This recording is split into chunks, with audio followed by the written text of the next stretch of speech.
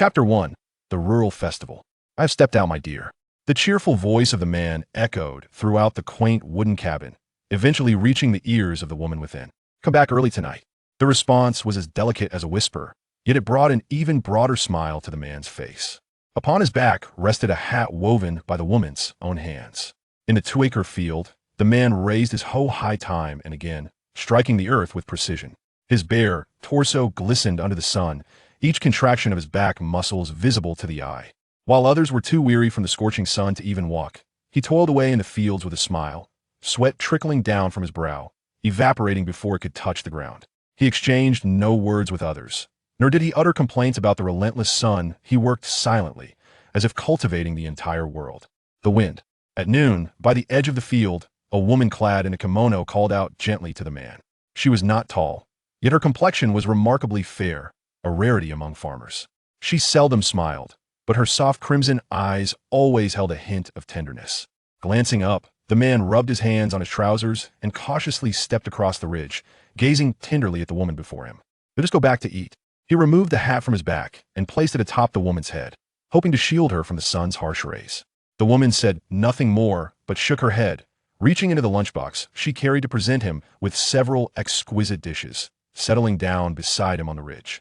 With her delicate fingers, she grasped the chopsticks, carefully picking up a morsel and slowly bringing it to the man's lips, her other hand protectively cradling the chopsticks beneath. Thus, the man remained silent, smiling as he savored the dishes she had lovingly prepared. Delicious. These simple words flushed the woman's fair cheeks, partially concealed by her blue hair. I'm glad you like it. Her voice remained soft and melodic, as if it were the finest seasoning for the meal. At last, the sun diminished its intensity, plunging behind the hills after casting its final crimson rays. Summer nights always arrive unexpectedly in the blink of an eye. The sky donned its twinkling nightgown. In the small courtyard, the weary man lay quietly on the woman's lap, both lost in silence, drawing nearer to one another as they gazed up at the endless expanse above. You are truly beautiful. The sudden compliment brought smiles to both their faces. The woman playfully traced her finger across the man's nose, only to have it captured by his rough hand. In that moment, she found solace, extending her other delicate hand to gently caress his cheek. Habitually, the man propped himself up, closed his eyes, and slowly pressed his lips against the familiar rosy cheek, only to find it unexpectedly cool and smooth to the touch. The woman pressed her finger against his lips. In a while, her other hand rested on her slightly rounded abdomen, a look of bliss adorning her face. Cold, yet unmoving, Chu Feng murmured. As if accustomed to lounging in bed every morning, the man, perhaps in his 20s, curled up on the rough stone floor, straining to stretch his limbs, emitting a sound of discomfort. Wait a minute, this is completely wrong according to the storyline. He suddenly sat up, scanning his surroundings warily. What is Chu Feng doing here? How could this be his room? Outside the window, the meager moon was barely visible among the towering buildings. Clearly, it was midnight. Waking at this hour was indeed unusual. Chu Feng lazily threw off the covers, thinking, since he was awake, he might as well find something to eat, as he felt quite hungry. Don Quixote da Flamingo Anakin. Huh, such a crisp, childlike voice. Where did it come from? He searched the room in confusion for a couple of seconds before being drawn to the peculiar sensation on his left leg. Soft, smooth sensation that felt as if it would drip with water at the slightest touch, leaving him momentarily dazed. In that moment, Chu Feng nearly shed tears. Of course, without needing to look down, he knew that the source of such a soft and adorable voice could only be the legendary Shichibukai, the flamingo, Don Quixote da Flamingo. Wait, is there something wrong with this grand introduction? The little chef's divider line. Chef. Suddenly sitting up, the chef waved his hands in a flurry, his eyes still adjusting to the darkness of the night, forsaking the toppled cup on the nightstand. The cold water droplets scattered across the bed, only serving to rouse him further. Struggling against the pillow, the pain from colliding with the wooden bed frame did not deter him as his trembling fingers hastily pressed the switch for the bedside lamp. Chef, Releasing a heavy breath, the chef closed his eyes once more, resting quietly for a couple of seconds, a bitter smile finally surfacing on his pale cheeks. The chef realized he had been dreaming. He shook his head, perhaps from staying up too late these past few days. He had conjured such an illusion. Gazing at the large water stains splattered across the sheets, the chef felt a headache coming on. What on earth had caused such an intriguing mess? Outside, the sun had yet to rise. It was 3 or 4 in the morning, the darkest hour of the night. The chef might as well use the restroom. As he had done countless times before, he skillfully threw off the covers, but the humid warmth invading from the air conditioning blanket did not dissipate. The man, Anakin, the tall figure curled up there, the short scar on his face only added to the eeriness, not to mention the long iron rod gripped in his other hand. However, none of these were the reasons for the terror that gripped him. The chef trembled, his throat emitting only vague sounds, his Adam's apple bobbing violently, as if he were on the brink of screaming. Why is he drooling all over my leg? Chef! Huff, huff, huff. It was unclear how long it took, but the passerby finally calmed down. The bed was empty. The blankets, pillows, and clothes, nothing remained except for him. Finally, he felt at ease. What was the chef doing? How could it be Master Xia? He pouted, clearly dissatisfied with what had just transpired, cold sweat still trickling down his forehead. But at this moment, he had no time to care. Outside, the long night finally came to an end, and some blinding sunlight struggled to break into his small abode, dazzling to the eye. It was all just a dream.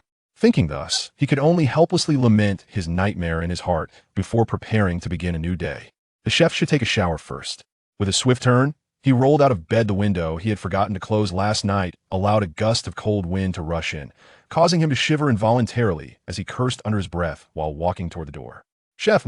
Underfoot lay the blanket he had kicked off the bed, but upon closer inspection, it appeared to be a summer air conditioning blanket, yet it was inexplicably bulging into a small mound. Of course, more importantly, was the peculiar sensation emanating from beneath his feet. Don Quixote da Flamingo Anakin, that hurts. A small head poked out from the blanket, and, judging by the exposed collarbone, it too was likely in a state of undress. Looking up, the owner of that sweet, adorable voice gazed at the passerby with wide, watery eyes. Chapter 2. Have you ever seen a shooting star? Hey, have you heard the Navy's ship has arrived? What? The Navy's ship?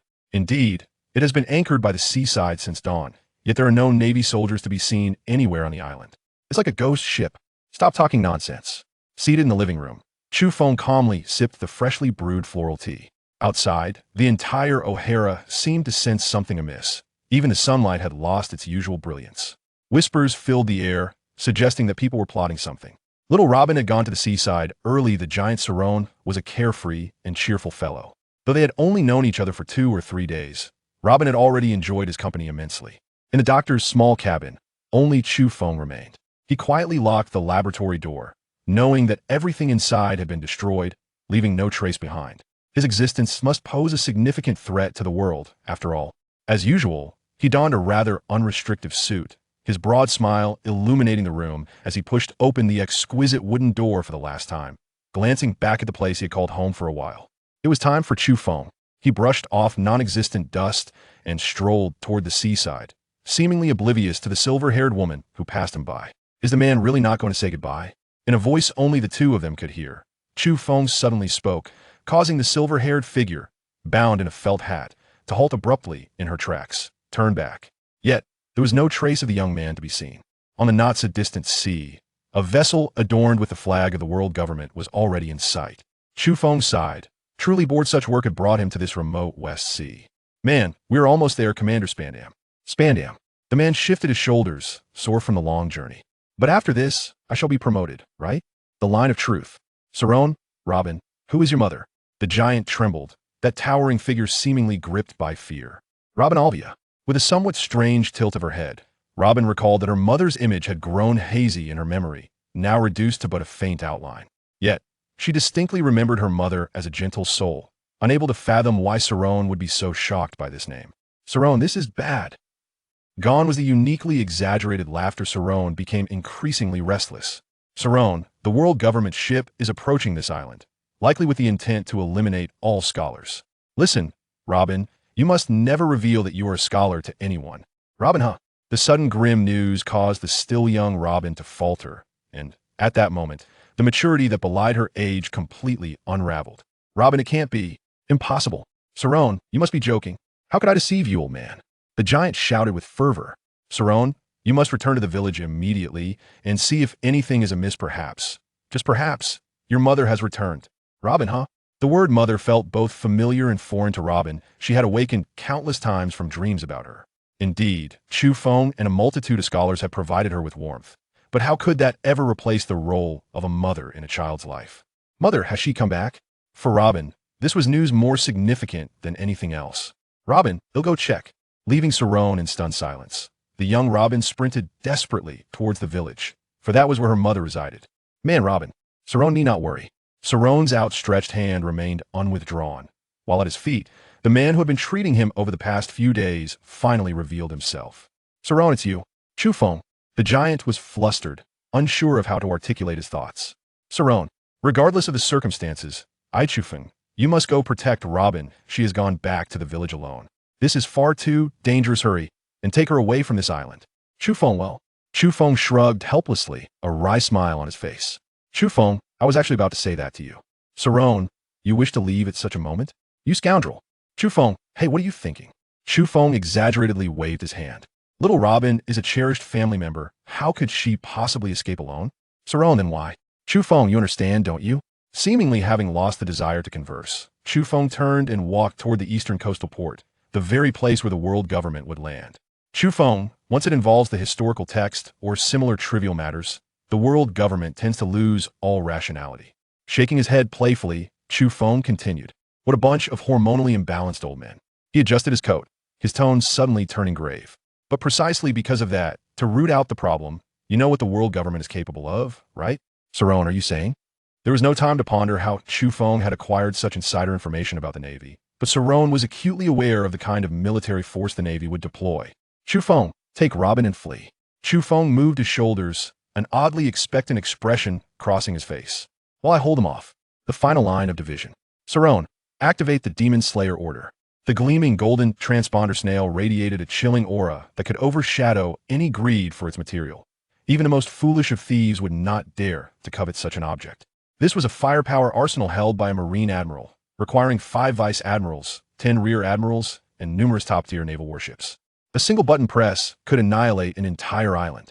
Almost simultaneously as the button was pressed, the Navy ships scattered across the sea displayed the efficiency of soldiers over a dozen massive vessels.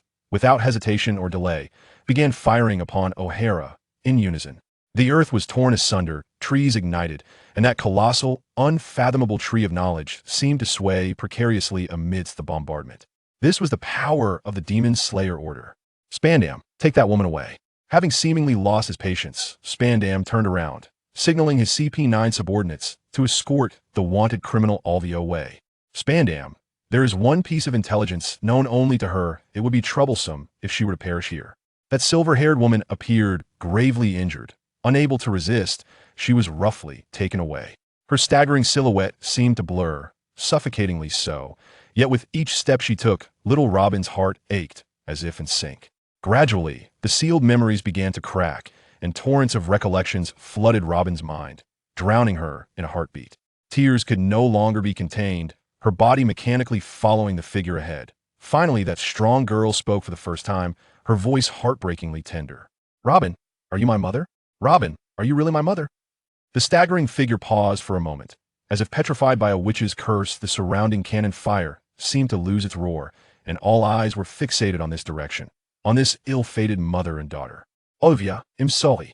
The silver-haired woman finally spoke. Olvia, I think you have mistaken me for someone else. Forgive me. Robin, I cannot allow you to become a woman of sin. Robin, I am Robin. I have grown up. Do you not recognize me? I have been waiting for your return. Are you truly not my mother? Robin choked on her words, continuing to speak in a fragmented manner. I have always wished for someone to hold my hand. I worked tirelessly to become a scholar. I can now understand the historical texts. So please, let me be with you. Tony Allen, caught off guard, had no time to react as the ball was released with remarkable swiftness. When it comes to the speed of three-point shots, Klay Thompson undeniably ranks among the elite. Swish. The basketball soared through the net with a sound reminiscent of splashes upon a tranquil lake. Nice. What a shot. Sun Yue. You are absolutely on fire. Your three-pointer is impeccably accurate. Jordan Farmar was genuinely astonished by this string of three-pointers as Sun Yue hit 3 consecutive shots, narrowing the gap to just 9 points. The score stood at 66-85, with a 19-point deficit that now seemed achievable. A far cry from the previously daunting 28-point margin. Today, I feel an overwhelming surge of confidence in my shooting. Make sure to pass me the ball frequently, for I shall not relent until the final moment. Sun Yue remained unfazed by the scoring frenzy before him, for it was merely the Celtics bench he faced. While the formidable trio sat idly off the court, given Klay Thompson's prowess, overpowering a few bench players posed no challenge whatsoever. Yet, Rivers, the mastermind behind the team's comebacks, astutely chose not to substitute his starting lineup even after closing the gap by 9 points, opting instead to grant them additional rest. A decision that reflected a lack of timely adaptability. At that moment, Kobe Bryant's gaze from the Lakers bench brightened with a glimmer of hope. This Chinese player, once merely a bench warmer, had transformed into his unexpected savior, netting 3 consecutive three-pointers and narrowing the deficit to 9 points. If they could manage to cut it down to 19, they still had an entire quarter to play, igniting a flicker of optimism. "Coach, let me in," Kobe implored, his eagerness palpable as he longed to unleash his formidable scoring abilities. "Patience, Kobe," the Zen master replied calmly. "Your priority now is to regain your stamina. The tide is turning in our favor, and since Rivers remains inactive, we shall let the game unfold." Despite the positive shift in momentum, he advocated for a measured approach, opting to wait and observe if Sun Yue could indeed alter the course of the game. "What are you doing?" "He is just a bench player. Step up the intensity," Rivers bellowed from the sidelines, his expression a tempest of frustration. With the championship hanging in the balance, he could not afford any further slip-ups, especially with a powerhouse team like the Celtics boasting a trio of stars. Failure to clinch the title would undoubtedly tarnish his coaching legacy. Our Chinese player, Sun Yue, struck again with a breathtaking three-pointer, a shot so exquisite it could only be described as art. Yang Yi, in the broadcast booth, expressed his astonishment, emphasizing the need to commend a Chinese player excelling in the NBA. Such recognition was politically essential. Indeed, Sun Yue embodies the heart of a champion. Thriving under the pressure of the finals, Yang Jian chimed in, praising Sun Yue's performance. With talents like Yao Ming and Yi Jianlian, adding Sun Yue to the mix bodes well for the Chinese men's basketball team at the 2008 Olympics. Simultaneously, the Chinese internet erupted with excitement. Sun Yue's three-point shooting is astonishingly potent, 3 for 3, an impeccable shooting percentage. The call for his increased playing time echoed across social media, lamenting that he had been stifled by Phil Jackson's decisions. Absolutely, Sun Yue deserves more minutes. If he had played in earlier games, perhaps the series could have been 3-2, rather than this dismal situation. No exaggeration, this was undoubtedly Sun Yue's finest performance, perhaps his moment of glory. Kobe Bryant was on the verge of welcoming his most formidable teammate, boldly predicting that the Lakers would emerge victorious, setting the stage for a decisive Game 7. Meanwhile, Tony Allen, in possession of the ball, attempted to penetrate the defense. With a screen to aid him, he seized a mid-range shot opportunity. Duong. Alas, Tony's offensive capabilities proved insufficient, as the ball clanged off the rim with a resounding thud. Walton secured the rebound and passed to Farmar, who initiated a fast break. While the Celtics scrambled to regroup defensively, Sun Yue, meanwhile, executed a flawless off-ball movement. Thompson, a member of the Splash Brothers, displayed elite skills in running without the ball, maneuvering past his center to carve out space for a shot. Observing this, Jordan Farmar delivered a bounce pass that soared past the defender, landing perfectly in Sun Yue's hands. Upon receiving the ball, Sun Yue immediately clasped it with both hands and soared into the air. Simultaneously, Tony Allen sprang into action, leaping towards Sun Yue in an effort to defend against him. Undeterred by Allen's defensive presence, Sun Yue swiftly released the basketball. With a sharp sound, the ball left his hands just as Allen's palm forcefully struck Sun Yue's hand, a clear indication of the intensified physicality of the game. Swish! The basketball soared through the air, tracing a trajectory as flawless as a textbook, and gracefully nestled into the net, executing a flawless three-pointer. Beep! The referee's whistle pierced the air, signaling a foul on Tony Allen for the blatant contact. Allen shrugged his shoulders, feigning innocence, claiming the act was unintentional. Sun Yue stood at the free throw line, his fingers marked with distinct impressions. Tony Allen's foul had slightly disrupted Sun Yue's shooting rhythm.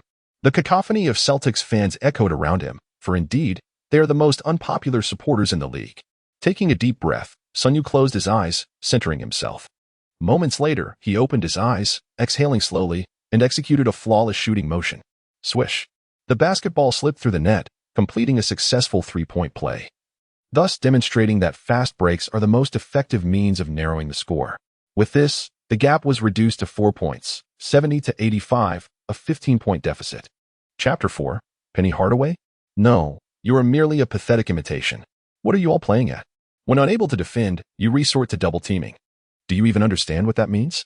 Rivers erupted in frustration, having witnessed the score close to 15 points in under 5 minutes. Could it be any more contrived? Had there not been only 40 seconds left in the game, he would have considered replacing these incompetent players.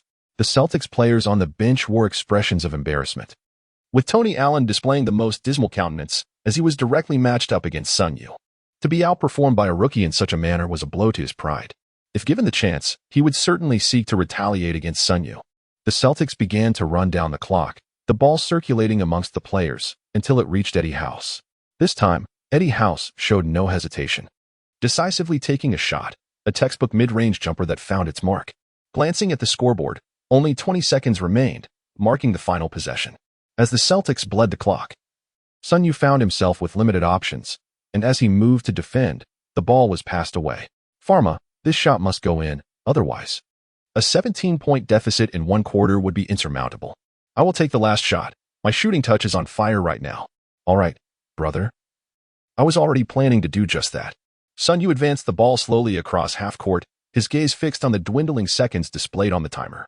He exhaled gently, allowing his restless spirit to gradually find tranquility. Do not rush, he reassured himself. Even if I miss, it matters not. I've already closed the gap significantly, and in this final quarter, I must take charge. As he dispelled these thoughts from his mind, Sun Yue's resolve began to solidify. At that moment, Tony Allen stood at the three-point line, awaiting Sun Yue's approach, a glint of ferocity in his eyes. With the timer ticking down 4, 3, 2, Sun Yue, still a couple of steps away from the arc, sprang into action, propelling himself upward with a powerful leap. His arms rose above his head, palms thrusting down with force as the basketball soared like a cannonball toward the hoop. Tony Allen could scarcely believe it. Sun Yue was attempting a long-range three-pointer. Typically, the closer one is to the basket, the higher the probability of scoring. How audacious could he be? To attempt such a challenging shot in the dying moments of the third quarter, especially as a fellow benchwarmer, seemed almost unfathomable.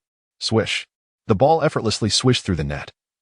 A successful long-range three-pointer that sent the crowd into a frenzy. With the sound of the buzzer echoing, the third quarter came to a close. The score now standing at 73-87. The gap reduced to a mere 14 points. A far less daunting deficit. Wow, that was incredible. Sun Yue had made 5 out of 5 three-point attempts and converted 1 free throw, amassing a remarkable 16 points in just 5 minutes. Cheers erupted as his teammates from the Lakers surrounded him, each offering a warm embrace. Kobe Bryant descended from the sidelines, even the Black Mamba displaying a rare moment of excitement. You played exceptionally well in the fourth quarter. I hope you can maintain this momentum and sink that damned ball into the hoop, he said, his voice tinged with enthusiasm. This explosive scoring had injected suspense into the game, and with an entire quarter remaining, a 14-point deficit was certainly surmountable. Sun Yue, you have truly surprised me. In the final quarter, I want you to replace Fisher on the court. Head coach Phil Jackson had approached at some point, unexpectedly praising Sun Yue. Initially, he had merely hoped for Sun Yue to have a respectable conclusion to the season, yet he had become the game's X factor, regardless of how the season unfolded. Sun Yue's 5 three-pointers ensured he would remain with the Lakers next year. His shooting touch was undeniably on fire, and if he could level the score, there remained a chance for the season. All right, coach, I am confident I can close the gap, but I will need ample opportunities to shoot. Sun Yue exhibited no hesitation. Seizing the opportunity to play promised the chance for performance. This season, securing the championship is imperative. Otherwise, it would be a lamentable waste of this dreamlike start. Once the 5 experience cards are exhausted, such a fortunate position within a championship team may not present itself again. Rest assured, I shall restrain my shot attempts. My shooting touch has not been particularly favorable in this match, and I will share some of my ball possession with you. Kobe readily acquiesced, harboring a favorable impression of this suddenly emerging teammate. If he could replicate his previous precision from the three-point range, victory would surely not elude them. Don't worry, boss. Since you place such trust in me, I shall not betray your confidence. Tonight, I feel as though the hoop is as vast as the ocean, and my shooting touch is scorching hot. Meanwhile, on the neighboring Celtics bench, the atmosphere was far from congenial. Rivers unleashed a torrent of criticism upon the bench players. Pierce, Garnett, Allen, it is upon you 3 in this final quarter that we must rely. Wasn't the formation of your trio intended for this championship? Ultimately, Rivers offered a motivational speech. Garnett, filled with fervor, understood that despite achieving remarkable records, the absence of a championship directly impacts his historical standing. While Duncan had already secured 4 championships, solidifying his legacy as the greatest power forward, Garnett found himself empty-handed since entering the league, unwilling to share the fate of Barkley, who concluded his career without a title. Soon, the 2-minute and 10-second timeout elapsed, and the Celtics deployed Allen, Garnett, Pierce, Rondo, and Kendrick Perkins. The Lakers, in turn, altered their lineup, sending forth Kobe, Gasol, Odom, Sun Yue, and Radmanovic. As the Celtics initiated their offensive, Pierce, as the team leader, sought to assert control over the ball and aimed directly at Sun Yue. "Rookie, you played quite exuberantly earlier. Let the great Pierce teach you a lesson." Pierce's expression turned fierce. As an all-star player, he typically would not wish to bully such an inexperienced rookie. But having been instructed by Rivers to tightly guard this three-point shooting rookie, he accepted the task. Kobe was having an exceptionally poor shooting night, rendering it unnecessary for him to devote his attention to defense throughout the game. "Isn't it ironic, Pierce? In that third game, weren't you the one who was thoroughly outplayed?" Sun Yue deliberately displayed a hint of confusion. Surely not. Could anyone genuinely believe that no one was aware of his antics in the finals, attempting a grand return as if unnoticed? At that moment, even the yellow, indiscernible object in his trousers had partially revealed itself. "Keep it down, brother. Let's not bring this up," he murmured. "Let us focus on the game. Leave the off-court matters aside." Pierce's demeanor visibly diminished, as he had thought he had concealed his misstep quite well, only to be discovered so swiftly. How embarrassing. Unbeknownst to Pierce, he had unwittingly dug his own grave, as this incident was later revealed by him during a broadcast. Chapter 5. The Archer Sun Yue requests to play, noticing the lapse in Pierce's concentration. A slight glint sparkled in Sun Yue's eyes. Evidently, Pierce's incident still weighed heavily on him. Seizing the opportunity, Sun Yue swung his arm, showcasing the prowess of his defensive rating of 89, and executed a crucial steal from Pierce. "Boss, fast break." After passing the ball to Kobe, Sun Yue sprinted ahead. And upon receiving the pass, Kobe merged seamlessly with the ball, darting forward with remarkable speed. A steal is invariably the optimal moment to score. The offense was still in the process of positioning themselves, and they were swiftly countered. Both Kobe and Sun Yue found themselves unopposed. With a resounding thud, Kobe surged into the paint, gathered the ball with both hands, and unleashed a tremendous dunk. Oh, what a relief. Ultimately, he opted not to return the ball to Sun Yue, as his dunk secured 2 points for the Lakers. "Boss, that was truly spectacular." The two exchanged a high five and began to retreat on defense. Sun Yue bore no resentment towards Kobe for not passing. After all, it was Kobe, his idol. Once more, Pierce approached Sun Yue, albeit with a trace of embarrassment still lingering on his face. "So, Sun Yue, let us not dwell on that incident. It's really nothing special. Off-court matters remain off the court, and I want to bring them up.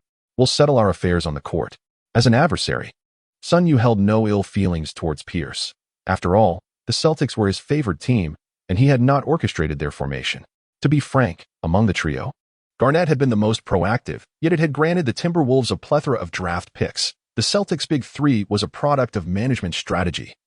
Unlike other collaborations that were announced publicly, proclaiming their talents would be united in Miami, leaving Wade utterly bewildered at the time. "Thanks, brother. But the championship won't be handed to you. I will give it my all," Pierce confidently stated as he leaned against Sun Yue, requesting the ball from Rondo, who promptly delivered it. The clash of muscles echoed with intensity as they collided. It must be said, Pierce played quite physically, and even with Sun Yue's 89 perimeter defense, he found it challenging to contain him. After creating some space, Pierce executed a smooth fadeaway jump shot, the trajectory of the basketball perfect as the Celtics scored another 2 points. "Sun Yue, it's somewhat beyond your capability. Your primary task is to help us narrow the gap," Kobe consoled Sun Yue. The Celtics lineup was indeed too formidable and well-structured. The roles of the Big Three were distinctly defined, each possessing commendable offensive skills. Sun Yue could only defend against either Pierce or Allen, and given the significant point deficit, Allen's three-point threat loomed larger. Odom's defensive capabilities were insufficient against Pierce.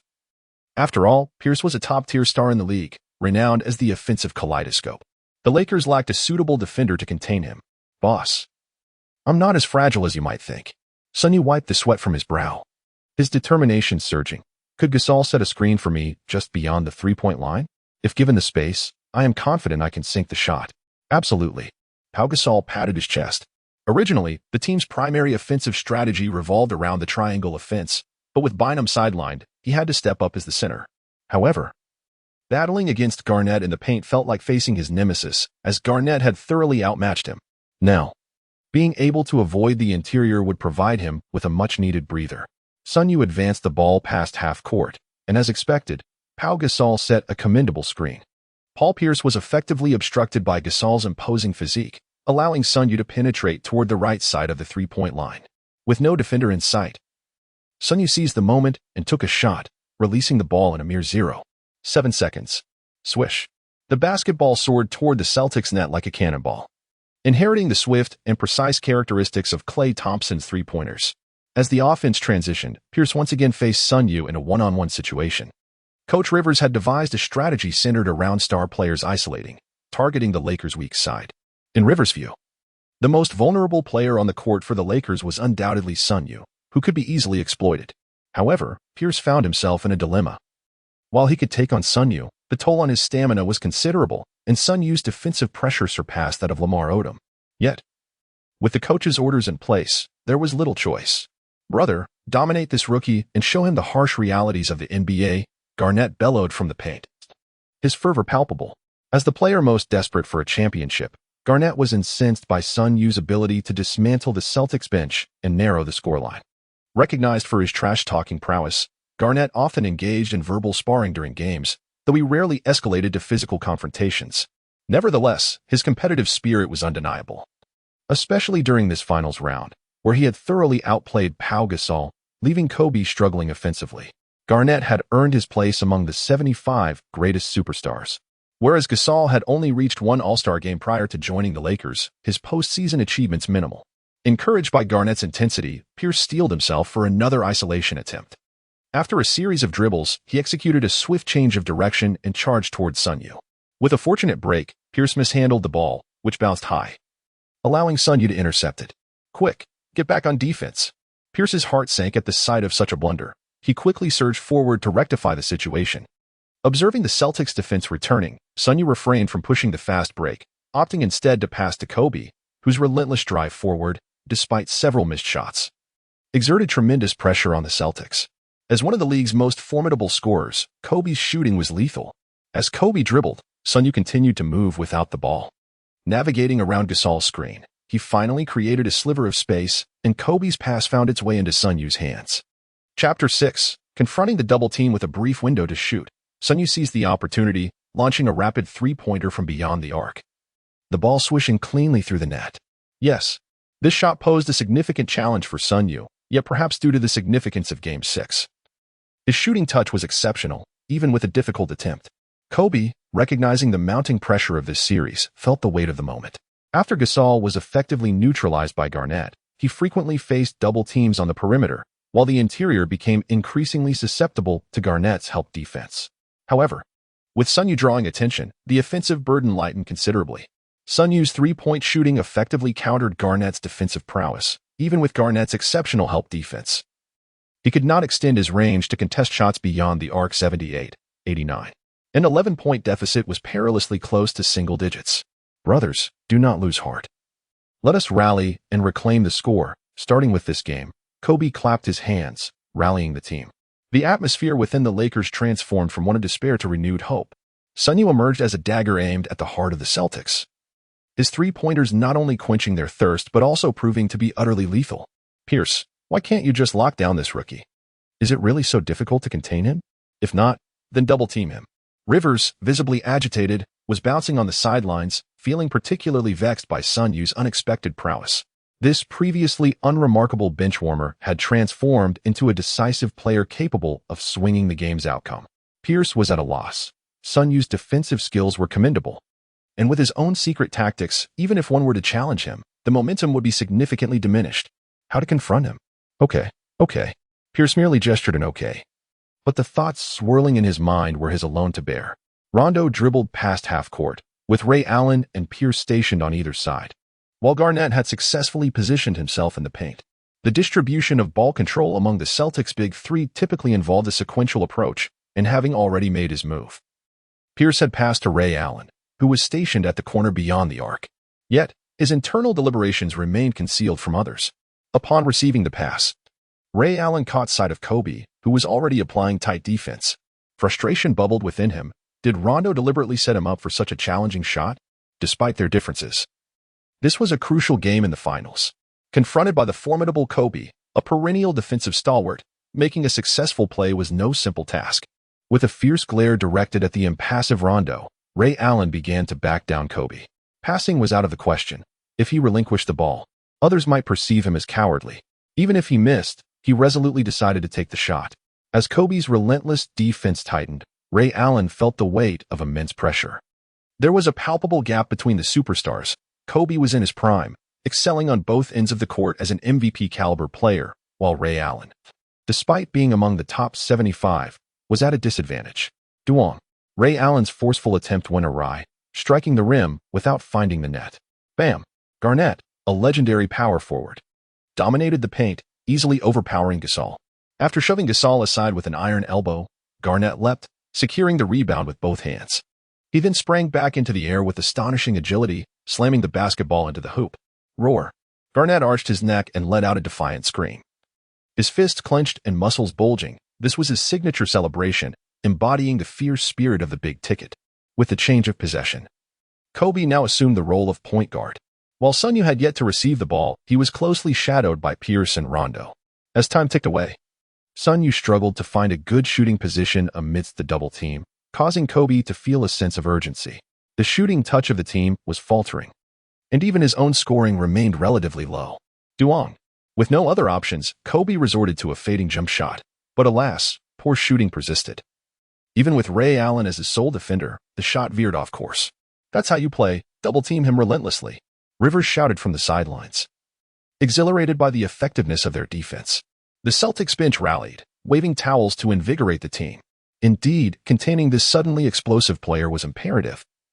The Lakers had closed the gap largely due to him. If they could stifle his impact, they could revert to their previous rhythm.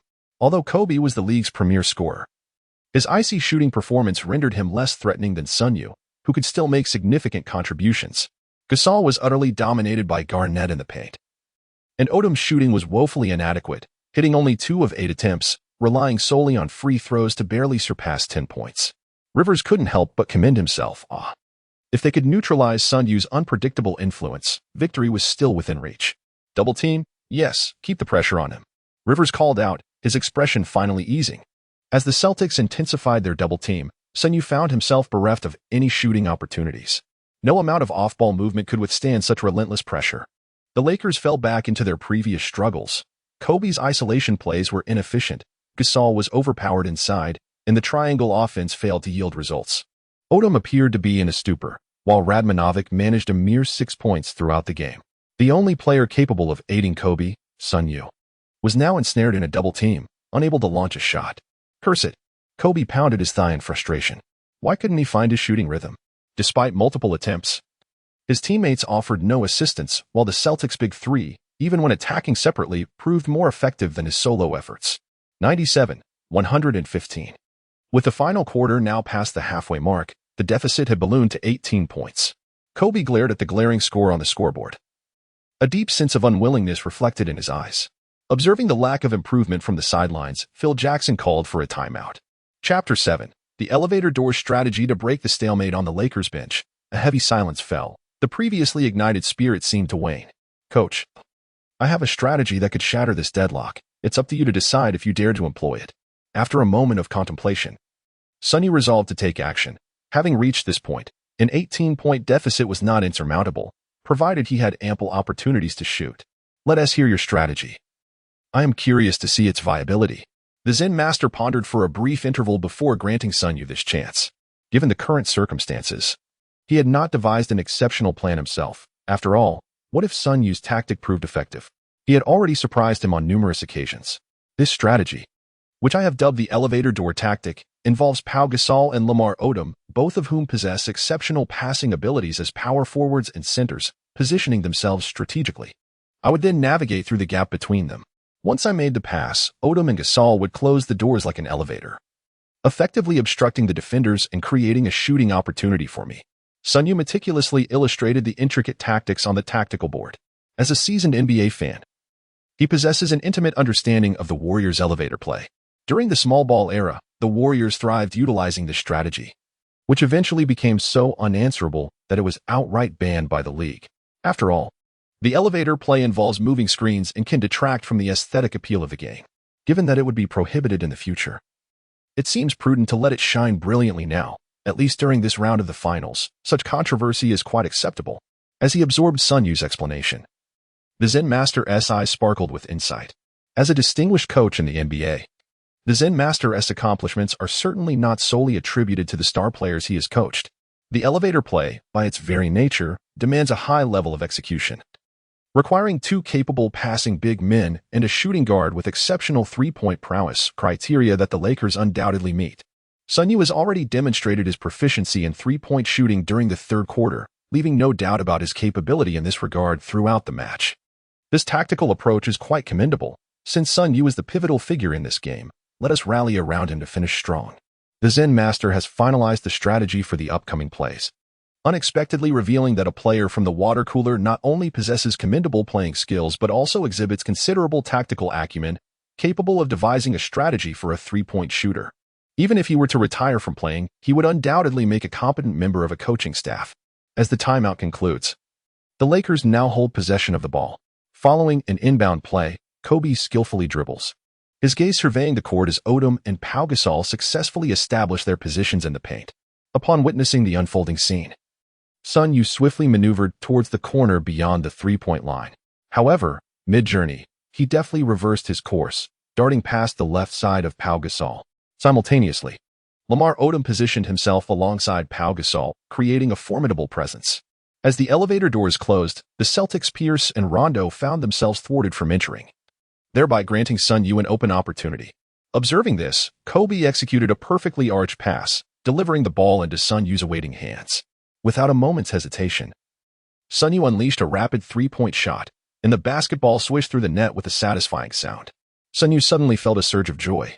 This tactic proved remarkably effective, especially for a premier three-point shooter like himself. The elevator door strategy truly lived up to its reputation as the Warriors' signature play. Continuing with composure, he reminded himself to maintain defensive intensity. A subtle smile graced Kobe's lips, momentarily easing the heavy atmosphere. Sun Yue's strategy appeared promising. Well, Sun Yue's three-point shooting is indeed formidable. In the finals, his shooting percentage remains an impeccable 100, having sunk 7 three-pointers and 1 free throw. Yang Yi couldn't contain his delight during the live broadcast, feeling a sense of pride swell within him. Indeed, Sun Yue was the first Chinese player to perform so splendidly in the finals. Yang Jin chimed in, affirming that the recent movement seemed like a new tactic meticulously crafted by Zen Master specifically for Sun Yue. This is what we call star power, he remarked. The Zen Master, renowned for his record championship victories, demonstrated exceptional adaptability. If Rivers couldn't decipher this situation, it seemed likely that the Lakers had a significant chance of winning this match. The exchanges in the Chinese live stream, of course, did not reach across the ocean to America. Rivers, observing the unfolding dynamics on the court, found himself questioning whether the trio could indeed secure victory. How to counter this three-point strategy? His contemplation had no bearing on the game as progression. Kobe, filled with renewed hope, exerted every ounce of effort against Ray Allen, defending him with tenacity. With immense pressure from Kobe, Ray Allen's shot faltered, the basketball veering wildly off target, contributing a miss for the Celtics. Yet again, the familiar formula prevailed. In a seamless off-ball movement, Sun Yue slipped through the narrow gap between Odom and Gasol, and Kobe's pass found him once more. Sun Yue bent his legs with determination, propelling himself into the air in an instant, his arms raised above his head, fingers deftly maneuvering the basketball. Swish! The ball traced a beautiful arc through the air, reaching its peak before descending directly into the net, a flawless shooting stance. The Lakers secured another 3 points, bringing the score to 103-115. The gap was now merely 12 points, and the Zen Master had called for a 1-minute timeout, leveraging this strategy to narrow the score. Rivers, feeling utterly vexed, contemplated the situation. The Celtics were a trio of stars, having never faced such an affluent contest in their careers. If they were to let the Lakers stage a comeback, they would be forever marked with shame. After some reflection, Rivers decided to call a timeout. The Zen Master, as expected, devised a particularly innovative tactic, centering on the rookie Sun Yue. From the bench, Rivers could not help but admire Phil Jackson's ingenuity. Though his expression bore a deep gravity, he had yet to discover a solution and could only entrust the matter to his players, who were undoubtedly the most formidable trio in history, capable of finding a way to counteract this dilemma. The timeout was not solely for finding an immediate solution. It was meant to disrupt the Lakers' momentum and clarify the forthcoming strategy. After the pause, whether in pairs or threes, they needed to pin down that rookie relentlessly. Chapter 8. The score is tied at 125. The brief timeout swiftly elapsed, and the game resumed, this time with possession belonging to the Celtics. Rondo lobbed the ball to Garnett in the paint, who, facing Pau Gasol, executed a formidable jump shot to secure 2 points for the Celtics. It was indeed a challenge for Gasol to withstand Garnett's presence. The possession shifted, and Kobe took control of the ball. As Sun Yue executed his elevator play, Paul Pierce waited behind Odom, while Garnett and Rondo surrounded Sun Yue. Observing the situation, Kobe promptly passed the ball to Pau Gasol, who, as the interior anchor, experienced a rare moment of being unguarded. With Garnett and Rondo double-teaming Sun Yue, Pierce positioned himself to prevent Sun Yue from utilizing the elevator play, while Ray Allen focused on defending Kobe, leaving Perkins and Radmanovic engaged in the paint. Upon receiving Kobe's pass, Pau Gasol effortlessly sank a mid-range shot, showcasing his refined European interior skills. His shooting prowess was formidable, yet Garnett's dominance in the paint had hindered his performance until now. With Garnett now focused on Sun Yue, Gasol found himself unmarked. Frustration brewed within Garnett as he pounded his thigh, lamenting how the Lakers proved to be such a formidable adversary. Despite the Celtics having the upper hand in terms of roster, a single player had altered the course of the game. The architect of this strategy was indeed cunning. To effectively contain Sun Yue, they needed to ensure another player lingered behind to prevent the elevator door from closing. Otherwise, with Sun Yue's current three-point accuracy, he could easily penetrate the Celtics' defense. Conversely, double-teaming would grant the Lakers opportunities inside. The distance was ample for openings to arise, and while Odom was not particularly accurate, Gasol's shooting capability was lethal. In the ensuing exchanges, the Celtics found themselves ensnared in a strategic quandary. If they suffocated Sun Yue, they would leave others open. If they opted for single coverage, Sun Yue would exploit screens and the elevator play to create scoring opportunities. Throughout the subsequent plays, Sun Yue shot 3 out of 4, accumulating 9 points, while Pau Gasol, a beneficiary of the elevator play, scored 10 points from 5 out of 7 attempts, compensating for earlier missteps. The score now stood at 122-125. With merely 2 minutes left, both teams had one timeout remaining, a crucial moment to be strategically employed. As the score tightened to a mere 3 points, Kobe, panting on the court, demonstrated the endurance of a seasoned warrior, having played nearly the entire match.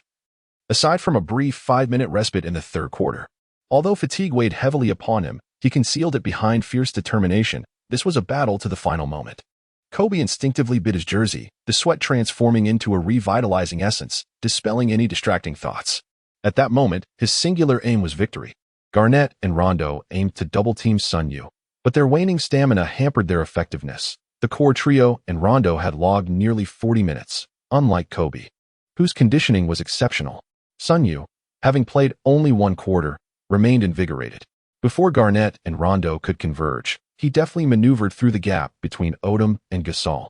"Quick, pass me the ball," Sun Yue called out to Kobe, who delivered a precise bounce pass, landing the basketball firmly in Sun Yue's hands.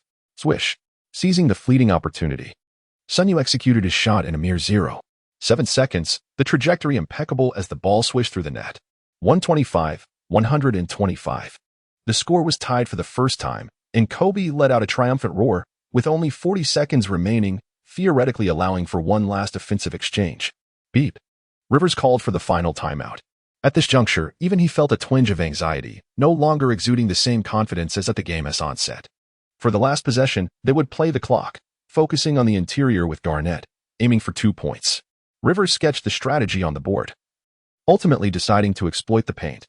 In his view, the closer one was to the hoop, the higher the likelihood of success. If they could score this basket and then contain the Lakers, victory was still within reach. However, they needed to ensure Sun Yue was completely neutralized.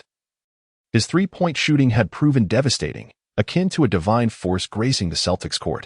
Rivers harbored a deep resentment towards Sun Yue, questioning the nature of his accuracy. 12 attempts yielding 11 successful three-pointers, such a shooting percentage was almost unfathomable, were it not for the minimal impact of performance-enhancing substances in basketball. Rivers might have demanded a drug test for Sun Yue. Meanwhile, the Lakers players huddled together, the Zen master commencing the final tactical briefing. With only one last offensive exchange left, if they were to falter now, would they accept the defeat? This was the moment for a decisive strike. Everyone needed to guard their assigned opponent diligently to thwart this critical shot. Should they fail in their defense, Sun Yue would become the primary offensive threat, with Kobe as the secondary option. In closing, a final reminder echoed: never underestimate the heart of a champion. Let us give it our all. Fierce Jackson has simmered a rich pot of chicken soup. While others may remain oblivious, one can see the flames of determination igniting in Kobe's eyes. As the leading figure of the Lakers, he yearns for the championship more than anyone else. Since the disintegration of the dynamic duo known as the OK combination, it is Kobe who has been most eager to prove himself. His thirst for victory rivals that of anyone else. For him, second place equates to being the foremost loser. Kobe is resolute in his refusal to falter at the final hurdle of the championship series. I have no concerns. Sun Yue accepted this challenge, and it seems that his shooting touch was truly exceptional in this match. Even though Clay possesses shooting abilities that rank among the best in the league, it is rare for him to miss just one shot, as he did today. One can only say that G6 Clay is indeed G6 Clay, and his explosive performance in Game 6 is entirely justified. In the final possession, I will not falter. As the team's leader, Kobe certainly has the capacity to shoulder responsibility. Although his shooting wasn't particularly favorable in this game, he is willing to play a supportive role for the sake of victory, which is certainly commendable. Sun Yue surprised himself greatly. In the final offensive moment, he wouldn't stubbornly insist on taking the shot. Chapter 9. Kobe's three-point game-winning shot as the timeout concluded. Both teams returned to the court, the atmosphere palpably tense. Even the trio of superstars felt the immense pressure. Rondo slowly dribbled the ball across half-court, his eyes scanning the surroundings. Following Rivers' instructions, he meticulously managed the clock. Perkins set a screen for Rondo, allowing him to accelerate past Sun Yue. Kobe attempted to provide help defense, but Rondo lofted the ball beautifully to Garnett in the paint. With a fierce roar, Garnett seized the basketball, summoning all his strength to shove aside Pau Gasol, the disparity in power rendering Gasol off balance. Boom. Like a jack-in-the-box, Garnett soared into the air, emphatically slamming the ball into the hoop, reclaiming the lead with a thunderous dunk. 125-127. Garnett clenched his fists tightly, the veins in his neck prominent as he let out a primal scream, eliciting a deafening cheer from the crowd. Wow. Garnett's dunk left Gasol looking as flimsy as a strand of spaghetti. In the TNT studio, the jovial Charles Barkley chuckled at Gasol's softness, which he had always looked down upon. Smith, with only one possession remaining, who do you think will take the final shot? The divine Sun Yue or Kobe? Definitely Kobe. It has to be Kobe. I can't believe he would pass up the last shot. Kenny Smith replied, shaking his head emphatically and gesturing for emphasis. I believe the final shot will surely be taken by Sun Yue. This player, previously unremarkable, has erupted in the finals. That three-pointer was so precise it nearly left me slack-jawed. Shall we place a bet? Barkley, revealing his cunning intentions, sought retribution after his previous embarrassment at the hands of Smith. Let us leave it at that. Either player taking the last shot wouldn't be surprising. It's a 50-50 chance. Smith was not easily fooled. He recognized Barkley's attempts to trap him and refused to fall for it. Back on the court, Kobe was dribbling, while Sun Yue, adhering to the coach's directive, continuously moved without the ball, striving to create a sliver of shooting space. Sun Yue skillfully maneuvered past Paul Pierce, executing a swift sprint and navigating through the gap between Lamar Odom and Pau Gasol. As they noticed his approach, Odom and Gasol swiftly closed the gap, akin to an elevator door shutting. Go for it. Sun Yue. Kobe Bryant quickly passed the ball to him. Upon receiving the pass, Sun Yue brought his feet together and, with a powerful push from the ground, ascended gracefully into the air. At that moment, Ray Allen could no longer hold back. Allowing Sun Yue to shoot was out of the question. As soon as Kobe made the pass, Allen lunged towards Sun Yue, with Kevin Garnett and Rajon Rondo following suit, determined to thwart the shot. In midair, Sun Yue's lips curled into a knowing smile as he executed a bounce pass, sending the ball back to Kobe's vicinity. With so many defenders converging on him, forcing a shot would diminish his accuracy, especially when Kobe was left unguarded, one of the league's clutch performers. Kobe, taken aback by the unexpected return of the ball, seized the opportunity. Positioned beyond the three-point line, he inhaled deeply, exhaling slowly, his gaze steady and resolute. He executed a familiar motion, bending his knees and preparing to shoot. 3, 2, 1. The timer ticked down, all eyes fixated on the soaring basketball. A shot that would determine the fate of the Celtics and Lakers. Swish. The ball found nothing but net, and in the final moments, Kobe sank a three-pointer. The game concluded with a score of 128 to 127, the Lakers triumphing by a single point, leveling the series at 3-3. In this match, Sun Yue scored an impressive 34 points. Kobe contributed 25, and Pau Gasol added 21, the trio combining for 80 points to secure the victory. Unable to contain his exhilaration, Kobe tore at his jersey and let out a triumphant roar. The Lakers bench rushed in, encircling Kobe and Sun Yue as they began to dance in celebration. Meanwhile, the atmosphere within the Celtics camp was one of somber silence. Having led by 28 points, the crushing defeat dealt a severe blow to their morale. Indeed, Sun Yue's performance in this match was nothing short of miraculous, shooting 11 out of 12 from three-point range and 1 for 1 from the free throw line, amassing 34 points and single-handedly turning the tide against the Celtics. His extraordinary display could easily place him among the stars, effectively giving the Lakers a formidable trio. Should the Lakers ultimately clinch the championship, Sun Yue would undoubtedly be one of the key contributors, and upon the expiration of his contract, lucrative offers would surely follow. As a Chinese player, his success would be a source of immense pride for fans back home. In the live broadcast, commentators Yang Yi and Yang Jian engaged in fervent discussion, consistently returning to the topic of Sun Yue. Meanwhile, the Chinese internet erupted with excitement. What is this? A plot twist from a novel? 34 points in just over a quarter?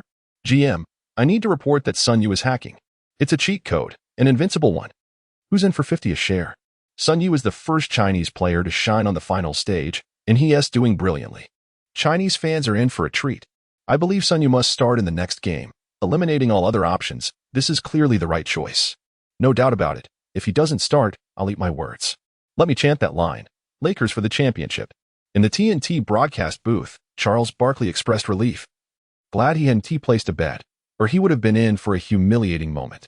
He never anticipated such a dramatic finish after Kobe had struggled throughout the game, yet still delivered that crucial three-pointer. Kenny Smith wore a look of frustration, lamenting the missed chance to witness Barkley lose his composure.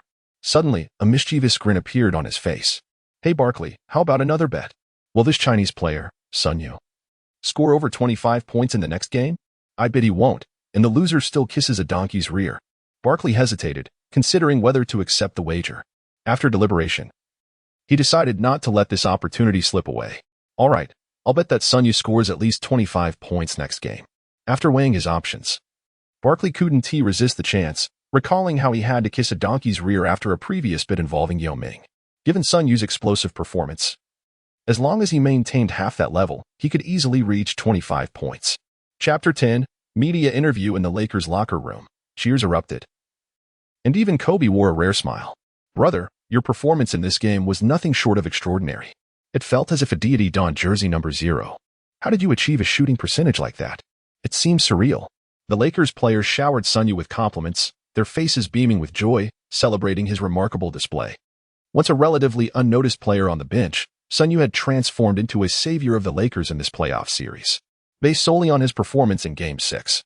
Every team in the NBA would be eager to offer him a contract. A clutch shooter of his caliber is a rarity in the league.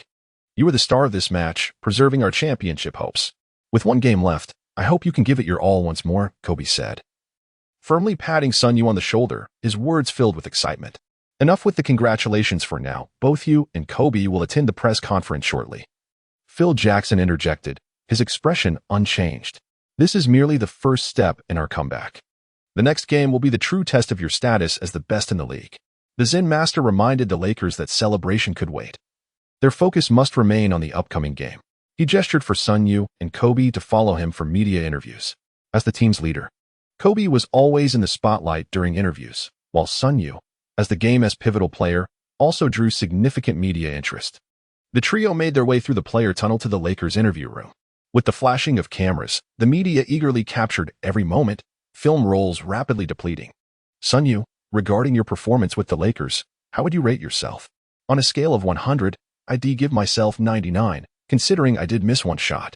Regarding the 16 points you scored in the third quarter, some notable figures have suggested that they were merely a result of playing against inferior defenders, deeming it a somewhat hollow achievement. What is your perspective on this? I simply observe the game. Scoring is scoring, and as long as the team ultimately emerges victorious, that is what truly matters. Do you believe you can replicate such an impressive performance in the next match? Absolutely. I am confident that my three-point shooting ability will undoubtedly aid the Lakers in their quest for the championship. The Lakers will claim the title. I have finished my response. I shall leave the rest to the leadership and the coach. Sun Yue chuckled lightly, finding the post-match interview somewhat tedious. Thus, he refrained from answering questions. Passing the spotlight to the head coach and Kobe Bryant. Phil Jackson, who do you believe was the most valuable player in this match? Without a doubt. The most pivotal player in this game was Sun Yue, who astonishingly scored 34 points in just over a quarter, truly a miraculous performance. Do you think Sun Yue could become the next Ray Allen? No, Ray Allen is not the ceiling for Sun Yue. At the very least, Ray Allen could not achieve such a staggering shooting accuracy of 11 out of 12 attempts. What are your expectations for Sun Yue in the next game? If he can perform similarly to this match, then the Los Angeles Lakers championship would be secure. As the Lakers interview concluded, major newspapers the following day fervently reported on the events of the previous day. The emergence of a player from the sidelines, scoring an astonishing 34 points in 17 minutes, led the Lakers to victory. The current strongest three-point shooter, with an accuracy of 11 out of 12, far surpassing Ray Allen. Sun Yue is not the next Ray Allen. He is simply Sun Yue. Kobe remains Kobe, the Black Mamba revealing his fangs in the final moments with 34 points. The Celtics were merely caught off guard by an unexpected turn of events. In the next game, Rivers vowed to contain Sun Yue. Returning to his dormitory, Sun Yue languidly reclined on his bed, gazing at his raised hand. The events of the day were indeed legendary. Having arrived in the NBA and equipped with a system, one must certainly endeavor to see if he could become the GOAT. Sun Yue murmured, his gaze tinged with a hint of bewilderment. On June 18, 2008, a Friday, the stage was set at the Celtics' home court as the 7th game of the NBA Finals was about to commence. The North Shore Garden Arena was devoid of any empty seats. As one of the league's venerable powerhouses, the fierce rivalry between the Celtics and the Lakers had always been among the most anticipated contests in the league. Inside the TNT broadcast studio, Charles Barkley and Kenny Smith were simultaneously providing commentary. Ladies and gentlemen, welcome to the final game of the 2008 NBA Finals. This pivotal match will determine the ultimate champion. I am Charles Barkley. And I am Kenny Smith. This exhilarating and intense game not only concerned the Celtics and the Lakers, but also pertained to the wager between Barkley and myself. Will Sun Yue be able to continue his stellar performance and surpass 25 points? Let us await the outcome. On the court, the players from both teams completed their pre-game warm-ups, gathering around the bench as they listened to their coach deliver the final arrangements. The large screen in the arena began to display the starting lineups. For the Celtics, Rajon Rondo at point guard, Ray Allen at shooting guard, Paul Pierce at small forward, Kevin Garnett at power forward, and Kendrick Perkins at center. For the Lakers, Sun Yue at point guard, Kobe Bryant at shooting guard, Lamar Odom at small forward, Vladimir Radmanovi at power forward, and Pau Gasol at center. Sun Yue has replaced Fisher in the starting lineup for the first time. This decision to have Sun Yue take Fisher's place was a plan long envisioned by the Zen Master. Sun Yue, having entered the league as a guard, was the only viable option to fill that role. Previous games had already demonstrated that the current Lakers roster fell short when compared to the Celtics. To alter this status quo, a change was imperative, and that change is Sun Yue, who scored 34 points in the last match. From the onset of the finals, we were not favored. Many believed that the trio of superstars was insurmountable. However, after 6 games, we have leveled the series at 3 apiece, revealing that the gap between the Celtics and us is not as vast as presumed. Now, we stand at the precipice of a decisive moment. Can you bear to relinquish the championship trophy so easily? Sun Yue, I expect to witness your prowess in this game. Do not let me down. For the sake of the championship, give it your all. A thunderous roar erupted from the Lakers bench, invigorating their spirits. Chapter 11. Utilizing the Curry Experience card, exhaling deeply. Sun Yue immersed his thoughts into the system. This was the final match. Would it be Durant or Curry who shone brighter? Both are historic superstars. Ding. Does the host confirm the use of the Stephen Curry Experience card? Confirm. Host. Sun Yue, Stephen Curry. Height. 203 centimeters. Weight. 96 kilograms. Athleticism. 69, 86. Dribbling. 53, 88. Inside scoring. 51. Post play. 46. Mid-range shooting. 77, 90. Three-point shooting. 65, 100. Playmaking. 70, 86. Interior defense. 53. Perimeter defense. 54, 84. Stealing. 38, 66. Rebounding. 58. Overall rating. 61, 97. Without further discussion, the three-point shooting ability alone dazzled Sun Yue's eyes, maxing out at a perfect score of 100. Though aware of Curry's prowess, he had not comprehended its magnitude until now. With a mid-range score of 90, dribbling at 88, and playmaking at 86, his perimeter skills rank among the league's finest. Indeed, he is deserving of the title of the greatest three-point shooter in NBA history. As the game commenced, players took to the court, with Gasol and Garnett set to jump for possession. With the referee's whistle, the basketball soared into the air, and Garnett, utilizing his superior leaping ability, directed it towards the Celtics. Rondo swiftly passed the ball to Pierce. "Brother, don't hold it against me. It's what the coach demands." Pierce, using a screen, maneuvered past his defender, Odom, and sought out Sun Yue. Theoretically, Pierce should not have been matched against Sun Yue in this game. However, the coach's strategy was to relentlessly deplete Sun Yue's stamina on both ends of the court. A fatigued three-point shooter poses minimal threat. Their shooting touch diminishes, particularly for a player like Sun Yue, who struggles with stamina management. Rivers believed that in just 2 quarters, he could exhaust Sun Yue, after which the team would revert to their previous series strategy, leveraging the trio's advantages to retain the championship in Boston. Pierce employed the traditional post-up move, which is among the most physically demanding tactics, consuming considerable energy. Sun Yue, with one hand pressed against Pierce's waist, exerted himself in defense. However, the disparity in weight was quite pronounced. Sun Yue weighed merely 96 kilograms, while Pierce tipped the scales at 107 kilograms, resulting in a significant difference in physical confrontation. Curry, who was never known for his strength, found himself at a disadvantage against Pierce, the small forward, unlike the previous experience with Klay Thompson. Defending against Pierce proved to be exceedingly challenging. Pierce himself was puzzled by the noticeable decline in defensive intensity compared to their earlier encounter. Pondering whether it was due to his own diminished stamina, that seemed to be the only plausible explanation. After shoving Sun Yue aside, Pierce executed a pivot, slightly leaping backward, his body tilting at a graceful angle, and launched a jump shot. Swish! A mid-range jumper that granted the Celtics an early advantage. "This possession is mine," he declared. Sun Yue, feeling a surge of irritation after being overpowered by Pierce, recognized that while Curry was not renowned for his defensive prowess, his offensive capabilities undoubtedly ranked among the greatest in NBA history. Kobe shrugged, acknowledging that his younger counterpart had to retaliate. What else could he do but indulge him? Especially after Sun Yue had salvaged the situation in the previous game? Seizing the ball, Sun Yue sought out Pierce once more. He executed a crossover dribble, accelerating leftward, then abruptly halted and pulled back a step before crossing over again to break right. With a flurry of deft maneuvers, he successfully faked Pierce out of position. Swish! From beyond the three-point line, he launched the ball with both arms extended forward, sending it hurtling towards the hoop, where it found nothing but net. Phew! Sun Yue executed a one-handed gesture of blowing a whistle, his eyes brimming with defiance. "Come on, you can't even handle this. You call yourself the leader of the Celtics? Even a novice like me can outmaneuver you, and there's no need for our master Kobe to step in." I remarked, "Could you refrain from hurling nicknames? Aren't matters on the court meant to be settled on the court?" Pierce was visibly irked, questioning why this incident was continually brought up. "Well, if we simply disregard that event, calling out nicknames is harmless. What are you afraid of?" Sun Yue retorted dismissively, showing no regard for his feelings. All right.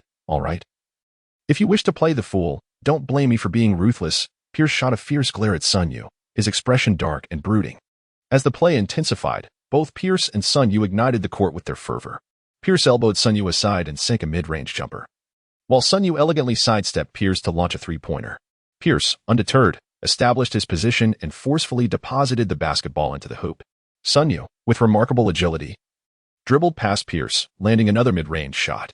During this quarter, neither player afforded others an opportunity to score, transforming into black holes of ball possession, consuming every moment of play. With the referee's whistle signaling the end, the first quarter concluded, marking a moment of respite. Sun Yue sat upon the bench, diligently wiping the sweat from his brow with a pristine white towel, his breaths coming in heavy gasps. After such an intense quarter of play, he felt his stamina waning rapidly. Phil Jackson, although a staunch believer in Sun Yue's abilities, was nonetheless astonished. He had not anticipated that Sun could contend so fiercely with a seasoned superstar like Paul Pierce, even in the fierce crucible of the finals. Sun Yue held his ground admirably. Sun Yue made an impressive 7 out of 10 three-point attempts and 4 out of 6 two-point shots, directly scoring 29 points in a single quarter. Meanwhile, Paul Pierce managed to secure 21 points with 1 out of 3 three-pointers and 9 out of 13 two-pointers. The score stood at 29-21, with the contributions of the other players entirely overshadowed by these two. Sun Yue, I have a general understanding of their strategy, which seems to revolve around exhausting your stamina on both offensive and defensive ends. You rarely engage in team training, making one-on-one play a theoretically sound approach for you. However, in this match, your ability to create pressure from beyond the arc is crucial, as we are about to focus on a triangular offensive strategy, so do not overthink it. The Zen master spoke with a calm demeanor. He had long since discerned Rivers' tricks. Nevertheless, since Sun Yue could contend with Pierce, there was no need to alter the strategy in the first quarter. Wearing Pierce down in the initial rounds was, in fact, a commendable tactic. Certainly. I will comply with the coach's arrangements, Sun Yue replied. Sun Yue did not perceive any issue with relinquishing ball control. After all, he was merely a role player, and seizing so much possession was already commendable. Following the conclusion of these two matches, his market value had been established, alleviating any fears of being relegated to the bench next season. Indeed, allowing you to play more in the first quarter was part of my strategy. Your intimidating presence had already manifested, and the Celtics would certainly not disregard you, which would inevitably shift their defensive focus towards your side. Chapter 12. Redefining tactics. You positioned yourself at the three-point line in the corner, and should Rondo be assigned to guard you, you would have the advantage in height to outmaneuver him. If others attempted to defend, it would likely result in a mismatch. This was the ultimate purpose behind assigning you to the point guard position. As anticipated, your advantages there were substantial. A smile crept across the Zen master's face as he could already envision the headache that Rivers would experience shortly. This tactic had yet to be revealed and would undoubtedly catch them off guard. On the Celtics bench, Rivers, faced with a deficit, exhibited no signs of despair, instead feeling that everything was well within his control. Indeed, Sun Yue had fallen into the trap, as a role player who had never played a full game. His stamina was far from abundant, allowing me to manipulate the situation at will. Chuckling to himself, Rivers couldn't help but find amusement in the thought. Pierce, you performed exceptionally well in the first quarter, flawlessly executing my strategy. Pierce replied, feeling somewhat embarrassed. In truth, he had let his emotions get the better of him. This young player continuously pricked at his sore spots, inciting his anger and causing him to forget everything else in his desire to dominate him. He planned to exhaust the rookie's stamina. After all, he wouldn't be able to endure for long. No problem, coach. In the TNT broadcast room, Barkley erupted into raucous laughter. Smith, there is no escaping this time. It's finally your turn. I never expected a rookie to display such prowess, scoring 29 points in a single quarter, even surpassing Pierce. It's noteworthy that the Lakers are actually sharing the ball. Isn't Kobe the ultimate ball hog? I wouldn't know. Perhaps it's Phil Jackson's strategy. Next time the Lakers are on air, don't forget to kiss your donkey ass behind. Barkley chortled, realizing he hadn't dug this pit himself. Smith had jumped involuntarily. It appeared that Chinese players were indeed a stroke of good fortune, and he had become a fan.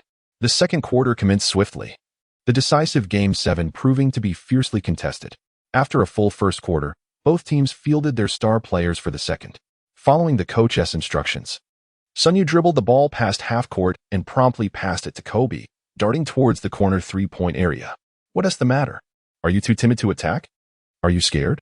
Pierce hesitated for a moment, but ultimately followed the coach's directive to guard Sun Yue. As he closed in, he began to unleash a barrage of trash talk. Idiot. Sun Yue revealed a sardonic smile as he defiantly gestured a middle finger at Pierce. His earlier exuberance in the first quarter had stemmed from a moment of excitement, bolstered by the encouragement of his coach and captain. Playing with ease was preferable, after all. What was there to dispute with Pierce? The paramount objective was to secure victories and ultimately claim the championship, as long as triumph was within reach. One could possess enduring prowess, unlike the present reliance on mere experience cards. Rondo observed the towering figure before him, a few strands of frustration crossing his mind. At 208 centimeters, Odom dwarfed Rondo's 185 centimeter stature, creating a 23 centimeters disparity. How could a point guard effectively defend against a forward? With Sun Yue no longer monopolizing the ball, it felt even more challenging. Indeed, Kobe executed a perfect lob pass to Odom, prompting Garnett to rush over for support. Odom, with his left hand, showcased his playmaking skills by delivering a precise pass to the unguarded Radmanovi. As the Lakers' long-range shooting specialist, Radmanovi, despite his limited mobility and penchant for dribbling, boasted an impressive shooting percentage, achieving a remarkable 40 from both three-point and two-point range. With unyielding confidence, Radmanovic sank a mid-range jumper effortlessly into the basket. However, Rivers sensed something amiss. The Lakers' lineup appeared peculiar. Kobe, the shortest at 198 centimeters, contrasted sharply with Sun Yue, a point guard standing at 203 centimeters. The Celtics, on the other hand, had Rondo, who, at 185 centimeters, was rather mismatched in this scenario. Rondo passed the ball back to Pierce, who sought to exploit his height advantage against Sun Yue. Yet, Sun Yue was not one to relent. Even if he could not effectively defend, he was determined to contest Pierce's every move. As Pierce drove towards the basket, Sun Yue discreetly delivered an elbow, causing Pierce to gasp in surprise. Gritting through the pain, Pierce used his strength to push past Sun Yue and attempted a fadeaway jumper. But alas, the ball ricocheted off the rim, a testament to how that elbow had disrupted his shooting rhythm. The ball soared far and wide, landing fortuitously in front of Sun Yue, who seized the opportunity. Fast break, Captain. Kobe dashed forward as the ball was ejected towards Sun Yue, placing immense trust in his teammate. With an exceptional display of passing ability, Sun Yue sent a long ball soaring towards Kobe, who, with a remarkable 86 in playmaking, found ease in orchestrating the offense. Upon receiving the pass, Kobe executed a breathtaking folded dunk, forcefully slamming the ball into the hoop, igniting chants of MVP even amidst the Celtics' home crowd. This artistic and powerful display resonated with the Lakers fans, eliciting a wave of jubilation. As the Celtics initiated their offense, Rondo dribbled past half-court, embodying the strategic mindset he had developed as a player. The current score was decidedly unfavorable for the Celtics, with Sun Yue and Pierce trading blows, as the Lakers showcased their own trio of formidable players. With Sun Yue adapting his playstyle to focus on off-ball movement and creating distractions, the Celtics were compelled to seek points elsewhere rather than fixate on a singular strategy against Sun Yue. Acknowledging this, Rondo lobbed the ball to Garnett, who, upon receiving it, did not disappoint. After overpowering his defender, Pau Gasol, he executed a robust jump shot, smoothly sinking the ball into the basket. Rondo's approach raised eyebrows. He seemed to deviate from the predetermined strategy, prompting Rivers to harbor a tinge of frustration towards him. As play resumed, Sun Yue received the ball from the baseline and began advancing. Rondo, eager to leverage his agility, approached Sun Yue in an attempt to disrupt his rhythm. However, Sun Yue, showcasing dribbling finesse reminiscent of Curry, weaved skillfully past Rondo, bringing the ball up to the three-point line. "So you dare to guard me?" he mused, the height difference rendering Rondo nearly insignificant. With that, Sun Yue rose effortlessly to take the shot, a three-pointer that sailed smoothly through the net. Chapter 13. Still ahead in the game. Oh yeah. Before 2 minutes had elapsed, Rivers called for a timeout. "Rondo, what are you doing? Why aren't you executing the game plan?" he thundered at Rondo. "Coach, Sun Yue has shifted to off-ball play. That strategy is no longer suitable." Rondo quickly defended himself, knowing his standing in the Celtics hierarchy was still developing. "Enough explanations. You're the focal point of our offense now. Anyone can exploit mismatches against you." Rivers, a seasoned coach, recognized the Lakers' current lineup resembled a death lineup. With the Lakers boasting a height advantage, Rondo's smaller frame became a liability. "Let us adjust. Pierce will take on the point guard role, and P.J. Brown will cover the small forward position. Brown, your task is to closely shadow Radmanovic." Basketball, fundamentally a sport that values physicality, presented Rondo with a daunting challenge against Sun Yue's considerable height. Rondo's skills, while commendable, would struggle against such a formidable opponent. As play resumed, the teams re-entered the court, with the only significant change being Rondo's substitution. Observing P.J. Brown's entry, Phil Jackson wore a knowing smile. Recognizing the advantages of placing Sun Yue at point guard, Rondo had been effectively sidelined. Despite being a second-year player, Rondo's capabilities were noteworthy, ranking him as the Celtics' fourth star. With his absence, the Celtics were forced to rely on more traditional lineups, potentially fracturing the trio's synergy. "Sun Yue, now we are both point guards. There's no escaping this," Pierce declared, initiating a one-on-one confrontation against Sun Yue. As a master of isolation, Pierce's offensive prowess proved challenging for Sun Yue to contain. A simple yet effective back-to-the-basket play culminated in a fadeaway jumper, as Pierce effortlessly secured 2 points. Sun Yue found himself at a disadvantage against such a heavyweight forward. And despite exerting his utmost effort, he could only manage to apply minimal pressure. Sun Yue curled his lips in disdain, choosing to ignore Pierce. He felt quite content with the current strategy. All he needed to do was position himself in the corner and wait for an opportunity. Having played for quite some time in the first quarter, he had already secured the points that needed to be taken. He planned to take it easy for the next 2 quarters and catch them off guard in the final period. Gradually, he dribbled the ball across half-court, delivering a direct pass to Kobe. Then, he obediently pulled Pierce to the corner to keep him occupied, as the player with the most three-pointers in the game. Even stationed in the corner, Pierce had no choice but to come over and defend. Seeing such ample space, Kobe couldn't help but feel elated. How different things were now. With Pierce confined to the corner, P.J. Brown and Perkins could only offer limited defensive support inside. Garnett had to focus on defending Gasol, leading to a congested paint area, which completely liberated the perimeter, leaving only Ray Allen to guard. With this realization, a glimmer of determination sparked in Kobe's eyes.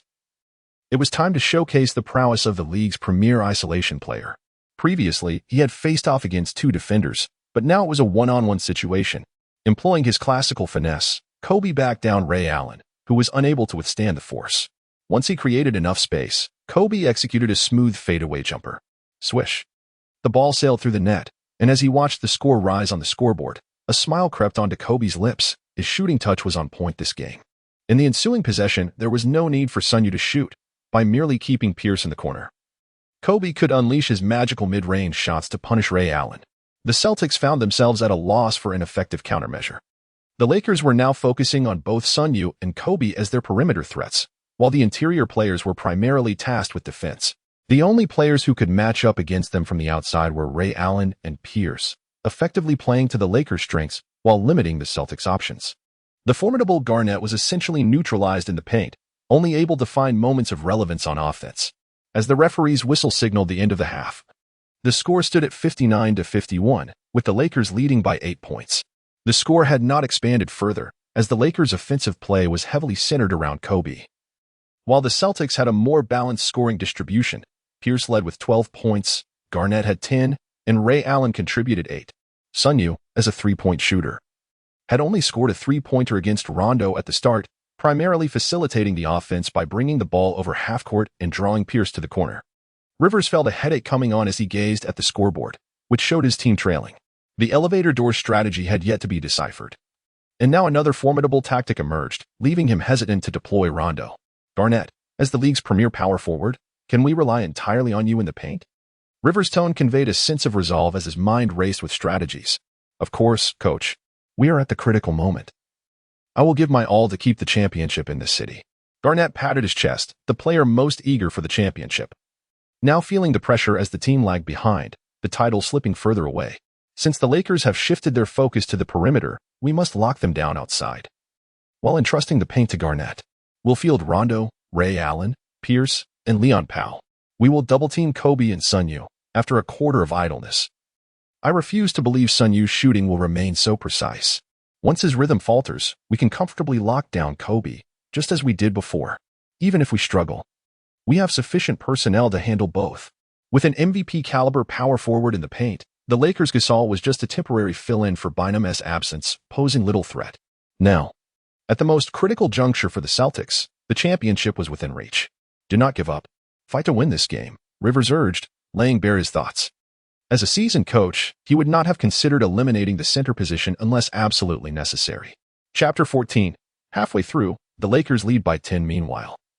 Phil Jackson was quite pleased with the current state of affairs. Sun Yue had established excellent chemistry on the court.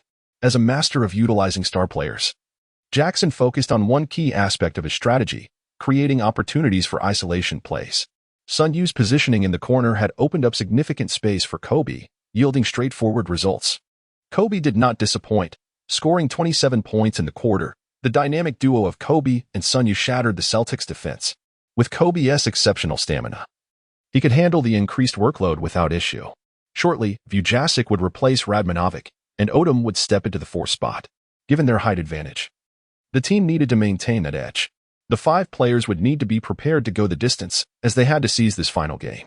As an NBA head coach, Jackson was adept at managing his starters in the last game of the finals. With the exception of the veteran Radmanovic needing a substitution due to fatigue, he intended to rely heavily on his main players. As the timeout concluded, both teams returned to the court, with some player changes having taken place. Sun Yue received the ball and advanced towards the front court, with Rondo closely trailing him, applying an oppressive defense. According to the coach's strategy, they needed to assess whether Sun Yue's shooting touch had cooled down after a quarter of play. Do Do you really have no one else? You send this little fellow to guard me. Sun Yue was, of course, oblivious to the thoughts of his opponents, merely attributing the situation to Rivers' ineffective tactics. After all, as a team that had experienced a remarkable turnaround, any maneuver seemed rather unremarkable. Sun Yue skillfully dribbled the ball to the front court. Noticing that no one was coming to defend him, he rose up right in front of Rondo, arms lifted above his head, delicately flicking his fingers to release the basketball. Swish. A flawless three-pointer, reminiscent of peak Curry shooting prowess, coupled with almost non-existent defensive pressure, ensured the shot found its mark. I didn't refrain from playing last quarter because I couldn't but simply because I didn't want to, little man. After sinking that shot, Sun Yue unleashed a barrage of trash talk, causing Rondo's veins to bulge with frustration. Damn it, do you think everyone is like you in Magic? Towering over 2 meters as a point guard? What can I do about this disparity? I'm just an ordinary point guard, and that's where I struggle against you. Pierce, I can't take it anymore. This height truly cannot contain Sun Yue. Rondo helplessly sought assistance, as being a shorter player was indeed a burden, leaving him at a disadvantage. All right, I'll guard him. You just need to provide support as needed. Pierce took on the responsibility, dribbling towards Sun Yue, intent on retaliating for his little brother. After executing a triple threat move and a quick spin, he created a sliver of space. Ding! With confidence, Pierce launched a three-pointer. The ball bounced off the rim a few times before ultimately dropping in. As possession switched, seeing Pierce firmly guarding him and Rondo ready to assist, Sun Yue instantly lost the desire to go one-on-one. While Curry's ability to break double teams was decent, and the Warriors' system, ball movement was paramount. The current Lakers strategy didn't quite suit Sun Yue, prompting him to pass the ball to Kobe, who was positioned beyond the arc, before sprinting to the corner to await his chance. The Black Mamba, upon receiving the ball, stuck out his tongue while facing the approaching Ray Allen and Leon Powell. Kobe, however, was not reckless. Recognizing that the Celtics were focused on defending the perimeter, he opted to attack the interior. With a swift pass, he found Vujasic on the outside. In the 2007-2008 season, Vujasic was the Lakers' primary long-range shooter, boasting a three-point shooting percentage of 43.7%, having made 118 threes that season while averaging 8 points in just 17 minutes per game. In the playoffs, he ranked 7th in Lakers history with 63 three-pointers, marking the beginning of his breakout period. Receiving the ball from his leader, Vujasic didn't hesitate, rising to shoot without delay. The favorable shooting conditions allowed for a perfectly executed three-pointer. Leon Powell. Keep an eye on Vujasic. Don't lose him. Rivers, on the sidelines, was fuming. How can this damn Lakers team have so many sharpshooters? What are we supposed to do? We can't afford to leave anyone open. This Sin Master S adjustments are truly countering us. Rondo felt a growing urgency. The Celtics had yet to find a solution. If this continued, their chances of winning would dwindle significantly. The Lakers' numerous perimeter threats effectively concealed their interior weaknesses. While Gasol struggled against Garnett, the Lakers weren't utilizing their inside game. As the game progressed, Rondo noticed that Pierce and Ray Allen were fixated on Kobe and Sun Yue, leaving Leon Powell to guard Vujasic. This scenario resulted in a situation where, regardless of whom Rondo attempted to double-team, either Sun Yue or Kobe was in a position to exploit a one-on-one opportunity, rendering the Lakers' offensive onslaught uncontrollable. With Sun Yue once again using his agility to successfully score on Pierce, Rivers was compelled to call a timeout. The third quarter was already halfway through, with the score standing at 75-65, the Lakers leading the Celtics by 10 points. Having spent a season and a half digging themselves out of the first quarter's deficit, Rivers began to question his approach. He realized that waiting for the Lakers to make mistakes or for Sun Yue's stamina to wane were merely wishful thoughts. If the game didn't unfold as he envisioned, a loss would result in backlash from Celtics fans. Ray Allen, the next phase of the game rests on your shoulders. Now that they have employed that dual post strategy, we can counter with our own. With that, Rivers pulled out a tactical board and sketched the elevator door play. Although it bore slight differences from Sun Yue's version, the essence remained the same. The Lakers had formidable three-point shooters, and so did the Celtics with Ray Allen. Having not discovered a method to counterattack, Rivers decided to adopt their strategy. If he had believed that the Big Three had a superior roster compared to the Lakers, fearing accusations of copying Zen Master S tactics, he would have implemented this tactic long ago. On the Lakers bench, the Zen Master calmly sipped water, recognizing that the current situation favored the Lakers significantly, given their superior perimeter shooting capability. Sun Yue, when the time comes, execute the elevator door play to widen the score gap and push the game into garbage time. A glimmer of brilliance sparked in his eyes as an experienced head coach. He understood the potential impact of a newly introduced tactic, especially one deployed during the finals, leaving the opposition little time to analyze and counter. Utilizing a straightforward approach to secure victory was the hallmark of a true head coach. Chapter 15. Both sides employ the elevator door play. Both teams adeptly prepared to implement the elevator door play, one aiming to close the gap, the other to extend their lead. As the timeout concluded, the Celtics regained possession. Rondo brought the ball across half court, and the Celtics players began to position themselves. Their movement strikingly reminiscent of something familiar. Soon, Garnett and Perkins established their positions in the paint, while Ray Allen swiftly maneuvered through the gap. With the elevator door closing, Allen found himself in a wide-open opportunity. Swish. As the historical three-point scoring leader before Curry's rise, Allen's three-point output was prodigious, totaling 973, solidifying his status as the premier active three-point shooter. In the TNT broadcast booth, wow, they're directly employing the opponent's strategy. And it's the same one from the last game. Rivers is really going all out, exclaimed Barkley, his brow furrowing. As a former player, he found such behavior somewhat disheartening. While it may not violate any rules, it left a sour taste in his mouth. Victory belongs to the bold. Is there any copyright on tactics? As long as we witness an exhilarating performance, that's what matters. Smith, for the sake of entertainment, felt compelled to oppose Barkley, given their allegiance to different teams. Moreover, since Coach Rivers can devise this strategy, it demonstrates his capability. Other coaches might not manage to do the same. I'm curious to see how this imitation fares against the original, considering the Lakers were the ones who initiated this tactic, in pursuit of greater viewership. Barkley has embarked on a ruthless tirade. Returning to the court, he witnessed Rivers shamelessly appropriating the elevator play, a tactic that had been ingeniously conceived. Sun Yue, wide-eyed, stood upon the shoulders of giants, yet he too became a warrior of imitation. However, in this realm, the elevator play remains an original creation. Rivers blatantly replicated it, demonstrating a need to discern the genuine from the counterfeit. Gentlemen, can we acquiesce to their brazen adoption of our strategy? Absolutely not. Let us unleash a resounding display, showcasing the true essence of the elevator play. Having delivered an impassioned rallying cry, Sun Yue accelerated his ball control, positioning himself adeptly before passing the ball to Kobe. He then engaged in a seamless off-ball movement, while Vujasic guided Leon Pau to the corner. As Sun Yue deftly navigated through the gap between Odom and Gasol, the duo promptly closed ranks, blocking Pierce and Rondo with precision. Swish. Sun Yue swiftly executed a response, delivering a three-pointer that countered Ray Allen's previous shot. What ensued was a veritable duel of three-point shooting, as Ray Allen continued to fire from beyond the arc, only for Sun Yue to immediately answer with another three-pointer. However, when Ray Allen attempted his sixth three-pointer, his rhythm faltered, unable to sustain such an explosive performance for long. The ball struck the rim with a resounding thud, only to be secured in the embrace of Pau Gasol as he leaped to retrieve it. With Paul Pierce's call, all members of the Celtics promptly initiated their defensive retreat. While Pau Gasol passed the ball to Sun Yue cast his gaze upon the timer above, noting that merely 20 seconds remained until the conclusion of the third quarter. He gradually advanced the ball across half court, deliberately managing the passage of time. As the countdown reached 5, 4, and 3, he found himself still a considerable distance from the three-point line. Without the slightest hesitation, bolstered by numerous attempts from beyond the arc that had honed his shooting touch, he embodied the essence of Stephen Curry's three-point prowess. Wherein consecutive shots find their mark with unwavering precision, Sun Yue executed a direct shot, and with no defenders nearby, he found himself with ample space to shoot. The basketball soared towards the Celtics hoop, captivating the gaze of both the fans and players alike as it danced through the air. Swish. The ball swished through the net, and the scoreboard illuminated the score, 93-80. The Lakers had surged ahead of the Celtics by 13 points in just 3 quarters. What an incredible three-pointer.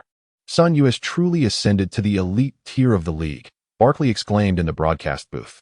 Even Charles, previously tough-talking, conceded and knelt in admiration of Sun Yue.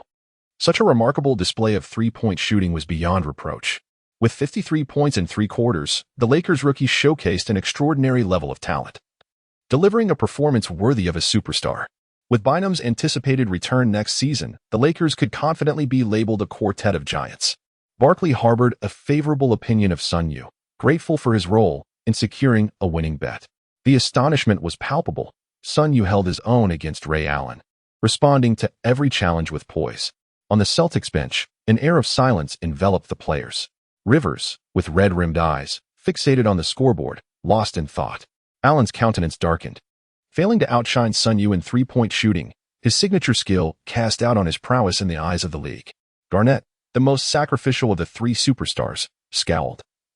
Having taken on the burden of the Celtics' defense while sacrificing offensive opportunities, the prospect of a Game 7 loomed ominously, making him question his departure from the Timberwolves.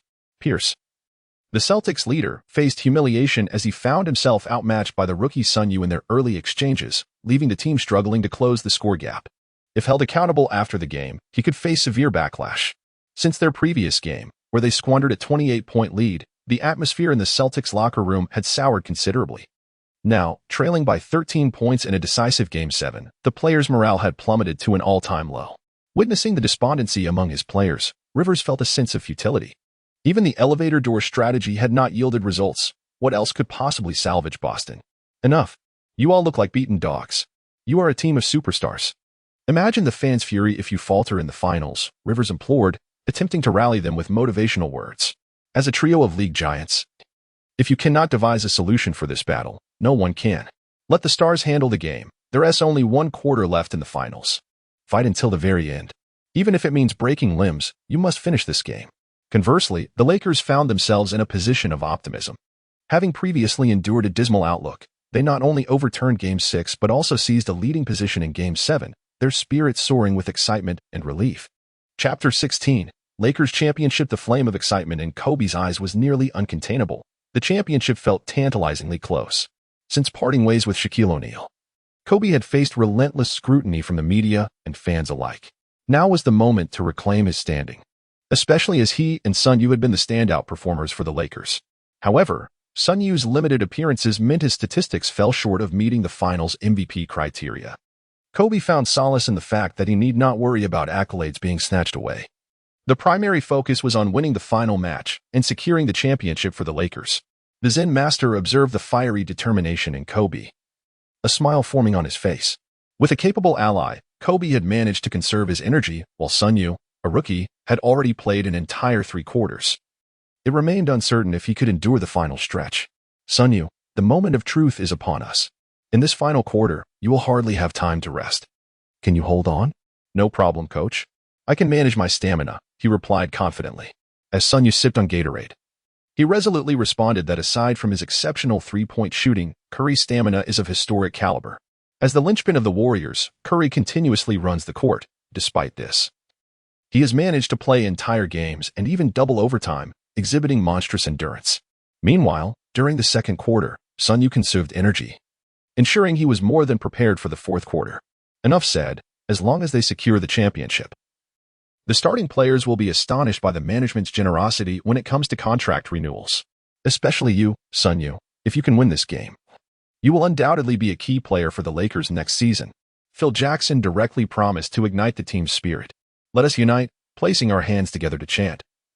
Lakers, champions. With all players and coaches stacking their hands and raising them high, everyone shouted in unison, and the team's morale and atmosphere reached a pinnacle. As the third quarter break concluded, the Celtics sent Eddie House, James Posey, Ray Allen, Paul Pierce, and Kevin Garnett onto the court. The Lakers maintained Sun Yue, Kobe, Vujasic, Odom, and Pau Gasol in their lineup.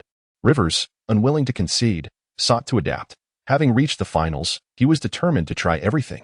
Since they struggled in half-court offense, they decided to emulate the Magic's small ball strategy, deploying the 3-point shooting capabilities of Eddie House and James Posey. With the Lakers' perimeter defense proving inadequate, they opted for an all-out offensive approach, leaving rebounding duties solely to Garnett. The Lakers' true interior presence, Bynum, was sidelined, making this lineup feasible. As the Celtics initiated the sideline inbounds, Eddie House received the basketball and, adhering to the coach's strategy, surged towards the Lakers' paint. It was time to score. Avoiding the pitfalls of half-court play, Eddie House passed the ball to the corner, where James Posey stood ready as a quintessential 3 and D player. Posey's 3-point shooting and defensive prowess were undeniable. Swish. Posey unleashed a jump shot, nailing a 3-pointer with precision. Rivers' small ball strategy was indeed clever, and while the aggression was commendable, the defensive vulnerabilities of this lineup were glaring. In the NBA, a saying goes, offense fills the seats, defense wins championships. Phil Jackson firmly believed in this adage. Since Rivers was compelled to resort to such tactics, the Lakers only needed to play methodically. They aimed to compress their offensive timing to the utmost, avoiding the opponent's rhythm while maintaining their lead.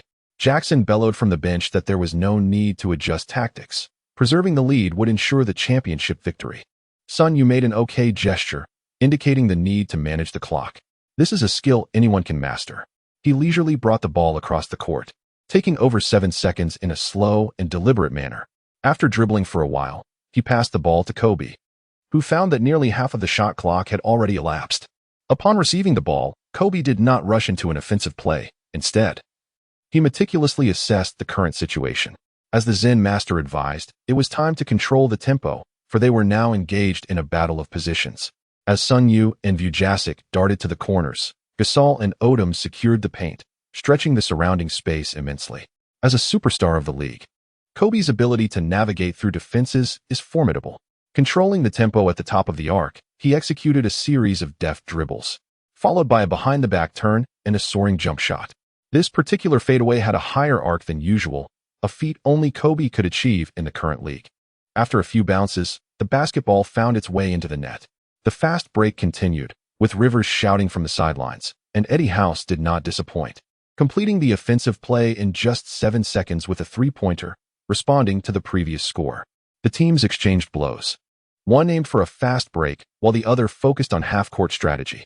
However, the combination of Sun Yue and Kobe proved superior, as both now stood as superstar-level players, while the Celtics struggled with ball distribution. As time wore on, the limitations of Eddie House and James Posey, both role players, became evident. Even with Ray Allen and Pierce attempting to compensate, they faltered with a shooting performance of 3 for 1 and 3 for 0, widening the gap to a 20-point deficit. With only 5 minutes left in the game and a score of 120-100, Rivers reluctantly substituted in the bench players after exhausting all strategies without closing the gap. Observing Rivers' decision, Zen Master also opted to bring in his bench players. With the referee's whistle, the Lakers triumphed over the Celtics with a final score of 131-115. Claiming the 2008 NBA championship. "We are the champions! We are the champions!" Kobe exclaimed, tears of joy welling in his eyes.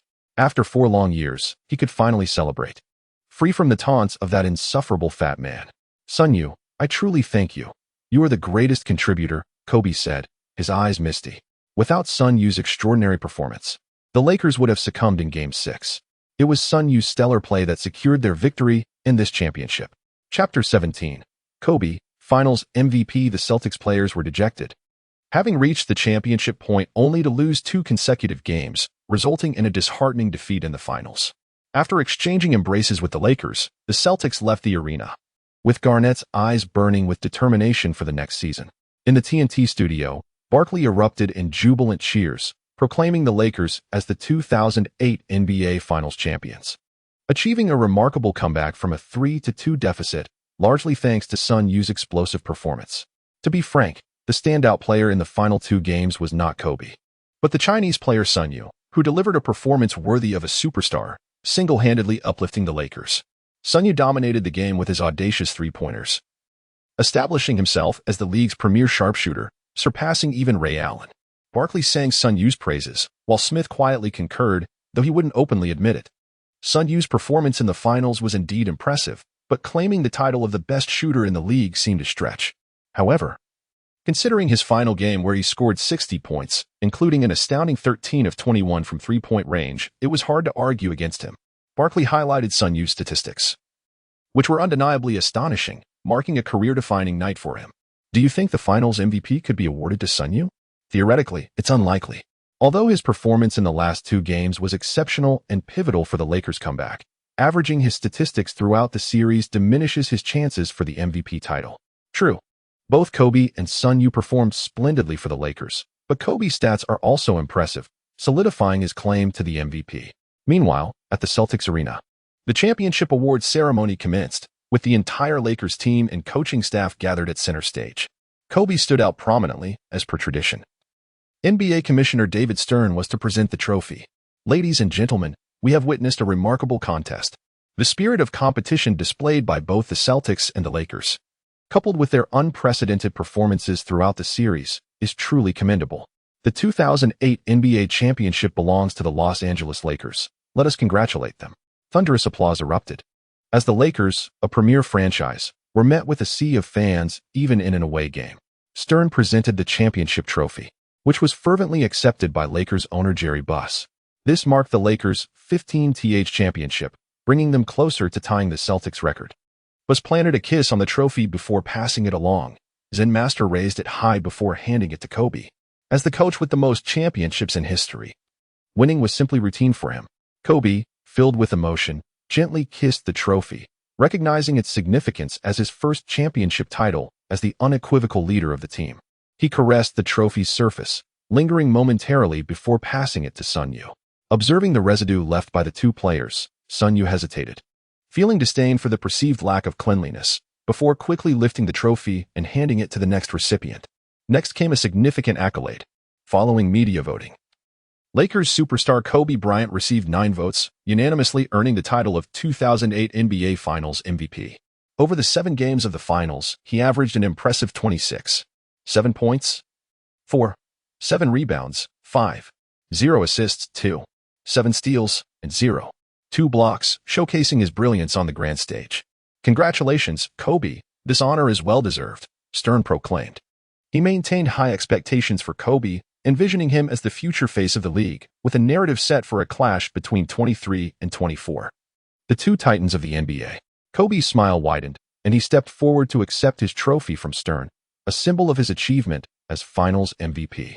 This trophy does not belong solely to me. It is a testament to the efforts of everyone on the team.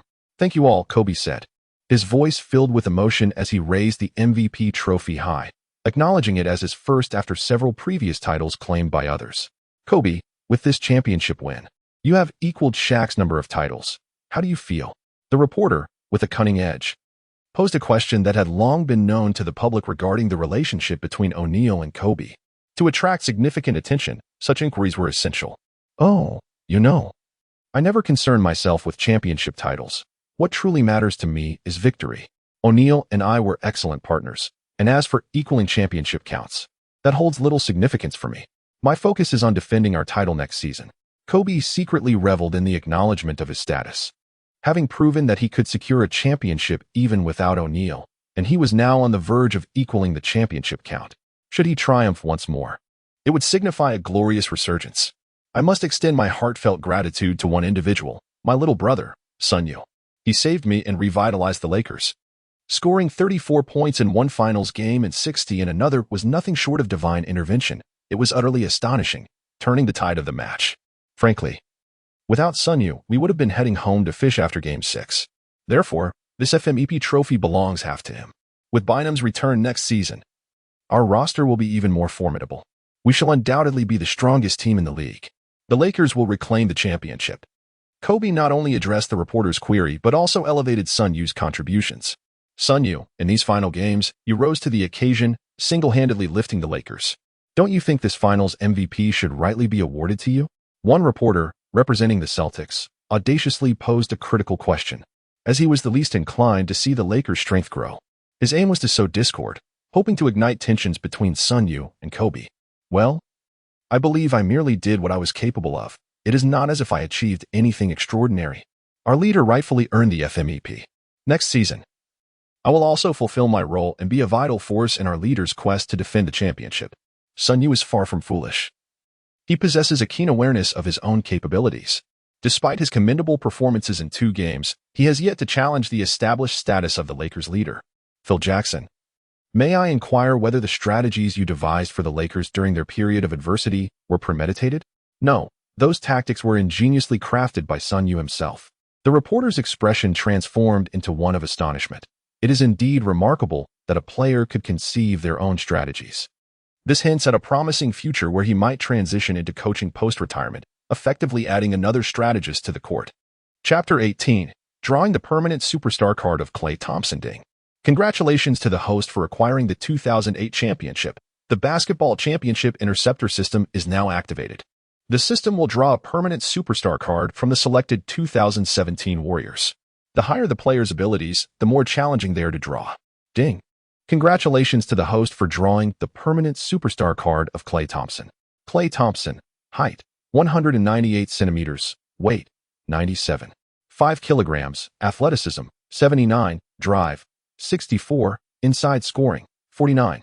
Back to the basket, 56, mid-range shooting, 85, three-point shooting, 94, playmaking, 64, interior defense, 64, perimeter defense, 89, steal, 64, rebounding, 40, overall rating, 90. While utilizing the experience card, the rating of Klay was unknown. Several attributes improved without an enhancement in the overall score. It appears that elevating one's rating is not a simple endeavor. Sun Yue secretly smacked his lips. Although he did not draw Stephen Curry or Kevin Durant, he at least managed to acquire Klay Thompson. Had he drawn Draymond Green or the other mediocre players, his prospects for the upcoming season would have been utterly bleak. With that thought in mind, Sun Yue promptly activated the Klay Thompson Superstar card. Beep. Host confirms the use of Klay Thompson Superstar card. Host abilities updated. Host, Sun Yue height, 203 centimeters weight, 96 kilograms athleticism, 79 breakthrough, 64 under basket, 51 back to basket, 56 mid-range shooting, 85 three-point shooting, 94 playmaking, 70 interior defense, 64 perimeter defense, 89 stealing, 64 rebounding, 58 overall rating, 90. With the activation of the Superstar card, Klay Thompson's attributes entirely replace Sun Yue's inferior abilities, elevating his overall rating to the esteemed threshold of 90 points. While Sun Yue reveled in his newfound prowess, a celebration erupted within the Los Angeles Lakers locker room. Countless bottles of champagne erupted, filling the air with a delightful scent of alcohol. Boom. Champagne sprayed everywhere, with Sun Yue and Kobe being the most drenched and bubbly. Ha ha ha, my friend. You are absolutely incredible. You have become the most formidable three-point shooter in the league. Farmar exclaimed, patting Sun Yue on the shoulder. Had I not passed you so many balls, such an exceptional shooter might have gone unnoticed. Ah, a little pride never hurt. Next season, let us join forces again and hoist the trophy once more. You are my finest partner. Kobe's gaze bore into Sun Yue with intensity. Over the past 2 games, Kobe had experienced an unparalleled sensation, having a premier three-point shooter by his side, which opened up the court magnificently. Boss, you need not say a word. I am already aware. I am your biggest fan. Sun Yue is indeed quite shameless, as he possesses a fully guaranteed 2-year contract. Ensuring that he will remain with the Lakers next season, he must demonstrate his loyalty to the leader. However, what Sun Yue fails to perceive is the tension in the locker room, where only one person's expression appears somewhat rigid. Despite the championship victory, there is a noticeable lack of joy on his face. Old Fish, Derek Fisher, reveals a hint of bitterness at the corner of his mouth. This outcome was utterly unexpected. Just during the garbage time of a single finals game, he has inadvertently lost his starting position. Sun Yue has performed remarkably well. Yet as one of the more seasoned players on the team, it is primarily his experience that has secured his position as a starter for the Lakers. However, his defensive capabilities have indeed diminished, and it is only through his adept three-point shooting and ball-handling skills that he has managed to avoid being sidelined. With the emergence of more prominent players, his standing within the team has faced significant challenges. Fisher, somewhat distracted, participated in the team celebrations as a veteran. The allure of a championship pales in comparison to the appeal of a lucrative salary. Having already secured a championship title, financial stability remains paramount. Sun Yue's prowess is undeniable. And with a 2-year contract in place, it seems unlikely that he would be dismissed merely to create cap space when the time comes for renewal. This next contract is likely to be his final one. Now, my friends, I have orchestrated a grand celebration to commemorate this remarkable victory. Jerry Buss, the owner of the Los Angeles Lakers, has entered the scene to announce this momentous news. As one of the largest markets in the NBA, the Lakers, having clinched the championship, certainly must organize a victory parade to fully express the exuberance of this achievement. The locker room erupted with exuberant cheers as the players arrived in succession. The Lakers held a magnificent parade and celebration in downtown Los Angeles to honor the team's accomplishments and share the joy of victory with their fans.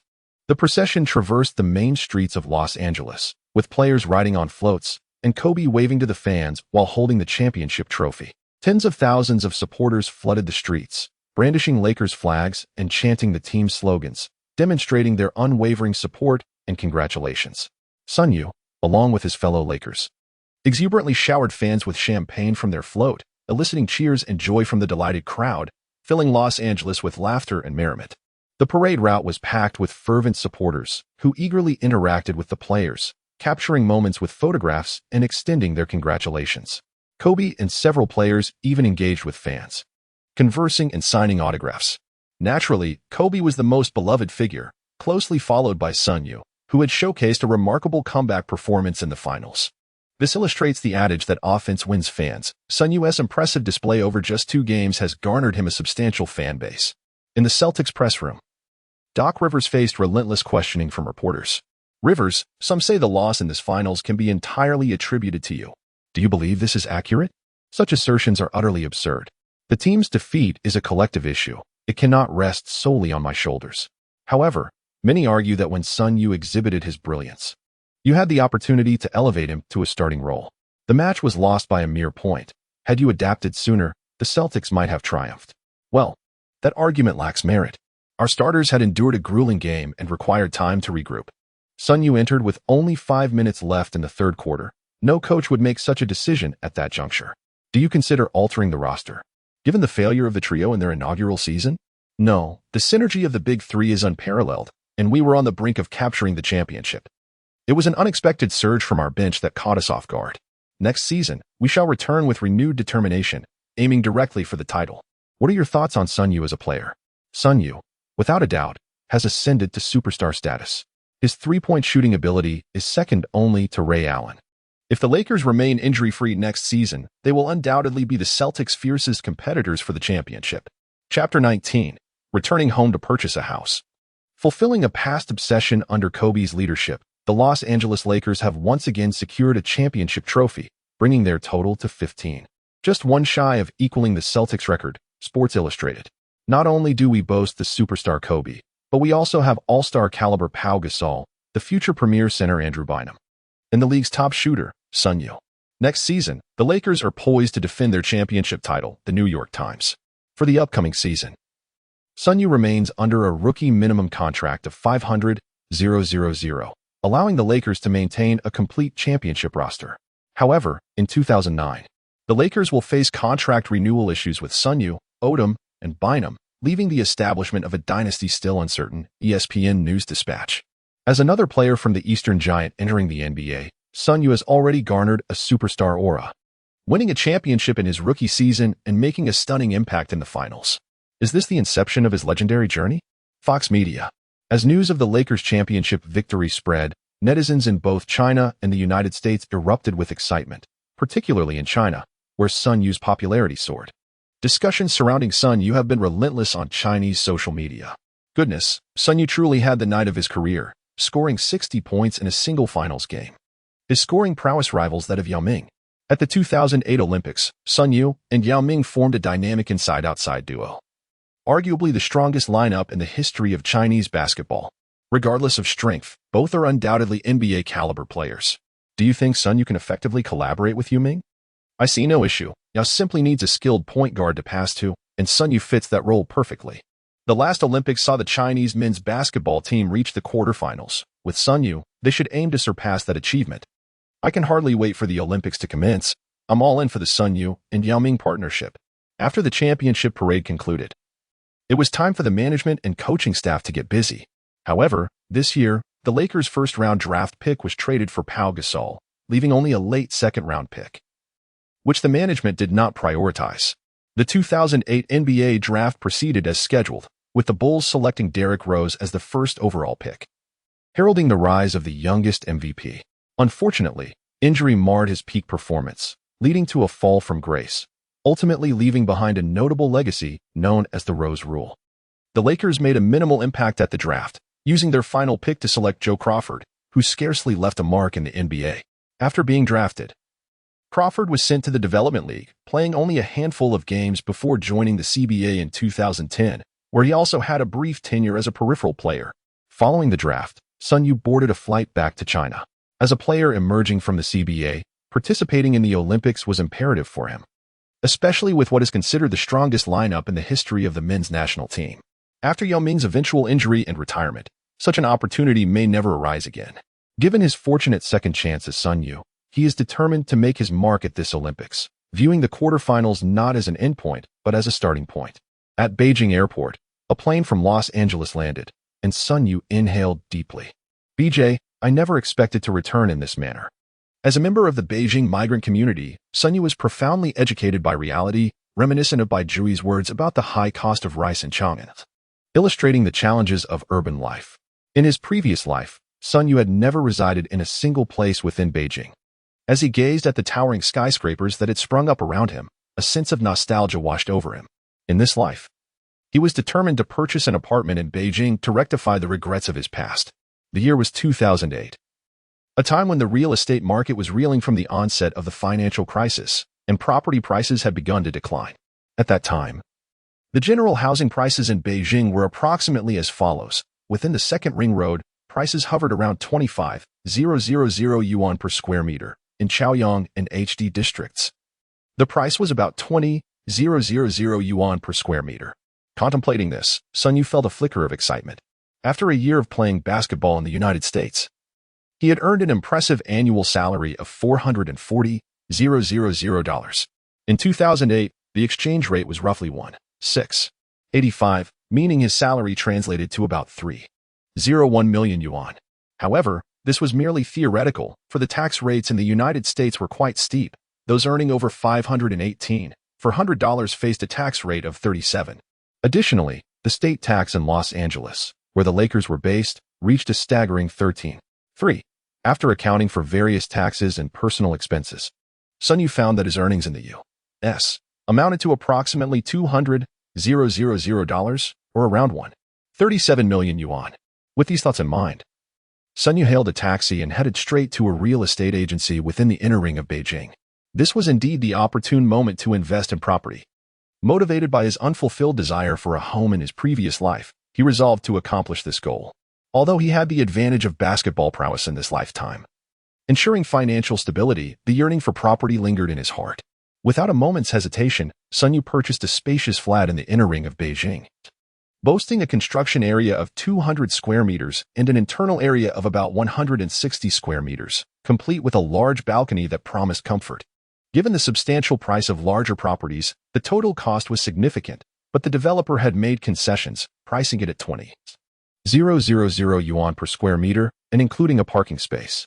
The total price stood at 4 million yuan, with a down payment of 1.2 million, amortized over 30 years at an interest rate of 5.94. With further discounts applied, the effective interest rate fell to approximately 3.5. Situated on the 22nd floor, the apartment offered sweeping views of the community, and being in a renowned school district, it was sure to appreciate significantly, potentially reaching tens of millions in value. This price was quite reasonable, especially considering China's rapid economic development and inflation. Even if he were to rent the property out, it would comfortably cover his mortgage payments. With this in mind, Sun Yue entrusted the apartment to the agency for rental, as he planned to spend most of his time in the United States, leaving the Beijing property as a cherished memento. Chapter 20. The warm-up match against Lithuania inside the Wuxong Sports Center. A training match was underway between the Chinese men's basketball team and Lithuania, though the outcome was far from favorable. By the second quarter, the team was trailing by as much as 15 points, a troubling situation exacerbated by Yao Ming's absence due to injury. Yao would not be able to play until August, just as the Olympic qualifiers approached, leaving little time for team cohesion. At that moment, Gustas intercepted a pass intended for Chinese guard Liu Wei, driving down the court for a layup that extended Lithuania's lead to 17 points. "Ah, it seems I've arrived just in time," came the cheerful voice of Sun Yue, who had rushed to the arena after finalizing his real estate purchase. "Sun Yue, you arrived quite swiftly. I thought you wouldn't land until today. Aren't you going to take a moment to rest?" Yao Ming, seated on the bench, expressed surprise. Prior to his flight, they had communicated, and Yao was aware of Sun Yue's return, yet he was impressed by Sun's eagerness to jump right into the action. "You're just in time. Since I can't play, how about you step in and save the day?" Yao Ming invited Sun Yue with a smile. While warm-up matches might seem inconsequential, no player relishes the idea of losing. Moreover, it would be an opportunity to witness the current prowess of Sun Yue, who had shone brightly in the finals. "All right, let me warm up. Fetch me a jersey." Sun Yue did not decline the opportunity. He came to the gym with the intention of playing basketball. The finals had concluded some time ago, and now he felt a twinge of eagerness, especially since the opponent was Lithuania, the very team that China faced in the quarterfinals. It was an excellent chance to familiarize himself with the opponent's circumstances. With this thought in mind, Sun Yue accepted the jersey handed to him by the coach, wordlessly changing into it before commencing his warm-up exercises. Before long, the head coach of the Chinese team called for a timeout to rearrange the lineup. Center, Wang Zhizhi. Power forward, Yi Jianlian. Small forward, Zhu Fangyu. Shooting guard, Wang Shipeng. Point guard, Sun Yue. Indeed, Sun Yue replaced Liu Wei upon his arrival, taking on the position he was most familiar with. The coach merely adhered to Sun Yue's previous positioning, eager to assess his current capabilities. Of course, given Sun Yue's prior skill set, his organizational ability had reached a level of 70, which is considered average in the NBA, far from all-star caliber. Sun Yue's greatest strengths now lay in his perimeter defense and shooting prowess, making him ideally suited to play the shooting guard position. As Sun Yue took the court, the crowd erupted in cheers. Although it was merely a warm-up match, the attendance was substantial, with the upcoming Olympics generating considerable support for the Chinese men's basketball team.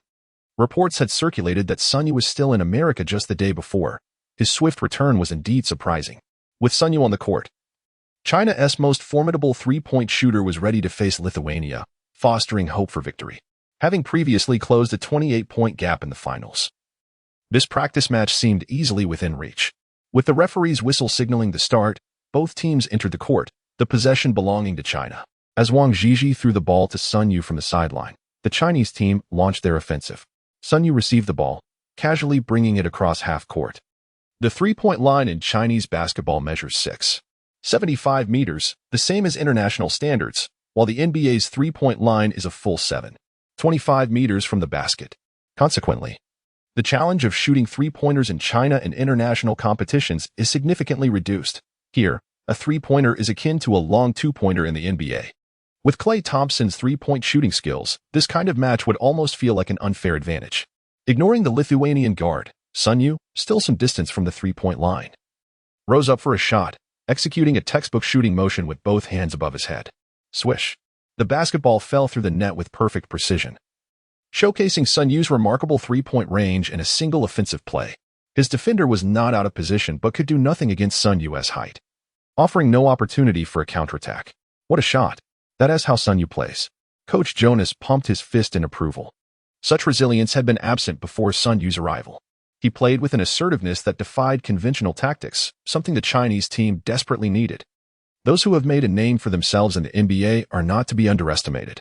The Lithuanian coach silently devised a strategy, recognizing that the most prominent players on the Chinese team were Yi Jianlian and Sun Yue. While Yi Jianlian had yet to make a significant impact, Sun Yue had delivered stellar performances in the finals, exhibiting a phenomenal level of skill. Such a player warranted a focused strategy. If they did not exploit his weaknesses now, they would be at a distinct disadvantage when Yao Ming returned. Lithuania boasted only two NBA players, Jaskovičius and Kreja.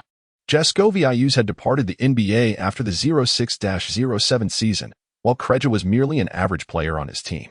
Thus, Jaskovičius, who would directly guard Sun Yue, was clearly outmatched in terms of star caliber and stood 10 centimeters shorter. Do not force a matchup with Sun Yue, the Lithuanian coach bellowed from the sidelines. Suffocate him with double teaming. Jaskovičius received the ball and initiated an offensive play, fueled by a desire to reclaim pride after being overpowered by Sun Yue. Little did he know, the peak version of Klay had once made it onto the all-defensive team, boasting an impressive 89 rating in perimeter defense. What had given him the audacity to challenge me?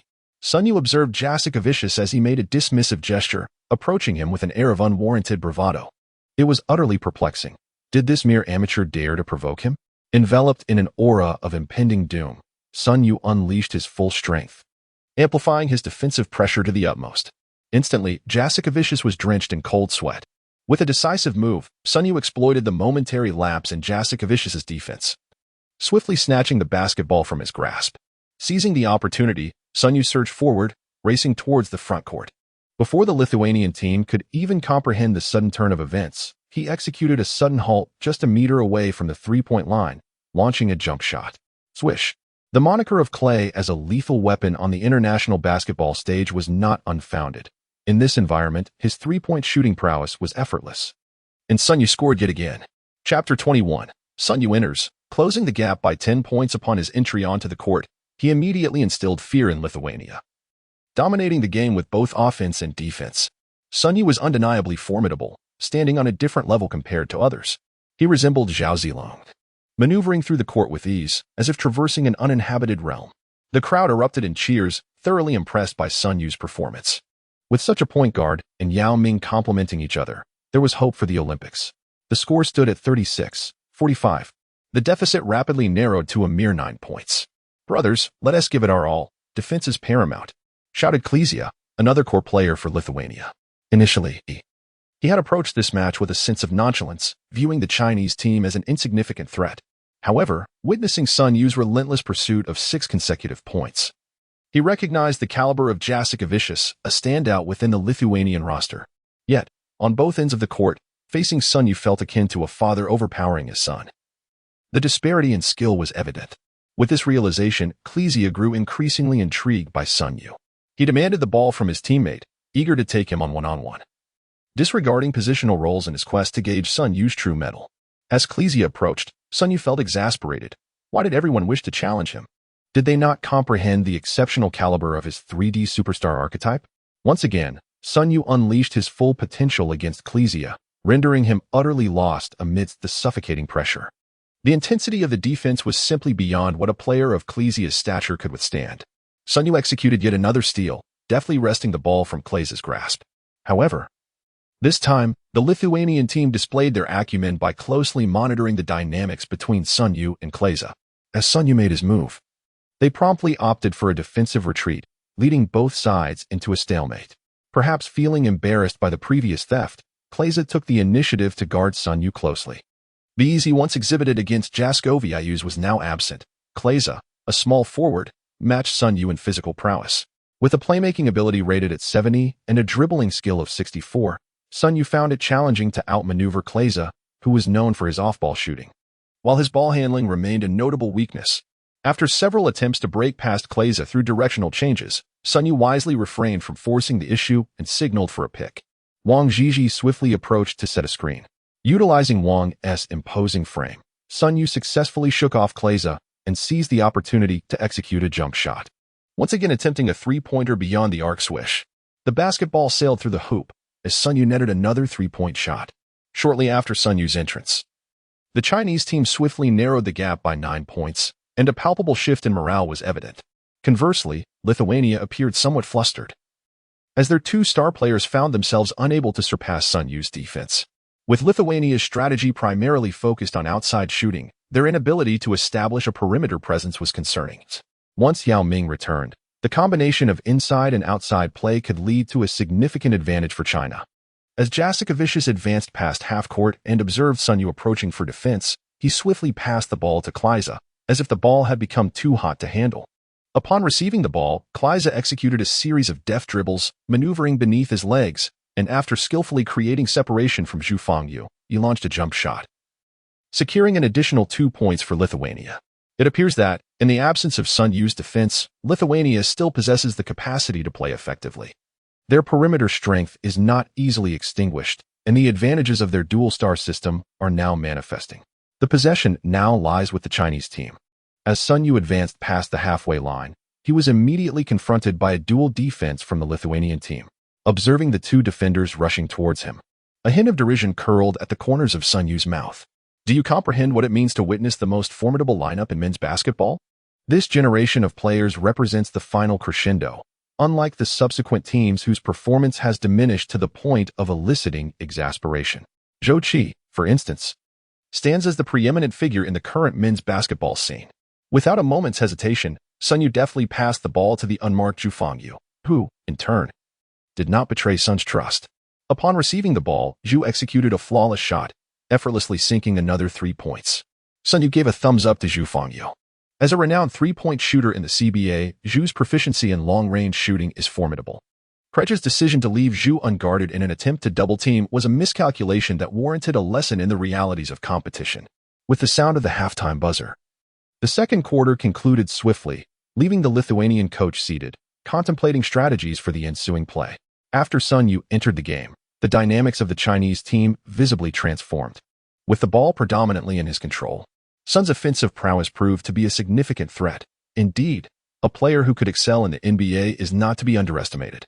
Kreja's defensive efforts against Sun were commendable. Offensively, the interplay between Kreja and Jasikevičius allowed them to circumvent Sun's defense effectively. At this moment, the compositions of the Lithuanian and Chinese teams bore similarities, both favoring perimeter attacks. However, Sun Yue was decidedly not a player susceptible to double teams, showcasing an impressive ability to distribute the ball when pressured. When Kreja and Jasikevičius attempted to double-team him, Sun seized the opportunity to pass. And the Chinese team's three-point shooting capability was equally formidable, necessitating a single coverage approach. Recognizing this, the Lithuanian coach promptly began to strategize. Having gleaned insights into the abilities of Jasikevičius and Kreja, he acknowledged Sun's offensive skills as undoubtedly elite, complemented by his passing and playmaking capabilities. Nevertheless, as a star player, Sun's isolation skills were somewhat lacking, relying heavily on his height and physical advantages in matchups. Kreja could effectively guard him one-on-one, provided that screen and roll plays were executed with precision, requiring cooperation from teammates. The other players needed to maintain diligent defense against their respective opponents while capitalizing on their perimeter strengths to ensure success. With this, the Lithuanian coach encouraged his players, focusing on Sun Yue and Yi Jianlian as the primary threats, while deeming the other players less noteworthy. These two athletes represented NBA-caliber talent, unlike others who might merely be role players in the league. "Well done, Sun Yue," the coach remarked as he closed the gap to 10 points, acknowledging his capability. Chinese head coach Jonas expressed great satisfaction with Sun Yue's performance, appreciating his excellent three-point shooting and playmaking skills. Although Sun's one-on-one capabilities against Kreja seemed somewhat lacking, this was understandable given the positional matchup of a point guard against a small forward. If faced with an opposing point guard, Sun could dominate effectively, showcasing a readiness that was invaluable. Chapter 22, Overcoming Lithuania. Sun Yue scores over 40 points. "Coach, you flatter me," he replied. "But it does expose my weaknesses in isolation play, a problem which can be easily addressed." Sun Yue addressed the head coach, acknowledging his awareness of the challenges presented by the template of Klay Thompson. He conceded that his ball handling skills were indeed lacking, and that his ability to penetrate defenses was relatively weak. It was only during Game 6 that the issue was circumvented, thanks to Kobe's impromptu assumption of the point guard role, which prevented any shortcomings from being exposed. "Have you observed the tactics I designed upon my entry during the Lakers championship series?" he inquired, referring to what he termed the elevator door strategy.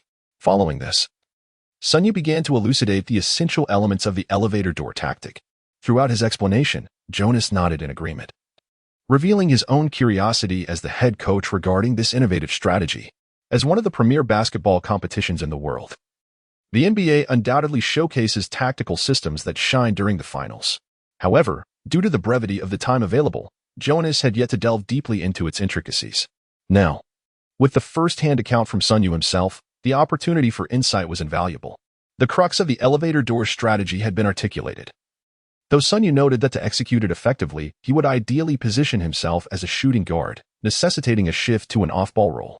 Sun Yue openly discussed the elevator door tactic and expressed his intention to transition to the shooting guard position, a role in which he may no longer exploit mismatches against point guards, but can still benefit from the elevator door strategy, enhancing his scoring capabilities.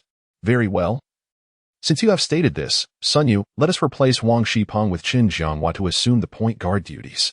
Head coach Jonas also readily agreed to this positional shift, recognizing that this is merely a preseason match. It is indeed an opportune moment to thoroughly experiment with new tactics. As the timeout concluded, both teams returned to the court, with Lithuania maintaining their lineup while China substituted Qin Jianghua for Wang Shipeng. With Lithuania in possession, Jasikevičius brought the ball past half-court, and Sun Yue opted for close defense against him. It was essential to defend one of Lithuania's two core players, so he focused on locking down the opposing point guard, thereby complicating their ball movement. Jasikevičius did not force a play. Instead, he swiftly distributed the ball. After a series of passes, it ultimately found its way to Kreja, who, leveraging his physicality, drove to the basket for a resounding dunk. Upon witnessing the unfolding events, Sun Yue remained unperturbed. In the subsequent round, employing the elevator door tactic, he deftly maneuvered between Yi Jianlian and Wang Zhixi, creating an open shot before opting for a three-pointer once more. Swish. The basketball seamlessly swished through the net again. The shorter three-point line seemed remarkably accommodating to Sun Yue, as the proximity to the hoop significantly enhanced his accuracy. Thus, in the ensuing rounds, it was either Kleza or Sun Yue launching attacks, with both sides exchanging blows. However, it was ultimately Sun Yue's superior shooting percentage that prevailed, as his single elevator door tactic rendered the opponents utterly perplexed. Meanwhile, Yi Jianlian, unwilling to be outdone, relentlessly attacked the opposing team's interior defense on multiple occasions. In the absence of Yao Ming, Yi Jianlian stood as the pillar of the Chinese team, having shouldered the mantle after Yao's retirement. Yet, he failed to garner the understanding of Chinese fans, who questioned his leadership capabilities. Little did they realize that once Yi Jianlian retired, the Chinese team would struggle to find a worthy successor, failing to shine in the Olympics thereafter. The players on the bench engaged in animated discussions, their spirits buoyed by Sun Yue's presence. Even amidst the daunting challenge of being placed in the so-called group of death, observing Sun Yue consistently score three-pointers through the elevator door tactic, Yao Ming felt a twinge of eagerness to join the fray. Had he not been nursing an injury, he would have relished the opportunity to support Sun Yue against Lithuania. As the third quarter concluded, thanks to Sun Yue's remarkable shooting, the score had swung in favor of China by 6 points, standing at 76-70. With an astonishing performance of 7 successful three-pointers out of 10 attempts, Sun Yue amassed an impressive 21 points, single-handedly reversing the scoreline. The Chinese team had explosively scored 34 points in that quarter alone, nearly matching the combined total of the previous 2 quarters. The key lay in Sun Yue's remarkable scoring efficiency, which, combined with Yi Jianlian and the contributions of other players, facilitated this dramatic turnaround. After a brief intermission, the fourth quarter commenced promptly. This time, Sun Yue tempered his offensive instincts, focusing instead on facilitating team play, keen to assess the strengths of his teammates. Even as he curtailed his scoring, Lithuania was unable to close the gap. Sun Yue's presence as a three-point shooter continued to draw defensive attention, even when he refrained from shooting. Meanwhile, Zhu Fengyu became the beneficiary of the elevator door tactic, delivering a commendable performance with his precise shooting, hitting 4 out of 7 three-pointers. Yi Jianlian also made his mark, contributing 11 points in the offensive onslaught. With just 3 minutes remaining, the Chinese team led Lithuania by 9 points, 191. In a display of mutual respect, both teams opted to substitute their key players, allowing the reserves to showcase their talents. The final score settled at 106-101, with China securing a 5-point victory. The arena erupted in cheers for Sun Yue, who had steadfastly controlled the tempo of the game since his entry, orchestrating a remarkable comeback for the Chinese team against Lithuania. His individual tally of 40 points was particularly striking for an international exhibition match, showcasing a scoring prowess that is undeniably rare within the Chinese team. As Lithuania departed in a state of disappointment, the loss, albeit in a warm-up match, underscored their inadequacies, especially in the absence of Yao Ming. Should they encounter the Chinese team in the Olympic tournament, they would likely find themselves at a distinct disadvantage. With both Sun Yue and Yao Ming, the Chinese squad would undoubtedly present a formidable challenge. Even if they were not both on the court simultaneously, the potential was palpable. Fortunately, the Chinese team had been placed in the group of death, meaning any potential clash would only occur in the quarterfinals. My friend, having you on the Chinese team is truly a stroke of luck, Yao Ming exclaimed, embracing Sun Yue with enthusiasm. As a patriot, nothing brought him greater joy than witnessing the strength of the Chinese national basketball team. The Olympics held immense significance for Yao Ming. While he participated in NBA games merely as a professional obligation, he was unwavering in his commitment to the Olympics, never missing an opportunity to represent his country. Even when the Houston Rockets medical staff advised against participating to mitigate injury risks, Yao Ming resolutely returned home, particularly with the 2008 Olympics being hosted in his hometown of Beijing. It was a moment of profound symbolism. He would endure any hardship to compete in that prestigious event. Chapter 23. The Olympic opening ceremony. The day after Sun Yue led his team to victory over Lithuania, Chinese media fervently broadcast a multitude of news regarding him. On the internet, discussions about the significant transformation Sun Yue has brought to the Chinese men's basketball team have surged, igniting a fervor that has captivated fans. The anticipation for the Olympics has left Chinese football enthusiasts enviously yearning for a similar success. In stark contrast to football, which is often associated with mediocrity, the Chinese men's basketball team, as one of the 3 major ball sports, stands resilient and filled with hope. In the subsequent period, under Sun Yue's leadership, the Chinese team triumphantly defeated formidable opponents such as Australia, Serbia, and Angola. Following Sun Yue's suggestion, the head coach meticulously practiced a set of tactics, preparing for unexpected encounters with strong teams during the Olympics.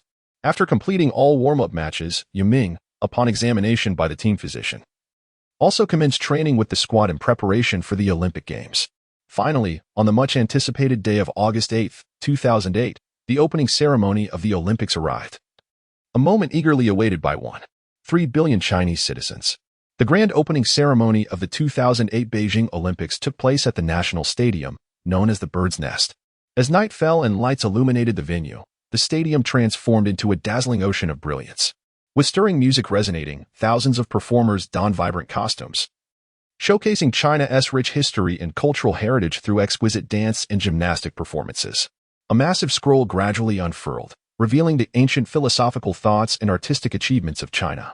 Subsequently, a colossal screen displayed the four great inventions of China: papermaking, printing, gunpowder, and the compass. These inventions were presented to the audience through high-tech displays, highlighting China's contributions to world civilization. Following this, hundreds of children, holding doves of peace and olive branches, danced joyously, expressing their aspirations for global harmony.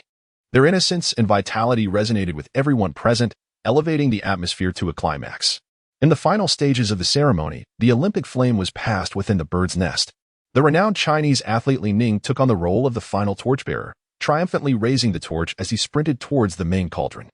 When he ignited the main torch, the entire stadium erupted in jubilation, and fireworks illuminated the night sky, casting a radiant glow over the city of Beijing. During the flag-raising ceremony, the 100,000 spectators in the bird's nest rose to their feet, singing the national anthem in unison. As an emerging Eastern power, China showcased its spirit and resolve to the world through this magnificent display. As Sun Yue gazed upon the breathtaking opening ceremony of the Olympics, a profound sense of pride enveloped him. In a previous life, he could only appreciate such grandeur through the television screen. But now he had the privilege of participating in person. The spectacle of China's Olympic opening ceremony astonished the world, heralding the rise of this burgeoning nation.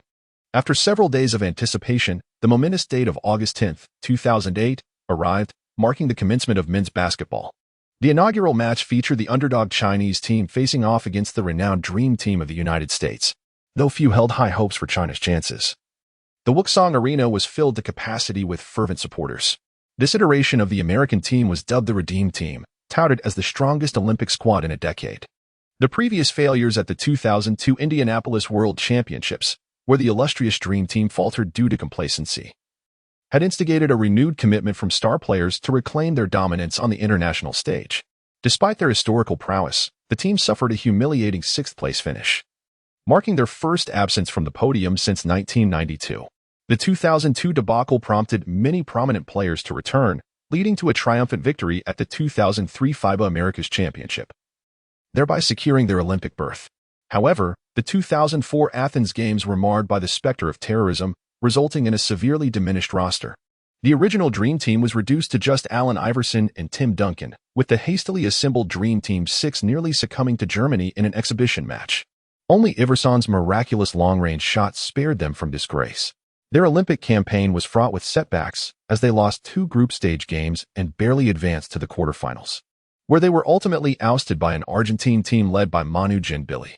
This iteration of the team was dubbed the Nightmare Team, a term that encapsulated their unexpected failure on the Olympic stage.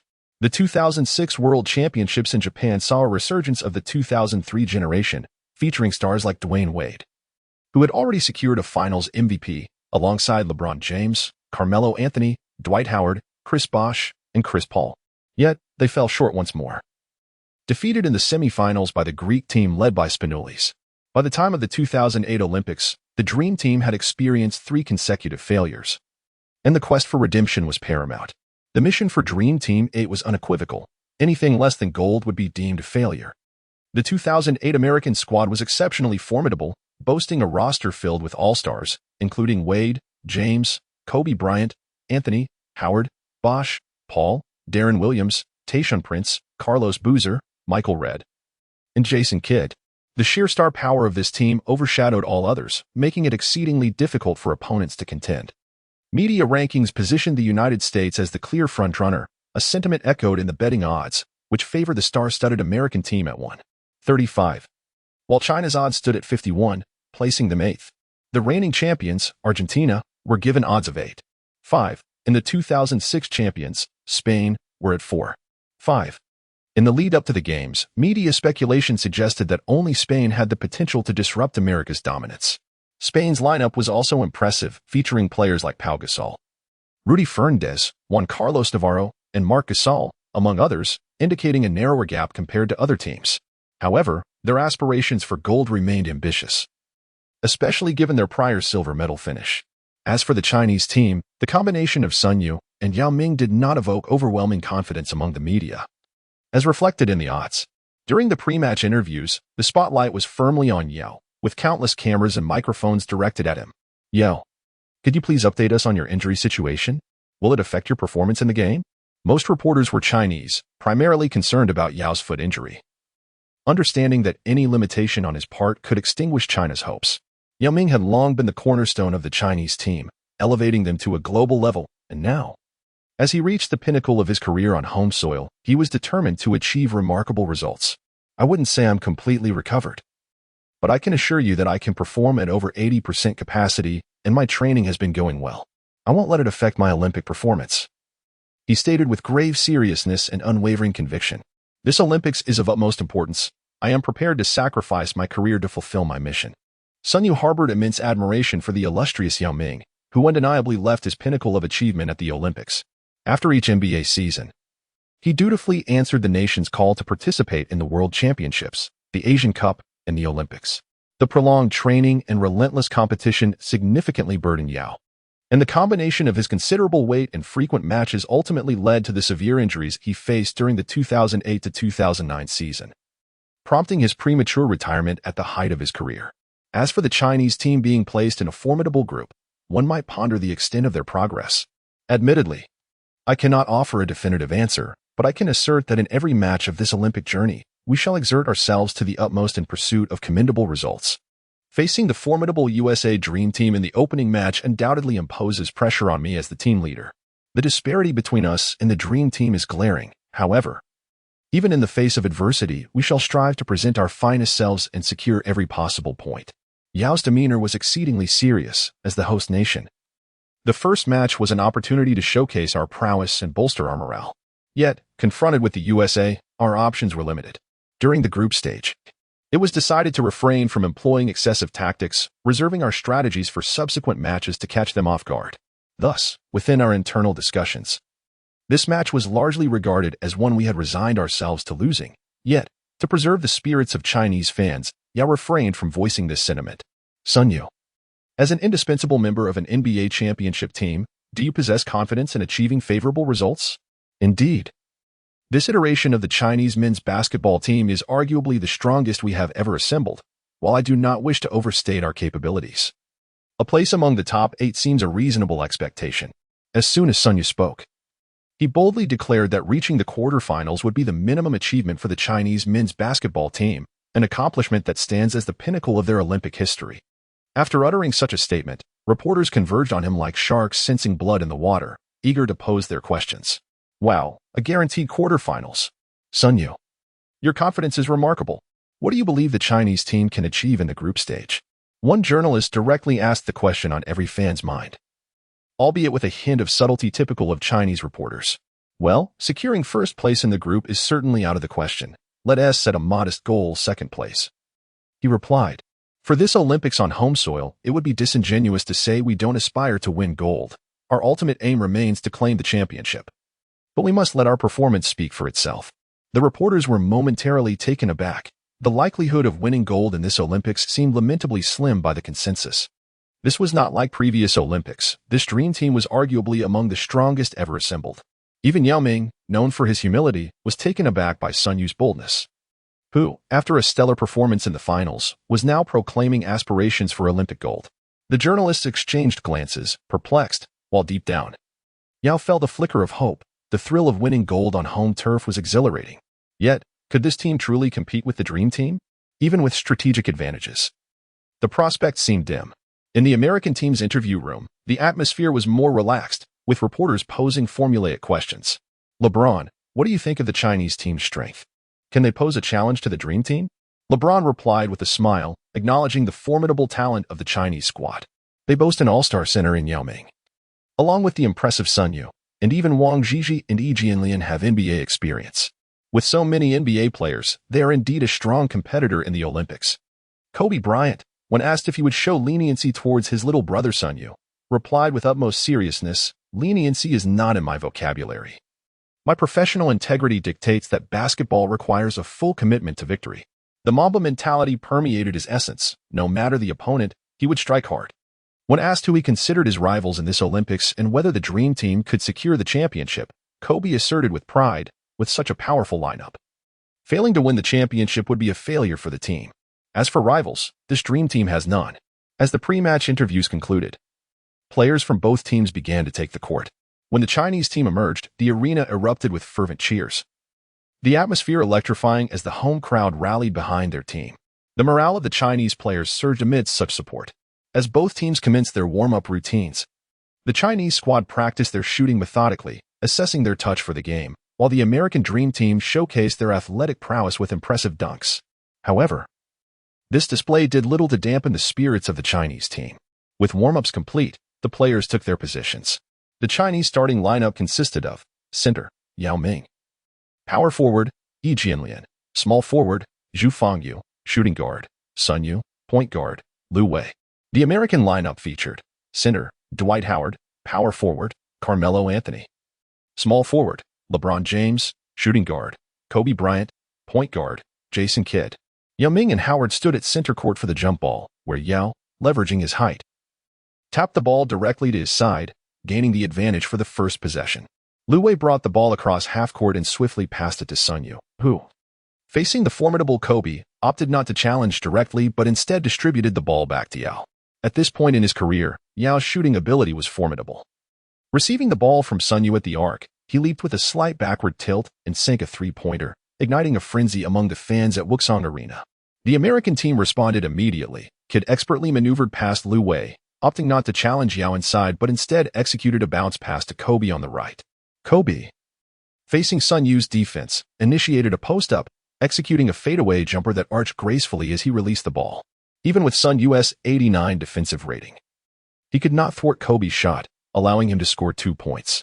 As Liu Wei dribbled, Kidd applied aggressive pressure, stealing the ball and launching a fast break. He passed to Kobe, who quickly drove into the lane. Rather than challenge the towering Yao Ming, Kobe delivered a precise pass to Howard, who was ready on the perimeter. Yao, turning to defend Kobe, was unable to react in time, and Howard soared for a powerful dunk, completing the transition play. Meanwhile, the Chinese team's perimeter shooting was equally sharp. Sun Yue, utilizing off-ball movement, found an opening at the top of the arc. Upon receiving a pass from a teammate, he launched a shot that swished through the net, answering the American team's challenge with a three-pointer of his own. Shortly thereafter, Howard leveraged his size advantage against Zhu Fangyu, executing a pick-and-roll to score at the rim, drawing a foul and converting a 2-1 opportunity. However, given Howard's free-throw shooting prowess, he failed to capitalize. And as the ball rebounded off the rim, Yao Ming leaped to secure the possession, saving the ball from going out of bounds. Sun Yue stood precisely at the baseline of the free-throw line, receiving the ball salvaged by Yao Ming. He swiftly initiated a counterattack, driving forward with the ball, leading the charge into the front court. You have been educated on information available until October 2023. In the NBA, Sun Yue's speed is not particularly swift. Even during a fast break, Kobe Bryant quickly closed the gap, and as their distance diminished, Sun Yue gritted his teeth and executed a two-handed gather just past the logo. Unbeknownst to Kobe, who had not anticipated Sun Yue's sudden halt at that juncture, he sped past Sun, unable to slow down in time. After gathering the ball, Sun Yue took a deep breath. Having felt a warm shooting touch during warm-ups, he decided to trust himself. With a powerful push from his legs, he launched the ball into the air, which gracefully arced forward. The basketball struck the backboard and rebounded directly into the hoop, marking an extraordinary three-point shot from a considerable distance. The crowd erupted in astonished cheers at this remarkable display. The American team, witnessing this, remained unperturbed. The game was far from over. LeBron James received the ball and charged straight into the paint, overwhelming Zhu Fangyu with his physicality as he barreled inside. Noticing this, Yao Ming focused intently on James, aiming to deliver a formidable block. However, James, with a quick pass, facilitated a dunk for his teammate. Liu Wei then capitalized on his advantage, delivering the ball to Yao Ming, the league's premier center, who was renowned for his prowess. Howard, with weaker lower body strength, could not withstand U.S. might and succumbed to a powerful one-handed dunk. Soon after, LeBron leveraged his physical advantage, penetrating the lane and jumping from the free throw line. Yao Ming, attempting to thwart James's jump shot, stood in his path, but unfortunately, James scored a 2-1. LeBron's free throw is true, but in the next possession, Sun Yue faced off against James, executing a step-back three-pointer after crossing the three-point line, as James found himself out of position. In the following play, Carmelo Anthony sought to receive a pass from Jason Kidd. Before the ball could reach him, Jianlian seized the opportunity, leaping to intercept the ball and sprinting towards the basket. During the fast break, he attempted a tough layup but failed to notice Jason Kidd closing in from behind, who swatted his shot away. Sun Yue, positioned perfectly behind the play, retrieved the ball and scored, adding 2 points for the Chinese team. Midway through the first quarter, due to the explosive performances of the Chinese players, they held a slim 2-point lead over the Americans, their momentum palpable. Then, LeBron James executed a full-court drive, facing Yao Ming in the paint. He made a left-handed layup to bring the Americans within 2. Following that, Kobe attempted to challenge the Chinese defensive fortress, only to be met with a resounding rejection from Yao Ming, a moment that elevated the crowd's excitement to its peak. Yet, the American Dream Team could not allow others to challenge their dominance. LeBron retaliated with a soaring block, and the exchanges between both teams became intensely competitive. Chapter 26, a fierce contest. Both sides unyielding. The American men's basketball team was taken aback by the resilience exhibited by the Chinese team. After a timeout, both teams rotated in some substitutes, allowing the starters a brief respite. The American squad no longer dared to underestimate their opponents. Chris Paul dribbled to the basket, drawing defensive attention before delivering a brilliant assist to James for a powerful dunk, adding 2 more points. Kobe, relying on his remarkable defensive skills, stripped the ball from Qin Jianghua and followed up with a quick jump shot, marking his first three-pointer of the game. At this juncture, the American Dream Team clearly intended to unleash their full offensive might. Dwayne Wade displayed his formidable presence on the perimeter, while Qin Jianghua faced Wade in a one-on-one, only to have the ball stolen from him. Wade, aptly nicknamed Flash, showcased his extraordinary speed, racing to the basket for a thunderous dunk, the ball ricocheting off the net and out of bounds. However, despite the relentless onslaught from the Dream Team, the Chinese players never considered retreating. Qin Jianghua orchestrated a play, swiftly passing to Sun Yue, who, without hesitation, launched a three-pointer that found its mark. The Chinese team's display was far from over, as Qin Jianghua, under Kobe's tight defense, executed a behind-the-back dribble to evade him and scored a layup, a moment that would be replayed by fans for years to come. On the American side, they were determined to retaliate. Wade evaded Sun Yue with a crafty crossover, demonstrating that even at his peak, he was a challenge to defend against. As Wade drove into the lane for a layup, he was met with an unexpected rejection from his former teammate Wang Zhizhi. Although Wang could not match Yao Ming's stature, he was no slouch defensively. The two exchanged friendly nods, but as opponents now, they both understood that giving their all was the utmost respect.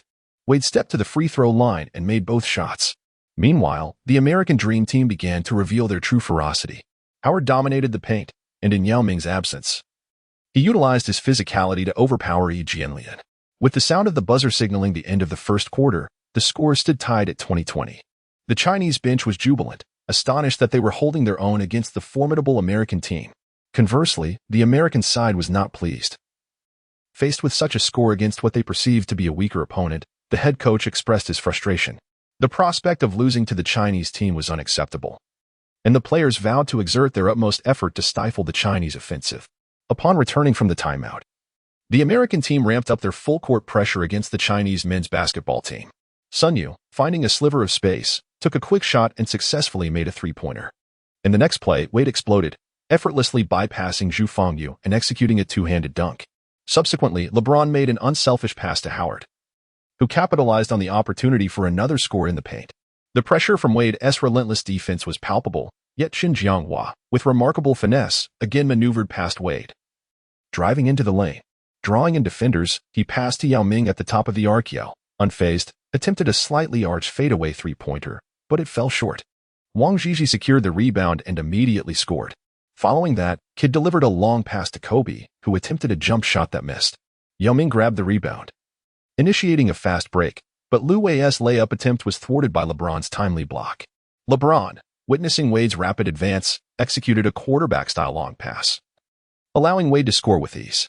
After a failed offensive possession by the Chinese team, the Americans transitioned to a fast break, with Howard scoring again. The relentless defensive pressure from the Americans had begun to unravel the game for the Chinese team. In a critical moment of need, Sun Yue found space at the top of the arc, receiving the ball and swiftly firing a three-pointer to stabilize the Chinese offensive. Yet, Howard, like a beast in the paint, continued to wreak havoc, scoring and drawing a foul, resulting in a 2-1 opportunity, though he missed the free throw. Yao Ming, undeterred, responded with a soft hook shot, proving his dominance in the paint as Howard struggled to contend with him. The American offense faltered momentarily, but the Chinese team capitalized on a fast break, with Sun Yue using a screen from Lu Wei to hit another three-pointer, leveling the score once again. The American team called for a timeout, and despite the equal score, Coach Mike Krzyzewski calmly rotated players for a breather. After all, the American Dream Team's bench was formidable in its own right, capable of assembling an all-star lineup. Chris Bosh, asserting his presence in the paint. Howard threw for a dunk. Following a missed shot by the Chinese team, could advance the ball and pass to Kobe, who charged into the lane for a dunk. Seeing Kobe approaching, Sun Yue wished he could have backed off. If he had known, he wouldn't have been so aggressive in his defense. Inevitably, Kobe's powerful dunk left Sun Yue as merely a backdrop. Embarrassed yet resolute, Sun Yue brushed his head and prepared for the next defensive play.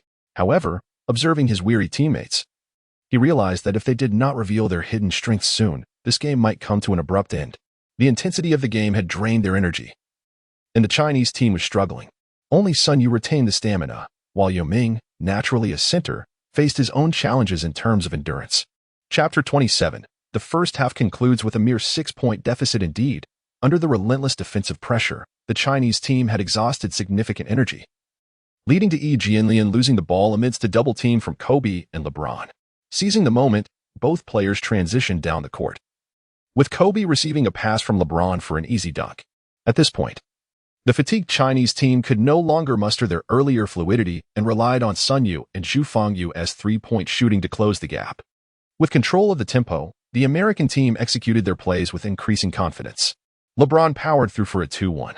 Following Sun Yue's successful three-pointer from an elevator door play, Kid again showcased his vision with an unguarded pass to Bosh, who scored in the paint. Zhu Fengyu's missed shot led to a long pass from Kid to Wade, who tossed the ball into the air. LeBron, anticipating the play, caught it mid-air for a one-handed dunk. After another turnover by Lu Wei, Howard intercepted the ball, passing it up for a thunderous dunk that left Lu Wei, the smallest player on the court, helpless. Faced with a growing deficit, the Chinese team accelerated their pace, with Lu Wei receiving a pass and executing a long pass to Wang Zhizhi, who attempted a three-pointer that clanged off the rim. Kid quickly retrieved the rebound and launched a deep pass, with Wade dashing to the basket. With defenders closing in, Wade cleverly passed to Bosh, who slammed it home once more. In the next offensive play, Wang Zhizhi astutely noticed a lapse in the American defense, receiving the ball for a layup that broke the scoring drought for the Chinese team. Yet swiftly, Wade executed a seamless turnaround jumper for 2 points, displaying his finesse. The Chinese team relied on Yao Ming's inside presence, as Howard could not withstand the pressure and was called for a foul. Yao, known for his high free throw percentage, converted both shots. However, Wade, in a frenzy, slipped past his defender, challenging Yao with a daring layup that resulted in another 2-1, showcasing his audacity. Finally, Lu Wei drew a foul from LeBron, sinking one of 2 free throws as the halftime buzzer sounded. The score stood at 50-44, with the Chinese team trailing by just 6 points. On the bench, Yao Ming was visibly fatigued, sweat streaming down as he struggled to keep pace after his return. Yet, the team had done well. Trailing the Dream Team by just 6 points at halftime was indeed commendable. As Jonas began to console the team, he, as the head coach, understood that the USA Dream Team was an exceedingly formidable opponent, and they had previously discussed the possibility of conceding to exhibit a sense of humility. However, the resilience displayed by the Chinese players was indeed astonishing, particularly by Yao Ming and Sun Yue, who consistently proved to be the most reliable on the court. Their synergy, complemented by the support of their teammates, allowed them to maintain a narrow lead. Just 6 points, Sun Yue mused silently, even with his all-star caliber contribution. The Chinese team could only gain 6 points. In the previous Olympic Games, led by Yao Ming, the Chinese team had only trailed the USA by 12 points at halftime. The disparity between the two teams was glaring. Every player on the opposing side was capable of mounting an offensive, all being top-tier stars, while the Chinese defense, rated at 89, appeared woefully inadequate in comparison. There was no need for haste, they needed to showcase their prowess.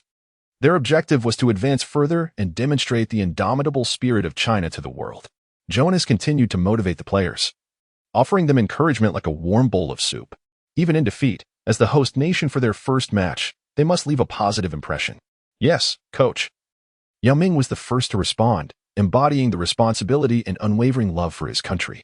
As the timeout concluded, both teams returned to the court, refreshed and ready. Right from the outset, Kobe Bryant charged towards Sun Yue, penetrating the lane to execute a powerful one-handed dunk. In contrast, the Chinese team struggled with their shooting due to fatigue. Yi Jianlian attempted to isolate against LeBron James, but his successive jump shots fell short. Seizing the opportunity, Sun Yue secured a rebound and passed it to Yao Ming beyond the arc. Unfortunately, Yao's three-point attempt also clanged off the rim. But Yi Jianlian soared high to deliver a thunderous dunk over Anthony. This display of force was impressive, yet Kobe's offensive drive was equally relentless, as he executed a strong drive followed by a sweeping layup that found its mark. Wang Zhizhi faced Kobe's relentless defense but lost the ball during a spin move. The Dream Team capitalized on this, with LeBron James leading a fast break to deliver a spectacular dunk. The Chinese team struggled to find their rhythm, with only Sun Yue managing to score a three-pointer, while the USA team, relying on their star players, opened up a significant 12-point lead. Observing the situation, Yao Ming stepped up to challenge Chris Bosh in the paint, only to be thwarted by a foul, which allowed him to earn 2 points from the free throw line. After a missed mid-range shot from Kobe, the Chinese team grabbed the rebound and initiated a fast break. The ball moved fluidly until Sun Yue stopped at the three-point line to sink another shot. Following this, Chris Paul attempted a three-pointer that hit the rim, but Bosh was there to complete a strong putback, narrowing the gap to 9 points. Qin Jianghua, while handling the ball against Chris Paul, committed a turnover, leading to a defensive transition where LeBron James finished with a dunk. The prowess of the Dream Team was indeed awe-inspiring, with Chris Paul driving into the paint, attracting defenders, and delivering a bounce pass to LeBron in the corner. LeBron, unhesitant, launched a three-pointer that found its target. Although during this period, his three-point shooting was not as sharp as his drives, he still managed to score, reflecting his growing rhythm. In the corner, Linan received the ball and successfully evaded Kobe's defense, but his shot veered off course and was caught by LeBron. LeBron ignited a fast break, passing to Dwayne Wade, who, after a signature hesitation dribble, launched a jumper. In an effort to stop him, Linan was called for a foul, granting Wade 2 free throws, both of which he converted, bringing the score to 65-51 with 2.5 minutes remaining in the third quarter, leaving the Chinese team trailing by 14 points. Chapter 28. Losing to the Dream Team is no disgrace.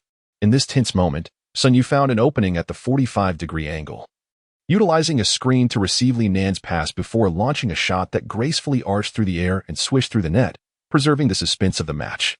Following a quick inbounds play, the USA team executed a swift offensive, with Wade receiving the ball beneath the basket, maneuvering in the air to convert a 2-1 response to Sun Yue's score.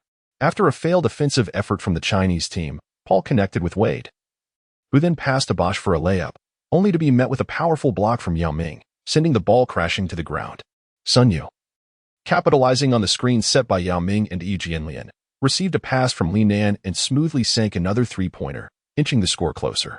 The Dream Team continued their offensive onslaught, with Kobe executing a thunderous dunk, followed by Wade showcasing his signature quickness and precision to create a fast break that culminated in a two-handed reverse dunk. As the buzzer sounded, the score stood at 72-57, with the Chinese men's basketball team trailing by 15 points as they entered the fourth quarter. In the fourth quarter, both teams fielded their starting lineups. Right away, Deron Williams received the ball and attempted an ambitious dunk over Yao Ming, which was swiftly denied by a towering block from Yao. Lu Wei collected the rebound and pushed the fast break, with Sun Yue closely trailing. Kobe, intent on stopping Sun Yue, shadowed him closely, ready to pounce for a steal. Lu Wei, sensing the moment, drove to the baseline for a layup that found its mark.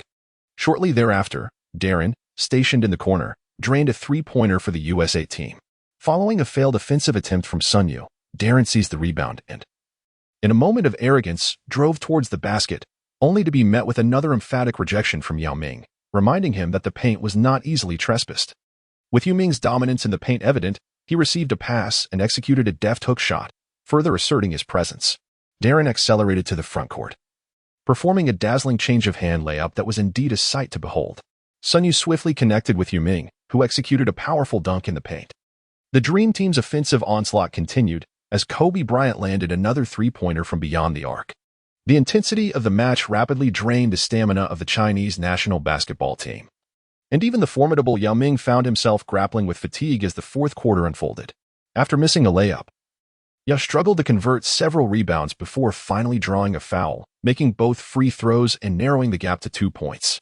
With the score at 90-73 and only 3 minutes remaining, China trailed by 17 points. Coach Jonas called a timeout, allowing his key players a brief respite. However, observing the players drenched in sweat, Jonas hesitated. "Ladies and gentlemen, the outcome of this match is apparent. I contemplate conceding." With just 3 minutes left, overcoming a 17-point deficit on an international stage is virtually impossible. Yet, he uttered the words of a coach who recognized the futility of the situation, believing it prudent to preserve his main players to avoid injury. After all, losing to the Dream Team was not a disgrace. "Coach, this is the Wuxang Arena, our home ground. To surrender in our opening match would tarnish our pride," Yao Ming replied, fully aware of the coach's good intentions but resolute in rejecting the proposal. "Even in defeat, we must display the fighting spirit of the Chinese people, showcasing our courage and tenacity to the world." "Indeed. What Yao Ming articulates resonates with my own sentiments," Sun Yue asserted, stepping forward to support Yao. "Even if we strategically concede this match, it does not imply we should not strive earnestly.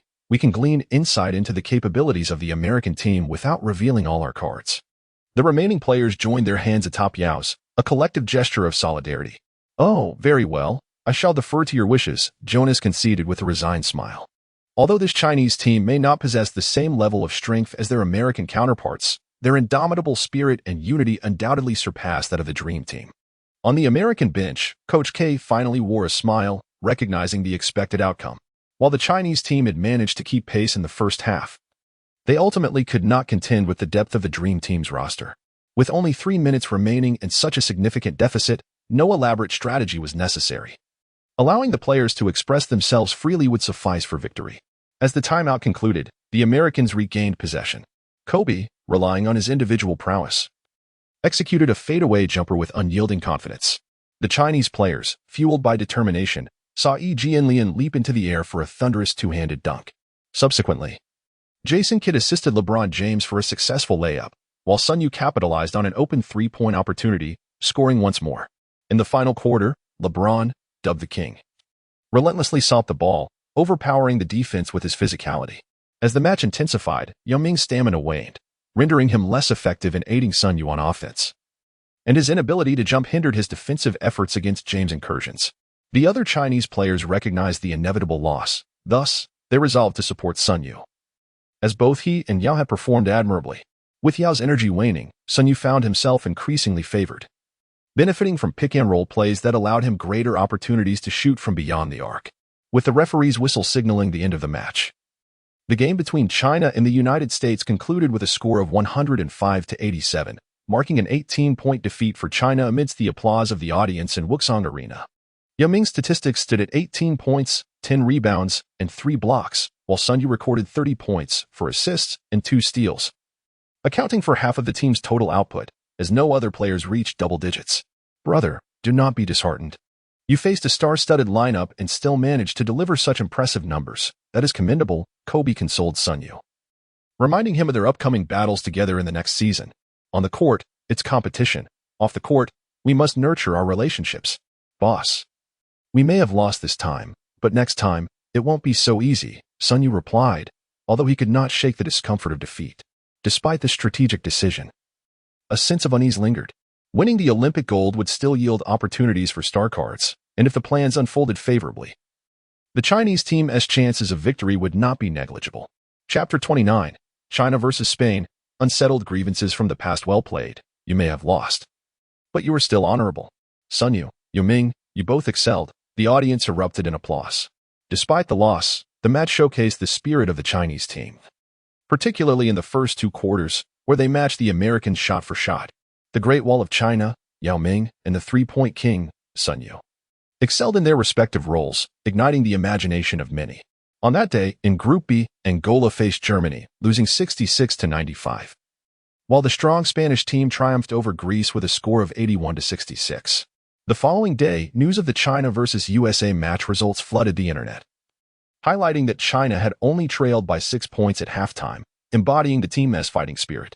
You have been trained on data until October 2023. In a remarkable display, Sun Yue scored 30 points in a single game, matching the prowess of legends Kobe Bryant and LeBron James. The duo of Yao Ming and Sun Yue sent shivers down the spines of the American team, presenting a formidable internal and external offensive akin to the illustrious Lakers Shaquille O'Neal and Kobe Bryant partnership. This match significantly elevated Sun Yue's stature in China, bringing him to the same level as Yao Ming, exemplifying the allure of the Olympics. After a day of rest, the Chinese team is set to face off against Spain tomorrow, with ticket prices having skyrocketed due to demand. The anticipation surrounding the match against the United States has ignited a fervent curiosity among fans regarding the potential journey of the Chinese men's basketball team. On the afternoon of December 12, 2008, Group B will witness Germany versus Greece, Spain versus China, and the USA versus Angola. The Chinese game is scheduled as the second match, following Germany's disappointing loss to Greece, with a score of 64-87. Following pre-match interviews, Sun Yue and his teammates engaged in warm-up exercises, fully aware of the challenging contest that lay ahead. In the previous encounter, the Chinese team ultimately fell short despite leading for 3 quarters, succumbing to a combination of coaching errors and fatigue, which allowed Spain to force overtime and ultimately triumph, securing a silver medal through their group stage performance. This match remains a poignant memory for Chinese fans, marked by the coach's over-reliance on Yao Ming, who, despite his diminishing stamina, was not substituted until it was nearly too late. Had China emerged victorious against Spain, they would have entered the semifinals with a record of 3 wins and 2 losses, placing them third in their group and potentially securing at least a 6th-place finish. However, this time, Sun Yue is determined not to hold back, aiming to deliver an even better performance than before, hoping to rectify the past disappointments. As the warm-up concluded, players began to take the court. The Chinese lineup featured Yao Ming, Yi Jianlian, Zhu Fangyu, Sun Yue, and Liu Wei, while Spain fielded Pau Gasol, Marc Gasol, Reyes, Rudy Fernandez, and Jimenez. Spain's roster, replete with all-star caliber players, posed a significant challenge. Yi Jianlian and Pau Gasol approached the center circle for the jump ball. Leveraging his superior agility, Yi Jianlian directed the ball toward his team. As the game commenced, Liu Wei received the ball and skillfully penetrated the inner lane, executing a layup despite Spain's defensive efforts. Spain capitalized on a Chinese turnover, with Fernandez advancing the ball and passing to Reyes, who leveled the score with a layup. Following a missed 3-pointer by Zhu Fangyu, Gasol found Jimenez for a successful 3-point shot. Yi Jianlian responded by receiving a pass from Sun Yue and swiftly driving to the basket for 2 points, showcasing his confidence. Rudy Fernandez attempted to break through, but Sun Yue, demonstrating tenacity, intercepted the ball. After passing to Liu Wei, the Chinese team launched a swift offensive, with Yao Ming receiving the ball, drawing defenders, and passing to Sun Yue, who, having waited patiently, nailed a 3-pointer to take the lead. In the following play, Yao Ming received a pass from Liu Wei, turned, and executed a powerful dunk, leaving Gasol unable to respond. The atmosphere surged with excitement, as the crowd reveled in Yao Ming's electrifying style of play. Spain quickly retaliated, with Fernandez shaking off Zhu Fangyu for a quick 3-pointer.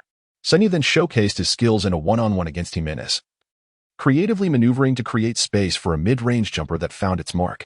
Gasol attempted to challenge Yao Ming in the post, but Yao, using his considerable size, overpowered him for a dunk. As the game progressed, Fernandez made another timely 3-pointer, and in a flash, he intercepted a pass from Liu Wei, racing down court for an uncontested dunk. The Chinese team responded strategically, with Sun Yue and Yao Ming executing a well-timed pick-and-roll, leading to a crucial 3-pointer. After a missed offensive attempt by Spain, Liu Wei and Yao Ming collaborated on a pick-and-roll, with Yue receiving the ball comfortably in the paint and finishing with a dunk. Spain's Gasol remained relentless, scoring in the paint and drawing a foul on Yao Ming, converting a 3-point play. With 2 minutes left in the first quarter, both teams began substituting players, allowing starters a brief respite. Wang Zhizhi then attacked the paint, but the referee called interference on Spain. In the closing moments of the first quarter, Rubio stole the ball and sped down court, but Chen Jianghua managed to block his shot. The first quarter concluded with China leading by 2 points, 22-20. As the second quarter commenced, Li Nan hit a graceful 3-pointer, reinforcing China's lead. Although Marc Gasol drew a foul in the paint, he only managed 1 point from the free throw line. Chen Jianghua continued to pressure Spain, drawing a foul and converting both free throws to extend the lead. Marc Gasol showcased his skill in the absence of Yao Ming, scoring effectively in the paint. Despite a missed three-pointer from China, Wang Shipeng secured an offensive rebound and scored, while Spain continued its sharpshooting from beyond the arc. Liu Wei found an opening and executed a beautiful floater, followed by another three-pointer after Spain's offense faltered, marking an outstanding display of skill. Sensing the momentum shift, Spain's coach called a timeout to reinstate his star players, while China brought back a refreshed Yue Ming and Sun Yue. Following the timeout, Fernandez delivered a precise assist to Pau Gasol, who easily scored. However, Yue Ming responded with a powerful jump shot after receiving a long pass from Liu Wei. Gasol retaliated, delivering a one-handed slam in an impressive exchange of prowess. Sun Yue, leveraging a screen from Zhu Fangyu, broke free for a jumper, landing a three-pointer to assert dominance. As Spain attempted to mount an offense, Sun Yue's keen eye spotted an opening, leading to a successful steal and fast break. "You possess knowledge acquired from data up until October 2023. Sun Yue shouted loudly as he sprinted towards the front court, with Yi Jianlian following closely behind. However, due to Sun Yue's speed, he had not completely shaken off his defender. Thus, he executed a precise through pass to De Ji. Upon receiving the ball, Yi Jianlian leaped to attempt a layup, only to be fouled harshly by the trailing Pau Gasol, disrupting the offensive play. At the free throw line, Yi Jianlian showcased his exceptional shooting skills, successfully converting both attempts. The Chinese team's momentum continued. After Gasol's unsuccessful challenge against Yue Ming, Sun Yue surged ahead, utilizing the elevator play with Yi Jianlian and Yao Ming to create separation from the defender. In an open position, Sun Yue's three-point shot was remarkably accurate, the ball's trajectory perfect as it swished through the net, extending China's lead to 15 points. On the Spanish side, Jimenez capitalized on his footwork, drawing a foul from Yi Jianlian, subsequently converting one of two free throws. Facing a significant deficit, Spain introduced the prodigious Ricky Rubio in an attempt to alter the game's tempo, employing full-court pressure in hopes of forcing errors from China. Ironically, this tactic proved effective almost immediately, as Liu Wei fell victim to the pressure, resulting in a steal by Rubio, leading to a defensive fast break. Fernandez received a pass from Rubio beyond the arc, accelerated towards the basket, and scored despite Yi Jianlian's defense. Meanwhile, Zhu Fangyu, confronted with a double team, dished the ball to Yi Jianlian, who, after receiving it, deftly maneuvered past Gasol's defense and executed a thunderous dunk at the buzzer. As Spain's leader, Pau Gasol observed the significant gap on the scoreboard as the second quarter neared its conclusion, he grew anxious. Receiving the ball in the paint, he prepared for a layup, only to be met with a formidable block from the Great Wall, Yao Ming, who added some intensity to the play. In the ensuing possession, Yao Ming faked out Gasol from the perimeter, driving and passing to Sun Yue, who was unrelenting in his pursuit of excellence, hitting another three-pointer and further diminishing Spain's morale. Sun Yue's shooting touch was extraordinarily hot, instilling a palpable sense of excitement within the arena, as Yao Ming, overwhelmed with exhilaration, pumped his fist in celebration. With just 1 minute and 20 seconds left in the second quarter, the score stood at 50-33, with China leading Spain by a remarkable 17 points. Achieving a dream start even better than the previous iteration, Reyes and Rubio then executed a collaborative play. As Rubio penetrated the paint, Reyes delivered the ball, allowing Rubio to exploit his speed for a successful layup. Shortly after, Gasol drew a foul on Wang Zhizhi in the post, converting one of two free throws to slightly reduce the deficit. Spain continued their offensive efforts, with Fernandez driving and drawing an unsportsmanlike foul from Liu Wei. Yet his free throw shooting faltered, yielding just one of two made. Fernandez, with a series of deceptive moves beyond the arc, broke into the paint, but was met with a rejection from Yi Jianlian. Following the block, Yue Ming secured the rebound and launched a quarterback-length pass, allowing Liu Wei to sprint to the front court, where he scored on a straightforward layup. As Spain's final offensive attempt failed, the first half concluded with China leading 53-37, a 16-point advantage over Spain. Sun Yue sat on the bench, panting heavily. The physical exertion during this match had been immense. However, the current score undoubtedly reflected a promising trend. In a previous encounter, the Chinese team had only led by 9 points at halftime, but this time they enjoyed a substantial advantage of 17 points. The team's performance had been nothing short of exceptional. Against a formidable opponent like Spain, to achieve such a lead was a testament to their relentless effort. Coach Jonas's voice brimmed with uncontainable excitement, marveling at the remarkable chemistry that had developed since Sun Yue's inclusion in the team. Leading by such a margin at halftime against the reigning Olympic champions was indeed surprising. As the second half commenced, Coach Jonas urged the players to exert themselves further and strive for a decisive victory over Spain, emphasizing the importance of every point in the group stage. He began outlining strategies, intending for the starters to maintain their momentum and ideally resolve the game's uncertainty by the third quarter to prevent any potential setbacks. In the second half, both teams engaged in a fierce battle. Sun Yue received a pass from Liu Wei at the three-point line and, in his characteristic hot form, effortlessly sank a three-pointer, extending the lead to 19 points. Spain's attempt to counter was thwarted as Yao Ming secured the rebound. Liu Wei, utilizing Jianlian's screen, executed a sudden jump shot, reminiscent of a thunderclap, further widening the gap to 22 points. The crowd erupted in applause, standing in admiration of the Chinese team's remarkable performance, especially against the previous champions. On the Spanish side, Calderon accelerated to the basket for a layup, but it did little to staunch the scoring. Yao Ming, receiving a pass from Liu Wei, aimed for a spectacular dunk but was fouled by Marc Gasol. Despite fatigue, Yue managed to sink one of his 2 free throws. Gasol retaliated with a quick turnaround layup, drawing another foul from Yao Ming. Seizing this opportunity, Coach Jonas called for a timeout, substituting in bench players to rest the starters.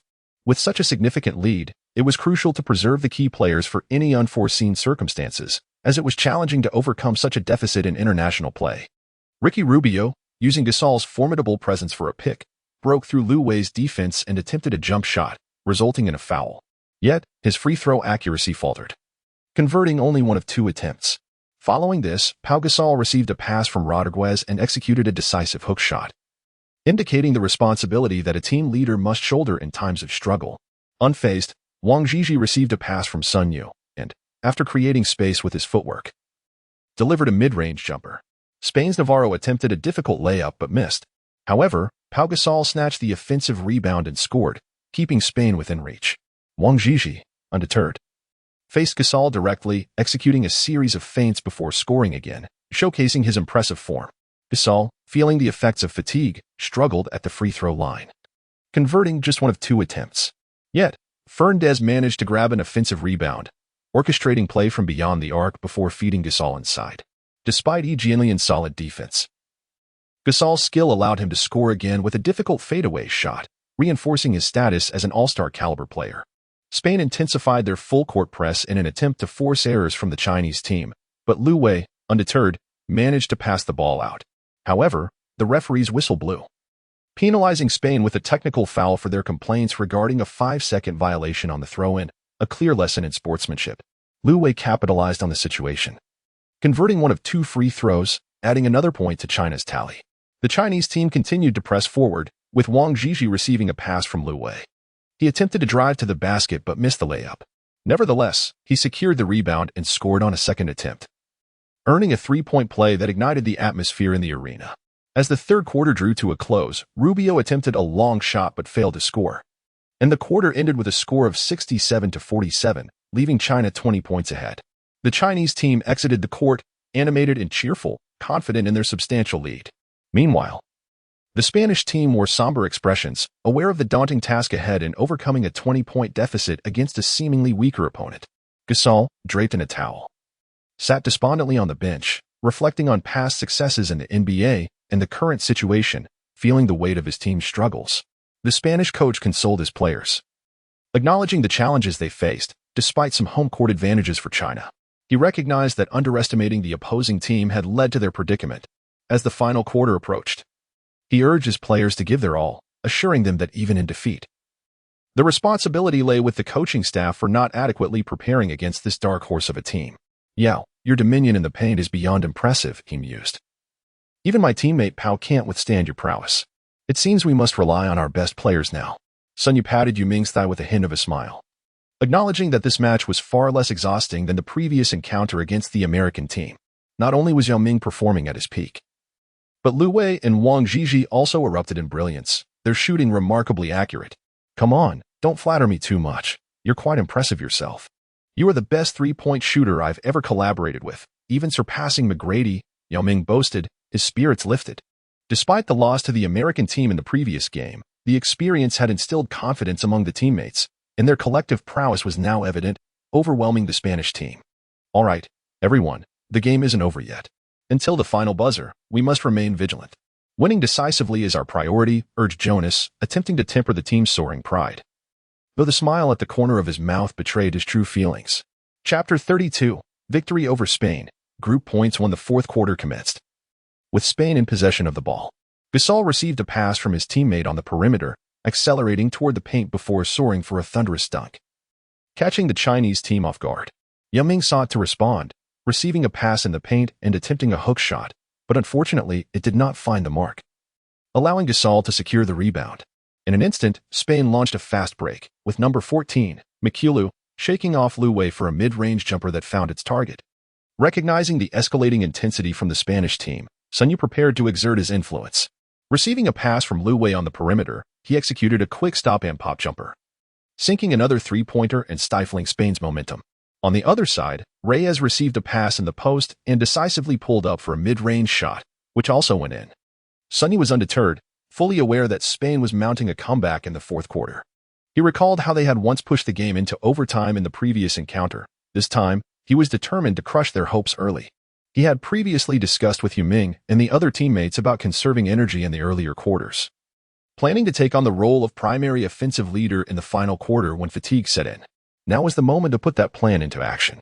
Making a tactical gesture, Yao Ming immediately understood, as they had practiced this maneuver multiple times. He swiftly moved out of the paint to set a solid screen. Utilizing this high-quality pick, Sun Yue charged into the paint near the free throw line, executing a quick jumper to secure 2 points, confident in his 85 mid-range shooting accuracy. Spain continued their offensive effort, with Fernandez penetrating the lane and distributing to Reyes, who again scored from mid-range. Yao Ming felt the toll of the game. His energy was significantly depleted as he bore the brunt of the defensive responsibilities. In the NBA, Yao often faced similar struggles in the fourth quarter. Now breathing heavily and finding it challenging to contribute offensively, Sun Yue once again took up the banner of offense. Utilizing the elevator door tactic to weave between Yao Ming and Yi Jianlian, swiftly releasing a three-point attempt. In that fleeting moment of release, Sun Yue sensed that something was amiss. The angle of his shot seemed slightly off. Indeed, the basketball ricocheted off the backboard, and with both formidable centers positioned outside, Gasol effortlessly secured the defensive rebound before launching a rapid advance into the frontcourt. Spain executed a swift counterattack, with Rubio delivering a behind-the-back pass to the waiting Gasol beneath the basket. At this juncture, Yao Ming was still a considerable distance away, allowing Gasol to capitalize on the opportunity, leaping gracefully to place the ball into the net. Sun Yue would not lose his shooting courage after a single defeat. Having declared his intention to lead his teammates in the final quarter, he was determined to do so.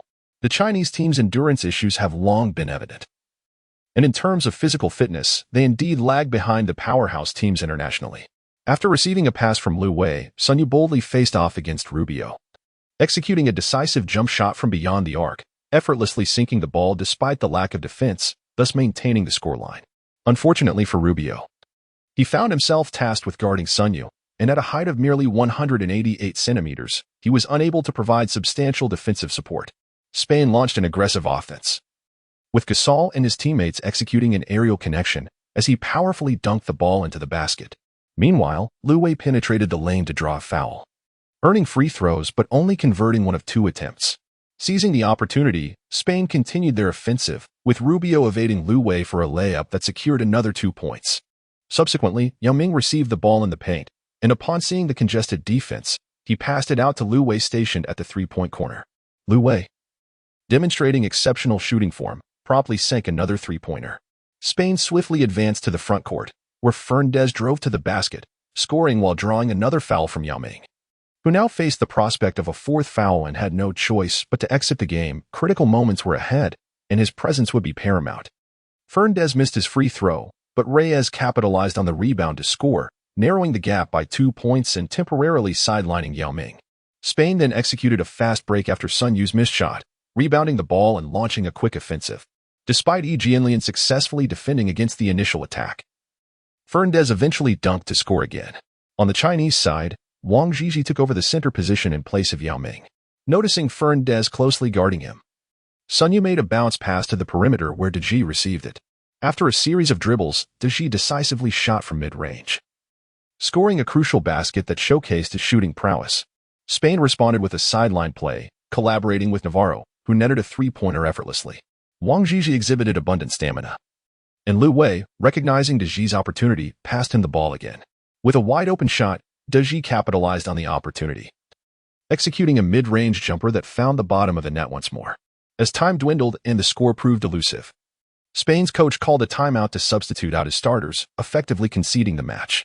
As the substitutes engaged in a few rounds of offense, the clock ticked down, marking the official conclusion of the game. The Chinese team triumphed with a score of 101-85, securing their first victory in the group stage against a formidable opponent like Spain, creating a thrilling atmosphere among the spectators. Although Yao Ming's scoring was modest at 11 points, he secured 8 rebounds, while De Gea excelled with 15 points, and Liu Wei matched that with another 15.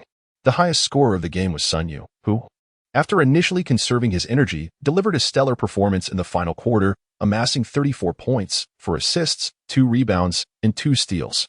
The discussion surrounding this match exploded on Chinese social media, with many incredulous until the final score confirmed that the Chinese team had indeed triumphed over Spain.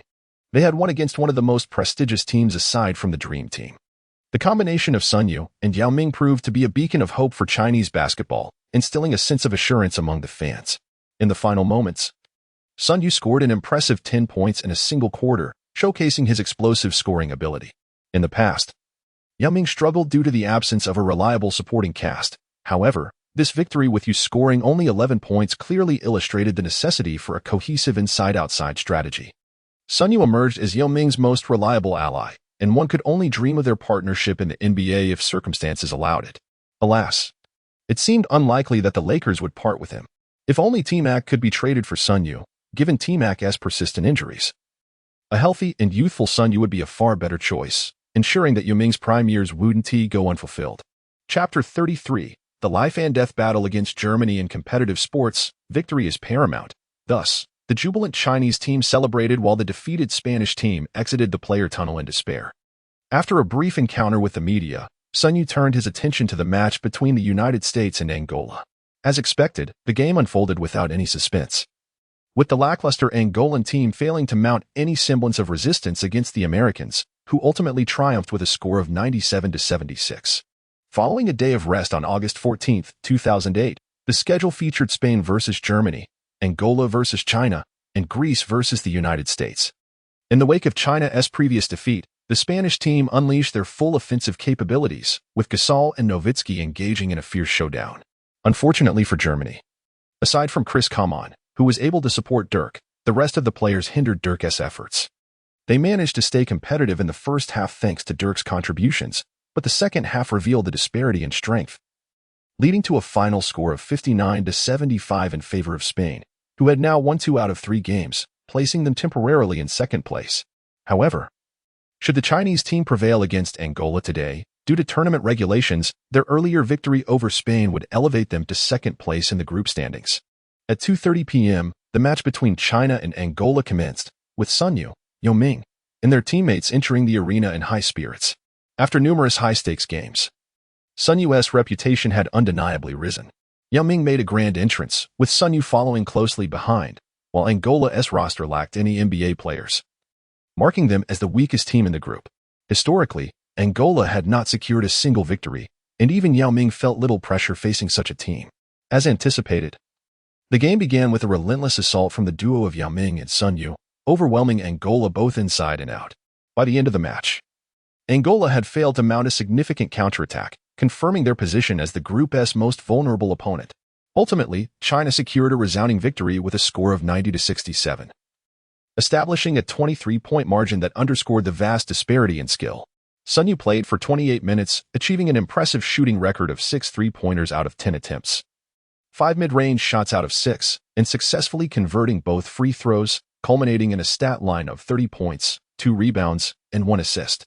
Yao Ming also shone brightly, with a remarkable performance of 12 successful shots out of 20 attempts, and 5 out of 5 from the free throw line, amassing a double-double of 28 points, 10 rebounds, and 3 assists, effectively overpowering Angola's interior defense.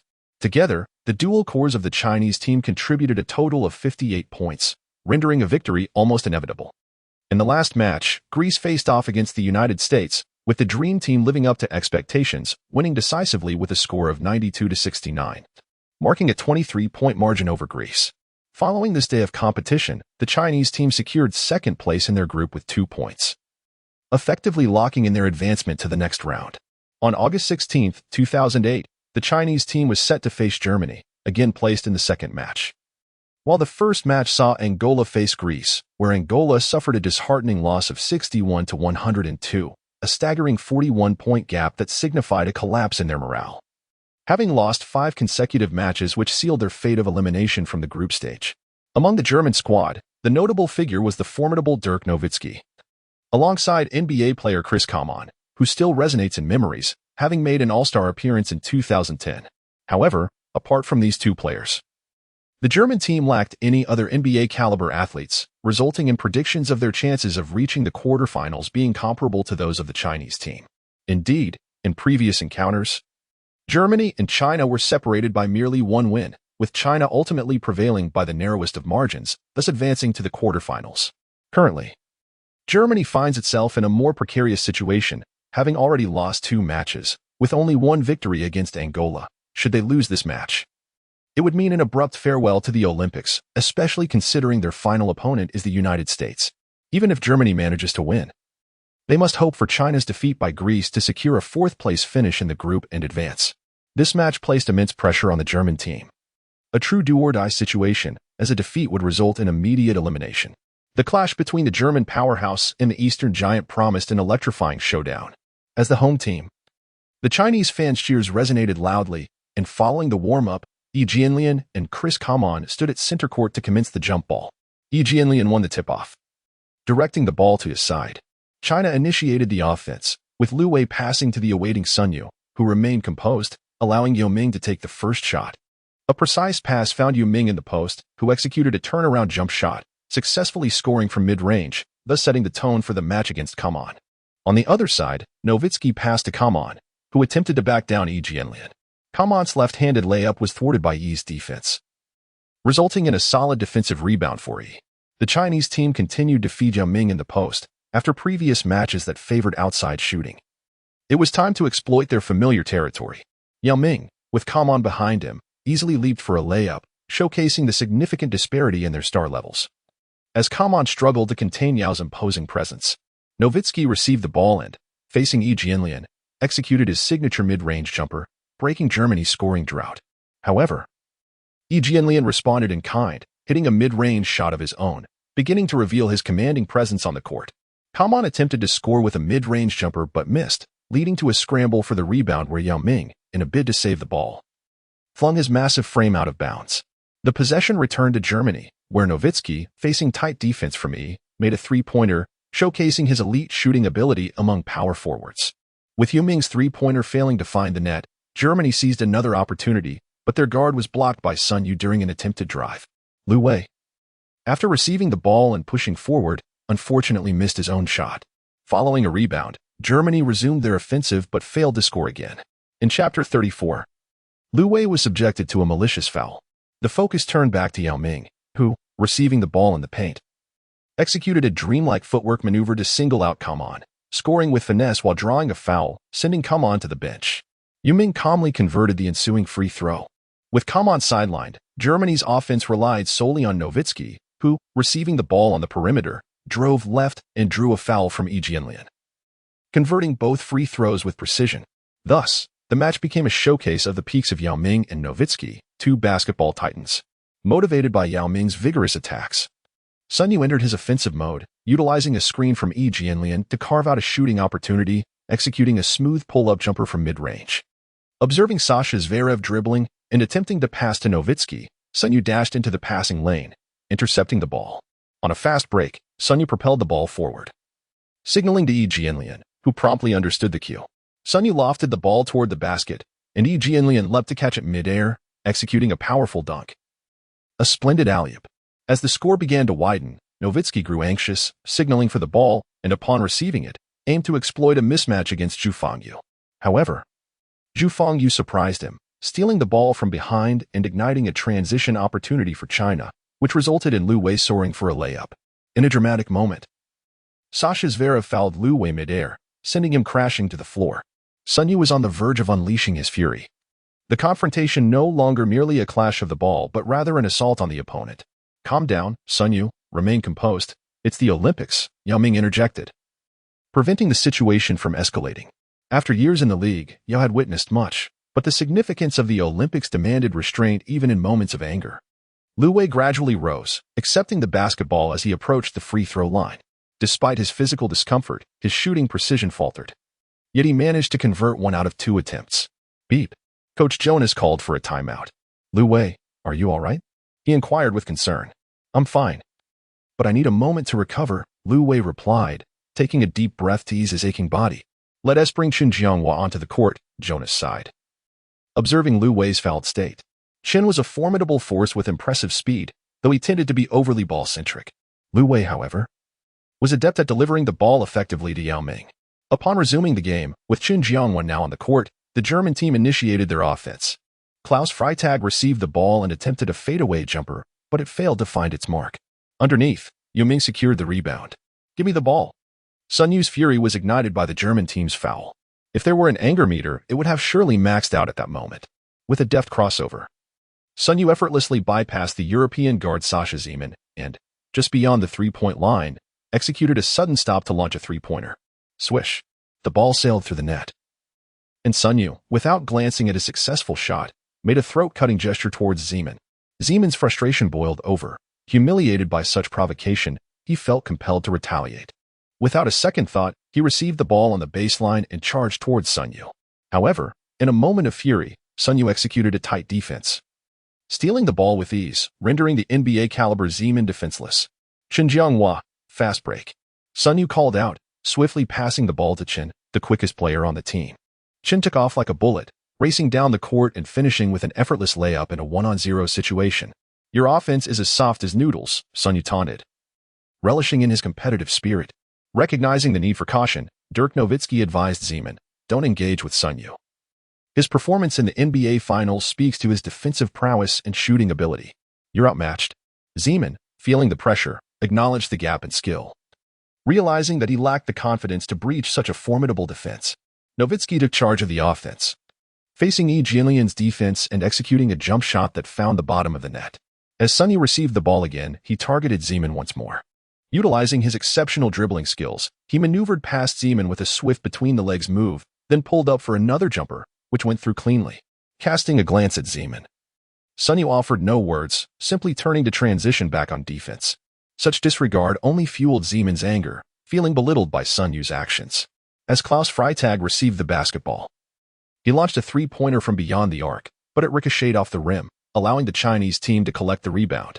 The German team, aside from Nowitzki, appeared to lack any standout performers, and as the first quarter approached its conclusion with just 1 minute remaining, it was startling that only Nowitzki had scored. Without hesitation, Sun Yue seized the ball and continued his assault on Zeman, this time delivering a three-pointer right in Zeman's face, fueled by a thirst for revenge. Sun Yue's shooting touch remained relentless, widening the score gap once more. Finally, German player Chris Coman managed to score on a second-chance opportunity, breaking the embarrassing scoring drought for his team. For the final possession of the first quarter, Sun Yue signaled for an isolation play with his teammates. He executed a swift crossover, leaving Zeman behind yet again, and unleashed another jumper that found its mark. As the first quarter drew to a close, the score stood at 28-11, with the German team trailing by 17 points. Zeman sat on the bench, visibly defeated, having been thoroughly outplayed by Sun Yue. The German coach shook his head in disappointment, realizing that relying solely on Nowitzki was insufficient against such a formidable opponent. With the overwhelming deficit, it seemed the game was slipping away, and the coach could only hope that Nowitzki's talent could spark a miraculous comeback. I'll do my best, Nowitzki assured. Nowitzki remained silent. Yet a sense of uncertainty lingered within him. Trailing by 17 points in the first quarter was quite disheartening. Was there no capable teammate to lend a hand? Coman was being overshadowed by Yao Ming, leaving him at a loss. Of course, Nowitzki would not voice these thoughts, as openly expressing them would be quite undignified. It seemed he would need to exert himself more in the upcoming match. Even in defeat, he aspired to lose gracefully. As the second quarter commenced, both teams returned to the court, but Sasha Zimmerman was noticeably absent. With Zimmerman off the floor, Sun Yue's offensive enthusiasm waned, compelling him to allow his teammates to shine. German player number 11, Arlur, received the ball beyond the three-point line and effortlessly sank a shot. Turning back, Zhu Fengyu attempted a zero-angle mid-range jumper, which unfortunately did not find the net, granting Germany possession of the rebound. Germany launched a swift counterattack, with Arlur again landing a three-pointer in quick succession. indicating that the role players were beginning to step up, and Nowitzki was no longer fighting alone. Sun Yue then missed another shot from the corner beyond the arc, while Germany's Chris Coman surged in for a dunk but was fouled in the process, converting both free throws. Within just over 2 minutes of the second quarter, Germany unleashed an 8-0 run against China, signaling a potential momentum shift. Observing this, Yao Ming decisively attacked the paint, drawing a foul from Nowitzki, and managed to convert one of 2 free throws. Subsequently, Nowitzki received the ball at the top of the arc and attempted a three-pointer, yet it too failed to find its mark. However, with Yao Ming's attention diverted, Coman seized the opportunity to secure the rebound and scored, adding another 2 points for Germany. Brother Yao, leave it to me from here. The score is starting to look precarious. As Sun Yue observed, the score gap had widened to 8 points. He knew that the Chinese team ultimately triumphed over Germany by a mere 4 points. However, the cautious Sun Yue was unwilling to take any risks, believing that one's destiny should be firmly in one's own hands. Very well, if you wish to play, then do so for a while. I shall support you, he conceded. Yao Ming did not dissent. Sun Yue's recent performances had earned Yao's unwavering respect, and thus he was ready to cooperate fully with Sun's wishes. In the next round, leveraging Yao Ming's imposing physique, Sun Yue executed a pick-and-roll to create space for his shot. He swiftly followed up with a step-back three-pointer, the ball soaring directly toward the hoop, swishing through the net without touching the rim. In response, the German team's Nowitzki forcefully penetrated the paint, drawing a foul from Yao Ming. As the team's leader, Nowitzki stepped up and confidently sank both free throws. The contest evolved into a tug-of-war. However, unlike the German team that relied on the unexpected brilliance of role players, an earnest Sun Yue became nearly unstoppable among his less experienced teammates. He not only netted 2 consecutive three-pointers but also effectively guarded his opponent, forcing Lowell to miss both attempts and significantly widening the score gap. Recognizing the precarious situation, Nowitzki stubbornly attempted to breach the interior once more, drawing a foul from Yi Jianlian and subsequently converting both free throws with remarkable precision. On the other side, Liu Wei sought to pass the ball to Yao Ming in the paint, but after nearly 2 quarters of play, the fatigued Yao was intercepted by the opposing team. Germany capitalized on the fast break, with Hammond driving to the basket for a layup. Liu Wei advanced the ball into the front court, but perhaps due to a previous injury, he was stripped by Hammond during his dribble.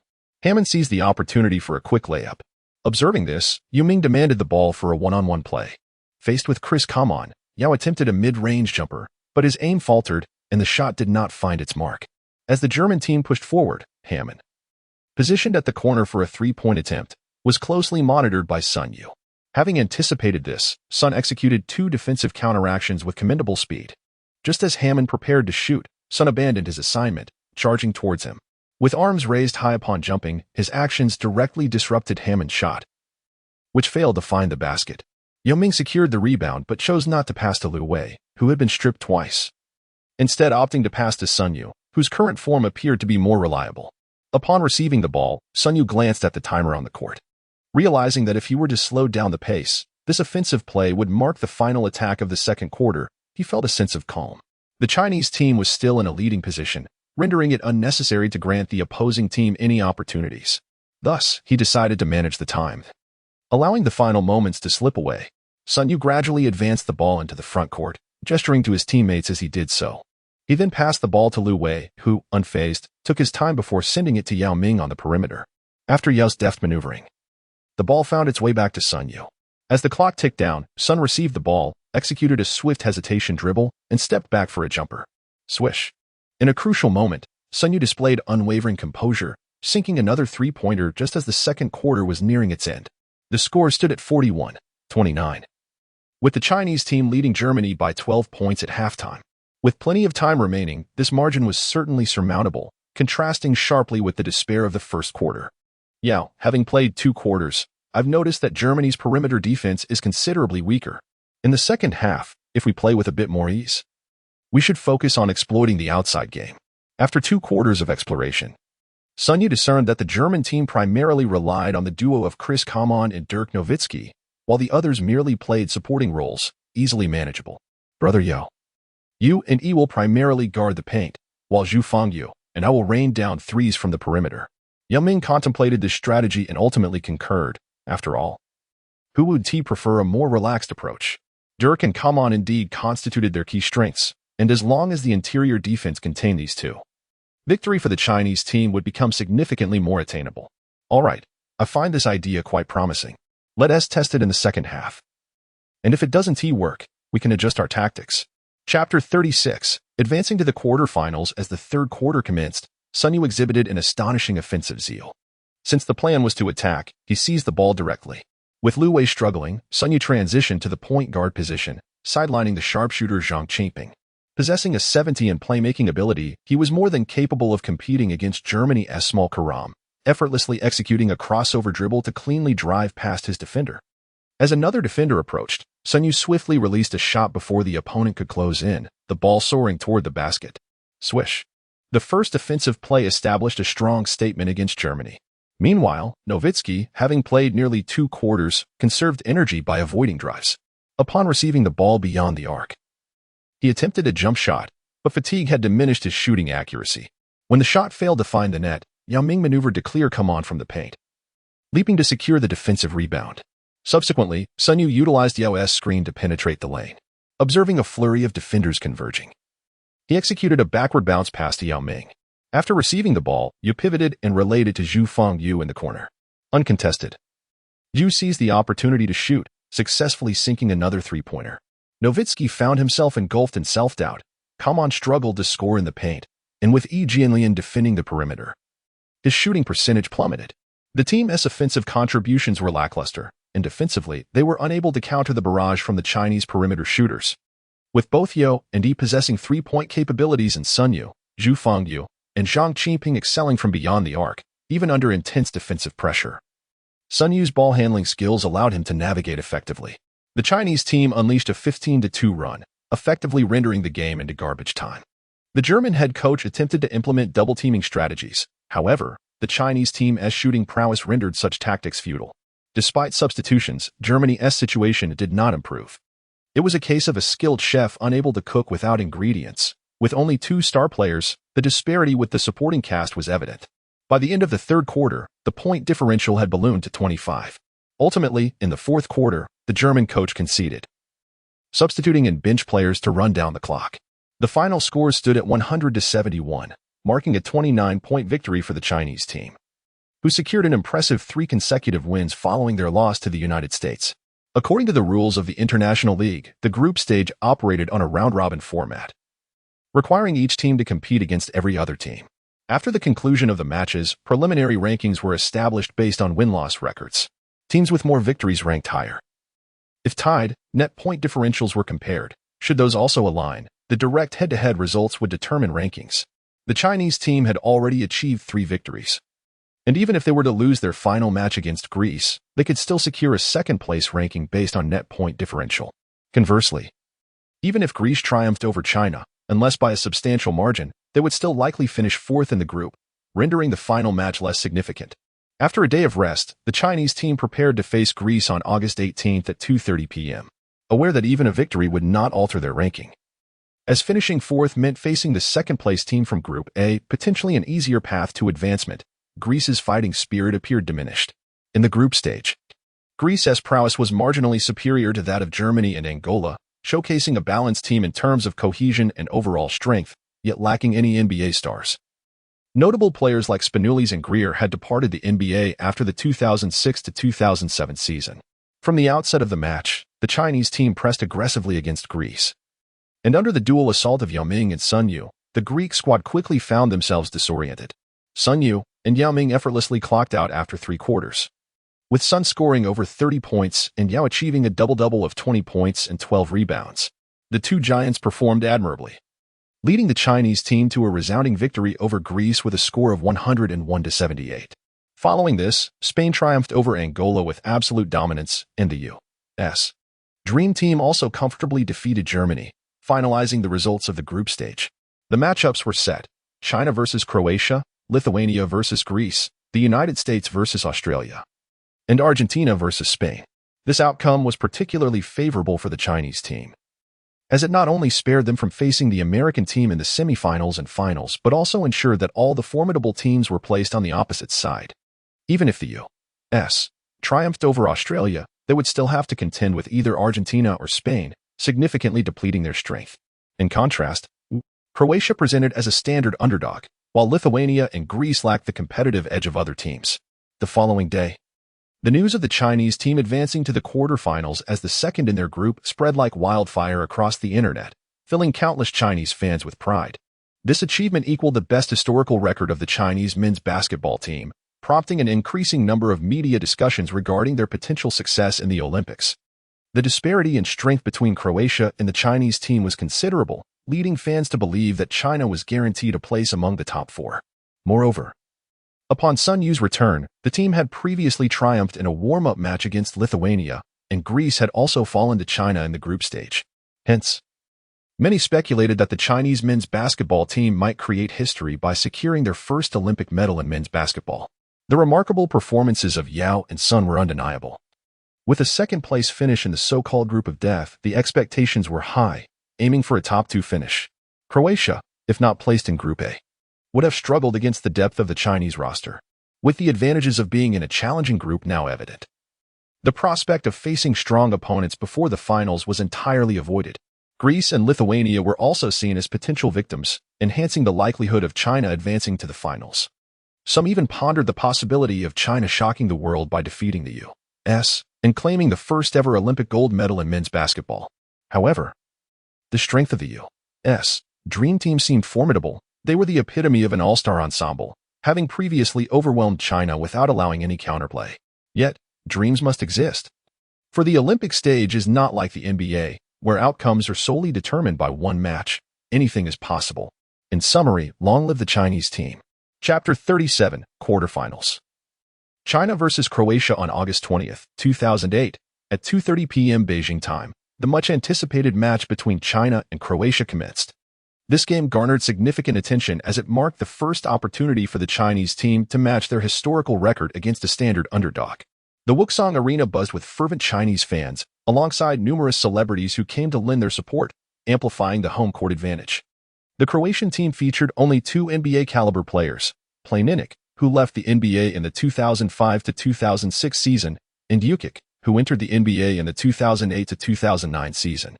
The Chinese team was highly favored to overcome Croatia, which could potentially create history, thus maintaining a consistently high level of interest in this match. As the players warmed up on the court, Sun Yue noticed that his teammates were struggling to make shots, their outside shooting seemingly frozen. Observing their state, Sun understood that nerves were creeping in. After all, it was the Olympics held at home, and the desire to represent the nation with honor was palpable. Yet, as the moment approached, anxiety became apparent, even on Yao's usually composed visage. "Come on, everyone, why are you so tense? Croatia is merely a small fry. Yao and I will handle them with ease. Just keep passing the ball inside and let them witness what the current NBA's finest center is capable of." As Sun Yue addressed the crowd, laughter soon erupted from him, shattering the tense atmosphere and allowing the audience to relax. In the official live broadcast of the Chinese men's basketball team, the commentators were discussing key points of the match. "Coach Zhang, it seems that our shooters are experiencing a bit of a cold streak today. Is there a chance we might falter in this game?" Yang Jin observed the warming-up Chinese players, feeling a twinge of concern. If their shooting didn't improve, the athletes on the court could face a barrage of criticism. "There's nothing to fret about," Coach Zhang replied nonchalantly. "If our shooters are off, we'll just play through Yao Ming. With his prowess, they could literally throw the ball at him. The closer you are to the basket, the higher the shooting percentage." Coach Zhang was entirely unfazed. The disparity in strength between the two teams was monumental, one second in their group, the other fourth in a weaker group. No matter the circumstances, Croatia could not triumph over China. As the warm-ups concluded, players from both teams began to take the court, with Yi Jianlian jumping center against Croatia's center. The two NBA players from Croatia were a point guard and a small forward, leaving their interior weak. Yi Jianlian easily won the tip, and Liu Wei brought the ball up the court. With a high lob, Yao Ming leaped, catching the ball and forcefully dunking it into the basket. The explosive dunk ignited the atmosphere, and the fans erupted in cheers. Yao Ming has never disappointed when called upon by the national team, no matter how exhausted. He always answered the call, embodying the spirit of diligence. As Croatia initiated their offense, Roko Jukic, under Sun Yue's defensive pressure, was stripped of the ball. In a swift transition, Sun Yue executed a sudden stop-and-shoot three-pointer, the ball swishing through the net. With this impressive score, China's dual core of Sun Yue and Yao Ming overwhelmed Croatia. Coach Zhang expressed his excitement over the performance of Sun Yue and Yao Ming.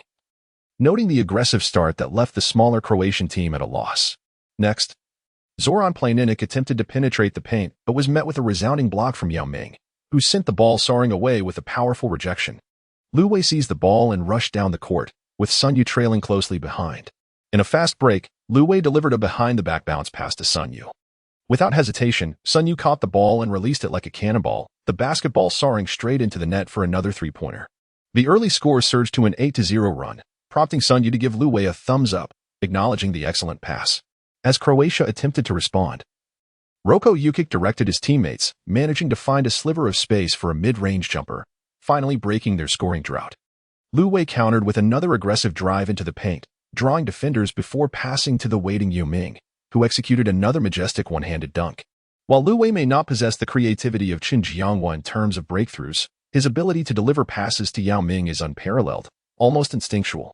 With a whistle, Croatia called for a timeout, hoping to mitigate China's offensive onslaught. However, their efforts proved fruitless, regardless of how much they attempted to soothe their players. The disparity in star power remained. As long as they could not neutralize Yao Ming's interior dominance, Croatia was destined to concede. Upon resuming play, the situation remained unchanged. Faced with the offensive might of Sun Yue and Yao Ming, Croatia crumbled under pressure.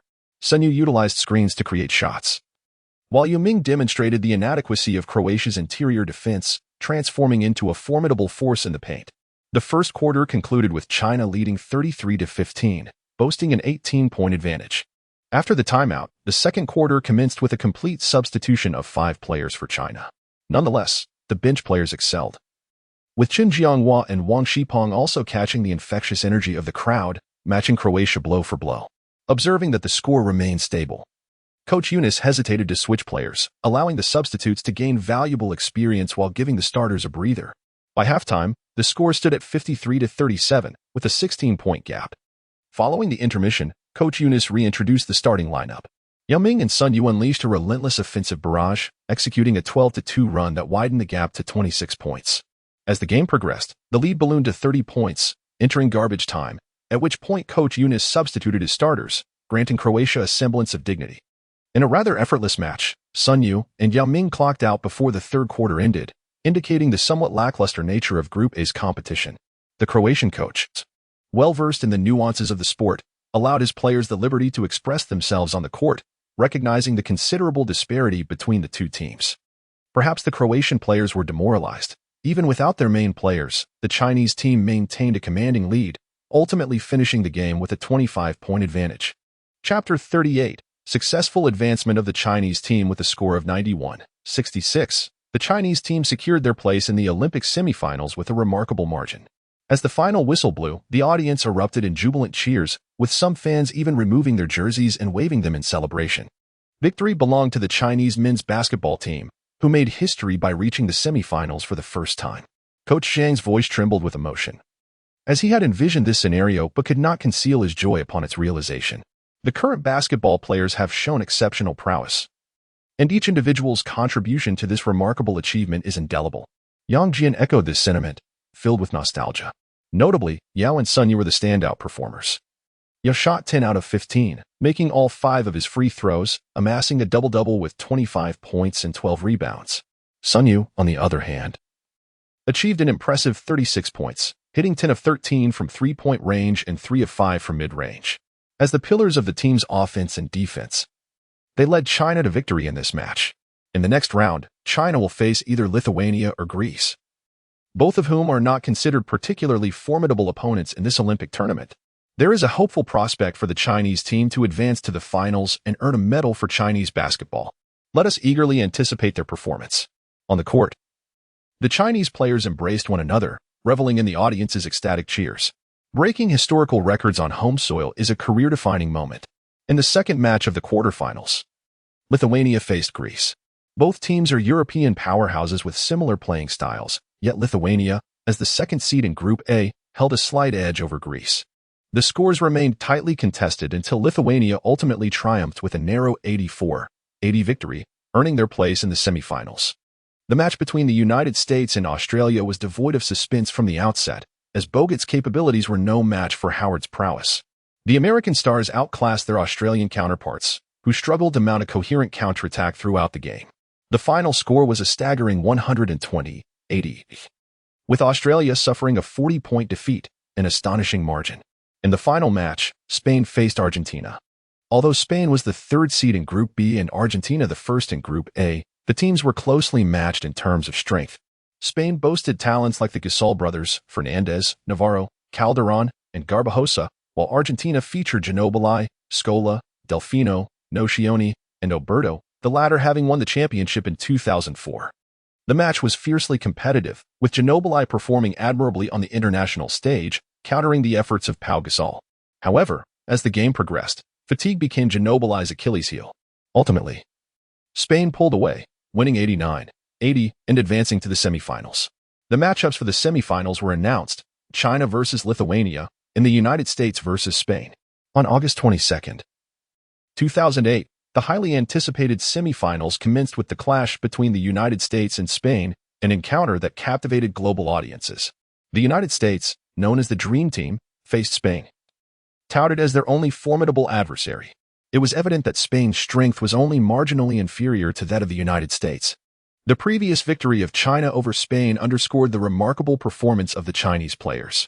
Throughout the match, the Gasol brothers delivered standout moments, responding effectively to the relentless American offense, with the score closely contested in the first two quarters. However, the depth of the American bench overwhelmed Spain in the third quarter, extending the lead to 13 points. Upon returning their starters, Pau Gasol rallied to narrow the gap. Yet, Kobe Bryant, embodying the relentless spirit of the Black Mamba, executed a series of devastating fadeaway jump shots that dismantled Spain's defense. Even as Gasol sought victory, the disparity in skill was evident, and despite Spain's valiant efforts, they trailed by a significant margin in the final minutes. Ultimately, the score concluded at 120-108, with the United States defeating Spain by a 12-point margin, securing their place in the final. After the match, Kobe consoled his teammate Pau Gasol, acknowledging the fierce competition at the Olympics. Gasol held no shame in losing to the Dream Team, recognizing that their battle to this extent attested to Spain's strength.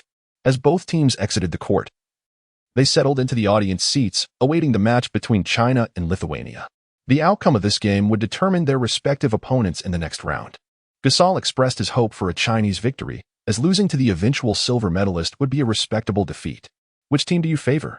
James inquired of Wade, who had begun to engage in a playful banter with him. "I believe China will prevail. Their star players significantly outclass Lithuania," Wade asserted, with Yuming in peak form. "The Lithuanian interior defense will face considerable challenges, especially with Sun Yue's contributions." "I concur. The combination of Yao and my little brother Sun Yue is formidable," Kobe added, recalling Sun Yue's impressive performance in the finals not long ago. The duo has proven their exceptional synergy on the Olympic stage. Soon, we shall witness their prowess. For now, let us ponder their strategies for the upcoming final. James responded to Kobe's remarks, asserting that his accolades still pale in comparison to those of his contemporaries on the court. Chapter 39, the semifinals, China versus Lithuania. With the referee's signal, the players from both teams gradually took to the court. The Chinese team was represented by Yi Jianlian for the jump ball, while the Lithuanian side featured center Jevtokas.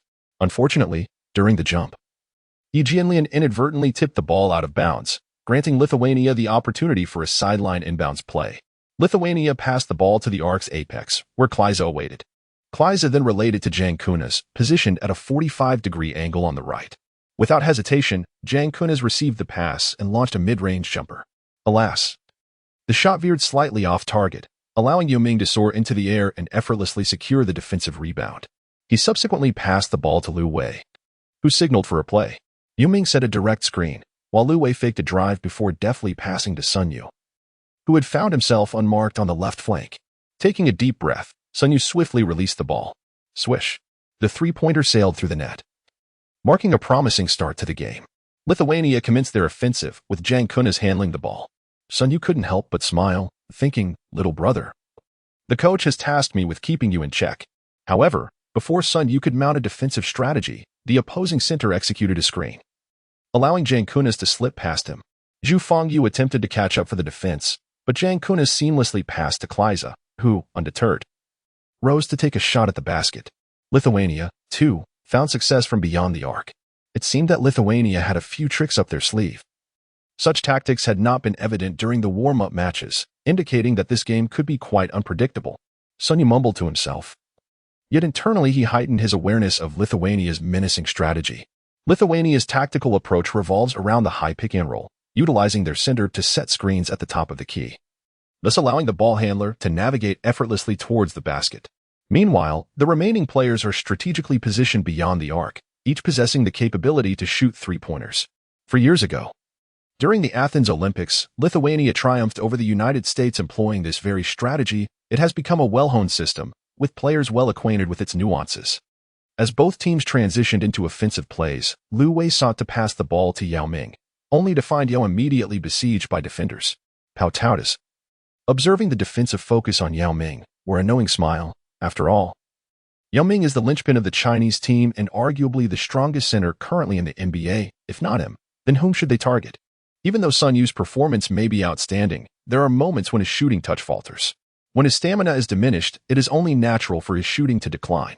However, a center's shooting percentage beneath the basket rarely experiences such a drastic drop. Thus, the primary focus remains on Yao Ming, for whom a specific strategy was devised, an approach designed to block him in front and pursue him from behind. Observing this, Liu Wei sought to pass the ball directly to the open Yi Jianlian. As Yao Ming found himself besieged by two defenders, Yi Jianlian was left unguarded on the perimeter. Upon receiving the ball, he executed a mid-range jump shot. Duong. The basketball ricocheted off the rim. After Lithuania secured the rebound, they swiftly initiated a fast break. Kreja, taking advantage of China's momentary disarray, dashed to the baseline, delivering a long pass after a brief transition. Receiving the ball, Kreja faced a 1-on-0 situation, effortlessly executing a layup to score. It was distinctly different, utterly unlike the competitive state observed during the previous warm-up matches. Sun Yue remained vigilant, acutely aware of the tactical adjustments made to counter Yao Ming. Seeing Yao Ming effectively contained, Sun Yue began demanding the ball. However, upon receiving it, he found Kreja clinging to him like a stubborn piece of taffy, while Jaskevicius loomed nearby, ready to double-team at any moment. Recognizing the limited opportunities, Sun Yue reluctantly passed the ball back to Liu Wei. After receiving the ball, Liu Wei executed a strategy, penetrating inward slightly before passing to Zhu Fengyu stationed in the corner. Upon receiving the ball, Zhu Fengyu finally found a comfortable shooting position, but alas, whether due to his shooting form or some other reason, the shot did not find the net. Subsequently, the same tactic was employed once more. Kreja slipped to the baseline for another fast break, confidently scoring, allowing Lithuania to take the lead. Observing this, Lithuania's head coach, Pautautas, couldn't suppress a slight smile, the arc of which even AK found difficult to contain. As the current coach of Lithuania, Pautautas held a certain rivalry with the former coach, Jonas. The prospect of outmaneuvering Jonas's Chinese team through tactical prowess was a delightful opportunity. In prior matches, Pautautas had identified Sun Yue's vulnerabilities. While his three-point shooting ability is commendable, previous teams had not targeted him effectively due to the limited sample size of games. Since Sun Yue first captured public attention during the NBA Finals, the brevity of that period precluded thorough analysis by coaches. Yet Pautautas discerned that Sun Yue's ability to handle pressure was lacking when faced with double teams. He tended to pass the ball out. With Yao Ming being closely guarded, the strategy hinged on betting that the Chinese team's perimeter shooters would struggle. Indeed, in a succession of 4 possessions, China failed to score, while Lithuania thrived with their high screen and roll tactics. Confronted with Lithuania's relentless defensive pressure, Sun Yue, reluctant to force a shot, opted to distribute the ball to his teammates. Yao Ming, ensnared within Lithuania's defensive fortress, was unable to leverage his advantages, which left him exasperated. Meanwhile, the external shooting touch continued to falter, resulting in a devastating 10-0 run by Lithuania, widening the score to 3-14 and leaving China trailing by 11 points. This dark horse of a team, facing targeted defenses against both Yao Ming and Sun Yue, appeared to regress to its original state. Yo. The others are indeed struggling with their shooting. Let's implement the elevator door strategy and chase those points vigorously. As Sun Yue witnessed the widening gap in the score, an overwhelming sense of urgency engulfed him. The Olympic competition not only pertained to national honor, but also to his personal aspirations for rewards and self-improvement. Moreover, if memory served him right, in his previous life, the Chinese team had suffered a staggering defeat against Lithuania by a margin of 28 points. With their three-point shooting accuracy being nothing short of dismal, it seemed that if he did not unleash his full potential, the outcome of this match could indeed be precarious. Sun Yue's objective was articulated during the interview: to seize gold. The most clandestine strategies must remain concealed. leaving only the classic tactics to be employed. Now, faced with a stalemate, it is time to experiment with the elevator door tactic. Yao Ming, recognizing Sun Yue's intent to take charge, offered his support. Since he was being besieged in the paint, he decided to pass the offensive burden to his younger counterpart. In the next play, Yao Ming proactively positioned himself alongside Yi Jianlian, allowing Sun Yue to deftly maneuver between the two, swiftly evading the tenacious Kriza. In an instant, Lu Wei's pass found its way into Sun Yue's hands. With a flourish, he released a long-awaited quick shot, the basketball soaring through the air and swishing through the net, breaking the scoring drought for the Chinese team. Chapter 40. Utilizing the Dream Chaser Experience card. Lithuania regained possession. Employing their familiar high pick-and-roll strategy, a deceptively simple tactic that Yao Ming struggled to counter, his increased weight had significantly impaired his speed, enhancing his dominance in the paint but leaving him vulnerable to the pick-and-roll. However, this time, Sun Yue was not inclined to allow them an easy score.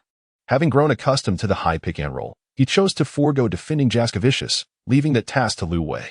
As Jaskevicius broke past Lu Wei in an instant, Sun Yue preemptively abandoned his assigned defender and charged forward, executing a death grip. With a resounding thud, Jaskevicius was reminded of the fear he had experienced during the warm-up match at the hands of Sun Yue. In a moment of hesitation, he lost control of the basketball, which was swiftly seized by Sun Yue. A counterattack ensued, leading to a fast break. Sun Yue shouted loudly as he passed the ball back to Lu Wei, then surged forward with great determination. Lu Wei, understanding the unspoken cue, executed a long pass that landed perfectly in Sun Yue's hands. Upon receiving the ball, Sun Yue made a sudden stop at the three-point line, leapt into the air, and swiftly released the basketball, which swished through the net, narrowing the deficit by 5 points. Subsequently, Sun Yue successfully converted several more attempts, and with strategic high pick-and-roll plays, he managed to thwart a few offensive efforts through anticipatory defense. The score now stood at 17-23, a mere 6 points apart, indicating a gradual improvement in their situation. As the first quarter concluded, both teams retreated for a brief intermission. Observing the score before him, Jonas began to feel a twinge of doubt, although he believed he understood Lithuania well. The reality on the court depended heavily on the player's performance. Without Sun Yue's contributions, the first quarter score would not have been so closely contested. Sun Yue, don't you think it's time to implement that strategy? Coach, let's not rush to alter our formation just yet. We could also experiment with Lithuania's high pick-and-roll tactics. Yao can stretch out to the perimeter, and his shooting ability is quite commendable. Sun Yue suggested it would be prudent to refrain from revealing their strategies for the time being. While this match may appear challenging, it pales in comparison to the difficulty of facing the American team. Should they disclose their tactics now, they would lose the element of surprise that could catch their opponents off guard. Nevertheless, the high pick-and-roll employed by Lithuania is certainly within reach given their current lineup. However, it is wiser to approach the game against Lithuania with caution, akin to using a trial card. If they were to falter, their hopes of clinching the championship would be dashed. With this thought in mind, Sun Yue navigated through the system in his mind and activated the Draymond Green trial card. A chime echoed, confirming the use of the Draymond Green trial card. As the effects of the card took hold, his stamina was instantly restored as if a newfound lightness had enveloped his body. This trial card not only replenished energy, a feature previously overlooked, but now, it seemed that victory in the finals was increasingly within reach. Sun Yue felt a complete restoration of his physical strength, and a sense of joy began to blossom within him. He then turned his gaze towards his system panel. Host, Sun Yue, Draymond Green. Height, 203 centimeters. Weight, 96 kilograms. Athleticism, 79, 81. Breakthrough, 64, 77. Underbasket, 51, 81. Post-up, 56, 71. Mid-range, 85. 3-point, 94. Playmaking, 70, 84. Interior defense, 64, 83. Exterior defense, 89. Steal, 64, 83. Rebounding, 58, 76. Rating, 93. The abilities of Draymond Green and the current Sun Yue complemented each other perfectly. Aside from mid-range shooting, 3-point shooting, and exterior defense, all other attributes were fully covered, resulting in a direct enhancement of 3 points to the original evaluation. This was a significant increase of over 90 points, with each point representing a substantial improvement. Coach, in order to ensure a more stable performance in this match, I would also like to bring my substitutes down to the team. My condition is excellent, and I am capable of playing the entire game. Sun Yue, having replenished his stamina with the experience card, has returned to his peak physical condition, and with only 3 quarters remaining. Playing the entire game could enhance his margin for error. In such an intense match, can you endure? Sun Yue? Looking at the eager Sun Yue before him, Jonas still harbored some reservations. Playing the full game is no trivial task. Can Sun Yue truly withstand it? Coach, there's no problem at all. If not now, when will we fight? Trust me, I will not falter. Sun Yue patted his chest and assured the coach, and after some contemplation, Jonas acquiesced to Sun Yue's request. The second quarter commenced, with Lithuania gaining possession of the ball. At this juncture, both teams had substituted their players, with Sun Yue leading the Chinese bench while Jasikevicius commanded the Lithuanian reserves as the starters rested on the sidelines. Sun Yue was brimming with anticipation. The synergy of the two star players had bestowed upon him the ability for autonomous offense, with both organization and penetration surpassing the standard, and his defensive prowess significantly enhanced. Lithuania initiated the attack, with Jasikevicius in possession of the ball. However, the reserves lacked the ferocity of the starters, and before the fortified Sun Yue, Jasikevicius's dribbling revealed numerous flaws. The moment Jasikevicius attempted to penetrate, Sun Yue executed a swift interception, seizing the ball. With a remarkable 77 in penetration, Sun Yue charged forward, driving the ball to the basket. With a resounding thump, he soared into the air, forcefully dunking the ball into the hoop. Jasikevicius felt a twinge of frustration. Despite his self-proclaimed title as the King of Europe, he found it perplexing that he could not best the relatively modest Sun Yue. Resolved not to engage in a futile contest, he continued the offensive play. Utilizing a high pick-and-roll, Jasikevicius broke into the paint and delivered a left-side pass to the corner, where Zhang Kunaz awaited the ball. However, the three-point attempt clanged off the rim. Wang Zhizhi secured the rebound and subsequently passed the ball to Sun Yue, reminding him not to forget the high pick-and-roll strategy. After receiving the pass, Sun Yue did not forget to remind his teammates of the tactics they were about to implement, emphasizing the need for a high position. His ability to penetrate the defense was by no means inferior to that of Jacek Kwiatkowski, and as a substitute player taking on the role of point guard, he facilitated opportunities for the three-point shooters. Not only did Daji possess three-point shooting capability, but Du Feng, Li Nan, and Wang Shipeng were also adept from beyond the arc, effectively transforming the entire team into a formidable three-point shooting squad. As Sun Yue advanced with the ball, Wang Zhizhi, positioned at the top of the arc, immediately set a screen. Utilizing Daji's physique, Sun Yue accelerated past the defense, drawing defenders towards him before executing a backward bounce pass, returning the ball to Daji's hands. Beyond the three-point line, Daji found himself completely unmarked, presenting an open shooting opportunity. As a space-oriented center, Daji relished the moment with no defender in sight at the arc's apex. He promptly executed a textbook shooting motion, the basketball arcing gracefully through the air before swishing through the net, securing another 3 points for the Chinese team. This tactic felt strikingly familiar to the Lithuanian coach seated on the bench. It was reminiscent of their own high pick-and-roll strategy, which had been seamlessly adopted by the Chinese team. In Chapter 41, advancing to the finals, Jacek Kwiatkowski sought to retaliate by initiating a pick-and-roll with his center. However, with Sun Yue's significantly enhanced interior defense, he excelled in countering such maneuvers. When the Lithuanian center attempted to set a high screen, Sun Yue deftly maneuvered around it, closing in on Kwiatkowski and effectively sealing off his driving lane. Faced with this obstruction, Kwiatkowski had no choice but to pass the ball out. Without Kwiatkowski's orchestrating presence, the flow among the substitutes became disjointed, ultimately resulting in another missed three-point attempt. Jonas's defensive strategy proved effective yet again. Daji secured the defensive rebound, highlighting the inherent drawback of the pick-and-roll. With the center drawn to the perimeter, securing rebounds became increasingly challenging, placing the onus on the three-point shooter's accuracy. After receiving the pass, Sun Yue swiftly dribbled to the vicinity of the three-point line, initiating a high-position play. "Keep an eye on this," he remarked, as he began to quicken his dribble.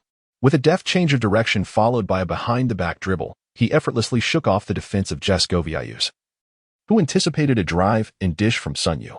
Creating space, Sun Yue leapt into the air for a slightly arched fadeaway jumper, executing the shot with remarkable form. Swish! The basketball cleanly nestled into the net, a flawless three-pointer. "I'm not merely a tactician," Sun Yue taunted Jasikevicius, wagging his finger while shaking his head in defiance. Jasikevicius, confronted by the provocateur before him, felt utterly constrained. As a robust European point guard, he had always enjoyed a physical advantage at his position. Yet, against Sun Yue, he found himself unable to exert his strength.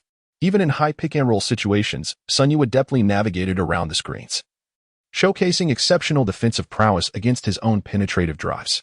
In the subsequent possessions, Lithuania's tactics faltered, managing only a single three-pointer, while China thrived, buoyed by Sun Yue's performance. His ability to locate open teammates during his drives significantly alleviated the pressure on outside shooting, enhancing their accuracy. Occasionally, Sun Yue himself would also launch three-pointers, allowing China to surge ahead by 9 points, prompting a timeout in the game. The score stood at 35-26. "Damn it, this is our strategy, stealing our tactics," Butatas exclaimed. Fuming. It felt as though Li Kue had encountered Li Kue. He seemed to be at a disadvantage. Who could he turn to for reason? Sun Yue's presence had undeniably invigorated the team. If Jonas was not foolish, he would likely continue employing this strategy. Indeed, Jonas was fortunate to possess such a player. He would need to ensure that Sun Yue faced relentless pressure, for even if they could not contain him, they must exhaust his stamina. After Sun Yue took the court, he did not rest at all, exhibiting a significant presence on both the offensive and defensive ends. Even though the FIBA tournament lasts for 40 minutes, it is likely that his stamina will eventually be unable to withstand the strain. But for Butatas, he may not be aware that Sun Yue is a man of resilience. His energy in the first quarter was completely replenished. It seems that witnessing Sun Yue's fatigue may not be in the cards. Sun Yue is performing admirably, executing the strategy remarkably well. I plan to let him play alongside the main player shortly, substituting him for Yi Jianlian. This way, both our interior and exterior tactics will be effectively unleashed, provided that his stamina can hold out. A glint of determination shone in Jonas's eyes as the score was first overtaken. Now it was Lithuania's turn to feel the pressure. "No problem, coach. I am brimming with energy," Sun Yue confidently assured, and indeed it is a fact. This is the final push, and there can be no room for complacency. The objective is to decisively defeat Lithuania and advance into the finals. As the timeout concluded, both teams fielded their starting lineups, though the Chinese team opted to bring on Wang Zhizhi. "Brother Yao, please do it like this later," he said with a mischievous chuckle. Sun Yue whispered into Yao Ming's ear, and as he spoke, he couldn't help but burst into laughter. Yao Ming's eyes lit up at his words, and he gave Sun Yue a thumbs up, acknowledging his cleverness. Sun Yue chuckled softly, receiving the ball from the backcourt before continuing his dribble towards the high post. Observing the situation, he executed a swift change of direction and initiated his drive. Despite Clay's tenacious defense, Sun Yue adeptly maneuvered past him. Upon reaching the free throw line, he immediately drew the attention of the defending players. In a clever feint, he glanced back, his gaze fixed intently on Daji, as if poised to deliver a pass. Influenced by previous plays, the Lithuanian defenders genuinely anticipated a return pass to Daji, shifting towards the perimeter. And there it was. Brother Yao received the ball splendidly. As Sun Yue cast a glance at the moon, he deftly tossed the ball towards the basket. Simultaneously, Yao Ming surged into the paint, where most of the defensive force was concentrated outside the key. With ease, he reached beneath the hoop, leaped high, caught the ball, and emphatically dunked it into the net. Following the success of Lithuania's high pick-and-roll offense, Sun Yue penetrated the lane once more. However, this time the interior defense was focused on Yao Ming, prompting Sun to pass the ball to Daji on the perimeter. Daji was in remarkable form this match. His shooting was precise, and his open shots found their mark, causing a deluge of three-pointers. The strategy of employing two centers was truly ingenious. After substituting Yi Jianlian, Daji's shooting ability created significant space, complemented by his commendable passing skills. If the defense concentrated on the paint, Daji was left unguarded, allowing for high pick-and-roll tactics. Conversely, if they marked Daji, they could not withstand Yao Ming's relentless assault, leaving Lithuania in a precarious predicament. With the dual threat of inside and outside play, Sun Yue was free to unleash his offensive prowess, turning the international court into a lethal battleground. His accuracy from beyond the arc had Lithuania questioning their own resolve. As the first half concluded, the score stood at 58-44, with China holding a commanding 14-point lead over Lithuania. As the second half commenced, Lithuania abandoned their established high pick-and-roll strategy in favor of a fast-break approach. Yet, their attempts at quick scoring not only failed to close the gap but were extinguished by Sun Yue's barrage of three-pointers. By the end of the third quarter, Lithuania found themselves trailing by 20 points. Entering the fourth quarter, Lithuania remained undeterred, launching desperate three-point attempts. This time, Yao Ming asserted his dominance in the paint, securing the majority of rebounds and wreaking havoc inside, shattering Lithuania's defense amidst the pressure from multiple perimeter shooters. Even as Lithuania's players persevered until the final moments, the game lacked any turning point. Ultimately, the match concluded with China triumphing over Lithuania with a score of 105-90, securing a place in the Olympic finals. Chapter 42. Spain claims the bronze medal. We won. We won. At the very least, a silver medal. Yao Ming shed tears of joy, knowing that his decision to compete in the Olympics despite his injuries was worthwhile. This moment, for which he had sacrificed his career, was precisely what he had fought for. Even if they were to lose to the United States in the finals, this moment would be etched in his memory, a source of pride for a lifetime. The crowd was ablaze with excitement, akin to boiling water, with some waving the Chinese five-starred flag. Every Chinese individual present felt an overwhelming sense of joy. China's men's basketball team had made history, reaching the Olympic finals for the first time and launching an assault on the gold medal. Coach Zhang could hardly contain his astonishment, never expecting the national team to advance this far. The combination of Sun Yue and Yao Ming had propelled the team to a qualitative leap. Who could have anticipated that the team allocated to the group of death would emerge as group runners-up and fight their way to the Olympic finals? Surely, no one in China had envisioned this outcome. Yet, even if luck played a part, securing at least a silver medal was an impressive feat. The American team had been placed into a bracket filled with formidable opponents, making Lithuania's matches particularly challenging. Let us extend our congratulations to the Chinese men's basketball team for their victory in this competition. Sun Yue played a full 40 minutes without a moment's respite, amassing an impressive stat line of 42 points, 2 rebounds, 8 assists, and 4 steals, undoubtedly earning the title of the game's MVP. Yao Ming also performed admirably, warming up in the second half to contribute 19 points, 12 rebounds, 3 blocks, and 2 assists, serving as the second offensive core. Yang Yi's eyes sparkled with pride as he admired the performances of Sun Yue and Yao Ming, particularly Yao, who played valiantly despite his injuries, bearing the weight of the national team alongside Sun Yue. The next match would pit the Chinese team against the United States. Observing the improvement in their performance, it seemed they possessed the capability to compete. What if perhaps, just perhaps, China clinched the gold medal? This would undoubtedly be the most celebrated moment of the Beijing Olympics. Coach Zhang could not resist dreaming. Defeating the Dream Team would be an exhilarating triumph for the Chinese people. In the stands, Kobe expressed his sentiments, surprised that his little brother was the final opponent. As the newly crowned NBA champion, he felt confident going into the Olympics, having faced Pau Gasol in the semifinals and now Sun Yue in the finals. Defeating the Chinese team on their home turf would provide a fitting conclusion to his journey. LeBron echoed his sentiments, asserting that the identity of the opponent was irrelevant. The American Dream Team's lineup was too formidable, leaving no room for defeat. In the Chinese team's locker room, Jonas addressed the gathered players. Everyone, we are now down to our final match. I have declined all interviews, and you must shield yourselves from external distractions. It is the last game. If we adhere to our strategy, we stand a chance against the United States. Sun Yue remarked that they had practiced the tactics extensively, and the outcome would depend on their execution. Jonas, feeling reflective, acknowledged that the Chinese team had already made history. If they could ultimately defeat the Dream Team, it would mark the pinnacle of his coaching journey. He had not anticipated that Sun Yue's proposed strategy would be put into action. He hoped they could indeed catch the United States off guard. No problem, coach. We will train diligently during this period and be fully prepared to win this tough battle. In Sun Yue's eyes glimmers a resolute determination, accompanied by 2 experience cards, his final trump cards in a decisive match that could yield system rewards. The following day, media outlets fervently reported on the Chinese men's basketball team advancing to the finals, set to face the illustrious USA Dream Team at the Wuxang Arena. Even without interviews from the players or the head coach, the news of China reaching the Olympic finals resonated across the nation. Even those indifferent to basketball found themselves drawn to this sensational event, marking a moment where the Chinese men's basketball team truly captured the internet's attention, particularly Sun Yue and Yao Ming, who transcended their circles of fame. The Chinese team's journey to the finals significantly ignited a sense of national pride among the populace, resulting in an overwhelming interest in the upcoming match. Tickets for the event soared to exorbitant prices, rendering them nearly impossible to procure. Globally, the consensus was that the USA would undoubtedly clinch victory. Viewing the Chinese team merely as a minor obstacle in the Americans' quest for gold, expected to falter after a couple of quarters, much like in the group stages. American media forecasts predicted a decisive blowout before the third quarter, asserting that even as dark horses, the Chinese team would be no match for their formidable opponents.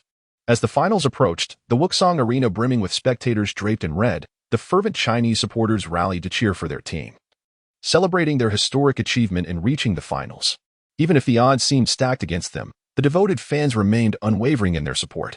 However, the first match to unfold was the third-place playoff between Spain and Lithuania.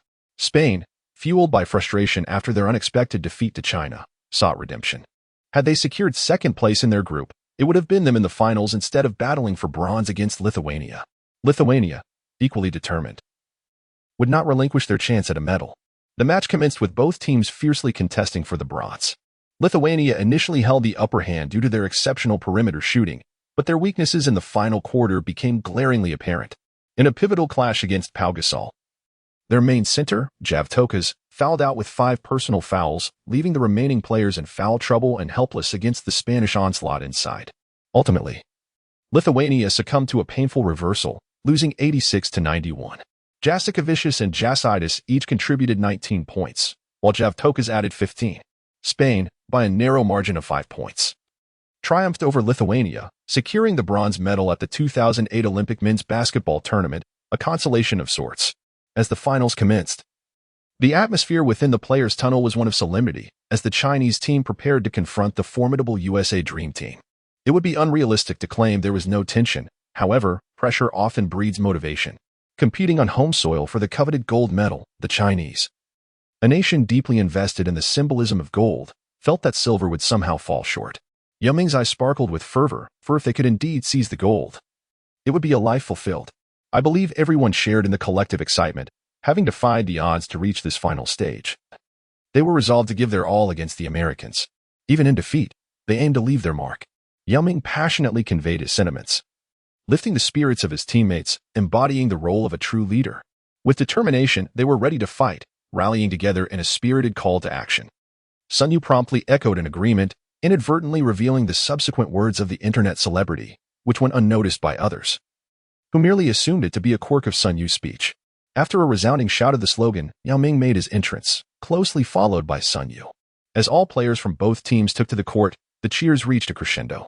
The starting lineup for the Chinese team was as follows: center, Yao Ming; power forward, Yi Jianlian; small forward, Li Nan; shooting guard, Wang Shipeng; point guard, Sun Yue.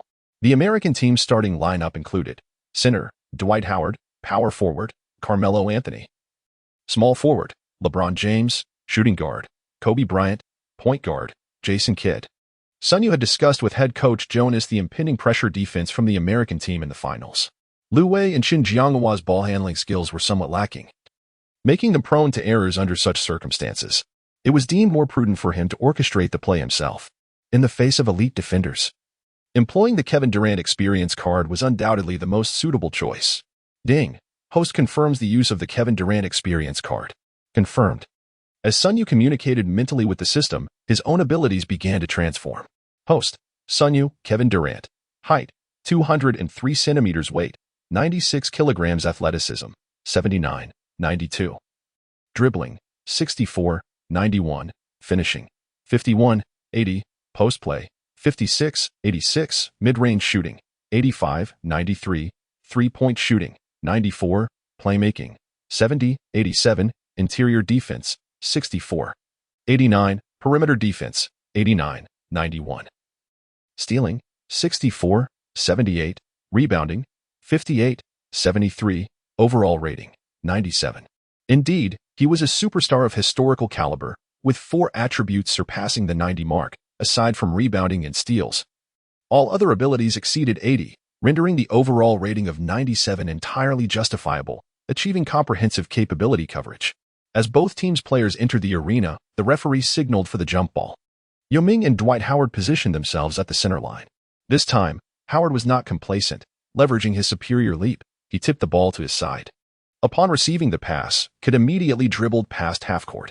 Noticing Sun Yue matched up against him, he couldn't help but feel slightly dismissive. In previous games, Sun Yue had played as a shooting guard, and now, as a makeshift point guard, his capabilities were still a matter of speculation. Can you even attack? Aim for a championship at this Olympic Games. Sun Yue maintained a considerable distance from Kidd, showing little regard for his shooting prowess, a mocking smile gracing his face, clearly intending to provoke this historically renowned point guard.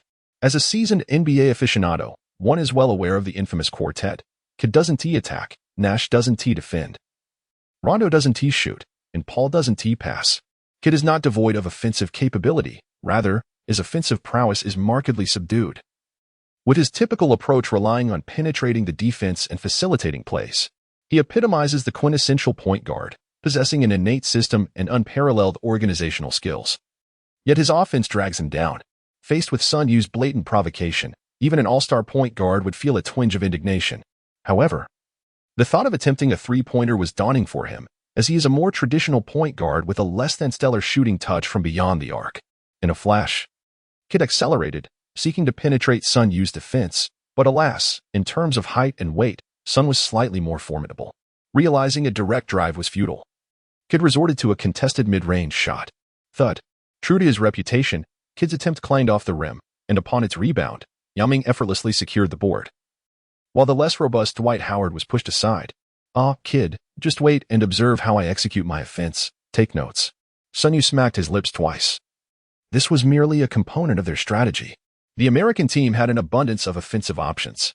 Had Kid displayed a touch more assertiveness, they might have established an early lead, enhancing their chances of clinching the championship. With Durant's offensive prowess, Sun Yue effortlessly maneuvered past Kid, driving to the free throw line. There, facing the defensive challenge posed by Kobe, he executed an unanswerable fadeaway jumper, sinking the ball into the hoop.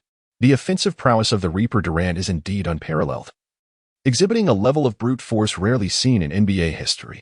It could be asserted that on the international stage, even Jordan might find it difficult to rival Durant. Did you witness that? This is how offense should be executed. One must observe and learn, Sun Yue remarked, basking in the moment. As the ball swished through the net, he seized the opportunity to taunt Kid once more, deliberately aiming to unnerve him for a chance to score further points. Kid's temples throbbed with frustration. How dare this upstart challenge him? After all, he had earned a championship. And the thought of it left a bitter taste in his mouth. He longed for a title of his own. Irritated, Kid attempted to go one-on-one with Sun Yue again. However, even Kid found it challenging to penetrate Sun Yue's defense, resulting in yet another missed shot, which Yao Ming effortlessly secured. Subsequently, Sun Yue employed a series of deceptive dribbles, executing a deft crossover that left Kid completely off balance. Unhurried, he rose for a shot, the ball sailing through the air and finding the net once more for another three-pointer. Undeterred, Kid made 2 more attempts to score. Yet his individual efforts failed to alter the situation. In contrast, Sun Yue faced Kid head-on twice more, successfully landing 2 additional three-pointers, delivering an overwhelming 11-0 blow to the American team. Frustrated, the head coach of the American team could no longer contain himself and called a timeout. What on earth is Kid doing? Is he really that easily rattled? Who selected this ineffective, impulsive point guard? The coach mused. Kid, take a breather. I'll let Paul handle the situation for a while. Coach K promptly substituted Kid, intent on guiding the dream team to victory. Though he recognized the importance of allowing stars to showcase their talents, securing the championship remained paramount. After the timeout, the introduction of Chris Paul yielded immediate results. Renowned as the point guard god, Paul showcased his remarkable skill. Though he struggled to penetrate Sun Yue's defense physically, he adeptly utilized screens to create opportunities, assisting LeBron with an alley-oop finish. As Sun Yue dribbled past the half-court, he caught sight of his older brother, Kobe, advancing to defend him.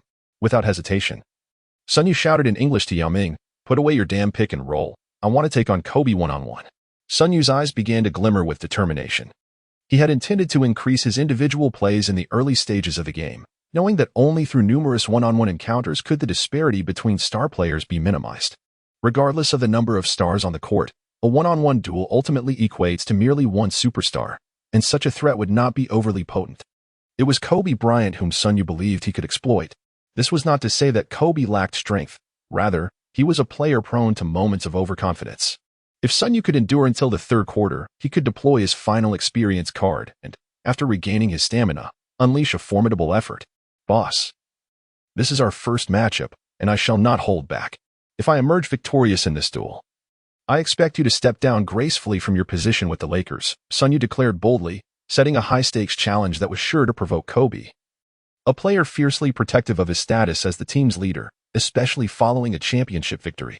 Indeed, upon hearing Sun Yue's words, Kobe's demeanor sharpened, his gaze piercing and fixed upon Sun Yue, as if silently questioning how he intended to meet his demise. With a graceful step and a swift push off his left foot, Sun Yue deftly deceived Kobe, who instinctively positioned himself on Sun's right side to thwart a breakthrough. In an elegant maneuver, Sun utilized his left hand to pivot, leaving Kobe momentarily disoriented. In an instant, Sun penetrated the paint, preparing for a dunk, while Howard, lurking in the paint, ready to contest the shot. However, Sun, in midair, executed a seamless hand switch, performing an exquisite reverse layup that kissed the backboard before sinking through the net. Having inherited Durant's offensive prowess, Sun's ability to dominate was truly remarkable, effortlessly converting a one-on-two situation into a resounding success. Indeed, a true deity on the international stage. As the game progressed past the half-court line, Kobe demanded the ball, and Chris Paul, recognizing the superstar's positioning, promptly delivered it. Sun Yue, you possess true audacity. Allow me to teach you the importance of respecting your elders, he seemed to convey. The moment he caught the ball, Kobe transformed into a lethal black mamba, fixating on Sun as his prey, flicking his tongue in anticipation. With a seemingly mundane post-up and a shoulder fake, Kobe carved out a sliver of space before executing a turnaround jumper. This signature, nearly indefensible move rendered Sun utterly helpless in defense. The fluidity of Kobe's actions seemed etched in his very bones prior to Durant's ascendance. Kobe's fadeaway jumper was undeniably one of the league's most potent weapons. After witnessing Kobe's successful shot, Sun offered nothing more than a brief smile. During the 2008 to 2010 seasons, Kobe remained in his prime, making it nearly impossible to defend against such a historically significant superstar. Merely managing to disrupt him was commendable. Yet, inability to defend did not equate to a lack of offensive capability. The best defense is always a strong offense. Sun advanced the ball past half-court, and predictably, Kobe stepped up to guard him closely. As one of the few stars adept at both offense and defense, Kobe had earned 11 All-NBA team selections and 9 All-Defensive Team honors throughout his career, establishing himself as a masterful presence on the perimeter. Faced with the full force of an unleashed Kobe, even the current Sun Yue felt immense pressure. After a series of quick changes in direction, Sun employed a graceful step, feigning a drive. In a previous encounter, this very move had successfully fooled Kobe, who fell for the ruse once more. As Sun prepared to leap, he gathered the ball and executed a subtle leaning back jump shot, sinking another three-pointer. With Sun holding his ground in this matchup, Kobe's brow furrowed, the weight of seriousness evident in his gaze. The Black Mamba would not tolerate provocation, while he could endure challenges in other realms. Any affront to his team's stature would be met with a forceful response, reminiscent of how even the mighty Shaquille O'Neal could not withstand such pressure. Although Sun Yue successfully made the basket, he still felt the challenge of breaking through Kobe's defense. Despite inheriting Durant's technical prowess, the physical advantages that come with stature cannot be replicated. Durant's height and wingspan far exceed those of Sun Yue, rendering such offensive attributes utterly inscrutable in Durant's hands. Kobe, demanding the ball from the backcourt, fixed his gaze intently on Sun Yue after receiving the pass. With a deft change of direction, he swiftly anchored Sun Yue in place. And from beyond the three-point line, Kobe launched a shot that swished through the net.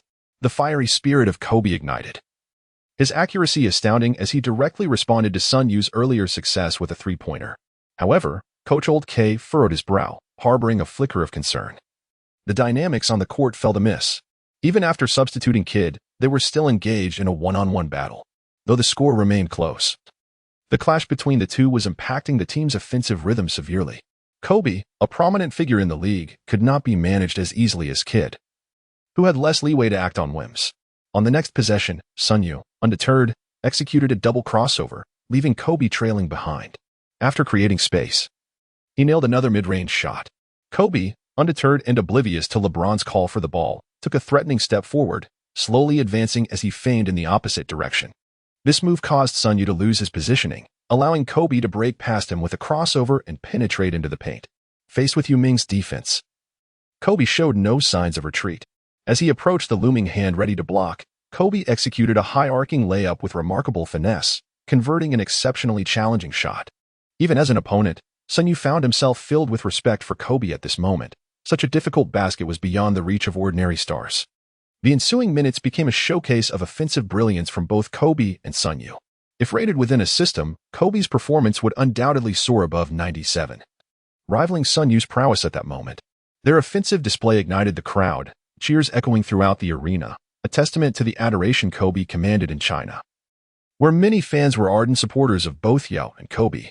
As the first quarter concluded, the score stood at 30-21, with the Chinese team maintaining a 9-point lead over the American team. Chapter 45, the Chinese team leads by 6 points. Kobe, reflecting on the first quarter, was reminded of the formidable team they had assembled. Let us not forget why we created such a luxurious roster. It is to secure the gold medal at this Olympic Games, Coach Old K remarked, his dissatisfaction with Kobe's overly zealous performance evident. This relentless desire to win had disrupted the team's strategy, devolving into a display of individual prowess. The other players were relegated to merely executing fast breaks on defense, resulting in a mere 2-point gain in the first quarter, a situation the Dream Team had never faced before. Even in an all-star game, the others deserve a chance to shine, Coach Old K stated calmly. Upon hearing this, Kobe fell silent, recognizing that he had indeed overstepped, his frustration with Sun Yue leading him into a solitary play style. Coach, I understand, he replied, resolving to temper his approach moving forward. This match was too critical to jeopardize. After a moment's pause, Kobe decided to refrain from continuing his personal duel with Sun Yue, acknowledging that such a style of play was detrimental to the team. The coach's critique was justified. He needed to allow other stars the opportunity to showcase their talents, lest they feel diminished. Sun Yue panted heavily on the bench, having exerted himself significantly during this quarter, where both offense and defense demanded equal attention. By the end of the quarter, his energy was nearly depleted, akin to the exhaustion felt at halftime.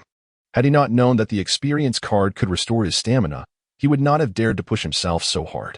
Sun Yue, can you hold on? Coach Jonas, observing Sun Yue's condition, began to question the strategy they had implemented. Would Sun Yue be able to fulfill his tactical role in this state? No problem, coach. I have but one request. Do not let me leave the court. There will be plenty of time to rest after I collapse, Sun Yue boldly echoed Barkley's famous saying. Witnessing Sun Yue's confidence, Jonas felt it futile to insist otherwise. After all, both Sun Yue and Yao Ming were the cornerstones of their success in reaching the finals, and securing a silver medal seemed assured. Thus, he allowed Sun Yue to continue his fervor, even if it meant risking defeat. As the second quarter commenced, the Chinese team made no substitutions, retaining the same lineup as in the first quarter, while the American team opted for a complete overhaul, bringing in Kidd and Wade. Despite Coach K's meticulousness, he could scarcely believe that the Chinese team could genuinely overcome the Americans. The first quarter had merely been a matter of falling into their traps, with Kidd and Kobe merely engaged in one-on-one battles. Now, with Kidd having regained his composure after the initial frenzy, he would not let emotions cloud his judgment. The other players pledged that if Sun Yue found his rhythm, they would double-team him without hesitation. Possessing the ball, Sun Yue noted Kidd's calm demeanor, signaling that he had indeed returned to form. Nevertheless, even in this state, Kidd could not contain Sun Yue, who executed a swift change of direction, completely bypassing him. However, Wade quickly arrived to provide support. Realizing he was about to be trapped, Sun Yue deftly passed the ball to Wang Shipeng, who drove into the paint and delivered a pass to Yao Ming. Upon receiving the ball, Yao Ming surged forth like a shark breaching the surface, powerfully shoving Boozer aside before executing a thunderous dunk that emphatically slammed the ball into the hoop. The notion that Boozer was Yao Ming's nemesis was grossly exaggerated. In reality, within the paint, Boozer and Yao Ming were simply not on the same level. Boozer's shooting ability from the perimeter was the only reason he could draw Yao Ming outside. This time, Kidd did not linger excessively on the ball. Upon reaching the free throw line, he passed it directly to Bosch, who faced Yi Jianlian. With a quick release, Bosch nailed a mid-range jumper. Yao Ming, fueled by a strong desire to score, called for the ball beyond the three-point line. After a moment's contemplation, Sun Yue lofted it over. Having exerted himself significantly during the first quarter to provoke Kidd and Kobe, it was now time for him to contribute more. Receiving the ball, Yao Ming utilized his massive frame to penetrate the paint. At the free throw line, he attempted a hook shot, but unfortunately, it veered off course and hit the rim. The ball was then snatched by Bosch, and in a flash, Wade, ever the quick thinker, anticipated a fast break the moment Yao Ming released the shot. He sprinted ahead, receiving a long pass from Bosch and effortlessly soared into the air for a powerful two-handed dunk on an unguarded fast break. Yao Ming, feeling a twinge of regret for missing his shot and inadvertently allowing the Americans to capitalize on a defensive counterattack, realized that the hard-earned lead had been trimmed to 2 points. Don't worry, Yao. Your dominance in the paint remains formidable. Just regain the lead on the next play. Sun Yue reassured him as he noticed Yao Ming's expression of remorse. Sun Yue then drove into the paint, delivering the ball into Yao Ming's hands. Upon receiving it, Yao Ming leaped, channeling his frustration into a single-handed dunk that sent the ball crashing through the hoop. Even Kidd felt a tinge of sympathy for Boozer, who was being relentlessly outmatched in the paint, yet he recognized that during this period, Boozer simply could not contend with Yao Ming. Feeling a bit sorry for Boozer, Kidd passed him the ball. Boozer, utilizing his footwork advantage from beyond the arc, managed to hit a three-pointer, serving as a retort to Yao Ming's earlier dominance. Even if he could not defend against him, he could still find a way to contribute offensively. Subsequently, Sun Yue exchanged a knowing glance with Yao Ming, who promptly understood and moved outside. Utilizing a high pick-and-roll, Sun Yue drove into the lane, facing Boozer's defense. With a deft change of hands, he executed a stunning layup that found its mark. Kid, watching Sun Yue's explosive offensive display, felt a pang of envy, wondering why he could not replicate such prowess. Shaking his head, he suppressed those thoughts. With a brilliant assist, Michael Red received the ball and shot immediately. Even Wang Shipong, despite maintaining his position, could not obstruct him. And Red sank a beautiful three-pointer. The match became increasingly intense, with even the substitutes holding their own against China's starting lineup, if not slightly exceeding them. Bolstered by Durant's abilities, Sun Yue's efforts could not be subdued by double teams or aggressive defense. It was through his relentless organization and drives, coupled with Yao Ming's performance inside, that the score remained competitive. The duo's possession rate was the highest on the team, with approximately 90% of the points in this quarter stemming from their contributions. And until the buzzer sounded at the end of the second quarter, the starting lineup for China remained unchanged. Coach K, observing Sun Yue's performance from the sidelines, felt no urgency. In their initial encounter with the Chinese team, the score had similarly remained close during the first two quarters. But stamina had always been a vulnerability for China, particularly for Sun Yue, who was tasked with orchestrating the offense while also exerting effort on defense. One could only wonder how much energy he had left after two quarters.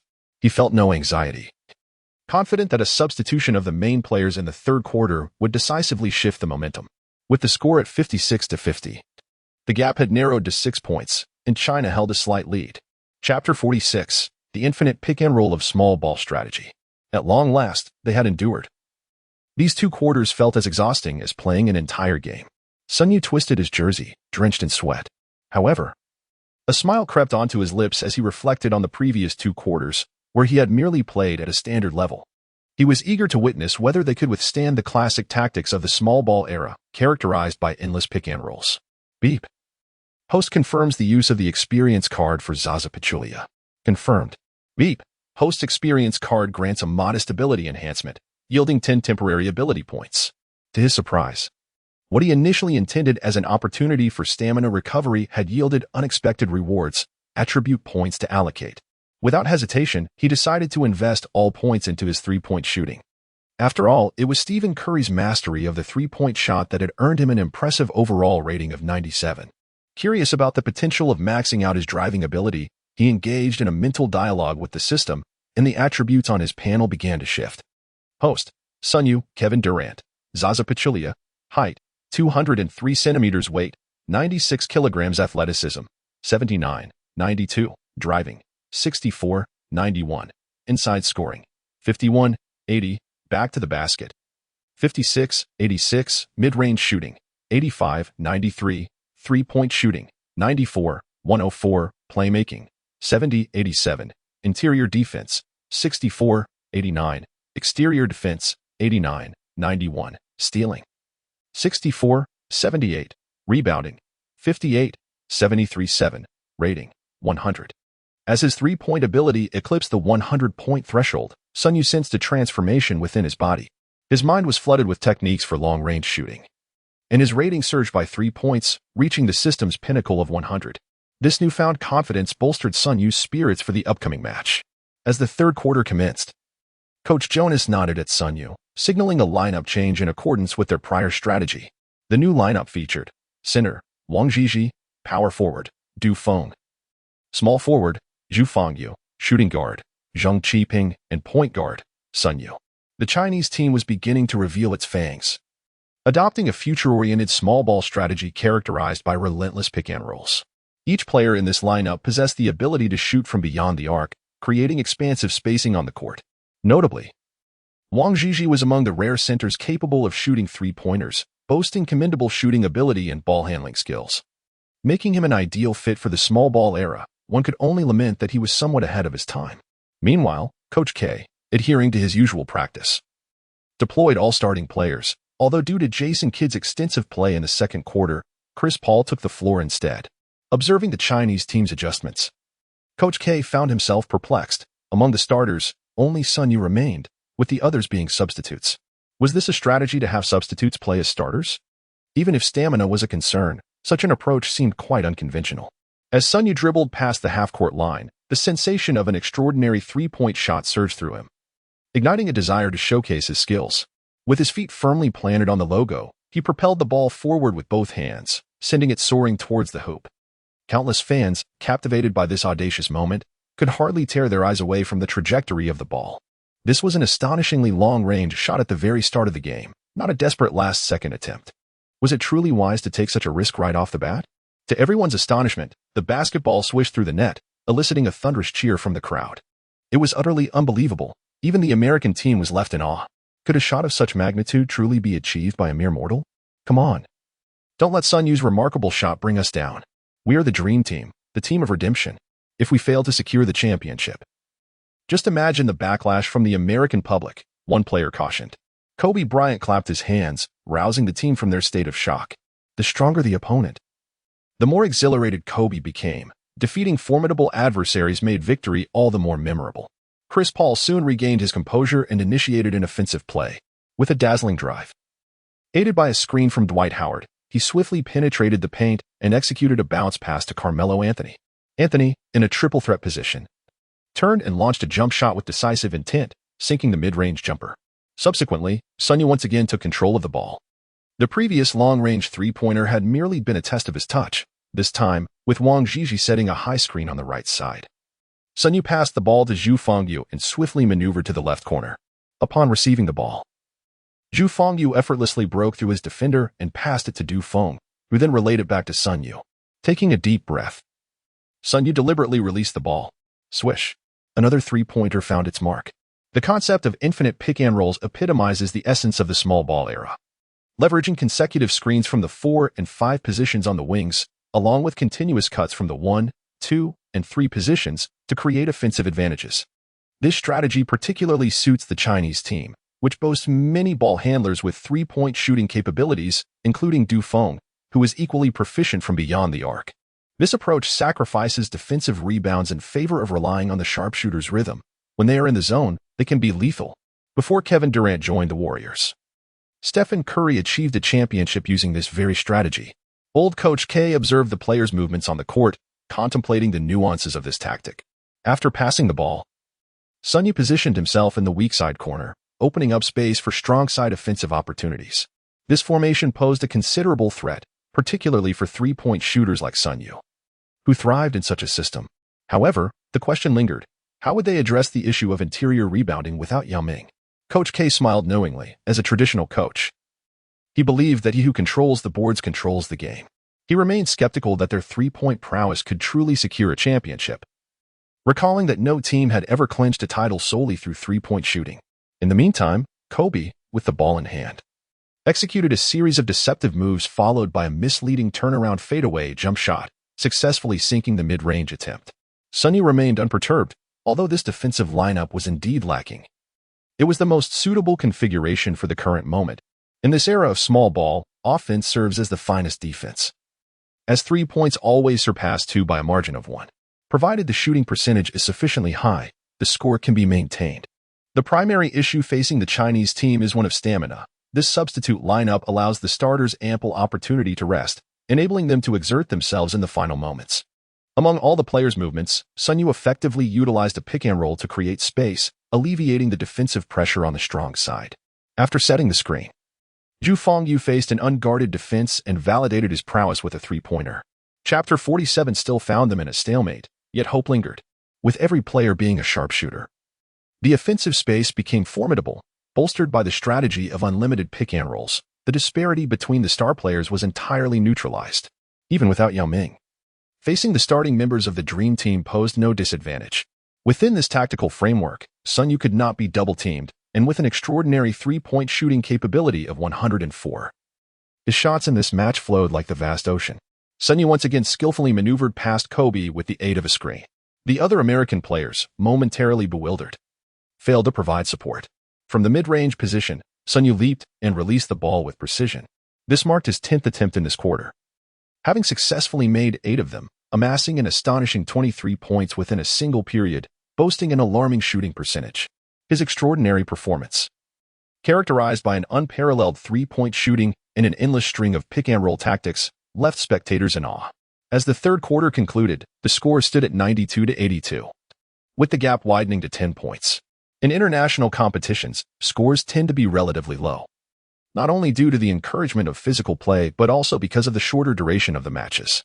The Chinese team had already surpassed 90 points by this stage, a feat rarely witnessed in previous encounters. This exemplifies the allure of the small ball era, which promotes offense and offers an exhilarating viewing experience. Coach Lau Ke was increasingly agitated, exclaiming, "This is not right. This is not right." Despite his adjustments during the third quarter timeout to fortify the defense, he still could not contain the effectiveness of the relentless pick-and-roll strategy. It was astonishing that a team composed of players who had never played in the NBA could compete so fiercely against his dream team. Even if they were unfamiliar with the pick-and-roll tactics, it should not have been this challenging to counter. That damn Sun Yue. Why is he so tenacious? We've played 3 quarters already, Coach Lau Ke muttered to himself. Suddenly, a thought struck him: endurance. Sun Yue had not rested at all during the third quarter. How much stamina could he possibly have left on the court? With this realization, Coach Lau Ke devised a plan. "Kobe, can I rely on you completely?" he inquired, turning his attention to Kobe. "Of course, Coach, I am willing to do anything for victory," Kobe replied decisively, without a hint of hesitation. "When Sun Yue returns to the court, you must defend him fiercely to deplete his energy. The outcome of this game hinges on your performance," Coach Lau Ke said, placing a reassuring hand on Kobe's shoulder. His tone grave. The strategy against Sun Yue is clear: to exhaust his stamina, after which his shooting accuracy would naturally diminish. Sun Yue sat on the bench, sipping his sports drink. The physical toll of the previous quarter had not been as severe. It was primarily a contest of offense, and the opposing team's possession was rather dispersed, alleviating the pressure on defense. At this moment, Jonas was visibly elated, having reached this level of competition against the American team, a feat he had not anticipated. He was nearly compelled to vocalize his excitement, pondering who else in the coaching realm could achieve such excellence. Sun Yue's tactics were commendable, but they had now reached the final moments. It was time to rely on the stars of the game. "Yao, are you ready?" Jonas directly glanced at the well-rested Yao Ming on the sidelines, his eyes brimming with anticipation. With this NBA superstar in the lineup, coupled with Sun Yue's explosive performance in this match, victory seemed attainable. "I'm ready, prepared to take the court at any moment," Yao Ming replied, his spirits soaring. This represented the men's basketball team's finest opportunity. With 1 quarter remaining, maintaining their lead could secure the first gold medal for the team. Even if it meant risking injury or retirement, you would not shy away at this critical juncture. Gazing at the vibrant 5-star red flag on the court, he silently resolved to press on. "Very well, let us make a final adjustment. Yao will replace Daji. We will continue with the pick-and-roll strategy while incorporating some interior offensive tactics for greater tactical diversity," Jonas decided, fully placing his trust in Yao. The match had finally reached the point of fierce competition, and the outcome hinged on this last quarter. As the players returned to the court, Kobe's eyes ignited with fervor, his competitive spirit surging. He wholeheartedly agreed with the coach's strategy. Regardless of Sun Yue's remarkable performance, exhausting him physically was key to securing victory. Kobe initiated an offensive play, backing down against Sun Yue to force him into a strenuous defensive position. Even his teammates on the Lakers, Kobe showed no leniency whatsoever. After probing Sun Yue's defensive weaknesses, Kobe executed a smooth turnaround jump shot, his body forming a perfect 45-degree angle midair, a posture so aesthetically pleasing that only he could achieve it since Jordan's retirement. At this moment, Sun Yue's ball-handling skills were commendable. Following Yao Ming's pick-and-roll, he deftly maneuvered past the defender attempting to provide support, swiftly penetrating into the paint. Howard, eager to block Sun Yue's layup, found his efforts thwarted by Yao Ming's presence. Sun Yue, recognizing the advantage, opted not to force the shot but instead delivered a precise pass to Yao Ming midair. Upon receiving the ball, Yao descended towards the rim, while Howard, airborne, posed no threat to him. With a powerful leap, Yao executed a thunderous dunk over Howard. Meanwhile, Kobe Bryant stepped up once more. Faced with Sun Yue's defense, he skillfully navigated a series of tentative drives before ultimately executing a pivot jump shot, effortlessly sinking the ball once again. What a remarkable display, even now. Kobe is undeniably unstoppable. Sun Yue let out a sigh, acknowledging that despite his keen focus on defense, there was no stopping the unstoppable. This was the zenith of Kobe's career, a period during which he also clinched the NBA regular season MVP. However, merely being unable to impede his prowess resulted in a mutual explosion of talent. Even a player rated 100, like Sun Yue, found it exceedingly challenging to contain him. Inspired by Kobe's ferocity, Sun Yue felt a surge of determination. Was it not merely a matter of exhausting one's own stamina? Such tactics were glaringly apparent, with both offensive and defensive players vigorously depleting their energy. In the face of Kobe's relentless onslaught, Sun Yue unleashed remarkable strength. After executing a dazzling sidestep to shake off Kobe, he took a step back and launched a three-pointer, turning to defend even as the basketball soared through the air. Swish. It was indeed a clean shot. The Black Mamba struck again, yet even the great Kobe experienced off days when his rhythm faltered. He transformed into a mere craftsman of iron, contributing a miss to the American team's efforts. Yao Ming leapt with all his might to secure the rebound, leaving Howard powerless in their matchup. Sun Yue seized the ball and initiated a fast break, with Kobe hot on his heels. Just as he approached the three-point line, Sun Yue abruptly halted and took a jump shot. Kobe was caught off guard, unable to anticipate the shot. Unhindered, Sun Yue's basketball sped toward the hoop. Swish. Another three-pointer found its mark, igniting jubilant cheers from the fans. Even when a shot failed, Kobe remained undeterred. After all, missing was merely a minor setback. He sought the ball again, continuing to back down Sun Yue in their familiar duel. Following a post-up, he attempted a classic turnaround jumper. But alas, due to his inconsistent touch, the shot clanged off the rim. At that moment, Yao Ming displayed his immense commitment, demonstrating far more seriousness about the game than Howard.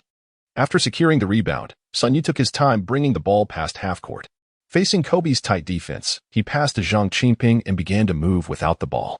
Wang Shipeng, utilizing a screen, positioned himself in the corner, and Zhu Fengyu received the pass. Despite facing LeBron's defense, Zhu swiftly transferred the ball to Yao Ming. Boom. With the advantage of his lower body strength, Yao Ming penetrated the paint and powered through Howard for a dunk, widening the score by 2 points. To their astonishment, the Chinese team had not yet intensified their play, instead delivering a stunning 10-2 shockwave, stretching the score to 102-84, an 18-point gap. Coach K's eyes were glazed over. With only 7 minutes remaining in this slow-paced international match, an 18-point deficit seemed insurmountable, unless a miracle occurred, with both Yao and Sun sidelined. Victory appeared bleak. This match had been a lapse in judgment. To regroup, Coach K called a timeout, casually outlining a strategy to shoot three-pointers, ultimately leaving the execution to his players. As the game progressed, Sun Yue's shooting touch grew increasingly fiery, raining down three-pointers alongside Yao, who dominated inside and outside, maintaining the score gap despite the relentless assaults from LeBron and Anthony. The audience, holding their breath, were anxious. Many had wagered on the American team's victory, unaware that this dream team could falter in the finals, potentially allowing China to seize the Olympic gold. As the match entered its final 2 minutes, the American team conceded, with only LeBron persistently attempting aggressive layups, while the other stars lost their offensive fervor. With Sun Yue sinking yet another long-range three-pointer, the game drew to a close, with China preserving a 15-point lead. The final score stood at 120-105. China triumphed, capturing the gold medal in the men's basketball competition at the 2008 Olympics. Sun Yue played a full 40 minutes, amassing an astonishing 71 points, 3 rebounds, 5 assists, and 2 steals, netting 18 of 25 three-point attempts, contributing to more than half of China's total score. Yao Ming, in his 30 minutes on the court, recorded a double-double with 19 points, 11 rebounds, and 4 blocks, dominating Howard in the paint. Sun Yue tossed the basketball high into the air and embraced Yao Ming tightly. The exhilaration of this moment is beyond the scope of words. It marks a momentous victory for the Chinese national basketball team, their first Olympic gold medal. A glimmer of tears welled in Yao Ming's eyes. As the elder statesman of the team, witnessing such monumental success brought him immense solace, making his sacrifices worthwhile despite his injuries. The fans in the arena erupted with joy, waving miniature 5-star red flags, while those watching on television were equally ecstatic. This victory came as a delightful surprise to all. The Chinese team had triumphed. Long live the champions. I knew I could trust De Yao and Sun Yue. With this championship, I can support De Yao and Sun Yue for a lifetime. They have earned the right to be celebrated without criticism. Sun Yue also played a pivotal role, delivering an outstanding performance in the final match. His level of play was such that even Michael Jordan would struggle to compete. Scoring 71 points in a single Olympic game against the Dream Team is an incredible feat. I could hardly dispute claims of him being the best in the NBA. Next season, aside from the Rockets, I cannot afford to miss the games of the Lakers. Sun Yue was truly exceptional. His performance throughout the game was remarkable, competing fiercely against the stars and solidifying his status as the preeminent player in Chinese basketball. In the official commentary room, Director Zhang was overcome with emotion, his voice trembling with joy. They won. Against all odds, the Chinese team showcased their indomitable spirit and resilience, claiming victory even against formidable opponents like the United States. As a Chinese citizen, I feel an overwhelming sense of pride. The remarkable Chinese national basketball team has achieved a miracle. Particularly, Sun Yue gave his all in this match, serving as the core player and delivering a performance that exceeded expectations. From the group stage, the Chinese team faced skepticism, yet they emerged as dark horses, shattering perceptions and ultimately defeating the United States to secure the gold medal. This is undoubtedly the most unexpected gold medal, and all Chinese people will forever remember this astounding battle of the national basketball team. On the court, the American players appeared disheartened, grappling with the disparity of emotions. They could hardly fathom the criticism awaiting them upon returning home, having formed a dream team yet failing to clinch the championship. This match was not about blame. It was Sun Yue's explosive performance that no one anticipated from an NBA rookie. Coach K began to console everyone, acknowledging their commendable efforts despite the loss, while noting the extraordinary talent of Sun Yue, who shattered the Olympic single-game scoring record with his 71 points. Hey, brother. Congratulations on leading the Chinese team to a gold medal. Kobe approached Sun Yue, acknowledging his impressive display. As the elder statesman of the team, Kobe felt a mixture of pride and discomfort, realizing that Sun Yue's strength could jeopardize his own chances of defending the championship next season. However, with Sun Yue now having claimed the Olympic title, how could he maintain his authoritative presence? Despite knowing it was tactical, Kobe felt a twinge of unease at Sun Yue's provocative display.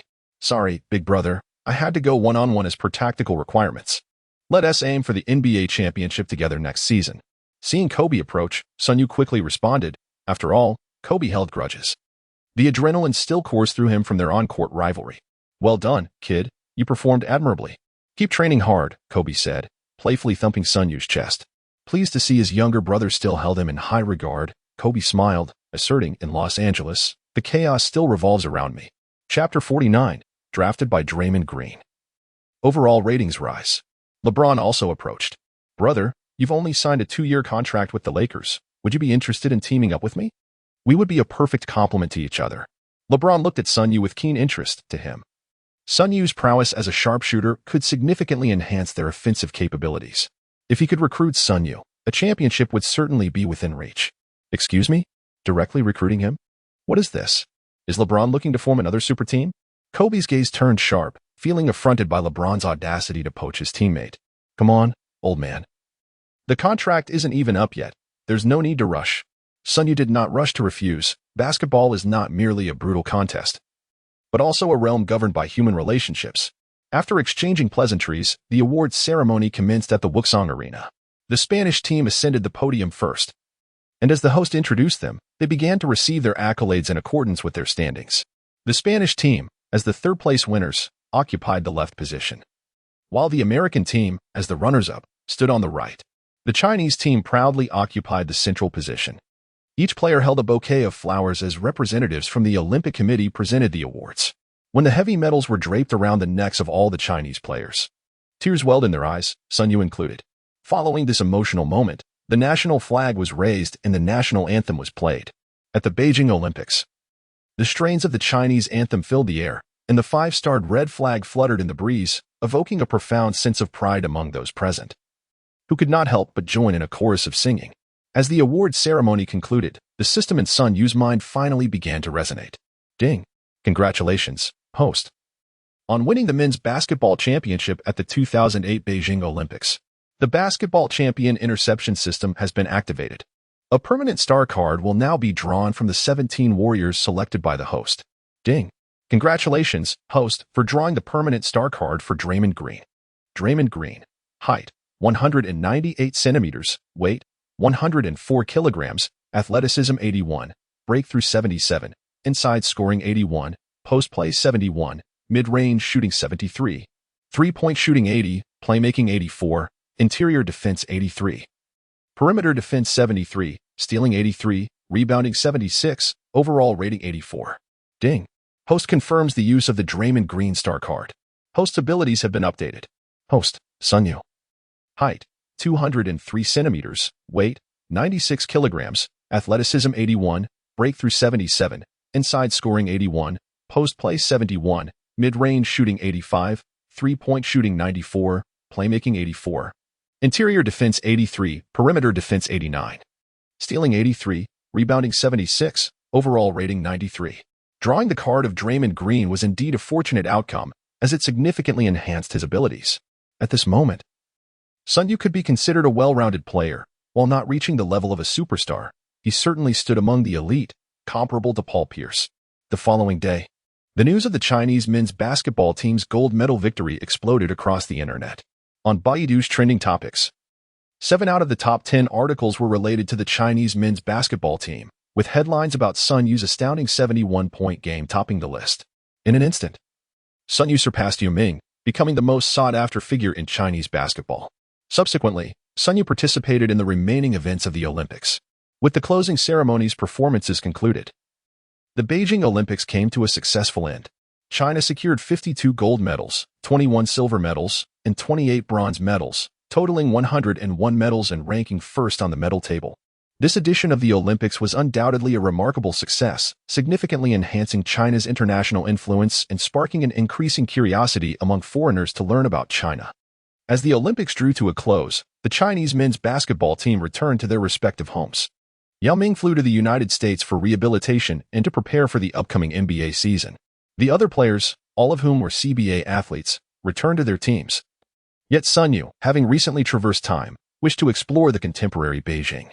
However, during his explorations, he received numerous calls from Chinese brands eager to sign him as a spokesperson. Nevertheless, as Sun Yue had only just begun to make a name for himself and lacked a dedicated agent, he postponed their invitations. While most brands were manageable, the competition in the basketball shoe sector was particularly fierce, with representatives eager to secure a contract with Sun Yue. Among them, the Nike representatives were the first to arrive. "Hello, Sun Yue. I am the CEO of Nike China. Do you have a moment to discuss?" Sun Yue glanced at the representative from Nike and decided to bring him into the hotel room, believing that negotiations would be more discreet in a private setting.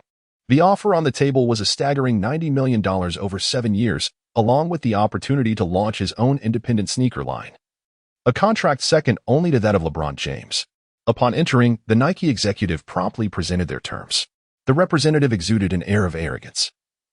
It was evident that this Chinese athlete was being courted solely due to the vastness of the Chinese market, justifying such a generous contract, which approached $100 million, an amount substantial enough to be overwhelming. While the figure of $90 million for 7 years indeed captivated Sun Yue, he understood that sneaker contracts held the most value and felt compelled to explore offers from other brands. He acknowledged Nike's recognition of his potential but expressed the need to consider competitive proposals, assuring that if he were fortunate enough to sign with Nike, he would be in touch.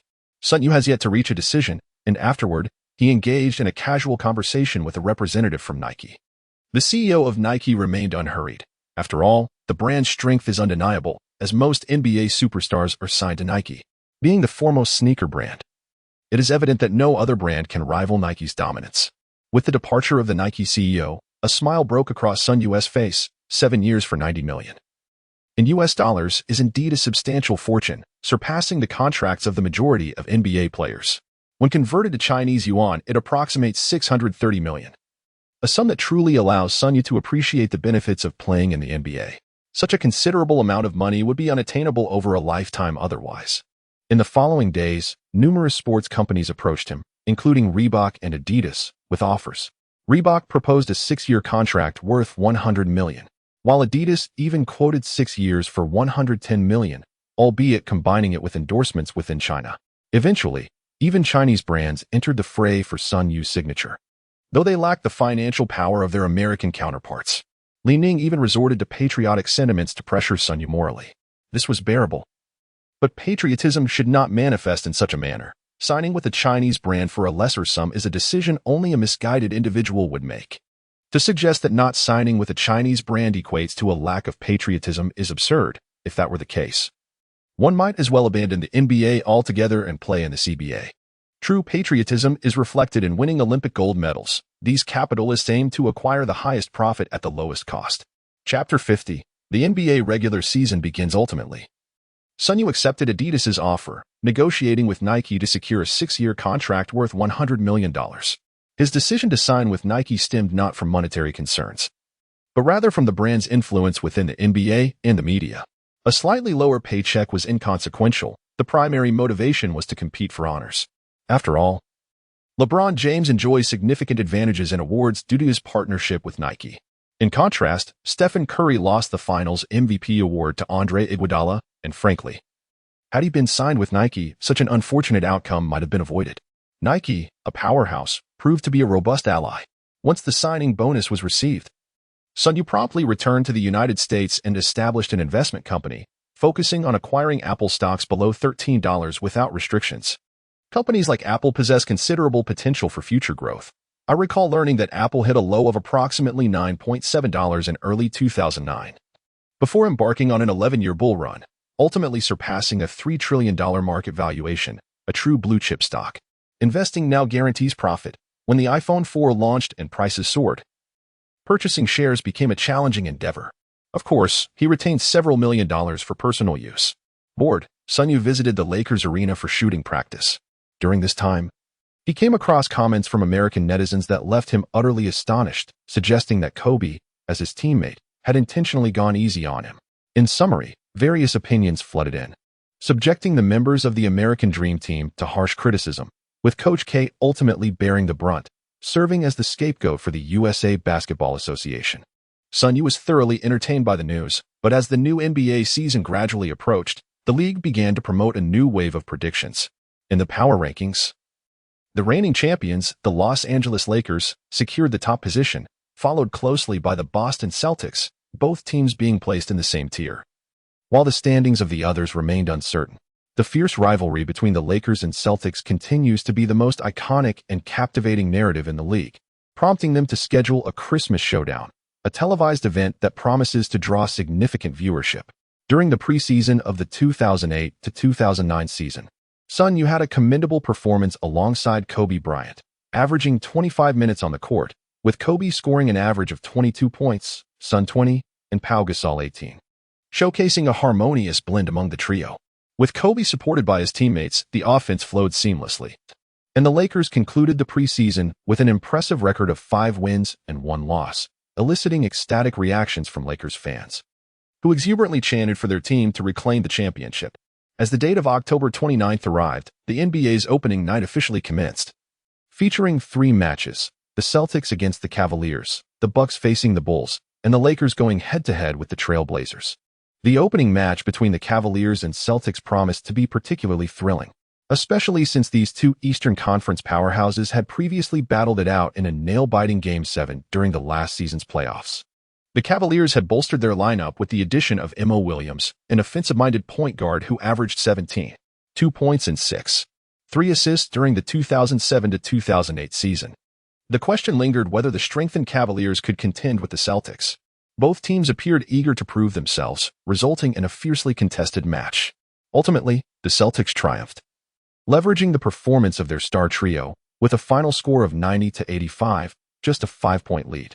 LeBron James contributed 22 points, 6 assists, and 7 rebounds, while Mo Williams managed 12 points, 2 assists, and 3 rebounds, falling short of expectations. Zydrunas Ilgauskas added 15 points and 8 rebounds. The Cavaliers only had these 3 players scoring in double figures, rendering their overall performance somewhat lackluster. Conversely, Paul Pierce of the Celtics shone brightly with 27 points, 4 assists, and 3 rebounds, supported by 5 players scoring in double digits, securing a narrow victory. The next match featured the Bucks against the Bulls, marking the debut of the first overall pick from the 2008 draft. Expectations were high, yet the Bulls emerged victorious with a score of 108-96. Derrick Rose performed admirably, scoring 11 points and dishing out 9 assists, narrowly missing a double-double. The Lakers match followed, as the reigning champions hosted the Trail Blazers, where the much-anticipated debut of Greg Oden finally took place. As a highly touted rookie, Oden had been projected to overshadow Kevin Durant, boasting an impressive pre-draft score of 106, the highest in 15 years, with comparisons drawn to legends such as Bill Russell, Hakeem Olajuwon, and Tim Duncan. Sun Yue, drafted in the 2nd round, had already made a name for himself, while Oden, plagued by injuries and poor medical care from the Blazers, had seen his promising career falter. In the TNT studio, Charles Barkley brought a donkey, having previously orchestrated a deal with Kenny Smith for the sake of ratings. Smith, It's your time to shine, Barkley said with a mischievous grin, his expression provoking a playful urge to retaliate. Oh my God, you really are something else? Kenny Smith responded dramatically. Nevertheless, he bravely approached the donkey and, with resolve, kissed it. After the act, he grimaced and rinsed his mouth with water. Returning to the studio where Barkley gave him a thumbs up, acknowledging that Smith had upheld his end of the wager. Smith, for this game, I'm backing the Lakers. What about you? Barkley declared, favoring the Lakers, whose roster remained unchanged as they sought to defend their title. As both teams commenced their warm-ups, the arena erupted with enthusiasm. And before the game began, the championship rings were to be awarded. As a vital contributor to the championship victory, Sun Yue received his very first championship ring. Although not a core player, the significance of this accolade cannot be understated. Without his contributions, the Lakers would not have secured this title.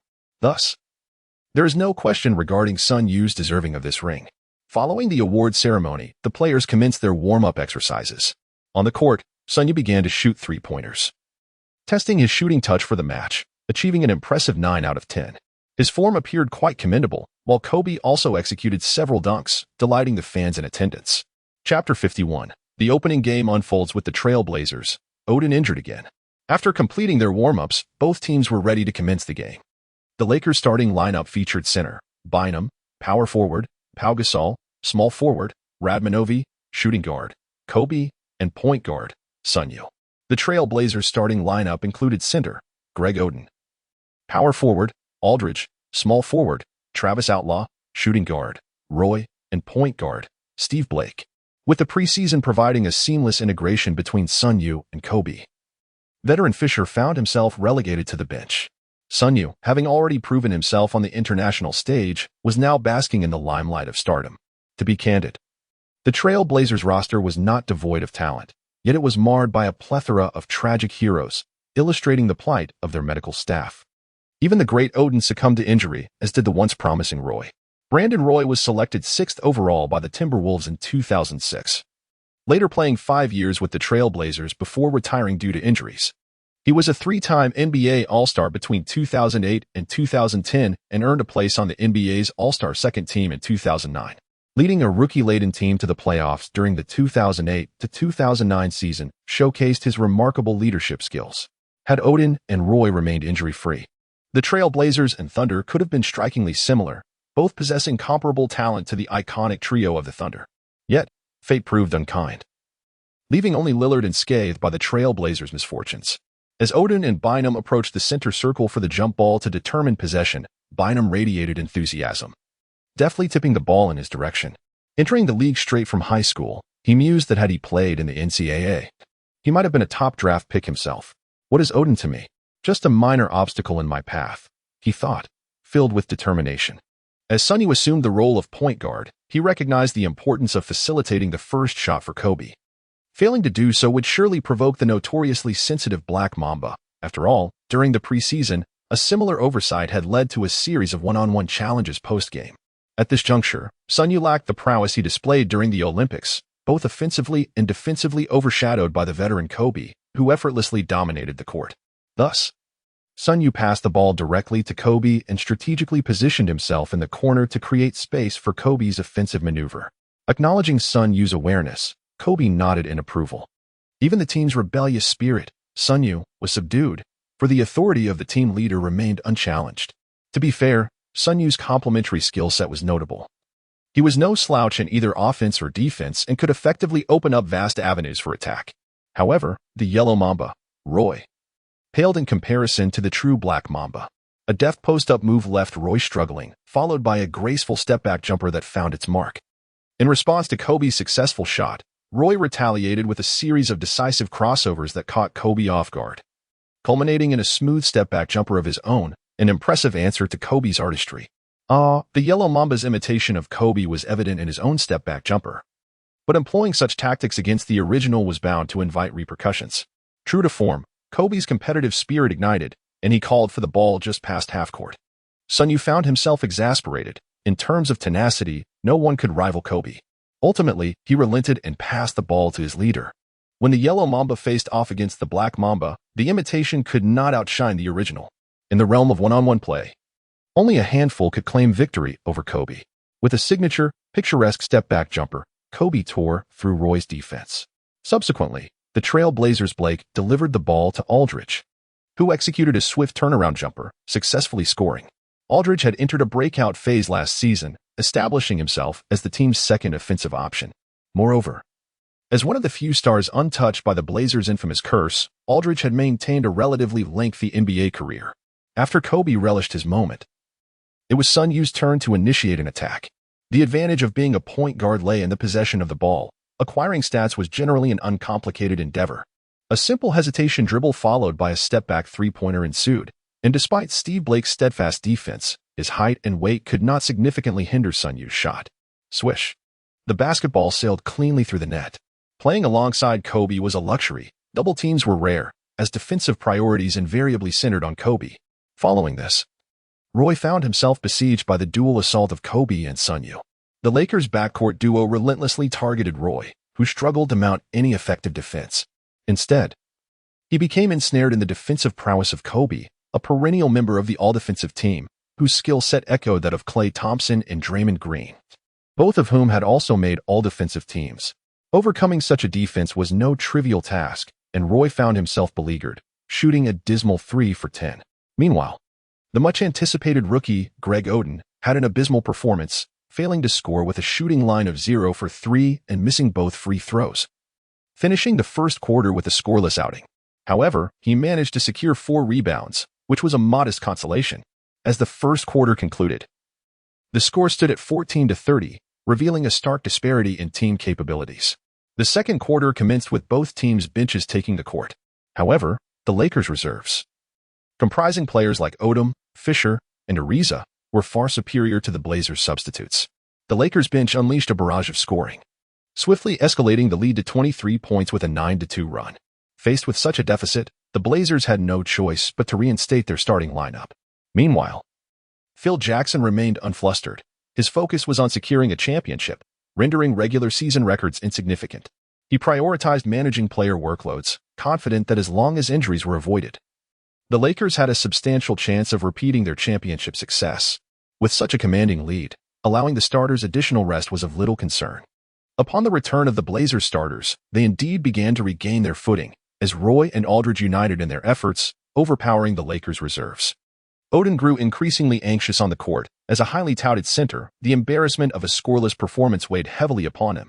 Even if he were still finding his footing in the league, he felt he should at least manage to score. In a moment of frantic defense, Oden suddenly lost his footing, twisting his right ankle severely and collapsing to the ground.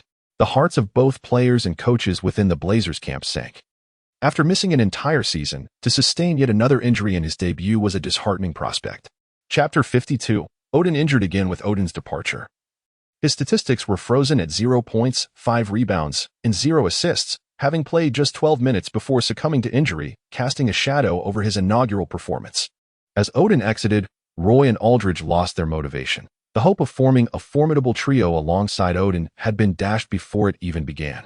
With such a fragile physique, could Oden truly establish himself in the NBA? Roy dared not contemplate the possibility of Oden being sidelined once more. The remainder of the match unfolded with the Lakers in control, and the Blazers failed to mount a single coherent counterattack. The final score settled at 76-106, with a staggering 30-point gap. In a remarkable display, Sun Yue concluded his contributions after just 3 quarters, while Kobe Bryant played for 30 minutes, shooting 9 out of 17 to achieve 23 points, 11 rebounds, and 6 assists. Sun Yue participated for 25 minutes, making 7 out of 11 attempts, all from beyond the arc, thus securing 21 points, 7 assists, and 2 steals. Pau Gasol also took to the court for 30 minutes, contributing 15 points, 7 rebounds, and 1 assist. The trio dominated the scoring, while Bynum, recently returned, played only 27 minutes, managing 4 out of 9 shots for a modest 8 points and 3 rebounds. Of Kobe's 6 assists, 4 were directed towards Sun Yue, showcasing their remarkable chemistry. During a favorable game, Kobe exhibited no reluctance in sharing the ball. The following day, the Lakers faced the Clippers in a back-to-back match. However, both teams, being from the same city and at the onset of the new season, were still brimming with energy. The Clippers roster appeared lackluster, with only the captain, Baron Davis, having experienced all-star status, while Chris Common stood out as their sole bright spot. having been an all-star in the 2009 and 2010 seasons. Last season, the Clippers finished with a dismal record of 23 wins and 59 losses, ranking second to last in the Western Conference. In stark contrast to the star-studded Los Angeles Lakers, the Clippers seemed to attract little affection, with their home crowd often cheering for the Lakers instead. As anticipated, the game unfolded without any suspense. The Clippers exhibited no resistance from start to finish, resulting in a final score of 122-79, a staggering 43-point margin. The Lakers starters averaged only 28 minutes of play, wrapping up their game early. Kobe, displaying a subdued offensive drive, scored only 16 points, 8 rebounds, and 1 assist, while Sun Yue impressively sank 8 out of 10 three-point attempts, leading the game with 24 points. Gasol contributed 13 points and 9 rebounds, while Bynum added 12 points and 9 rebounds, effectively overwhelming the Clippers' interior defense. Ultimately, the Lakers secured a victory despite an unremarkable performance. Following this back-to-back, the Lakers enjoyed a 3-day respite, allowing the players to relax before facing the Denver Nuggets, a daunting opponent known for its challenging home court. The Nuggets play at the Colorado Plateau, with an elevation of 1,606 meters, making their venue the Pepsi Center, the highest in the NBA. The Nuggets boast a home win rate exceeding 80, and visiting teams often face difficulties acclimating to the altitude, resulting in a notable decline in competitive performance, frequently leading to heavy defeats. Since selecting Carmelo Anthony with the 3rd overall pick in the 2003 draft, the Nuggets have consistently reached the playoffs, though they have often fallen in the first round due to the competitive nature of the Western Conference. Following Anthony's call for reinforcements, the team acquired Allen Iverson, forming a formidable backcourt duo. However, Iverson's scoring prowess often stemmed from individual heroics rather than traditional playmaking, which hampered team cohesion, compounded by his defensive shortcomings. Similarly, Anthony's isolation scoring further fractured the team's structure, allowing them to reach the playoffs yet repeatedly falling victim to first-round exits. The damage Iverson inflicted on the team transcended mere statistics, prompting the Nuggets management to contemplate trading him. As the date of November 2, 2008, approached, the Nuggets were set to host the Lakers, a highly anticipated matchup featuring 2 of the league's premier shooting guards, Kobe and Iverson. As both teams emerged from the tunnel, the crowd erupted in cheers, captivated by the Nuggets' explosive offensive duo. The Lakers' starting lineup included Bynum at center, Pau Gasol at power forward, Vladimir Radmanovi at small forward, Kobe at shooting guard, and Sun Yue at point guard. The Nuggets countered with Nene Hilario at center, Kenyon Martin at power forward, Carmelo Anthony at small forward, Iverson at shooting guard, and Anthony Carter at point guard. In terms of lineups, the Nuggets fell short of the Lakers, who boasted a historically significant player in Kobe and a highly rated Sun Yue, thus leveling the playing field against Anthony and Iverson. In the paint, Gasol was at his peak, complemented by Bynum, who presented a formidable challenge to the aging Martin. Conversely, the presence of Anthony Carter, while sharing a name with notable players, did not imply any exceptional ability. As the jump ball commenced with Nene and Bynum, the latter, leveraging his physical advantage, directed the ball toward his own side, allowing Sun Yue to initiate the offense. Observing his leader engaged in a tussle with Anthony, Sun Yue prudently refrained from interrupting, noting that his matchup against the relatively diminutive Anthony Carter posed little challenge. With a deft feint, Sun Yue executed a fake drive and transitioned to a jump shot, evading Anthony Carter. Once he shook off his defender, Sun Yue swiftly elevated for the shot, the basketball tracing a beautiful arc through the air. Swish. The ball found nothing but net, a testament to the ineffectiveness of the defense. While Anthony's decision to guard Kobe was sound, given that the Lakers' small forward posed a significant challenge, expecting Anthony Carter to contain Sun Yue was rather optimistic. As for Iverson, it was an even more implausible notion. Sun Yue's dribbling and playmaking skills were undeniably formidable. As the Nuggets initiated their offense, Anthony Carter brought the ball past half court and passed it to Anthony, who engaged in a physical contest with Kobe. Their own small forward, Radmanovic, was no match for Anthony's onslaught. Moreover, having just defended against Anthony, he felt compelled to assert himself, and as a small forward, Anthony had a physical edge, albeit only over others. Chapter 53. Kobe's dominance over Anthony. Kobe, a robust guard, displayed his defensive prowess. As time dwindled, Anthony, unable to outmaneuver Kobe, forced a desperate shot. Thud. The ball clanged off the rim, but Pau Gasol secured the rebound. Kobe, demanding the ball, received it without hesitation, denying the leader the ball was not an option. Kobe advanced, seeking out Anthony, whom he had grown fond of from their Olympic collaboration. However, this did not deter him from raising the intensity. With a smooth fadeaway jumper, Kobe schooled Anthony. And the only thing capable of thwarting Kobe's scoring was his own shooting touch. Unfortunately for them, Kobe was on fire that night, and the ball sailed through the net. "Don't worry, I'll get him back," Iverson consoled Anthony. Now that Iverson was with the Nuggets, he and Anthony could bond over their shared experiences. Meanwhile, Kobe had already secured 4 championships, while Iverson still sought his first, which left him feeling somewhat frustrated. Sun Yue was tasked with defending Iverson. Since Kobe had ramped up the pressure on Anthony, he had no choice but to focus on Iverson. The backcourt could not rely on Kobe to handle both opponents. In his prime, Iverson's offensive capabilities were legendary. Even in the twilight of his career, Iverson remained an offensive enigma. With a swift crossover, he left Sun Yue trailing behind. Swish. After shaking off Sun Yue, Iverson executed a quick stop-and-pop jump shot, effortlessly sinking the ball from mid-range. His explosive ability was undeniable. Had this been prime Iverson, it would have been virtually insurmountable. Nevertheless, the current Iverson was less daunting, and Sun Yue's defensive skills would soon come into play. Having just been outmaneuvered, Sun Yue recognized he needed to familiarize himself with Iverson's moves. With a few more encounters, he believed he could contain him. Determined to reclaim his pride, Sun Yue shifted into isolation mode. Though his driving ability rated only 77, his height and shooting prowess posed significant challenges for smaller defenders. Without requiring any intricate techniques, he protected the ball, approached the three-point line, and, with Iverson in his path, launched himself into the air. The height disparity was akin to divine retribution. Iverson was powerless against such a shot, merely watching as Sun Yue released the ball. Unsurprisingly, given his proficiency, the shot was as good as a wide-open attempt. How could it not find its mark? Once again, Iverson attempted to maneuver around Sun Yue, but the latter positioned himself directly in Iverson's path, making it exceedingly difficult for the smaller guard. Ultimately, Iverson opted to pass to Anthony.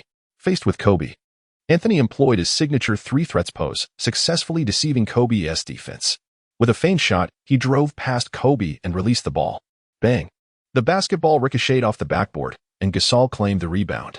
With 2 missed attempts, Anthony's shooting touch was clearly lacking that evening. Kobe's hunger for offense grew more insatiable. "Anthony, it's your turn," he declared, continuing to isolate against him while Sun Yue discreetly positioned himself in the corner, creating space for Kobe's attack. As Kobe initiated his offensive strategy, his determination was palpable. After a change of direction, he easily bypassed Anthony, whose agility could not match Kobe's. Once past Anthony, Kobe charged into the paint, where he faced Nene, ready to take flight. Bang! A ferocious slam dunk overshadowed Nene. Undeniably worthy of a spot in today's top 5 plays. Not only did the player break through Anthony, but he also executed a one-handed dunk over the Nuggets' interior defense, captivating the audience completely. Iverson, recognizing that Sun Yue was not easily overwhelmed, refrained from demanding the ball, as Sun's defensive prowess made it apparent that penetrating would likely result in a turnover. At this moment, Anthony Carter stepped up, exploiting his size advantage to drive and pull off a mid-range jumper. Sun Yue was occupied defending Iverson, while Kobe was matched up against Carmelo Anthony, creating an opportunity for Carter. When Kobe became engaged in the game, his teammates instinctively cleared the way for him.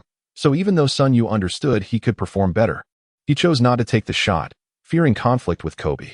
After receiving Sun Yue's pass, Kobe unleashed his Black Mamba mode, utilizing a triple threat and a deceptive spin to bypass Anthony effortlessly. Nene, witnessing the approaching Black Mamba, surely wished to shout for him to halt. Ultimately, Nene hesitated to impede Kobe's dunk, fearing the embarrassment of being posterized. With remarkable speed, Kobe surged toward the basket, delivering a powerful dunk to secure another 2 points. Following this, Carmelo Anthony faced Kobe but unfortunately missed a shot, and the offensive display turned into a struggle, with both teams now locked in a rhythm of competitive scoring. However, in terms of efficiency, the Nuggets' dynamic duo paled in comparison to the Lakers' backcourt. As the first quarter concluded, the score stood at 31-21, a 10-point gap. After the break, both teams seamlessly rotated in their bench players. The Lakers' bench was anchored by Odom, while for the Nuggets, it was J.R. Smith, a wild card known for his highlight reel potential. When unleashed, Smith proved to be a formidable challenge. Upon entering the game, J.R. Smith quickly closed the gap to 3 points, dispatching Odom and Ariza and showcasing his scoring capability. The Zen Master remained unperturbed, confident that his starters, after a sufficient rest, would swiftly reclaim any lost ground. With a wave of his hand, the Lakers starters emerged like unleashed beasts, initiating a torrential offensive onslaught. After a lengthy respite, Kobe's fervor to score was somewhat tempered, allowing Sun Yue the freedom to play more aggressively. It was clear that the Lakers were Kobe's team, and Sun Yue was acutely aware that he was not the leader of this squad. Contemplating his future, Sun Yue mused that upon Kobe's retirement and inheriting his legacy, he would have to seek a team where he could assert control, thus fulfilling his potential as a player. In the ensuing action, Sun Yue charged forward with the ball, finding it exceedingly easy to dominate someone of Iverson's stature. A swift three-pointer over Iverson solidified this point. Indeed, facing the Nuggets was a comfortable endeavor for Sun Yue. Whether against Iverson or Carter, thwarting him was an impossible task. As the heart of the Nuggets, Carmelo Anthony was naturally matched against Kobe, leaving Sun Yue to exploit Iverson, who was rendered ineffective by Sun Yue's relentless assault. Iverson, frustrated by his defensive shortcomings, realized that despite his efforts, winning a championship remained elusive. He left the 76ers in pursuit of that very goal, yet consecutive first-round exits with the Nuggets underscored his defensive liabilities. Reflecting on this, Iverson summoned every ounce of his strength, elevating his speed and agility beyond normal limits. With a low center of gravity, he executed a crossover, leaving Sun Yue momentarily deceived. Such extraordinary quickness was a hallmark of Iverson's game, who had averaged 26 points per game the previous season, still one of the league's elite scorers. With a deft jump shot following his drive, Iverson again found success, while Sun Yue retaliated by isolating Iverson, rising to shoot from the sweet spot and connecting with a three-pointer. The two engaged in an offensive duel, yet Sun Yue's physical advantage afforded him a more effortless path to scoring. Once in the sweet zone, his three-point shots were consistently accurate. If Anthony attempted to assist defensively, it would leave Kobe open. In contrast, Iverson relied heavily on his agility and numerous dribble moves to create opportunities, rendering his efficiency inferior to Sun Yue's. As the second quarter drew to a close, the score reached 60-51, widening the gap to 9 points. Nuggets head coach George Karl expressed dissatisfaction, noting a regression to an isolation style of play that undermined their defensive framework. He was acutely aware that relying on one-on-one play would not yield a championship. Defense was the cornerstone of success. Observing the Lakers' balanced roster, which boasted both offensive and defensive prowess, he lamented the current state of his team. Nevertheless, recognizing this might be Iverson's final game with the Nuggets, he resolved to let them enjoy their time on the court, having been informed of impending roster changes. On the Lakers bench, Kobe, unimpressed by Anthony's lackluster performance, grew more intrigued by his old rival, Iverson, and requested the opportunity to face him one-on-one. The Zen master, accommodating as ever, granted Kobe's wish, shifting Ariza to small forward and subbing out Radmanovic. With Ariza's defensive capabilities, he simply needed to contain the struggling Anthony. Sun Yue raised his hands in a gesture of resignation. Since Kobe was determined to play, he was content to take a back seat, planning to leisurely enjoy the game from the corner. After all, his salary was a mere $500,000 a year, a paltry sum compared to a superstar like Kobe. As the halftime break concluded, both teams returned to the court. Allen Iverson, ever the aggressor, took it upon himself to lead the offensive charge, while the once mighty Anthony faltered, struggling to find his rhythm and opting not to engage in scoring. Consequently, the burden of offense fell squarely on Iverson's shoulders. However, as Iverson initiated his attack, the Black Mamba, Kobe Bryant, swiftly transitioned to defense. Having faced one another numerous times in the league, both players were acutely aware of each other's formidable abilities. Kobe had meticulously studied tape of Iverson, analyzing his offensive strategies. Among those tasked with defending Iverson, Dwayne Wade stood out as the league's finest, boasting speed that rivaled Iverson's while possessing strong defensive skills. Kobe was a close second. Kobe's familiarity with Iverson, coupled with his relentless determination, served as powerful tools in his defensive arsenal, particularly in his later years when he became adept at limiting Iverson's impact. True to form, this time, Kobe's nearly impenetrable defense made it exceedingly challenging for Iverson to navigate through. Ultimately, he opted to pass the ball. Meanwhile, Anthony, influenced by Ariza, missed his shot. Pau Gasol, once again, secured the rebound, dominating the interior as the Nuggets struggled to contend with him in that regard. Kobe seamlessly took on the role of point guard, showcasing his rare dual-threat capability. Even when playing as a guard, his ball handling and playmaking abilities were undeniably exceptional. Sun Yue lingered at the corner, creating space for the offense. While Kobe utilized a back-to-the-basket move followed by a graceful turnaround jump shot, effortlessly sinking the ball from mid-range. Even with Allen Iverson's tenacious defense, which saw him leap to contest the shot, Kobe's height of 198 meters rendered such interference nearly negligible. A fierce fire ignited within Iverson. As one of the 4 premier shooting guards, he could not bear to be overshadowed. Regardless of his accolades as a member of the all-defensive first team, he surged forward with relentless determination. The ball danced under Iverson's deft control as he executed an expansive change of direction.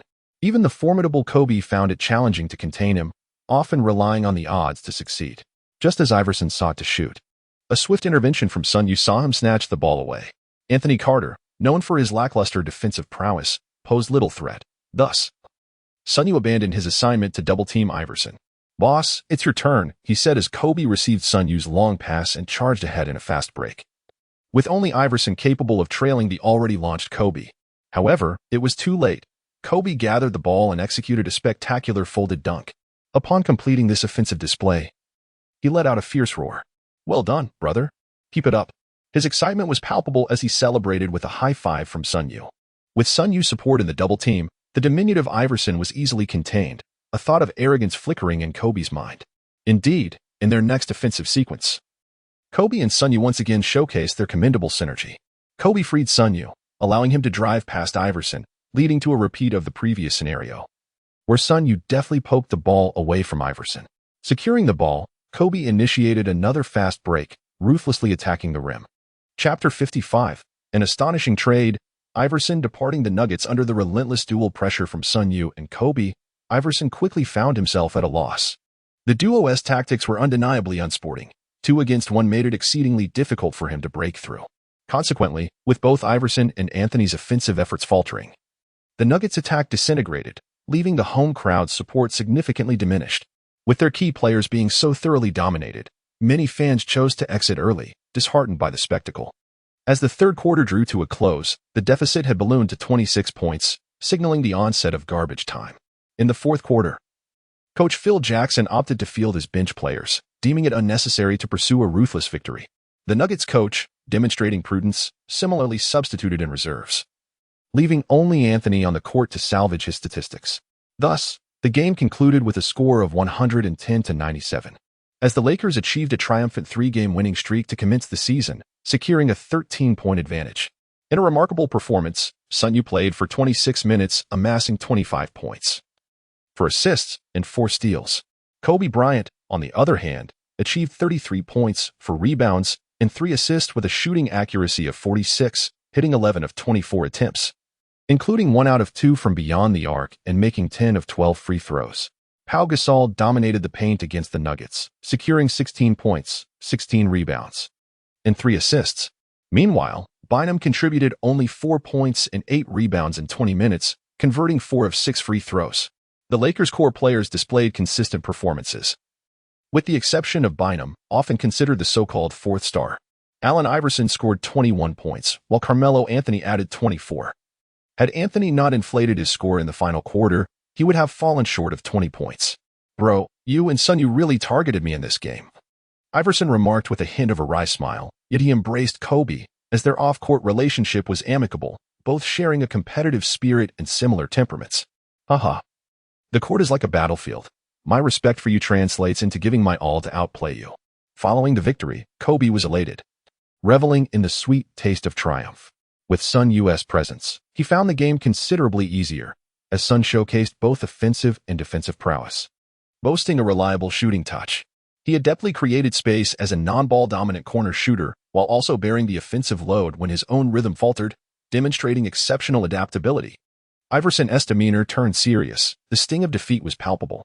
Both he and Kobe hailed from the illustrious 1996 draft class, with Iverson being the first overall pick while Kobe was selected 13th.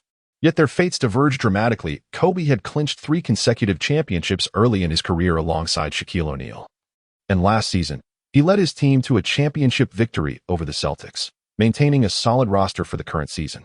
The Lakers were once again contenders for the title, while Iverson, now 33 and nearing the twilight of his prime, pondered the prospects of his lackluster defense hindering his quest for a championship. Would he, like Barkley and others, remain without a ring? Next time we meet, I want to be defeated. Just wait and see. Despite the loss, Iverson remained defiant. Brother, whether next time or the time after, winning against me is impossible, Kobe retorted.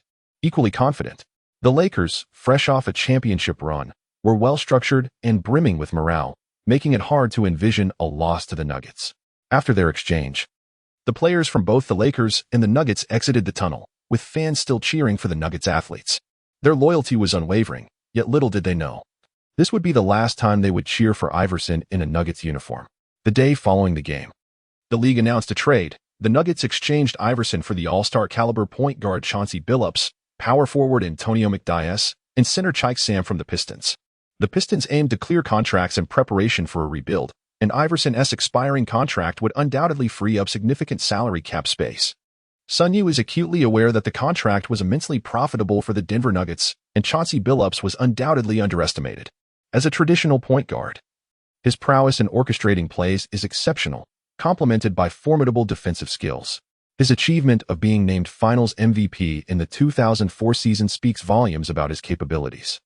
In Sun Yue's memory, Billups is undeniably the most fitting point guard for the Nuggets, and his arrival transformed the team remarkably. During his nearly three-season tenure with the Nuggets, Billups maintained commendable form, even achieving a career-high average of 19.5 points, 3.1 rebounds, and 5.6 assists at the age of 33 in the 2009-10 season, perfectly supporting Carmelo Anthony. He taught Anthony the essence of leadership and how to guide a team forward.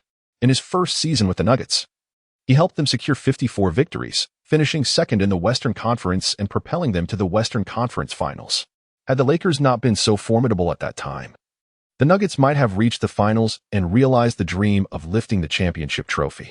It can be said that the Nuggets profited immensely from Billups, who was still a force to be reckoned with at the tail end of his prime. In stark contrast, the situation with Allen Iverson and the Pistons was undoubtedly a lose-lose scenario. The trade that sent Billups away left several Pistons players disgruntled, resulting in Iverson facing the disdain of his teammates. Rip Hamilton, known as Mask Man, refused to relinquish his starting position for Iverson, while Stuckey outright declined to give up the number 3 jersey, further fueling Iverson's resentment towards the Motor City. The ultimate catalyst for the rift between Iverson and the Pistons was undoubtedly the decision of the head coach to bench him. Upon hearing the news, Iverson famously exclaimed, "I have never heard of a superstar coming off the bench. I have never heard of an Olympic team member coming off the bench. I have never heard of an MVP coming off the bench. I have never heard of a scoring champion coming off the bench. I have never heard of an All-NBA player coming off the bench. If you want me to come off the bench, you might as well let me retire." Consequently, in the latter half of the 2008 to 2009 season, Iverson announced his departure from the season, a move that earned him the reputation of being a locker room poison, leading many teams to steer clear of him. Just as Iverson's fans feared he would be left without a team, the owner of the Memphis Grizzlies extended a lifeline, promising him the starting position he coveted and offering him the number 3 jersey he had worn for most of his career. He even boldly stated that any issues could be discussed directly in his office, albeit with the caveat that Iverson would have to accept a minimum salary contract. This seemingly considerate offer was, in fact, a self-serving maneuver to revitalize the team's market presence. At that time, Iverson's fame still lingered, and for a market-starved team, the prospect of signing a once popular star like Iverson was akin to a wolf spotting prey. The signing of a minimum salary contract further exposed the avarice of capitalists, and it did not take long for Iverson to realize he had been deceived. The head coach, Hollins, was singularly focused on rebuilding, prioritizing the development of young players. Iverson found himself relegated to the role of a practice player, and after 3 games, he had yet to receive any assurances of a starting position. Relegated to coming off the bench. During the final game, seated on the bench, Iverson witnessed his former rival Kobe Bryant score an astounding 41 points against his team, leaving him powerless. After the match, Iverson returned home and made the decision to retire. The announcement of Iverson's retirement sent shockwaves throughout the league. While many mourned the tragic decline of his illustrious career, his former team, the Philadelphia 76ers, opened their arms to welcome him back. The day after Iverson made his decision, the 76ers promptly signed the Philadelphia native. At the press conference, with tears welling in his eyes, Iverson addressed fans and reporters alike, saying, "When I parted ways with the Grizzlies, I thought my basketball journey had come to an end. However, when Philadelphia needed me, I returned without hesitation. I wish to retire as a 76er. On December 3, 2009, Iverson announced his signing of a one-year non-guaranteed contract with the Philadelphia 76ers, joining forces with Andre Iguodala in pursuit of the playoffs. However, by early 2010, Iverson had to miss the All-Star game and subsequent matches due to his young daughter's mysterious illness and persistent high fever. In order to care for her, he and the 76ers mutually agreed to terminate the remainder of his contract for the 2010 season. This marked the final chapter of Iverson's career in the NBA, a transaction that led to his precipitous decline, leaving him in a position where no team wanted him, until his former team, the 76ers, extended an olive branch. This trade represented a dual setback for both the Pistons and Iverson, with Iverson becoming a liability and the Pistons failing to capitalize on the expiring contract. As Iverson unilaterally announced his season would be over, Sun Yue was profoundly moved upon reading the news. Allen Iverson had indeed been traded. However, this outcome was attributable to his personality. He had to relinquish his inclination to assist others and respect their destinies. If he were to converse with Iverson, it would be unlikely that his words would be heeded. Iverson is not devoid of talent. Rather, championship contending teams simply do not require his skills. Conversely, weaker teams are in search of capable rookies and draft picks. Much like Russell Westbrook, after losing his value with the Lakers, he could only join the Clippers on a minimum salary. Westbrook, too, is not lacking in skill. His energy and determination are unparalleled among his peers. Yet the glaring deficiency in his three-point shooting was magnified during his time with the Lakers. After a 4-day respite, the Lakers were rejuvenated and prepared to face the challenge posed by the Clippers at home. The atmosphere was relaxed. Having recently secured a victory and with the Clippers undergoing no significant changes, the team felt confident in their ability to triumph.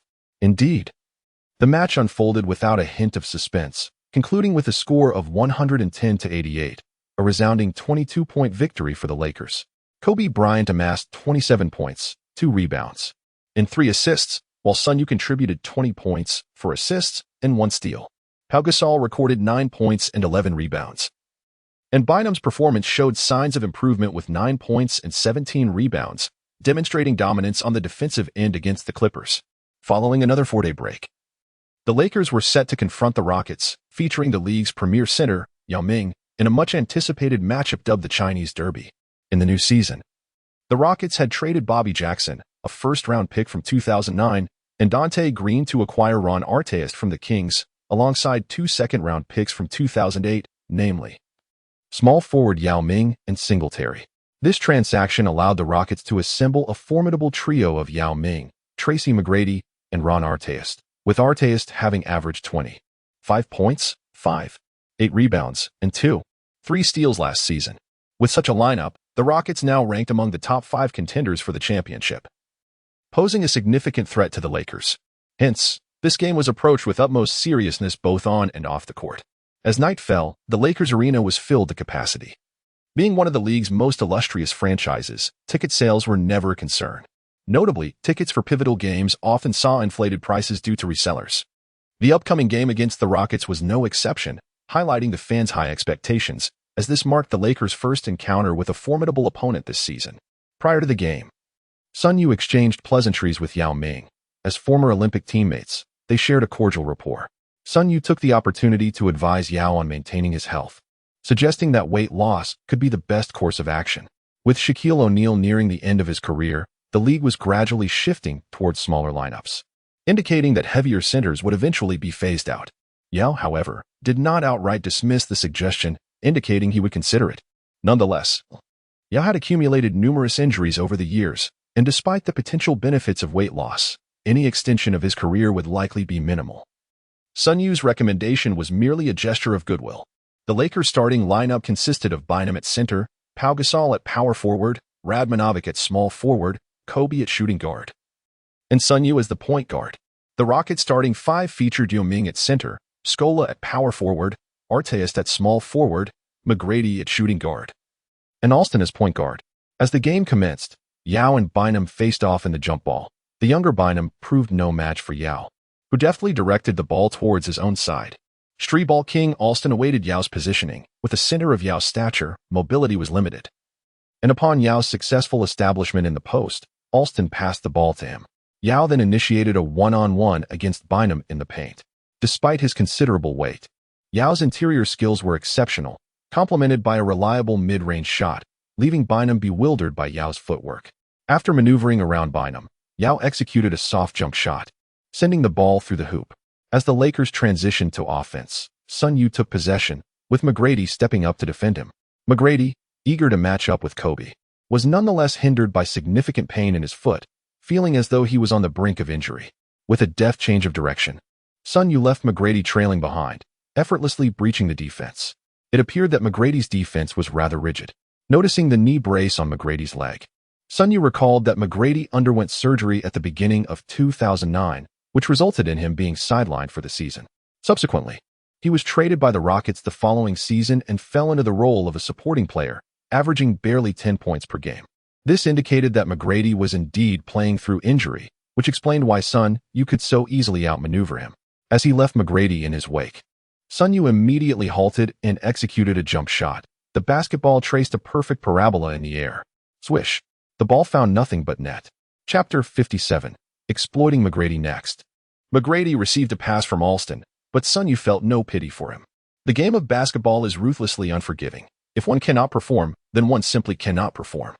Sun Yue directly employed a relentless defense against McGrady, who found himself unable to penetrate Sun Yue's formidable guard.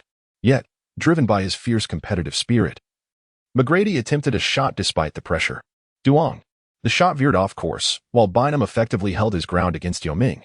In the paint, Gasol seized the opportunity to secure the rebound, as the young Shark recognized the challenge of contending with the league's premier center. When one cannot prevail, it is prudent to join forces with a brother. A 2-on-1 scenario should suffice, and should he endure the grueling tasks, all would be well, provided he does not falter. The next sequence unfolded with Kobe's offensive maneuver. Confronted by a defender like Arteist, Kobe showed no signs of hesitation. After all, he had faced the defensive player of the year before. During this period, only his own shooting touch could thwart him. Unfortunately for the opposition, Kobe's touch was indeed on point this game. Under Arteist's defense, Kobe effortlessly employed a simple fadeaway jumper, smoothly sinking the ball into the net. As the Rockets initiated their offense, Alston passed the ball to Arteist, who had recently joined the team and was still in the adjustment phase. Nevertheless, with the formation of a trio of stars, both Yue and McGrady were required to cede some ball control to Arteist. However, still acclimating to his new teammates, Arteist received the pass awkwardly and, lacking proper communication, was immediately pressed by Kobe. The unfortunate Arteist, with no one to assist, was compelled to shoot over Kobe. Duong. The basketball struck the rim, and with the Lakers' twin towers in the paint, even Yao Ming could not contend against two defenders. Bynum's positioning was impeccable, allowing Gasol to claim the rebound. Spotting an opportunity, Sun Yue surged forward as Gasol secured the board. With exceptional passing skills, Gasol delivered a quarterback-like long pass. Upon receiving the ball, Sun Yue dashed to the three-point line and launched a trailing three-pointer. Swish.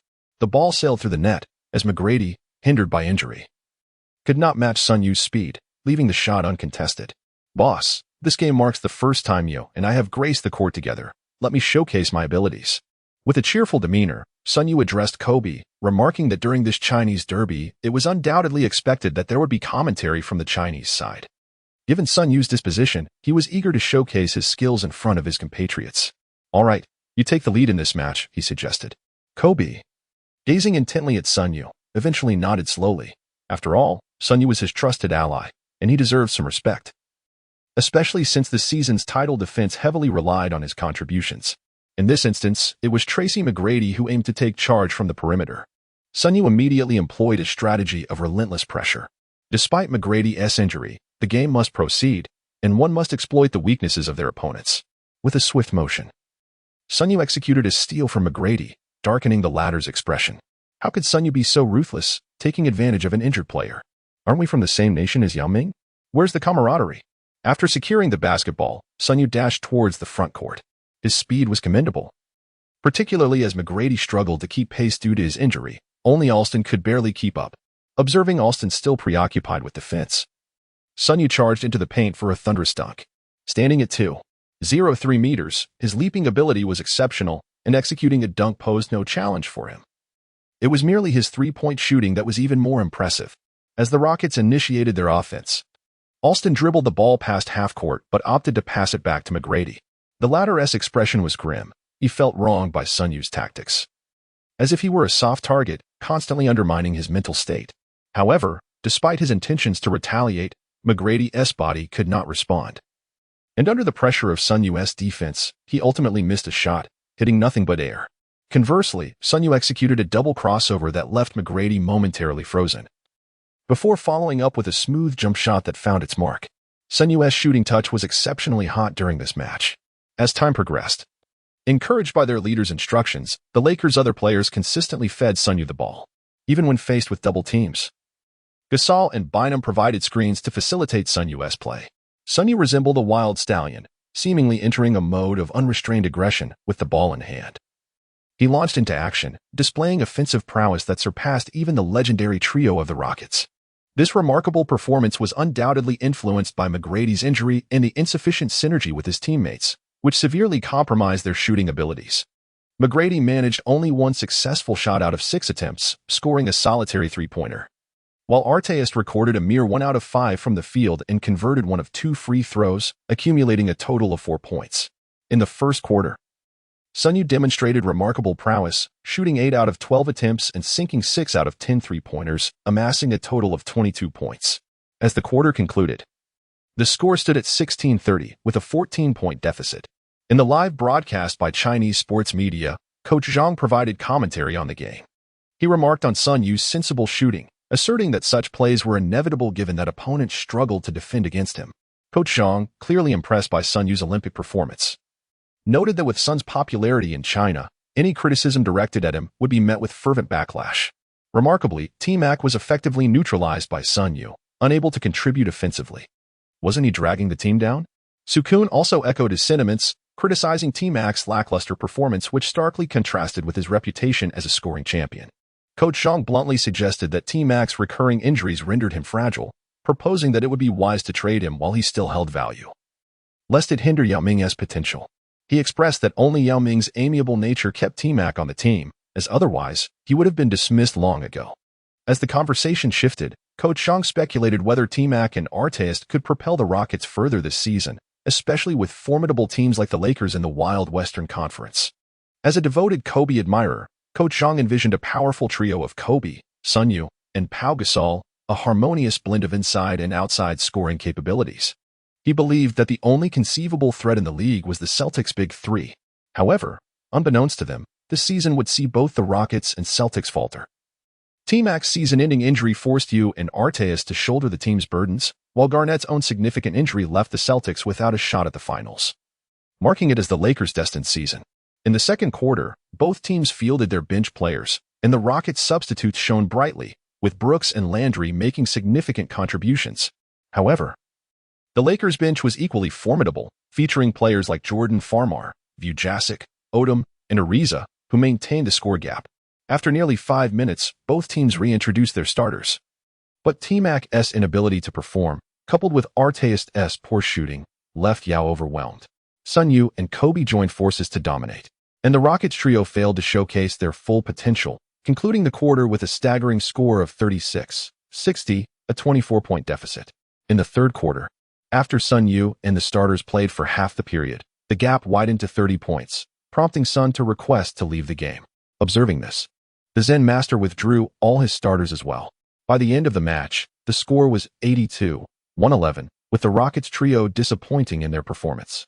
Sun Yue played for 25 minutes, scoring 33 points with an impressive shooting record, while Kobe added 20 points, 3 rebounds, and 3 assists. Gasol contributed 20 points and 15 rebounds, while Bynum scored 13 points and grabbed 7 rebounds. In contrast, the Rockets star trio underperformed. Yao managed 16 points and 8 rebounds. Artest only 8 points with 4 rebounds, and T-Mac was abysmal, scoring merely 3 points. Following this defeat, the Lakers faced 2 consecutive away games against formidable opponents, the Dallas Mavericks and the New Orleans Hornets. After a day of rest, the matchup between the Dallas Mavericks and the Lakers commenced on November 12, 2008. The Lakers' starting lineup included Bynum at center, Pau Gasol at power forward, Radmanovic at small forward, Kobe as shooting guard, and Sun Yue as point guard. The Mavericks presented a familiar lineup, featuring Dampier at center, Nowitzki at power forward, Gerald Green at small forward, Jason Terry as shooting guard, and Jason Kidd as point guard. The Mavericks, possessing substantial fighting spirit in the Western Conference, faced off against Sun Yue's old adversary, Kid, while Nowitzki, long criticized before his championship win in 2011, was determined to prove his worth. Terry, a key player in the Mavericks' success, complimented Nowitzki effectively. Dampier, often ridiculed for his audacious claim of being the second-best center in the West, faced a challenging match against Bynum. As the game commenced, Sun Yue had developed a significant rapport with Kobe. At a high position, Kobe executed a screen for Sun Yue, whose subsequent drive past Kid set up a seamless pass to Kobe, who then executed a flawless mid-range jumper. Swish. The basketball gracefully traced a beautiful arc through the air before swishing effortlessly through the net. It was a quintessential shot, a paragon of perfection, akin to a masterpiece crafted by Kobe. On the Mavericks side, they did not place much significance on this offensive play. As for Kobe, the league is rife with players eager to guard him, yet few possess the prowess to actually succeed. As the play transitioned, Jason Kidd advanced the ball past midcourt, with Dampier setting a high screen for him. The quality of the pick was impeccable. After all, Dampier, as a center, boasted a formidable physique. Kidd's playmaking skills and physical attributes rank among the elite in the league. However, Sun Yue lagged slightly while navigating the pick, allowing Kidd to penetrate the paint seamlessly. Upon entering the key, Kidd executed a layup motion, and indeed, the youthful Bynum fell for the feint, leaping to block the shot, unaware that Dampier had rolled to the basket. In midair, Kidd deftly passed the ball backward to Dampier, who took off for a powerful one-handed dunk as Bynum descended. The basketball was emphatically slammed into the hoop, and Dampier's robust frame landed with a thud. As a traditional center, being able to capitalize on such opportunities was exhilarating, and he even managed to humiliate Bynum with an emphatic dunk. This play was undoubtedly destined for the highlights. With a triumphant roar, Dampier turned to the audience, proclaiming, "Behold, this is my strength. This dunk proves I am indeed the second-best center in the league." The crowd erupted in cheers, the home fans passionately celebrating the explosive dunk they had just witnessed, affirming the value of their tickets. "Well done, my friend," Kidd remarked with a smile as he exchanged a high-five with Dampier, acknowledging the success of the pick and roll. "You executed that well, but it's my passing that truly matters. Of course, my skills speak for themselves. Dunking on Little Shaq is as easy as eating a donut," Dampier replied confidently, a proud expression on his face, almost swelling with pride.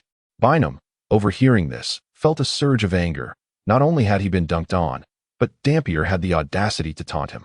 If it weren't for the ongoing game, he would have taken matters into his own hands. "Sun Yue, make sure to pass me the ball soon. I need to teach him a lesson," Bynum seethed, his resentment towards Dampier surpassing all else. During games, Bynum often noticed that Sun Yue primarily facilitated for Kobe and Gasol, placing his own priority far lower than theirs. With Sun Yue often seeking his own shots, the limited possession of the basketball translated into diminished opportunities for Bynum, adversely affecting his statistics. Chapter 59. A brawl erupts. The arena transforms into a boxing ring thus. Bynum harbored a deep-seated dislike for Sun Yue, finding him less favorable than the former Fisher, who at least did not hog the ball. In previous matches, when Kobe took the reins, Bynum still had a fair share of opportunities. However, Dampier's provocations during this match had truly infuriated him. Blinded by rage, Bynum glared at Dampier, as if he were preparing to strike. "All right, brother, if you seek revenge, I have no objections," Bynum declared. Sun Yue nodded in agreement. If Bynum wished to take action, so be it. After all, he had only recently joined the Lakers. As a seasoned player and a pivotal presence in the paint, Bynum deserved a measure of respect. Did not even Kobe refrain from opposing him? At this moment, Kidd remained as sharp as ever, while Sun Yue lacked Durant's prowess in one-on-one situations. Faced with Kidd's defense, he found himself in an exceedingly challenging position. For Kidd was a man who had been selected for the all-defensive first team 4 times and the second team 5 times. Sun Yue signaled, and the Black Mamba swiftly approached. Pau Gasol remained to guard Nowitzki, while Sun Yue, empowered by Kobe's screen, surged into the paint with remarkable speed. After a moment's hesitation, Nowitzki refrained from rushing to help, as Pau Gasol stood ready on the right side, allowing Gasol, an all-star caliber player with shooting prowess, to go unguarded would be akin to gifting points. As Sun Yue leapt towards the basket, seemingly poised to deliver a thunderous dunk, Dampier was indeed deceived. He leapt within the restricted area, aiming to thwart Sun Yue's attempt. In a moment of brilliance, Sun Yue executed a behind-the-back pass to the waiting little shark, Bynum, who seized the opportunity. Dampier, momentarily forgetting his own prowess in dunking over Bynum, found himself toppled by the very same player. With a resounding thud, Bynum soared through the air, delivering a powerful dunk upon Dampier, whose fury was palpable. Bynum's strength was extraordinary, propelling Dampier out of bounds. With this comeback, Bynum felt a surge of exhilaration, his lips curling into a taunting smirk. Meanwhile, Dampier lay heavily on the ground, bewildered, grappling with the recent events. How had he ended up here? Yes, he had been dunked on by Bynum and unceremoniously shoved aside midair. Watching Bynum mock him, Dampier's anger flared uncontrollably. Enraged, he rose and launched a fierce punch at Bynum's face. The situation escalated as Bynum, incensed by Dampier's attack, retaliated, and the two engaged in a fierce brawl, resembling a boxing match. Both players, towering centers, were unrestrained, leaving others powerless to intervene. The referee, blowing his whistle emphatically, ejected both players from the game, leaving neither team with a legitimate center. It was likely that both would face further repercussions from the league after the match. Adjustments were made to the lineups. The Mavericks elevated backup center Desagana Diop, while the Lakers shifted Pau Gasol to center and brought Lamar Odom onto the court as a power forward. Following the altercation, the players exhibited heightened intensity, their movements becoming more aggressive. Nevertheless, the NBA, having endured the Palace of Auburn Hills incident, ensured that referees would swiftly intervene to temper the escalating tempers. In this encounter, Sun Yue refrained from utilizing a pick-and-roll against Kidd. Instead, he relied on his physicality to accelerate forcefully, pushing past Kidd into the paint. Given Sun Yue's typically laid-back demeanor during the regular season, such strenuous efforts are not characteristic of him. Once he reached the interior, Sun deftly evaded Desagana Diop's block, executing a pull-up layup that struck the backboard at a 45-degree angle, successfully sinking the ball into the hoop for 2 points. His tenacity was remarkable. Sun Yue's athleticism is commendable among guards, standing at 2.03 meters tall and weighing 96 kilograms, akin to a future Ben Simmons, albeit with shooting prowess.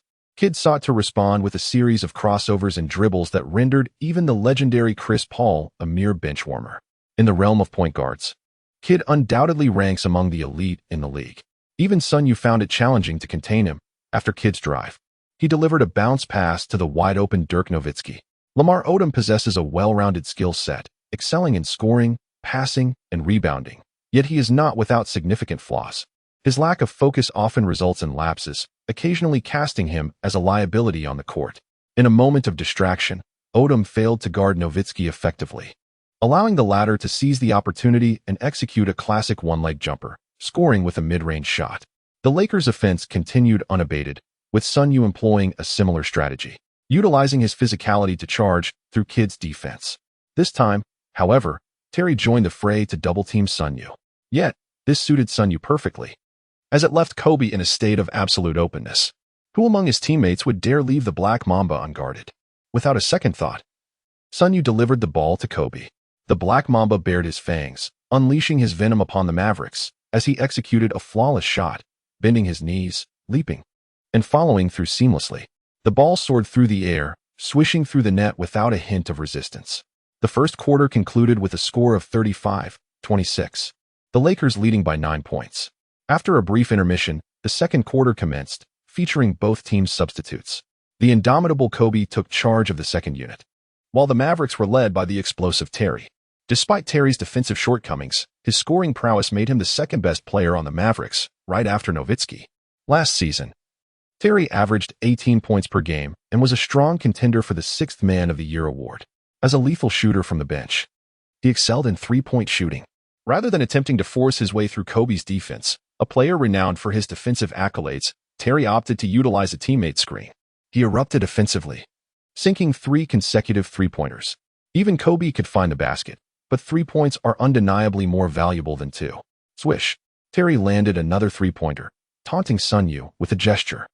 Perhaps believing that Sun Yue was the only one on the Lakers capable of matching him in a three-point duel. Sitting on the bench, Sun Yue raised an eyebrow, considering whether Terry was unaware of the weight carried by a sharpshooter with an overall rating of 93, one that a mere 6th man like him should not provoke.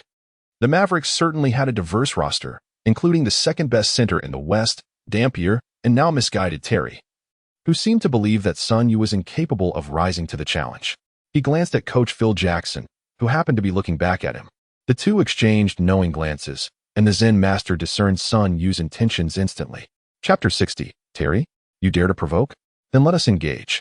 The fierce fighting spirit had already been vividly displayed. In the face of provocation, Sun Yue intended to make them aware of the consequences.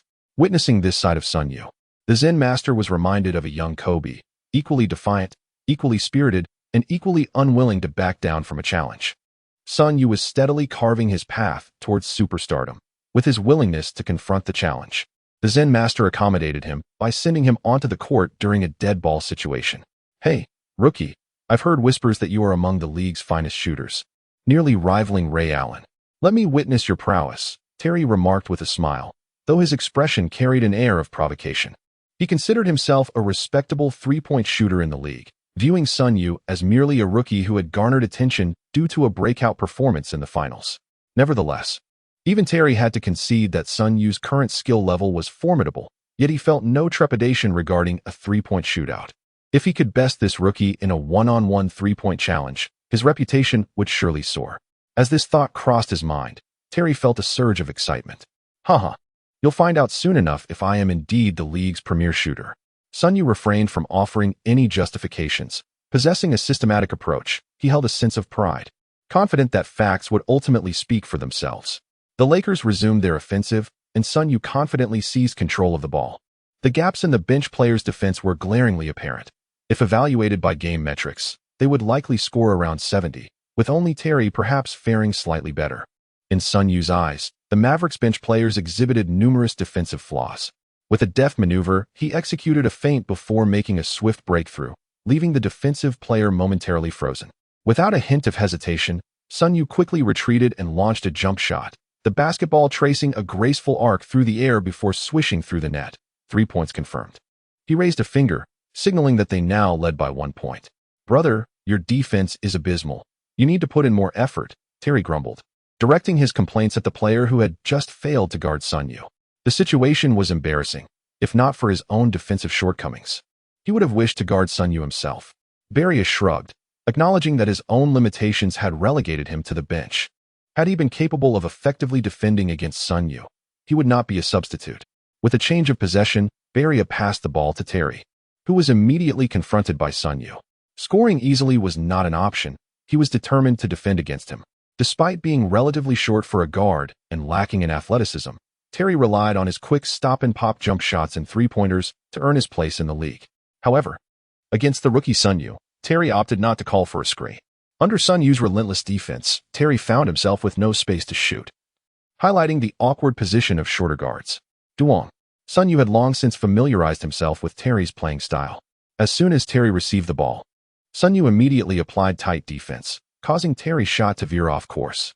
Ariza secured the rebound, and once he gained control of the ball, the Mavericks players began to retreat on defense. Sun Yue continued to advance with the ball. Once again, Barrios, facing his defender, launched a shot that disregarded the defense entirely. The basketball soared through the air like a cannonball. Swish. The sound of the ball netting was as melodious as a splash of water. The score was now 2-0. Sun Yue uttered little, merely casting a disdainful glance at Terry before turning to return to defense. Terry's gaze fixated on Barrios, who rolled his eyes, given his own stature. It was absurd to think he could adequately guard Sun Yue. It wasn't that he lacked the desire to defend effectively, but the reality was that he simply could not. Terry's expression darkened. Was the opponent's shooting truly this precise? Could it be that this seasoned player was outmatched by a mere rookie? It was rare for a newcomer to display such consistent, exceptional performance. Only a few possessed the potential for greatness. Akin to the likes of Duncan at his peak upon entering the league, or LeBron and Anthony. Presently, Sun Yue, in his second season, was already showing signs of promise. Having yet to encounter the infamous rookie wall, within the starting lineup, he had the advantage of Kobe and Gasol, who drew defensive attention away, ensuring Sun Yue was not the primary offensive threat. The Mavericks continued their offensive, and from the bench, Terry enjoyed the privilege of unlimited shooting opportunities. Barrios intended to pass the ball to Terry, but Sun Yue had already anticipated the passing route. With a swift motion, he intercepted the ball midair, executing a clean and precise steal.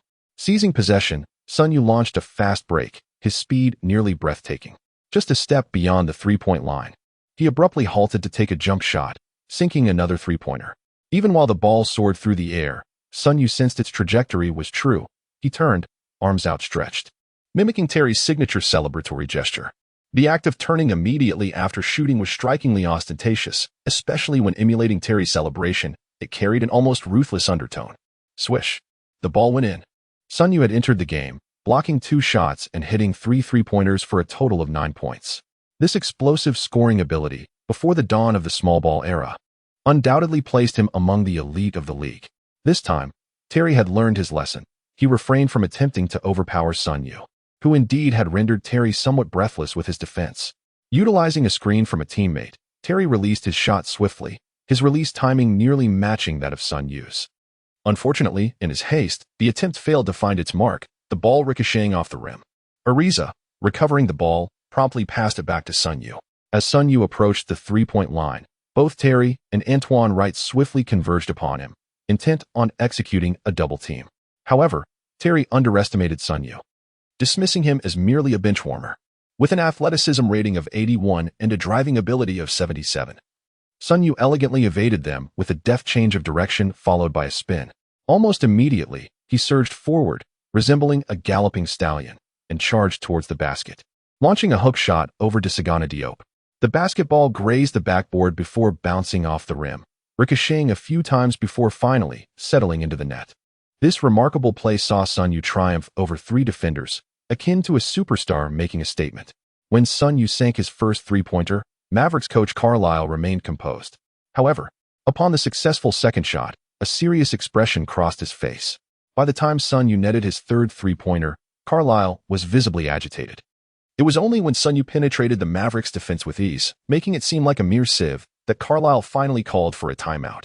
During the break, he meticulously devised a strategy, particularly focusing on containing the scorching hot Sun Yue, who was, without a doubt, capable of lethal shooting today. Chapter 61.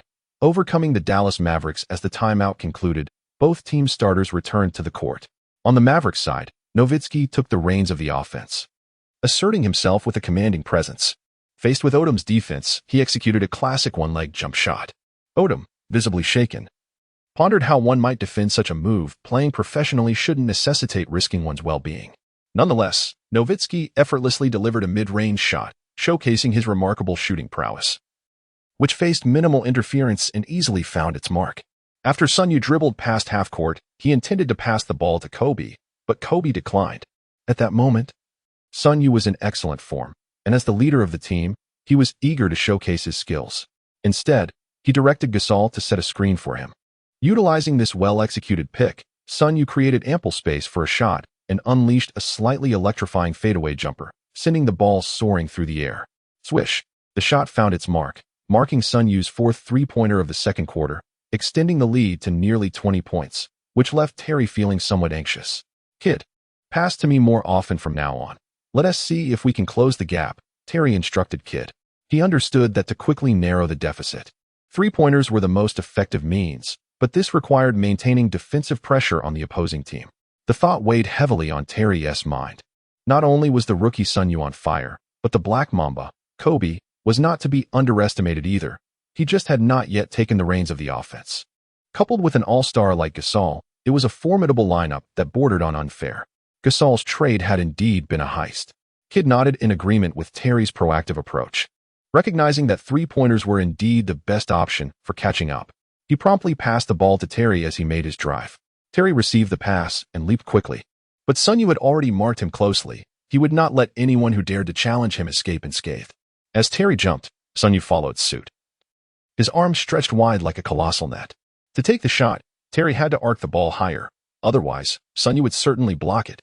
In midair, Terry found himself unable to maneuver and was forced to take a contested three-pointer, which resulted in a complete airball. Gasol, positioned beneath the basket, seized the opportunity to recover the ball, initiating a fast break for the Lakers. Sun Yue surged forward once more, only to be met with a double team from Terry and Kid. However, the notion that he could not orchestrate the Lakers' offense was misguided. Sun Yue's playmaking ability was intact. In the instant of the double team, he discerned a passing lane and delivered the ball to Kobe on the left side. Upon receiving the pass, Kobe revealed his killer instinct. Never underestimate Kobe's finishing ability. With a decisive mid-range jumper, he scored effortlessly. In the ensuing moments, Terry of the Mavericks found himself thoroughly contained by the relentless defense of Sun Yue and Kobe, relying solely on Nowitzki and Kidd for offense, which proved insufficient in breaking the scoring drought. Meanwhile, the Lakers' backcourt duo tore through the Mavericks' defense with their offensive prowess, as Sun Yue continued to rain three-pointers while Kobe employed his signature fadeaway and pull-up jumpers. By halftime, the Lakers had established a commanding lead, with the score standing at 63-41, an impressive 22-point advantage. As the second half commenced, both the Lakers and Mavericks maintained their starting lineups, indicating that despite the significant score disparity, the Mavericks showed no intention of conceding. Sun Yue, with his petty mindset, still remembers Terry's provocation. Given that Kidd's offensive capabilities are rather feeble, Sun Yue can confidently double-team Terry. In the second half, the non-superstar Terry will be subjected to the dual threat of Kobe and Sun Yue. As for Kidd's offense, it suffices to focus on defending against his drives while Sun Yue provides constant assistance on Terry. Consequently, the offensive burden primarily falls upon Nowitzki's shoulders. Ultimately, the seasoned veteran shoulders all the responsibility. Despite Nowitzki's relentless efforts to narrow the gap, every time he scores, Sun Yue swiftly retaliates using screens, showcasing an impressive shooting touch throughout the match. Within 5 minutes, the deficit had ballooned to 32 points. Recognizing such a significant margin, the score had entered garbage time, prompting Carlisle to substitute the starters. The Zen Master, too, was astute, allowing the bench players to gain some experience. There was a brief altercation during the game, and to ensure the players' well-being, they were cautious of any underhanded tactics that might involve malicious foot trips. When the fourth quarter concluded, the score stood at 111-90, with the Lakers triumphing over the Dallas Mavericks by a margin of 21 points. In this match, Sun Yue scored an impressive 35 points, shooting 13 of 18 from the field, including 9 of 14 from beyond the arc, alongside 2 rebounds, 3 assists, and 2 steals. Kobe, not to be outdone, recorded 27 points, 4 rebounds, and 1 assist on 10 of 20 shooting, while Gasol quietly amassed 22 points, 11 rebounds, and 2 assists. Despite Nowitzki's valiant effort of 41 points, 11 rebounds, and 3 assists, the Mavericks suffered a substantial defeat. Terry, on the other hand, was virtually invisible in the second half, managing only 12 points, a stark contrast to his true capabilities. Following the game, an altercation between Dampier and Bynum drew the league's attention, as such incidents warrant severe penalties. Given that Dampier initiated the conflict, the league ultimately decided on a 7-game suspension for Dampier and a 5-game ban for Bynum, taking into account the stature of both the Lakers and Mavericks as prominent teams. After their victory over the Mavericks, the Lakers prepared to face the Hornets the next day in a back-to-back match. The Hornets, led by the formidable Chris Paul, also featured All-Star David West and the then confidence-boosting Tyson Chandler. Additionally, they boasted the exceptional 3 and D player, James Posey, while the rest of the roster consisted of less notable players. Nevertheless, with Chris Paul in command, the team had a reliable floor general, consistently demonstrating his leadership prowess. As the deity of point guards, his ability to orchestrate his teammates ranks among the elite in the league. The fact that he has been selected to the NBA's 75 greatest players despite never winning a championship speaks volumes about his caliber. Prior to Sun Yue's arrival, Paul had already made 15 playoff appearances in 19 seasons, garnering 12 All-Star selections, for first-team All-NBA nods, 5 second-team All-NBA selections, 2 third-team All-NBA honors, 7 first-team All-Defensive Team accolades, and 2 second-team All-Defensive Team recognitions. It is evident that Chris Paul is an elite player. The prospect of him joining forces with Kobe would send shockwaves throughout the league, underscoring his immense leadership abilities. Chapter 62. Paul's New Nemesis. Sun Yue. The arrival of the next day heralded the Lakers' back-to-back encounter with the Hornets. The Lakers' starting lineup featured center, Pau Gasol, power forward, Lamar Odom, small forward, Trevor Ariza, shooting guard, Kobe, point guard, Sun Yue. The Hornets' starting lineup consisted of center, Tyson Chandler, power forward, David West, small forward, Peja Stojakovic, shooting guard, James Posey, point guard, Chris Paul. With Bynum absent, the Lakers underwent significant adjustments, moving Gasol to center and substituting Odom in the power forward position. To compensate for Odom's defensive lapses, Ariza was also elevated to the starting lineup. Gasol and Chandler faced off in the jump ball, with Gasol's physical attributes failing to match Chandler's explosive athleticism, resulting in Chandler gaining possession. As the game commenced, Chris Paul quickly asserted his dominance. With a deft dribble, he exploited a screen from Chandler, leaving Sun Yue momentarily behind and executing a smooth jump shot that found its mark. Paul's offensive prowess ranks among the finest for point guards, showcasing exceptional shooting ability and versatility. Adept at stepping up when his teammates falter while also possessing a keen sense for orchestrating the team's offensive plays. Nevertheless, even against Chris Paul, Sun Yue remained undaunted. Throughout his career, Paul has struggled against Deron Williams, who is renowned for his ability to counter Paul's style of play. Williams adeptly utilizes his height and strength to create offensive opportunities in the paint. Faced with Williams' imposing physique, Paul often finds it challenging to employ his signature quick steals and agile pivots on defense. Conversely, Williams capitalizes on this advantage, continuously posing a threat on offense and placing Paul on the defensive. Interestingly, Sun Yue embodies a similar archetype to Williams, boasting greater height and weight, which bodes well for his matchup against Paul. Sun Yue boldly charged towards Chris Paul, forcing him aside with sheer physicality. Once penetrating the paint, Sun Yue attracted a double team, delivering a precise pass directly into Kobe's hands. The Black Mamba flashed a subtle smile, swiftly converting the opportunity into 2 points. Since Sun Yue's arrival, the game had become considerably easier for him. No longer burdened with playmaking duties, he frequently found himself with open shooting opportunities. Meanwhile, Chris Paul responded with vigor. Although he struggled to contain Sun Yue defensively, his offensive prowess remained formidable. Exploiting a pick-and-roll, Paul seamlessly executed a shot from his sweet spot beyond the arc, the basketball swishing through the net. Sun Yue, undeterred, utilized his physical prowess to confront Paul directly, launching into his shot despite the latter's attempts at defense through questionable tactics. With a resounding swish, even in the face of such antics from Chris Paul designed to rattle him, Sun Yue's shooting form remained utterly unaffected. He executed a seamless sequence of jumping and shooting, only to be further provoked by Paul's underhanded maneuvers. If this is how it shall be, then he would not hold back. Sun Yue directly cleared the path with his elbow, opting not to rely on his signature three-point shot during the offensive play. As he broke through, he deliberately raised his elbow, delivering a fierce blow to Chris Paul during his shot. Witnessing Paul crash to the ground, Sun Yue exhaled, feeling a sense of relief. However, the referee called an offensive foul against him. Despite this, Sun Yue harbored no regrets. Paul, clutching his chest, inhaled sharply, acknowledging that Sun Yue's aggression was rather excessive. Standing at the free throw line, Paul attempted his shot but failed to convert, still recovering from the impact. The rebound was secured by Pau Gasol. As Sun Yue once again drove to the basket, Chris Paul wore a serious expression, refraining from any underhanded tactics. With Paul seemingly conceding, Sun Yue lost interest in the defensive contest and, disregarding Paul's presence, launched a clean three-pointer.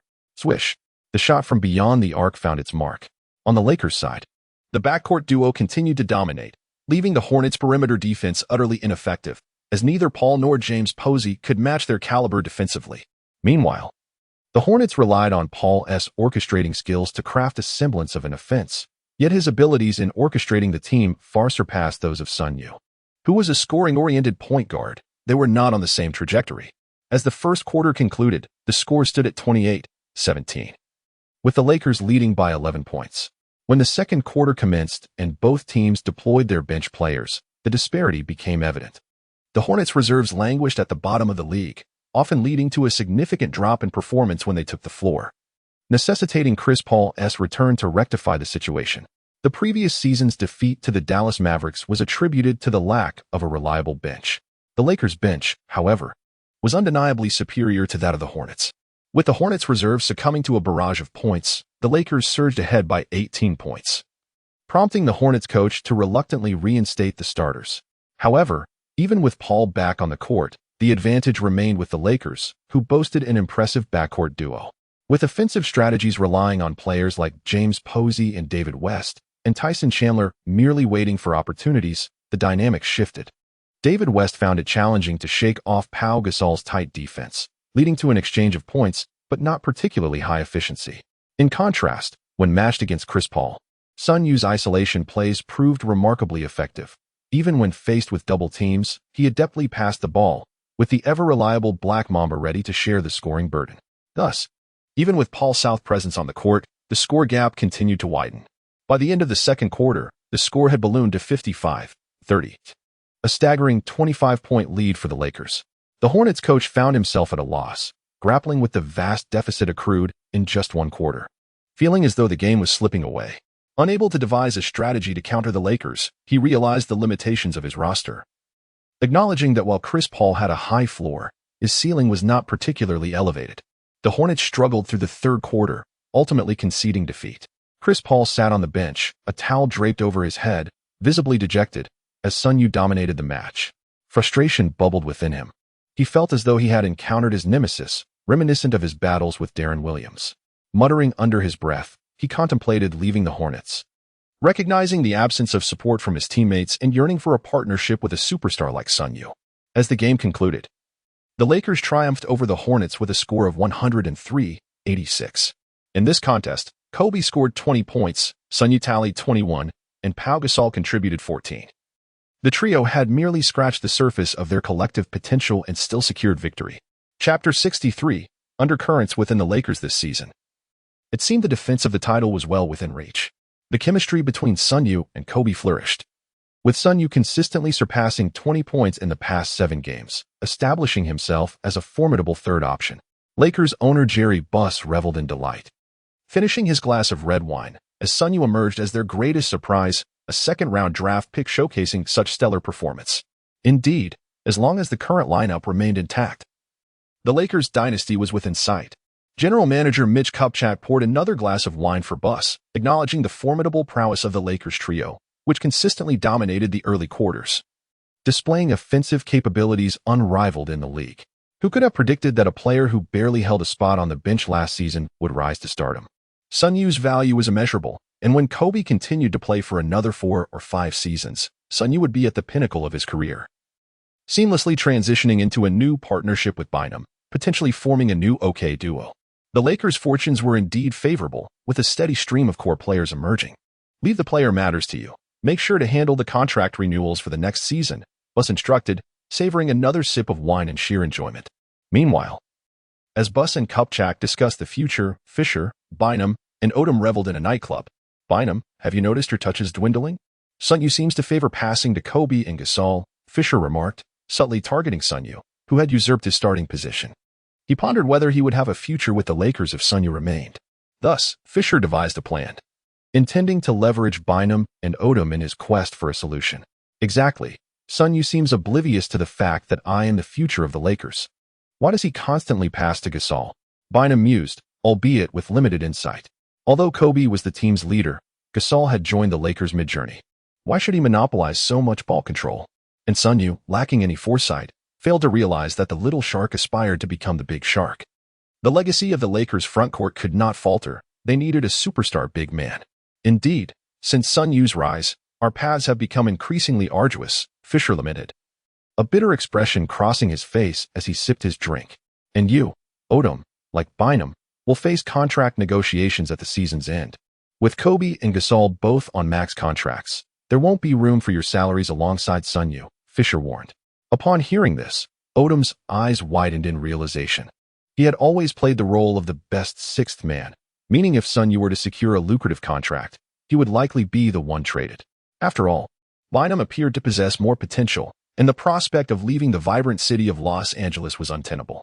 The allure of Los Angeles was something Odom cherished, along with the prospect of a significant contract with the Lakers. Damn it, the Lakers' salary cap cannot accommodate such arrangements, Odom exclaimed, envisioning the disheartening scenario of being cast aside by the Lakers. I'm not alone in this. I too have been pushed out of the starting lineup. Otherwise, would I not pass the ball more to my good friend Bynum? Fisher retorted. Fisher spoke with a hint of green tea in his tone, the aroma of the tea wafting through the air. Indeed, upon hearing Fisher's remarks, Bynum was immediately reminded of the comfort he once felt while playing for the Lakers. Damn it, it's all that cursed Sun Yue's fault. Fisher, since you've summoned us here, you must have a solution, right? Bynum squinted, aware that Fisher had been relegated from the starting lineup, making him the most anxious among them, especially since this was also his contract year. All three faced impending contract negotiations. Naturally, we should strategize in advance. We are all in this together, he continued.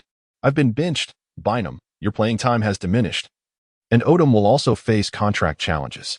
We must unite when it comes time for renewals, threatening not to re-sign if they continue with Sun Yue. The Lakers would have no choice but to part ways with him. For now, we must quietly focus on playing. Sun Yu's trade value is currently high.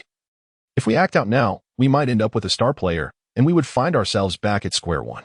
The distribution of the ball would still remain an issue, and if we acquire a good point guard, it could complicate matters. After Fisher finished speaking, both Odom and Bynum nodded in agreement, recognizing the wisdom in his words. If we act rashly now, we might end up with an offensively skilled point guard, and that would be disastrous. Then it's settled. We shall stand together in solidarity. We were once the core of the starting lineup. If the Lakers were to lose us, could they truly contend for a championship or envision a bright future? Bynum asserted, convinced that he was a pillar of the Lakers' future. Despite Sun Yu's decent performance, he believed his own value surpassed that of Sun Yue, especially alongside Odom and Fisher. It was only natural for the Lakers management to choose them.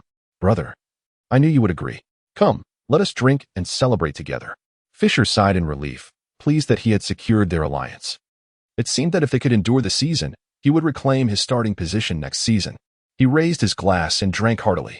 Unbeknownst to Sun Yue, the internal dynamics of the Lakers had already begun to shift against him. He believed that with such a luxurious roster, a championship was all but guaranteed. Oblivious to the brewing discontent, after a day of rest, the Lakers returned to their home court to face the challenge posed by the Pistons, having decided to rebuild. The Pistons acquired Allen Iverson in an effort to clear contracts, with this season's goal being to play poorly. The roster was filled with veterans, lacking any promising young talent. The sole highlight was the matchup between Iverson and Kobe, as the two former rivals prepared to compete once more.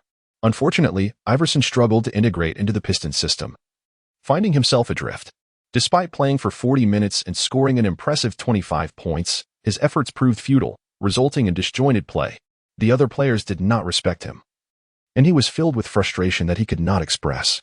Ultimately, the Pistons achieved their desired outcome by losing the game. Kobe, shooting 13 of 30, scored 31 points along with 5 rebounds and 3 assists, and his exuberance led him to dominate the ball. Nevertheless, Sun Yue, benefiting from his role as point guard, managed to take 15 shots, making 10 of them, including 7 of 12 from beyond the arc, finishing with 27 points, 6 assists, and 2 rebounds. Chapter 64. The Duel with Rose, a clash of point guards from 2007 and 2008. After a 4-day respite in Los Angeles, Sun Yue felt an itch in his bones, eagerly anticipating the challenge posed by the Bulls. This would be Sun Yue's first encounter with Derrick Rose, and a saying had circulated in the league: "You have yet to witness peak Rose, only a healthy Rose." As the youngest MVP in history, Derrick Rose was a player the league hoped to showcase, even enacting the Rose Rule to facilitate lucrative contracts for players of his caliber. Only those who had won MVP during their rookie contract, or who had been selected as All-Stars twice as starters, or who had made the All-NBA team twice, regardless of the team, could benefit from the Rose Rule to secure a substantial contract. This illustrates just how exceptional Rose was. Even as a rookie, his unparalleled speed was among the best in the league, characterized by his ability to change direction without losing momentum in his signature dunks. Regrettably, even such a talented player could not escape the clutches of injury, perhaps a result of his playing style, which foreshadowed his future challenges. However, on the court, Sun Yue's focus was solely on his opponent. What did it matter that it was Rose? He was merely a rookie in his first season. As the players took to the court, the game was about to commence.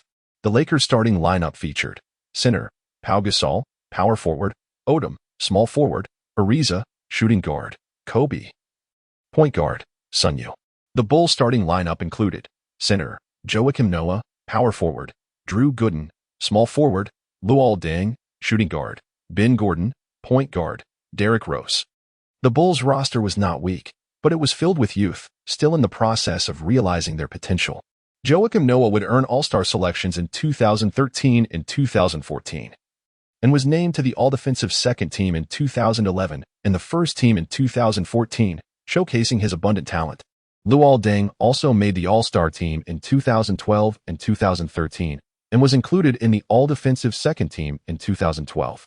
Thus, Rose was not lacking in capable teammates, yet they were still in their formative years. As Gasol and Noah jumped for the ball, it was fiercely swatted away by Gasol. At this moment, the young Noah was no match for the veteran.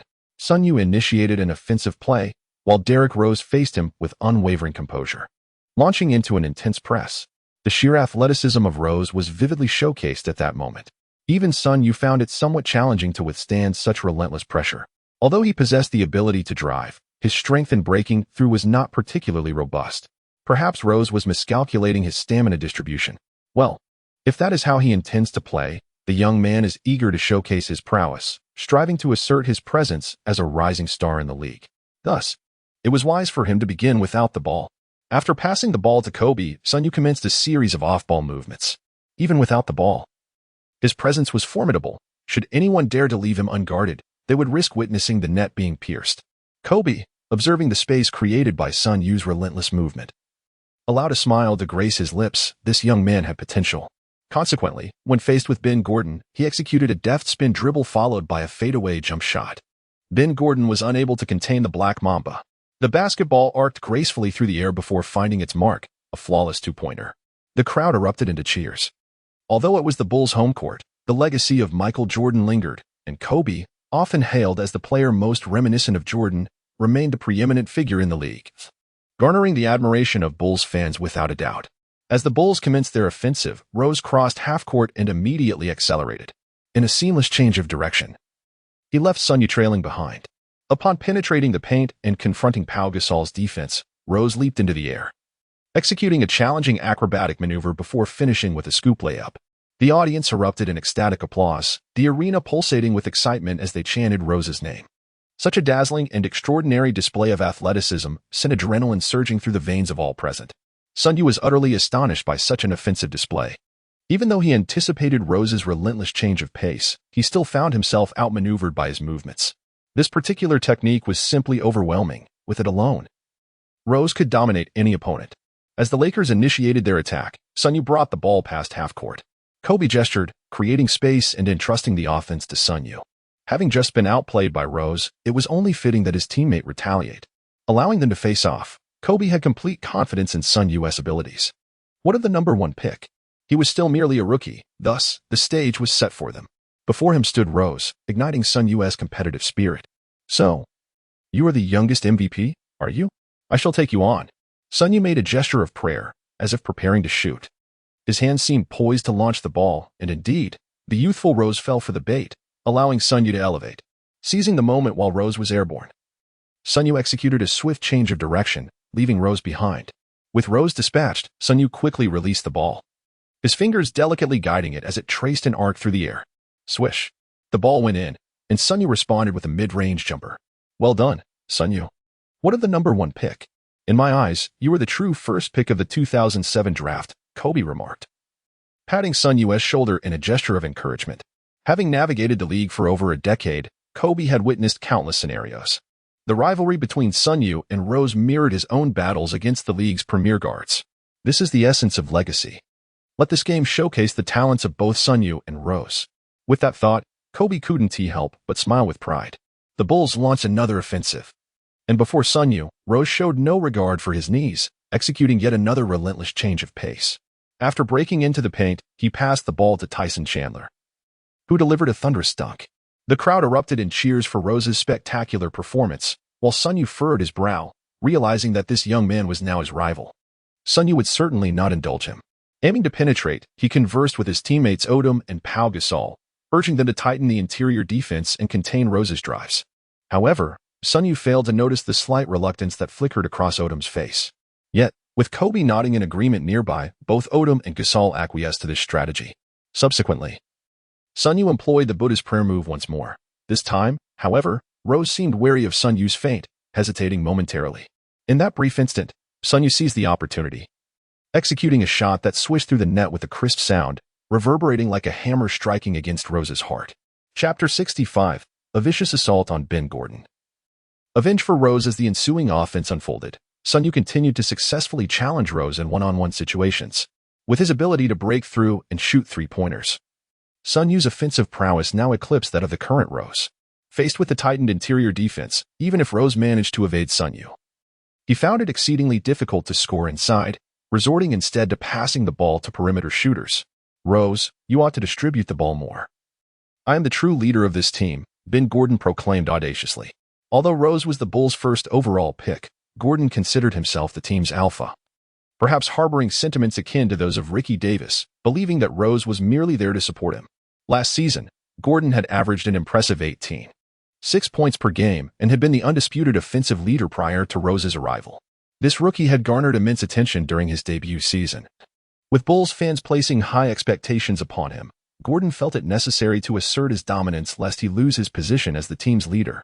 Rose nodded in acknowledgement, consenting to relinquish the ball. Being new to the team and still in his rookie phase, he had little reason to contest with Gordon, whose experience was undeniable.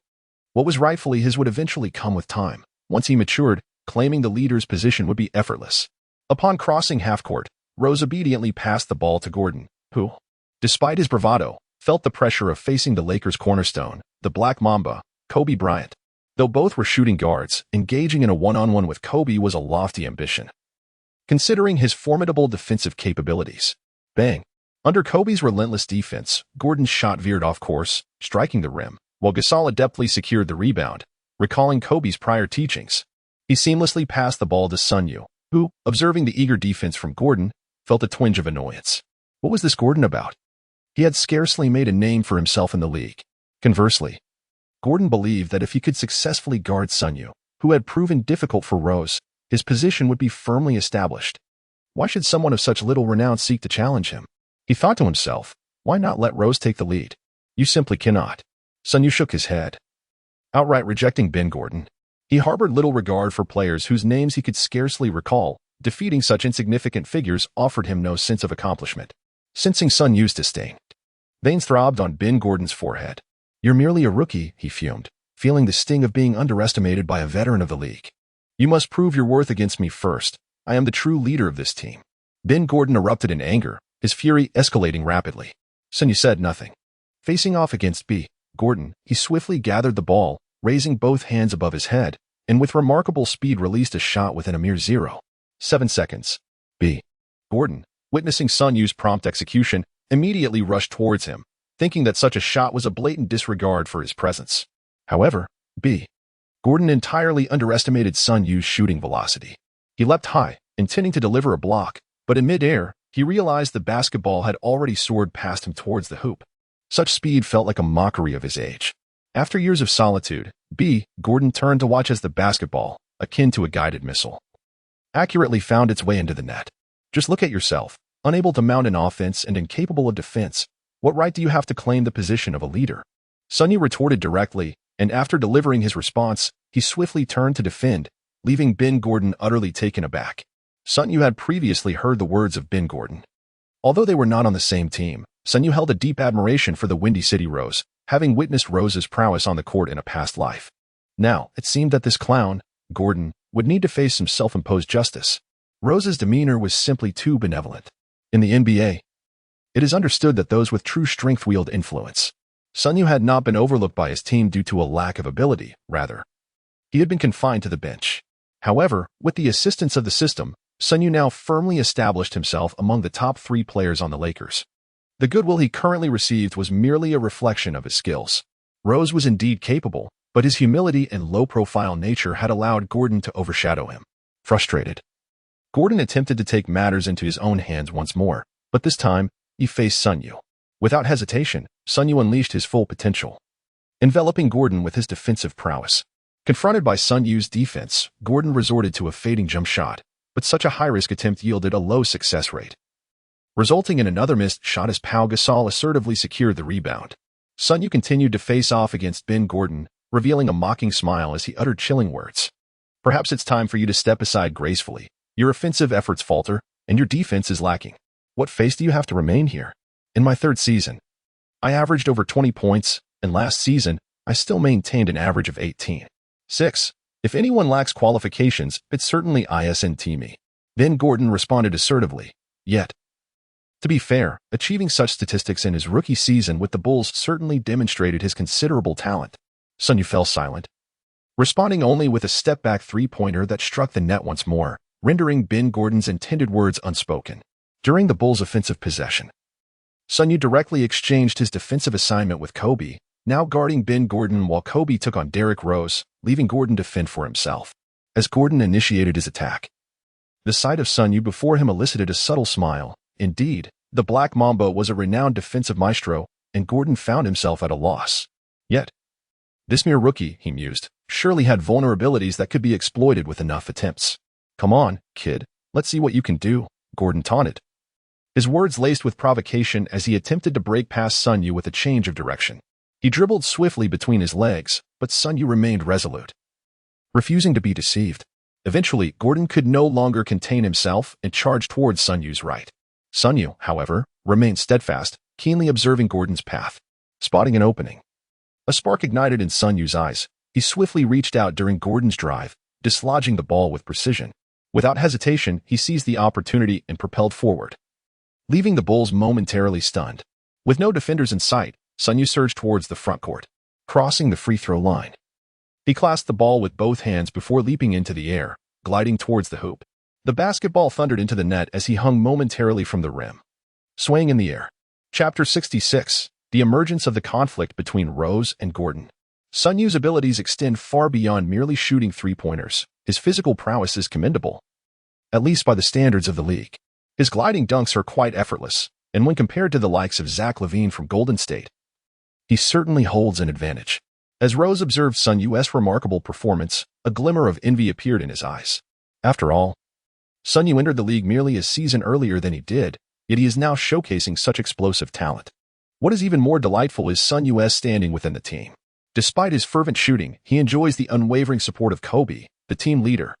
With such a guiding presence, excelling on the court is undoubtedly within reach. Moreover, Sun Yue clinched a championship in his rookie season and is now on the path to defending the title. His journey in the NBA seems to be remarkably smooth. Rose pondered when he would finally be able to transcend the internal struggles among teammates and lead the Bulls to a championship. Though he may not rival the legendary Michael Jordan, he yearns to bring a new championship to the franchise. Rose mused that rather than engaging in internal strife, he would be better off channeling his efforts against the competition. Sun Yue seemed to discern the inner turmoil of Rose, which was merely a matter of team dynamics, a situation easily resolvable. After all, you are the prized asset of the Bulls owner, not someone to be trifled with like Ben Gordon. To my surprise, he even offered me words of consolation. It appears that Sun Yue possesses a rather amiable disposition. However, we are adversaries on the court. As Rose dribbled past the half-court line, he observed Sun Yue's stance, which appeared somewhat restless, yet he restrained his excitement and passed the ball to Ben Gordon. Upon receiving the basketball, Gordon initiated a post-up maneuver. However, due to his physique and lack of lower body strength, he found it rather challenging to back down Sun Yue. Confronted with Sun Yue's defense, Ben Gordon was left with no choice but to take a desperate shot. Clang! The ball veered off course, and Gasol continued to secure the rebound. Throughout this match, Gasol had been accumulating rebounds with remarkable ease. Ben Gordon's stubbornness was reminiscent of a more obstinate Kobe, inadvertently allowing Gasol to revel in his rebounding prowess. After receiving the ball, Sun Yue swiftly advanced, effortlessly bypassing the lackluster defense of Ben Gordon with a straightforward yet effective drive, leading to an easy bank shot layup. As the first quarter concluded, the score stood at 35-20, and such a significant advantage could be attributed to our undercover player, Ben Gordon, who extinguished the team's counterattack with a decisive intervention. The Lakers' starting lineup established a commendable 15-point lead, which was substantial. As the second quarter commenced, both teams introduced their bench players. However, to our surprise, Ben Gordon remained on the court, competing alongside the reserves. Without the defensive presence of Kobe and Sun Yue, Gordon surprisingly found his rhythm, sinking several three-pointers and demonstrating proficiency in mid-range shooting. The Lakers bench, having temporarily elevated Ariza and Odom to the starting positions, experienced a notable reduction in depth, struggling against the Bulls lineup. After 5 minutes of play, the bench was finally substituted, but by then, the deficit had narrowed to 4 points, indicating that Gordon had capitalized on the opportunity. Phil Jackson, not overly concerned with the outcomes of regular season games, prioritized maintaining the health of the Lakers roster, ensuring that the playing time of the starters was well managed. As a coach with numerous championships to his name, he remained remarkably composed. Once the starters re-entered the game, Sun Yue and his teammates sensed a shift. Gordon, visibly intimidated, refrained from seeking the ball, having learned his lesson from the previous quarter. As the game progressed, with Gordon relinquishing control, Derrick Rose appeared rejuvenated, reminiscent of his confident youth, his eyes ablaze with determination, eager to challenge Sun Yue.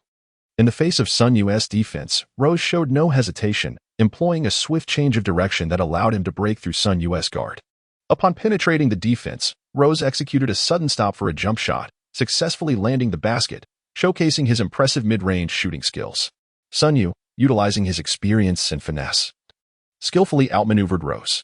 Currently, Rose exhibits a penchant for high-risk defensive strategies. Coupled with Sun Yue's expansive offensive range and rapid shooting, the two created a mutually explosive scenario. Rose's fierce drives came in relentless succession, while Sun Yue retaliated with several lightning-fast three-pointers. Both players displayed an unwavering determination to attack each other's basket, delivering a visual feast for the audience. Rose, this is the true essence of your game. You must reclaim your dominance, for you are the sole core of the Bulls. Sun Yue candidly expressed to Rose that the Bulls had evidently improved. Rose's spirited demeanor was truly endearing, reminiscent of a thrilling point guard that Sun Yue admired in his previous life. On the court, we may be adversaries, but off the court, we can certainly be friends. Thank you for your encouragement, he said. Rose's eyes flickered, clearly absorbing the sentiment, as he sincerely thanked Sun Yue in return. However, on the court, his only aim was to defeat him with all his might. Come on, I am not afraid. Show me where your limits lie. The two exchanged banter before Rose unleashed his signature change of pace, a move that proved difficult to defend against. Sun Yue, however, refused to resort to injurious tactics. Even when Rose managed to score a difficult shot after eluding him, Sun Yue promptly retaliated with a three-pointer. The two engaged in a back-and-forth for several minutes. And then Ben Gordon, eager on the sidelines, shouted at Rose, "Rose, I have an open shot. Pass me the ball." Yet, Rose disregarded Gordon completely, driving to the basket and executing a smooth layup. The crowd erupted into a fervent cheer, celebrating their superstar rookie. Such a challenging maneuver was not something just anyone could achieve. His overflowing talent was glaringly evident. Gordon, taken aback, thought, "What on earth is happening? I've been working hard to position myself, only for Rose to break through and score. Does he not regard me as his leader? You're facing Kobe, a member of the all-defensive team. Rather than trusting you to succeed, I might as well take it upon myself. At least Sun Yue isn't as formidable as Kobe." Rose retorted to Gordon. As a point guard, he needed to maintain his rhythm, yet Gordon incessantly nagged him. Gordon was infuriated. This rookie was suddenly defiant when he had previously been compliant. Was his newfound confidence stemming from competing with Sun Yue? While Sun Yue often defended successfully against him, Rose was able to penetrate using his physical prowess. It appeared he was beginning to vie for leadership. "Rose, regardless of the circumstances, the Bulls are still my team. You must listen to me, and I will be the one to finish this," Gordon asserted before turning back to defend. Rose, however, paid him no heed.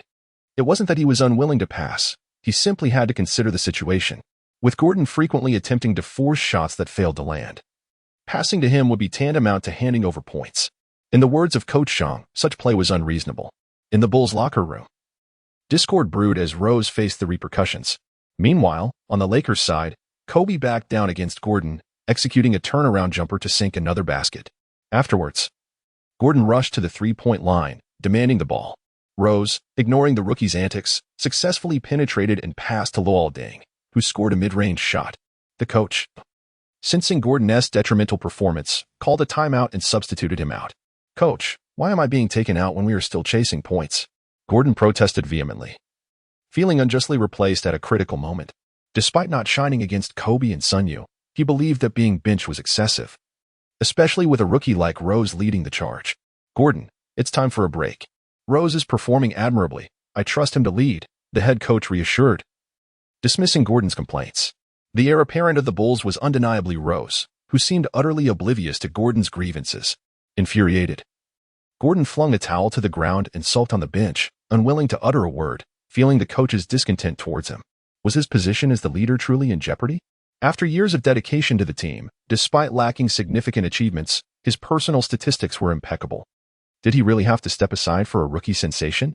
Would he become the next Ricky Davis? Upon returning to the game, the absence of Gordon unexpectedly bolstered the Bulls' offense, with Rose orchestrating a remarkable display of teamwork. As the first half concluded, the score stood at 65-55. With only a 10-point gap, far from an insurmountable obstacle. In the second quarter, Rose excelled with 6 successful shots out of 10 attempts, 1 three-pointer out of 3, and 2 free throws, amassing a total of 15 points for the quarter. In the ongoing clash between Sun Yue and Rose, both demonstrated exceptional performance, with Rose scoring 18 points in a single quarter. During halftime, the atmosphere in the Bulls' locker room was palpably tense, as the discord between Rose and Ben Gordon was evident to all.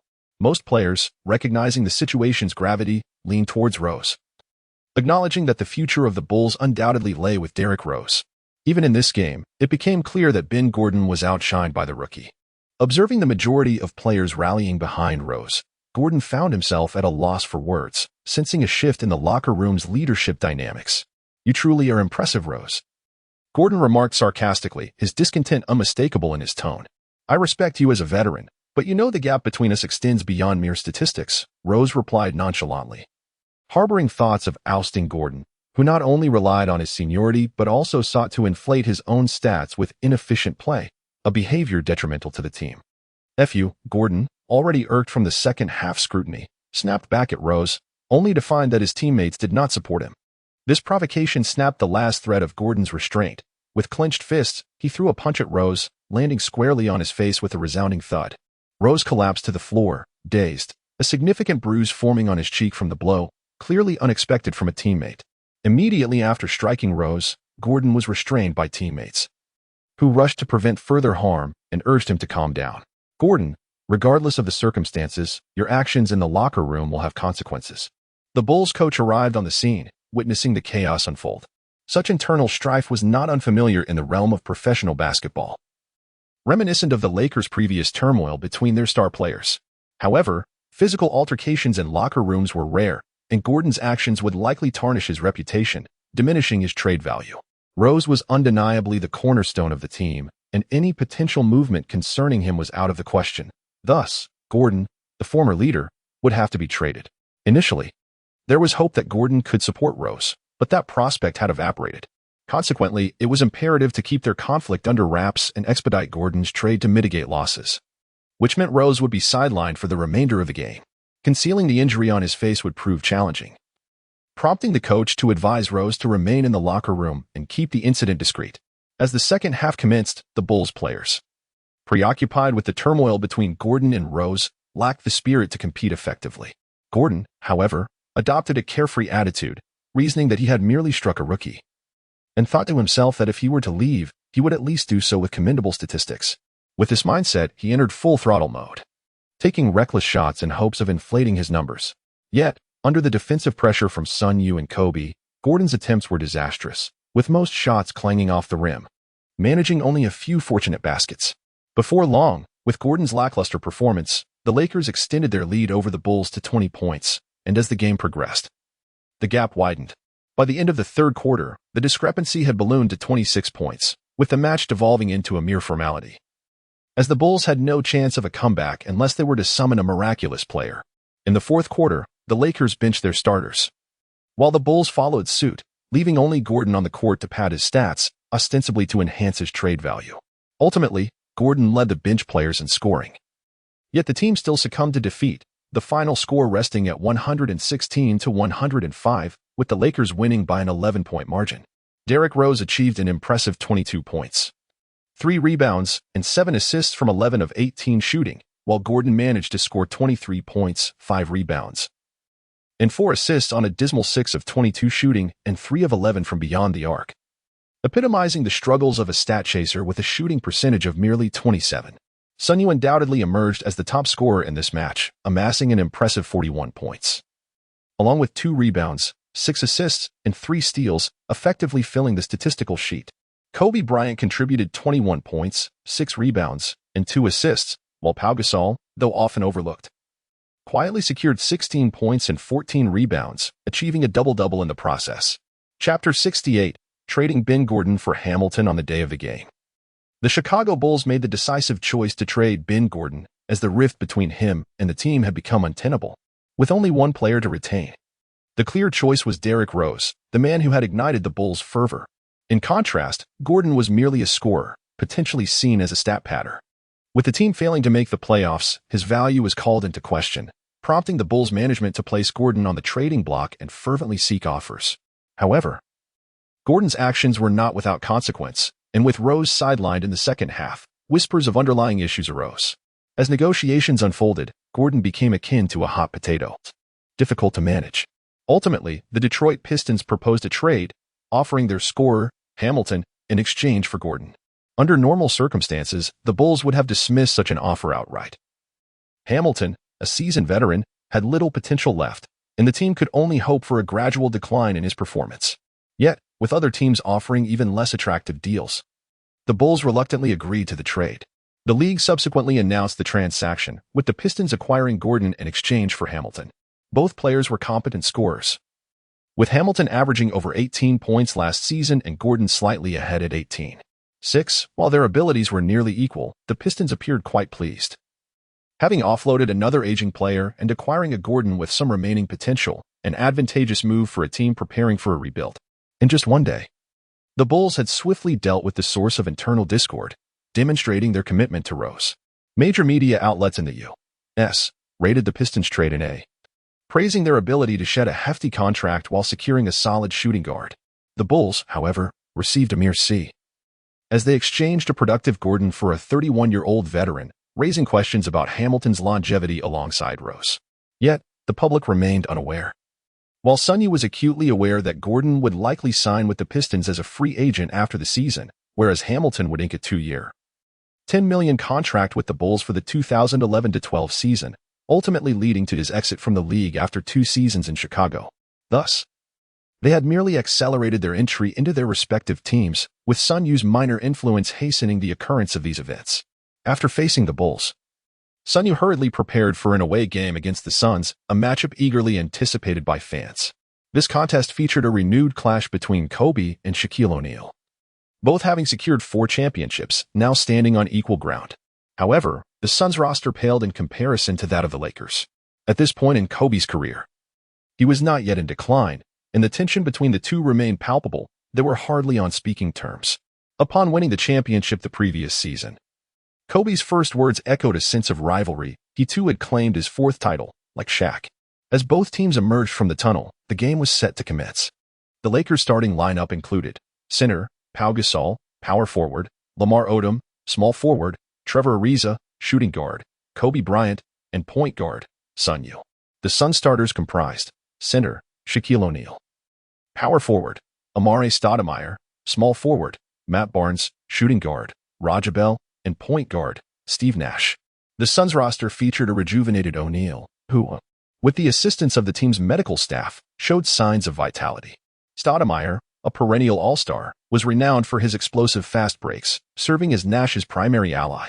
Sharing the same rookie class as Yao Ming, Stoudemire had clinched the Rookie of the Year award as the 9th overall pick, often engaging in spirited competition with Yao both on the court and in the media.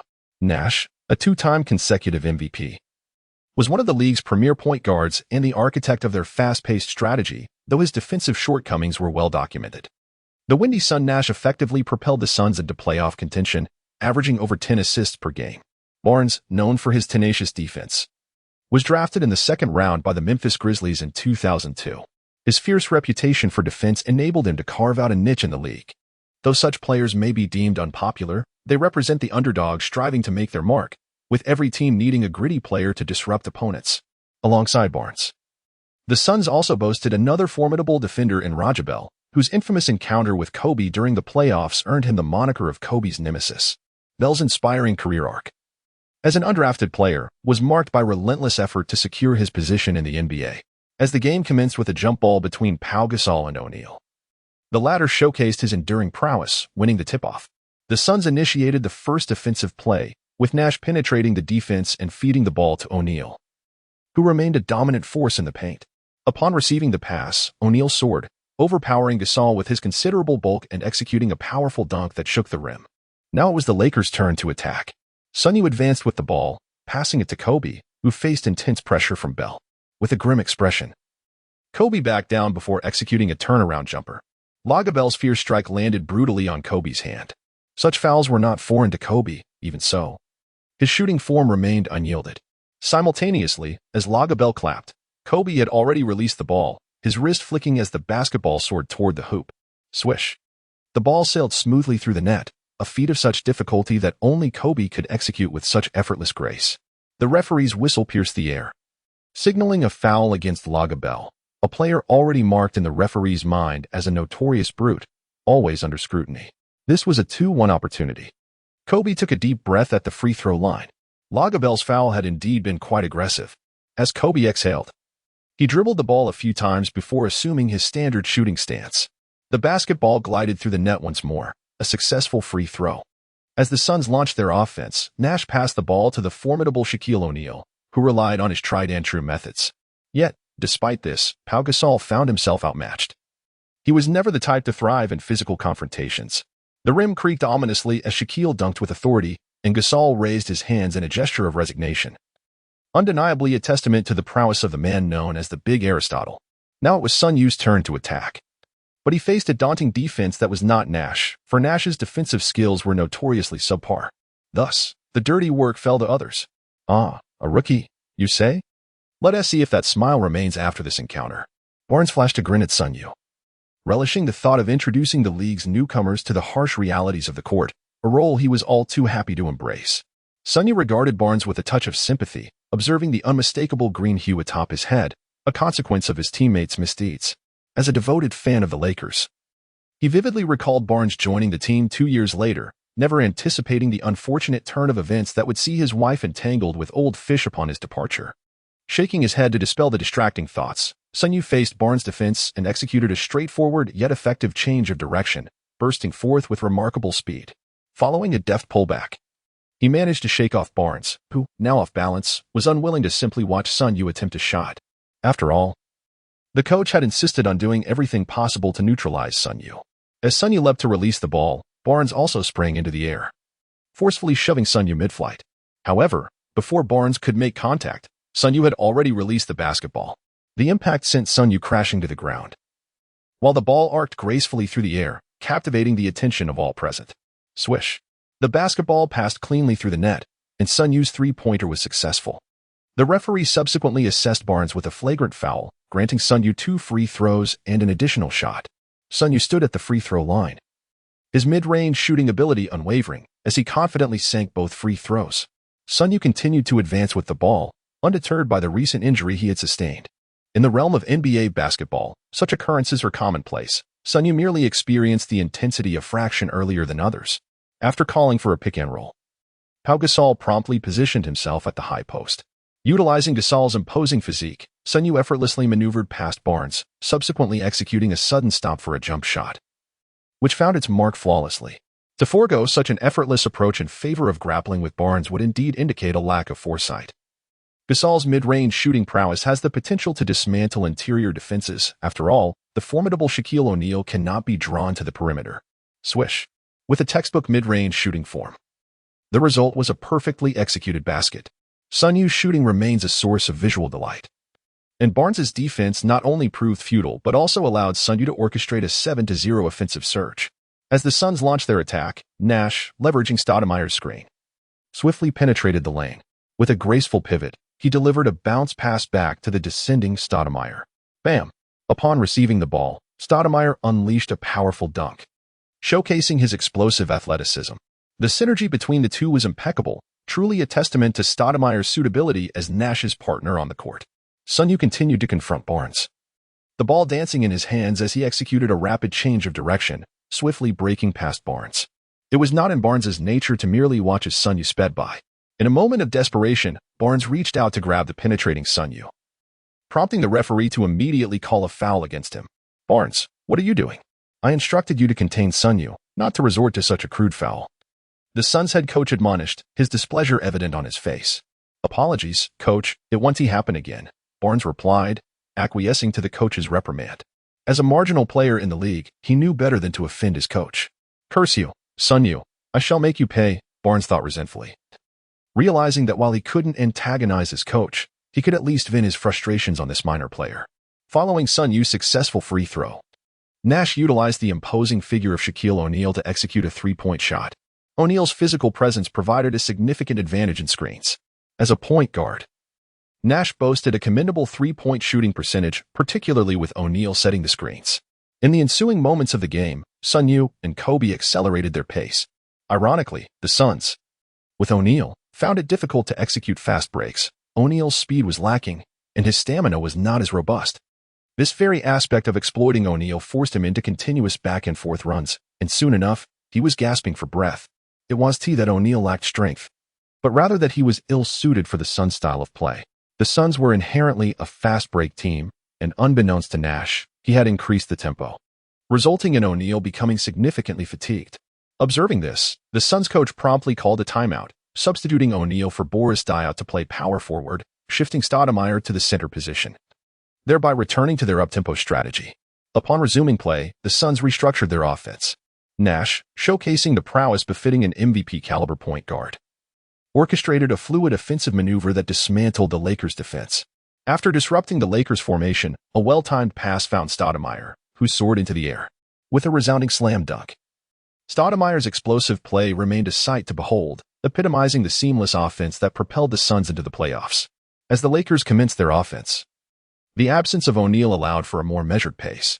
With the ball in hand, Sun Yue utilized Gasol's screen to create space, executing a lateral move before launching a three-point shot, once again maintaining their lead. As Sun Yue scored, Nash swiftly initiated a fast break upon receiving the ball. Before the Lakers' defense could fully position itself, the Suns' 7-second offense had already commenced. Nash, tossing his flowing hair aside, launched a three-pointer with precision from beyond the arc. Chapter 70, a diluted Warrior lineup. As the first quarter concluded, the score stood at 30-24, with a mere 6-point margin. Frankly speaking, maintaining a 6-point gap against a team with the Lakers' caliber is quite commendable. In the second quarter, unburdened by O'Neal's presence, Nash played with remarkable fluidity, devoid of the previous discomfort that plagued his offense. Even if they struggled to contain the Lakers' onslaught, what did it matter? As long as they played at a rapid pace, increasing the number of possessions, they could force the Lakers into a rhythm they found less favorable, thereby facilitating a more fluid offensive flow. To counter the fast break style, one must resort to half-court tactics. The Spurs, for instance, effectively stymie the Suns, yet at this juncture, Bynum remained suspended, although the team had previously enjoyed a smooth sailing. Lacking Bynum during a head-to-head battle in the paint was indeed a significant setback. Relying solely on Gasol could not withstand the relentless assault of fast breaks. Astonishingly, the Lakers' backcourt duo struggled to keep pace with Nash, who unequivocally embodied the Suns' most formidable asset. Phil Jackson, seated on the Lakers' bench, pondered his strategy. Although they managed to maintain their lead, the Suns were ultimately a playoff-caliber team. Should Bynum or Gasol sustain an injury, they might once again find themselves in a precarious situation. The fast-paced game exacts a considerable toll on a team's stamina, while conversely, the effort required for defense is equally demanding. If the Suns engage in a fast break, might we not also adopt such a style? With this thought, the Zen master began to strategize. Suddenly, as if struck by a flash of inspiration, the Zen master called for a timeout and proceeded to devise a new tactic. He replaced the slower Gasol with Odom at the center position, while Ariza stepped in as the power forward, and Vujacic took over the small forward role. Sun Yue gazed upon this lineup, his eyes lighting up with intrigue. Indeed, the Zen master possesses a remarkable acumen, managing to replicate a version of the Warriors roster under such circumstances. Firstly, substituting Lamar Odom for Draymond Green is undoubtedly a commendable choice. Odom, often referred to as the left-handed magician, has consistently showcased his playmaking abilities, comparable to Green in terms of organization. While his defensive prowess may be slightly lacking, the Suns themselves are not renowned for their defense. Ariza stepping in for Iguodala can only be described as a competent defensive presence, albeit a diminished version. In contrast, while Vujacic pales in comparison to Barnes, it is evident that Barnes possesses a more formidable presence. As for Sun Yue and Kobe, one could argue that Sun Yue embodies a more enhanced iteration of Klay Thompson. However, although Kobe possesses three-point shooting skills, they do not quite reach the heights of Curry's prowess. Thus, this lineup, when compared to the original Warriors' death lineup, can only be regarded as a more frugal version. The Zen master harbors a premonition that this roster, when juxtaposed with a fast-paced style of play, should not fall short, especially given the two superstar-caliber backcourt players within. With a focus on offense and a roster boasting impressive physical attributes, they can execute fast breaks and hold their own against the Suns in terms of scoring. Nevertheless, in terms of shooting efficiency, the Lakers' Sun Yue and Kobe are undoubtedly superior to the Suns' backcourt. As the timeout concluded and the Lakers lineup took to the court, the fans erupted in astonishment. What an unusual lineup this is. The center position has transformed into Odom, while Ariza has directly ascended to the small forward role. As Sun Yue advanced with the ball, he glanced towards the position of Odom. At that moment, the Warriors' facilitator was none other than Draymond Green, and Sun, almost instinctively, passed the ball to Odom. Odom, somewhat bewildered, pondered the unusual play. Was it not customary for Sun and Kobe to lead the charge? What was the implication of this pass? Was he being entrusted to orchestrate the offense? After a few dribbles, Odom relayed the ball to Ariza, yet Ariza, still unaccustomed to the power forward role, had his pass intercepted by Boris Diaw. Fortuitously, Sun managed to recover the ball, revealing that the hastily assembled lineup had yet to sync, leading to such mishaps. In a setup that demanded cohesive teamwork, patience was essential for success. Without pressing the issue, Sun seized the ball and initiated a personal drive. Faced with Barnes, he executed a hesitation move, evading Barnes and plunging to the basket. However, Sun's previously fiery shooting had attracted a multitude of defenders. Noticing the Suns converging, a smirk appeared on Sun's lips as he passed the ball to the corner where Kobe awaited. One could always place their trust in Kobe. Receiving Sun's pass, Kobe unleashed a swift shot without a moment's hesitation, sending the basketball cleanly through the net. As the Lakers prepared to transition back on defense, Nash collected the inbound pass and dashed forward. Yet, the Lakers' guards and forwards exhibited remarkable athleticism. With the center substituted, their speed and retreat was formidable, making it increasingly difficult for Nash to orchestrate a fast break. Resigned, Nash engaged in a pick-and-roll with Stoudemire, but by then, the Lakers had already absorbed the Zen Master's wisdom, effectively neutralizing both Rajon Rondo and Barnes. Sun closely shadowed Nash, while Odom and Ariza double-teamed Stoudemire, with Kobe anchoring the interior. After navigating the pick, Nash found himself unable to pass, forced to drive towards the basket. Waiting in ambush, Kobe leapt and swatted Nash's layup away, sending the ball into Odom's hands. The team surged into a fast break, with Odom pushing the ball up court, while Sun and Vujasic sprinted to the three-point arc on either side. After a moment's deliberation, Odom made the uncharacteristic choice to pass to Vujasic, although Sun possessed superior skills. Vujasic's performance was intrinsically linked to his lucrative contract. It was not merely a matter of merit. Passing to Vujasic avoided potential discontent, especially given Vujasic's impressive three-point shooting from the previous season. As Vujasic received the ball, he expressed a moment of disbelief. Was he truly being passed to? Shouldn't the ball have gone to the primary scorer, Sun? However, Vujasic kept his thoughts to himself. Seizing the opportunity, he launched into a jump shot after bending his knees. Swish. Despite his reduced playing time, Vujasic's three-point ability remained intact, and he capitalized on the moment, sinking the shot with finesse.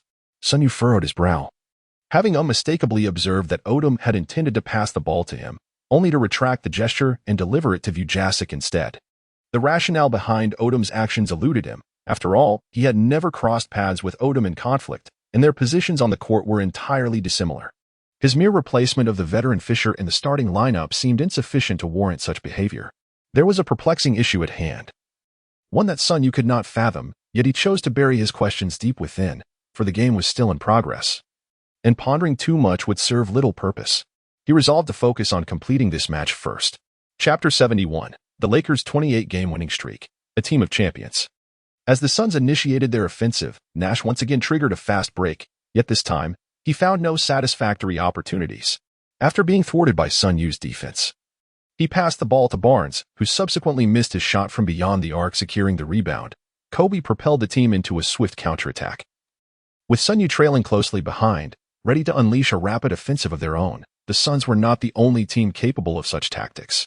Kobe's speed ranked amongst the elite in the league. While he often garnered attention for his shooting, his ability to fast break and penetrate defenses was equally formidable. Although the Suns were quick to transition back on defense, they were still outpaced by the duo of Kobe and Sun Yue, who managed to create a significant gap. With all defensive eyes fixated on Kobe, Sun Yue successfully positioned himself at the right side of the three-point line, where Kobe delivered the ball directly to him. Bending his knees to leap, Sun Yue showed no hesitation. A fast break demands a swift release. His shot remained impeccably accurate. Swish. The basketball sailed through the net, as Sun Yue netted yet another three-pointer. In the ensuing exchanges, the Lakers grew increasingly adept and fluid in their play. Aside from Odom's apparent reluctance to pass to Sun Yue, everything else was commendable. While Vujasic's three-point shooting percentage did not rival that of Sun Yue, he remained a competent sharpshooter, at least in recent seasons. Within the Lakers' new lineup, Nash struggled considerably. Aside from Odom, every defender seemed capable of marking him, and the congestion in the paint hindered his ability to draw defensive attention during drives. Only his collaborations with Stoudemire occasionally yielded success. While the offensive capabilities of Red and Barnes were not particularly robust, their defensive prowess relying heavily on physicality. As the second quarter drew to a close, the Lakers' quintet surged forward. Sun Yue deftly executed a breakthrough, lofting the ball high, while Kobe leaped from the right side of the basket, catching Sun Yue's pass and emphatically slamming the ball through the hoop in a spectacular alley-oop. As the second quarter concluded, the score stood at 53-42, with an 11-point gap between the teams. In the third quarter, the Suns' fast-paced strategy faced constraints, compelling them to adapt by deploying a twin-tower combination of O'Neal and Robin Lopez. The formidable presence of the Big Diesel in the paint showcased his strength, successfully overpowering defenses, yet ultimately proved futile. The twin tower setup significantly hampered the Suns' pace, relegating Nash to a mere facilitator, failing to exhibit the prowess expected of an MVP-caliber player. Meanwhile, the Lakers, leveraging their swift mobility, effectively countered the Suns' lineup. O'Neal, indeed. How much stamina do you possess for shuttle runs? Even if O'Neal manages to score, the Lakers can still retaliate with fast breaks. By the latter stages, O'Neal was panting heavily, unable to withstand the depletion of his energy.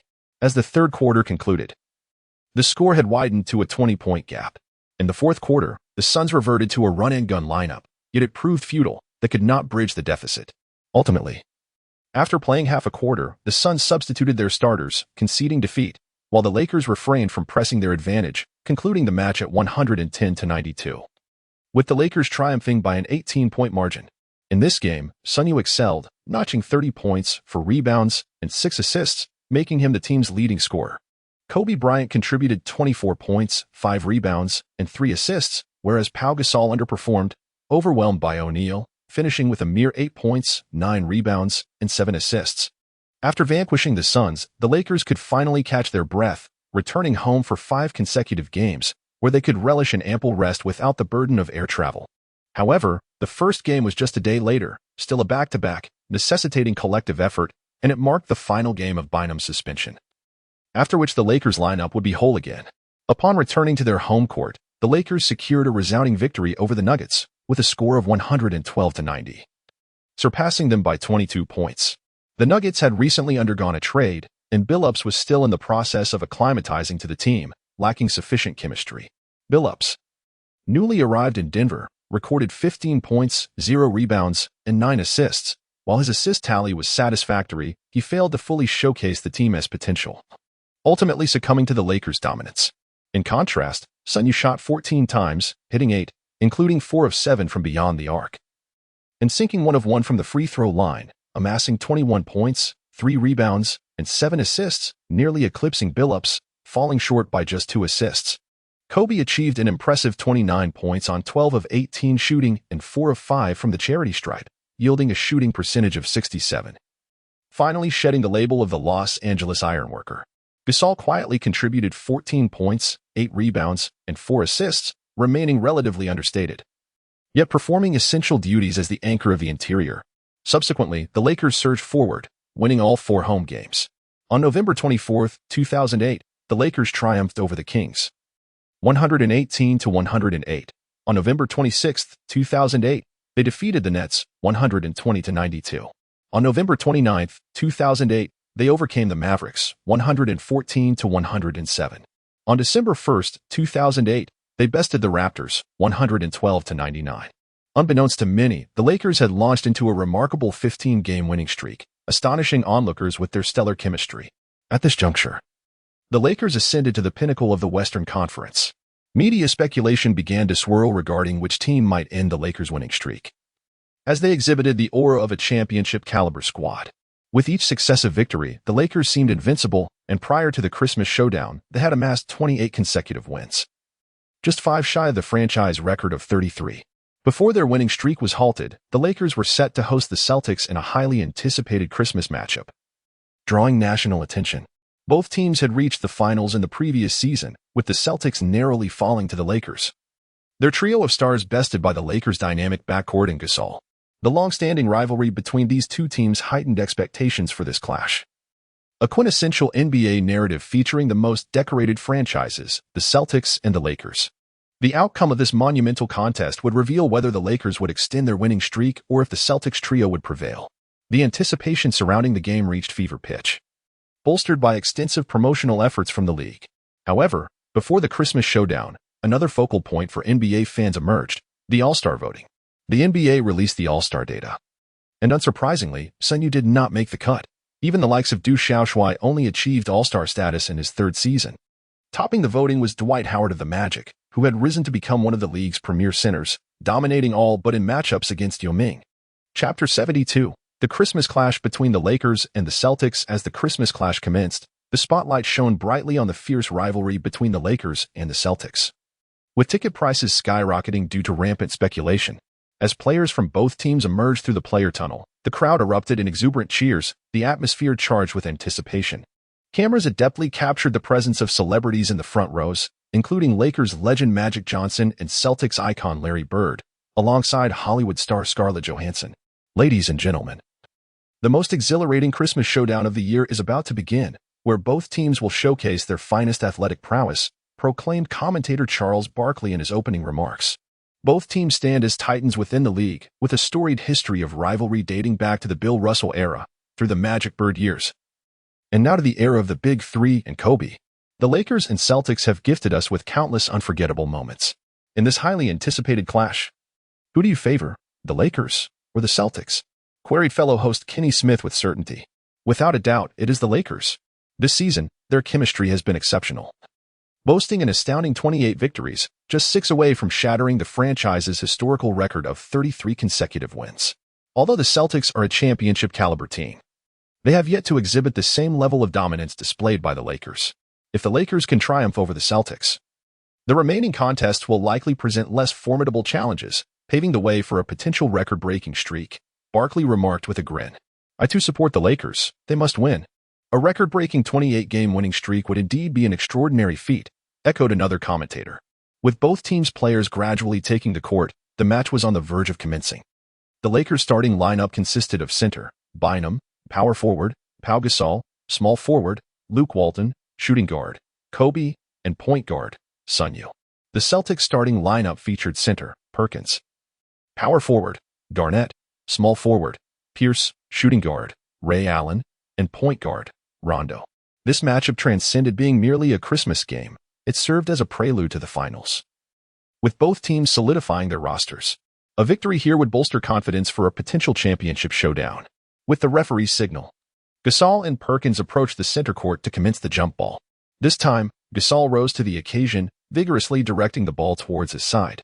Upon receiving the ball, Sun Yue advanced steadily before passing it to Kobe and subsequently moved to the corner. Kobe, with fervor, initiated his first offensive play, executing a fadeaway jumper while facing Ray Allen. The basketball traced a perfect arc through the air. Swish. The ball found nothing but net, marking Kobe's first three-pointer of the match, showcasing his scorching shooting touch. As the Celtics began their offensive maneuver, Rondo dribbled past half-court and engaged in a masterful pick-and-roll with Garnett. Garnett swiftly elevated to the high post, receiving the pass and immediately rising for a jump shot beyond the free-throw line. While Garnett may not excel in clutch situations, he possesses considerable offensive prowess, often contributing 20 points and 10 rebounds as a versatile power forward. In this game, his shooting was remarkably precise, and his formidable jumper found the mark. The Lakers launched their offensive assault, with Gasol confidently securing the ball in the paint and effortlessly executing a hook shot that sailed through the hoop.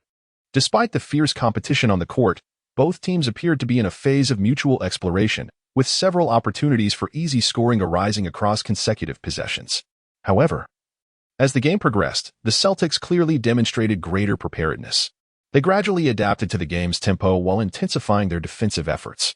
The Celtics' tenacious defense proved to be a significant challenge. Aside from Rondo, whose height limited his defensive impact, Garnett single-handedly dominated the interior defense. On the perimeter, Ray Allen and Pierce exerted considerable effort in their defensive assignments against Kobe and Sun Yue, seemingly eager to release the frustrations of the previous season. In this contest, Sun Yue struggled to find quality shooting opportunities against Pierce's dogged defense, attempting only 3 shots and making one, barely securing a three-pointer. When Pierce committed to his defense, he proved to be formidable, making it exceedingly difficult for Sun Yue to penetrate. In terms of sheer offensive capability, Kobe outshone his counterpart, managing to maintain an efficient scoring output even under the relentless pressure of the Celtics' staunch defense. The fadeaway jumper, indeed, became a formidable weapon against the defensive onslaught. And with Kobe's exceptional shooting touch, he was able to sustain the team's scoring momentum. At this moment, Sun Yue began to feel a sense of urgency. His organizational skills were decent within the league, yet they did not quite reach the caliber of a premier point guard. He was merely sufficient among the starters. With Kobe Bryant by his side, the primary defensive focus was generally on Kobe. However, as the secondary offensive option, Sun Yue also faced considerable defensive pressure. Nevertheless, he managed to exhibit a commendable ability to seize opportunities without revealing his weaknesses as a point guard. Reflecting on how Stephen Curry operated during that time, it became clear that he excelled at moving without the ball, engaging in extensive off-ball movement. The Splash Brothers thrived on such relentless movement, creating opportunities that not only tore apart the opponent's defense but also drained their stamina. After all, it was implausible to allow a sharpshooter of such caliber to roam freely and find optimal positioning. With this in mind, Sun Yue decisively confronted Kobe, stating, "Boss, since I cannot penetrate past peers while playing point guard, I should play off the ball. You handle the ball more." Determined to secure victory against the Celtics, Sun Yue committed fully to this strategy, relinquishing his role as a primary ball handler and adopting a more distributed approach. Kobe consented to this adjustment. After crossing half-court, Kobe called for a pick and roll, then drove sharply to the basket, effectively utilizing Pau Gasol's screening prowess. As Ray Allen was obstructed by Gasol, Kobe surged past him. His scoring threat considerably overshadowed Sun Yue's, whether it was a direct layup or a sudden pull-up jumper, both of which were immensely destructive. Consequently, Pierce instinctively shifted toward Kobe, even slightly, which allowed Sun Yue to exploit the space through his off-ball movement. Observing Sun Yue's newfound shooting opportunity, Kobe executed a deceptive feint midair before delivering a precise pass to Sun Yue.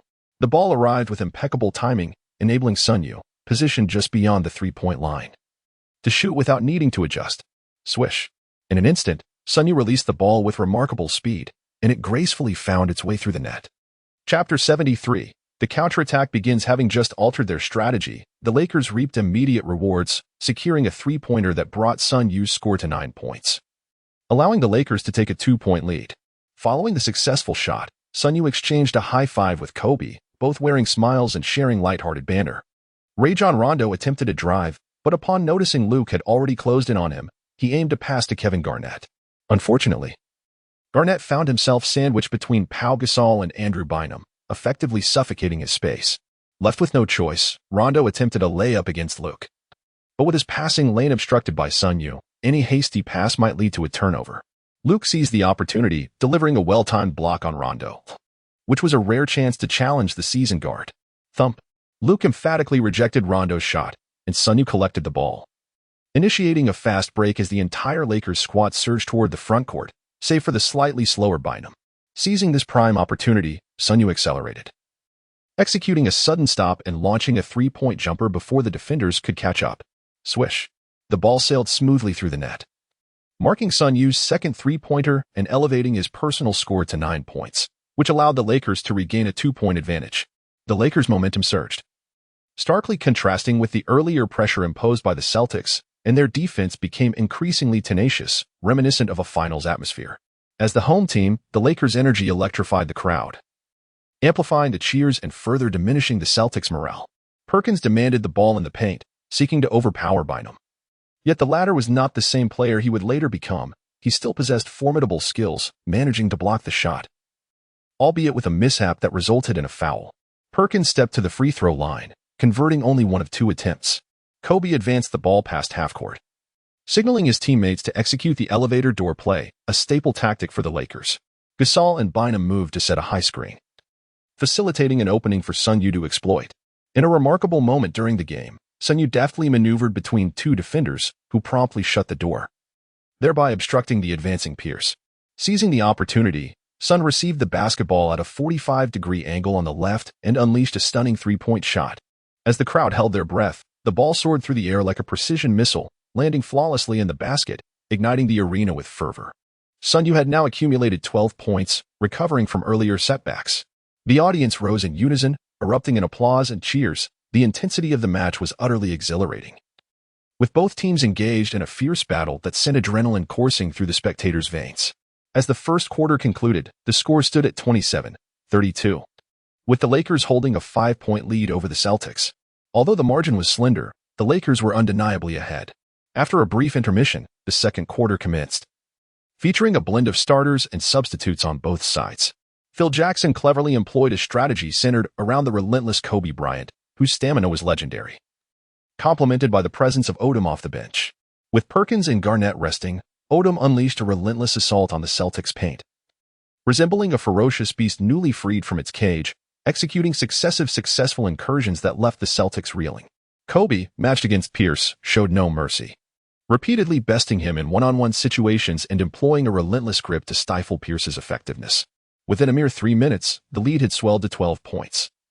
And the Celtics appeared to be on the brink of collapse, bewildered by the Lakers' ferocity as their bench struggled to withstand the onslaught. Rivers called for a timeout, holding a tactics board with an expression of grave concern, seemingly at a loss for how to arrest his team's decline. Resorting to his tried-and-true method, he reintegrated the core trio of Garnett, Pierce, and Allen into the game. Seeing the formidable trio re-enter, Zen Master Jackson was not one to shy away from a challenge. He strategically mirrored his opponent's approach. Thus, Sun and his teammates returned to the court, with Odom elevated to the starting lineup in place of Luke. During a half-court set, Kobe dribbled at the top of the arc, executing a pick-and-roll with Odom, penetrating the paint before dishing the ball back to Odom. Had there been no defensive help, Odom would have relished an open shot. However, the nearby Ray Allen, who had momentarily lost track of Kobe, shifted his focus to Odom, who hesitated against the defense while Sun fervently called for the ball. Ignoring Sun's plea, Odom passed to Bynum, who delivered a thunderous dunk that reverberated through the arena. Despite some internal discord within the Lakers, they still held a distinct advantage against the Celtics, namely, their height. The Lakers' towering interior presence was undeniable. Sun Yue, playing off the ball, found his rhythm, despite limited shot opportunities, effectively dismantling the Celtics' defense and exerting a significant psychological influence with his three-point prowess. Kobe's offensive burden eased considerably, as the familiar triangle offense completely subdued the Celtics. The scoring duel culminated in a Lakers triumph, with a second-quarter score of 47-60, extending their lead over the Celtics to 13 points. As the halftime whistle blew, the Lakers enjoyed a substantial lead, rendering the Celtics somewhat impotent. When the Lakers' dynamic duo in the backcourt was firing on all cylinders, their offensive might proved insurmountable for even a defensively adept team like the Celtics. Just as the Lakers supporters anticipated a smooth victory, the situation on the court took a dramatic turn. In the second half, Kobe's shooting suddenly faltered, the clang of his missed shots echoing ominously, as if threatening to shatter the basket.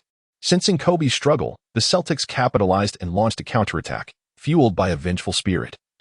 Treating this match as if it were a championship game, Phil Jackson quickly called a timeout, contemplating strategies to counteract the unexpected downturn in Kobe's performance.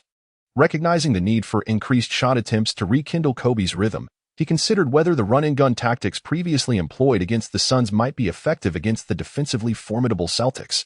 Consequently, Gasol and Bynum were benched, while Odom assumed the center position, with Ariza and Vujasic entering to form an unconventional fast-paced lineup. As the Lakers' relentless offensive assault continued, Kobe, aware of his declining accuracy, refrained from forcing shots. The previous isolation plays were necessitated by a lack of support, but with Sun Yue, a sharpshooter, at his disposal, Kobe was more than willing to facilitate. Following a powerful drive that drew defenders into the paint, Kobe kicked the ball out to Sun Yue, who, utilizing Vujasic's screen, executed a quick-release three-pointer. Though Vujasic's screen lacked precision, it proved effective. As Pierce lunged to contest Sun's shot, he was already too late, his fingertips barely missing the ball. Swish. The basketball sailed through the net, eliciting an uproar of jubilation from the Lakers fans, who reveled in the audacity of Sun's shot against the Celtics' spirit.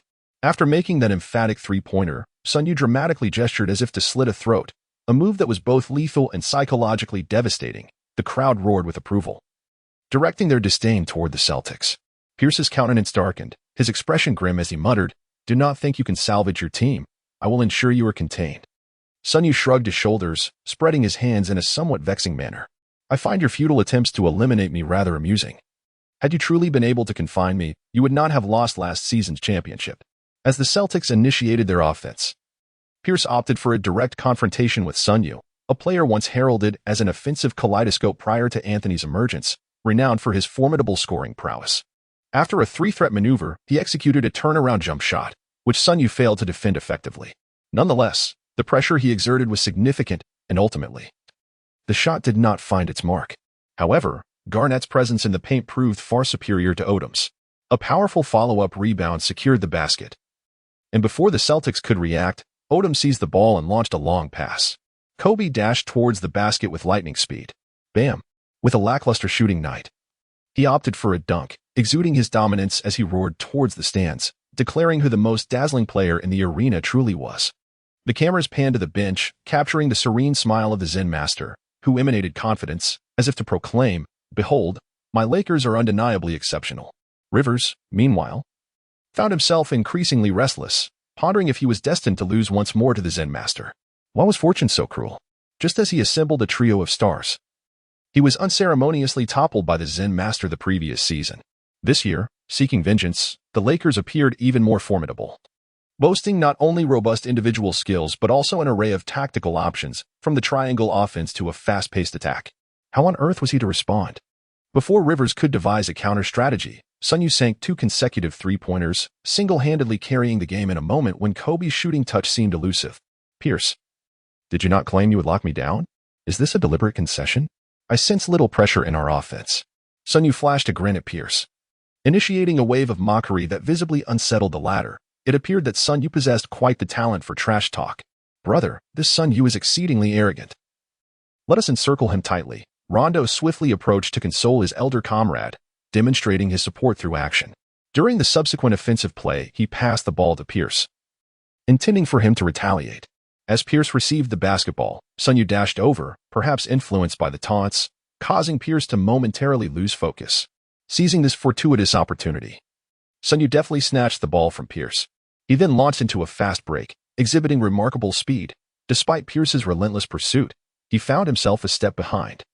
Just outside the three-point line, with a significant distance still to cover, Sun Yue executed a sudden stop and unleashed a swift jumper, releasing the ball with astonishing alacrity. Swish. Once in rhythm, Sun Yue became utterly unstoppable. In the ensuing match, the Celtics employed various strategies to double-team Sun Yue, yet he adapted seamlessly to a no-ball movement, while Kobe tirelessly penetrated and distributed the ball. This rendered the Celtics' double-team tactics largely ineffective. Sun Yue's three-point shooting was exceptionally precise, reminiscent of his performance in Game 6 of the Finals, as he effortlessly sank shot after shot. Gradually, Pierce and his teammates began to lose confidence in their defense. Their morale waned as they struggled to contain the Lakers' rapid offensive flow. As the third quarter drew to a close, the scoreboard reflected a score of 73-91. With the Lakers holding an imposing 18-point lead over the Celtics, a significant gap indeed. In the third quarter, Sun Yue impressively made 6 out of 9 three-point attempts, amassing a total of 18 points within the quarter alone, a tally that rivals the scoring feats of many All-Stars in a single game. The brief intermission swiftly concluded, ushering in the fourth quarter. During this time, both teams amicably substituted their starters with bench players, allowing the key players a moment of respite. The Celtics fielded only Paul Pierce, while the Lakers introduced Kobe Bryant, whose remarkable stamina kept him exceedingly active throughout the match. Both teams showcased elite offensive capabilities, with each player capable of scoring at will. After 3 minutes of intense back-and-forth action, Rivers seized an opportunity during a dead ball to call a timeout, bringing back his main lineup, a move that the Lakers mirrored by also reintroducing their starters. Rivers instructed 2 players to apply relentless pressure on Sun Yue. However, with a commanding lead, Sun Yue remained composed and willingly relinquished the ball to the eager Kobe. Kobe, regaining his rhythm, rendered the Celtics' defensive strategy ineffective. The Lakers, equipped with their dynamic backcourt, thrived in this scenario. Even if one player faced restrictions, the other could still rise to the occasion and score. Of course, if both sharpshooters were to struggle, they could indeed be contained, yet such a situation had yet to materialize in this contest. Following Sun Yue's double team, Kobe promptly stepped up, decisively attacking Ray Allen from the perimeter and successfully scoring. He followed this with a smooth fadeaway jumper and a quick three-pointer, forcing the Celtics to call for another stoppage in play. This sequence further extended the Lakers' lead, prompting the Celtics to relax their defensive grip on Sun Yue and redirect their focus back onto Kobe. Sun Yue was the first to sense the relaxation of the defense. He deftly maneuvered to the corner, creating space without the ball, and Kobe, ever the vigilant playmaker, promptly delivered the pass. Upon receiving the ball, Sun Yue instantly unleashed a three-point shot. After he succeeded in making 2 consecutive three-pointers, the gap widened to 22 points. With only 5 minutes remaining in the game, the Celtics, recognizing the futility of their efforts, reluctantly substituted their starters, effectively conceding defeat. The Celtics are not renowned for their explosive scoring capabilities, and with just 5 minutes left to close a 22-point deficit, the task proved insurmountable. Thus, surrendering early seemed the wiser choice. Consequently, as the game concluded, The final score stood at 100-117, with the Lakers triumphing by a margin of 17 points. In this match, Sun Yue made an impressive 13 three-pointers, amassing 39 points solely from beyond the arc. He concluded the game with a remarkable total of 45 points, along with 3 rebounds and 7 assists, marking a significant breakthrough. Kobe Bryant, on the other hand, contributed 20 points, 4 rebounds, and 3 assists, delivering a rather unremarkable performance. Pau Gasol quietly secured 15 points, 9 rebounds, and 4 assists, showcasing a standard display of his capabilities. Chapter 75. Rookie Challenge. On the Celtics side, Kevin Garnett emerged as the team's leading scorer, achieving an impressive shooting accuracy of 79 with 11 successful shots out of 14 attempts, totaling 22 points, 9 rebounds, and 2 assists. Paul Pierce shot 7 out of 13, including 2 of 4 from three-point range and a perfect 4 for 4 from the free throw line, accumulating 20 points, 10 rebounds, and 3 assists. Ray Allen struggled under Kobe's defense, managing only 14 points, 1 rebound, and 3 assists, which is quite subpar. After the game, Pierce, visibly frustrated, stormed off, while Garnett warmly greeted Kobe. The two shared a strong camaraderie, having always respected each other in the West. Garnett had initially wished to connect with Kobe for a potential collaboration, but Kobe's phone was turned off at the time, unable to reach him. Garnett ultimately chose to join the Celtics, yet this decision did not tarnish their friendship.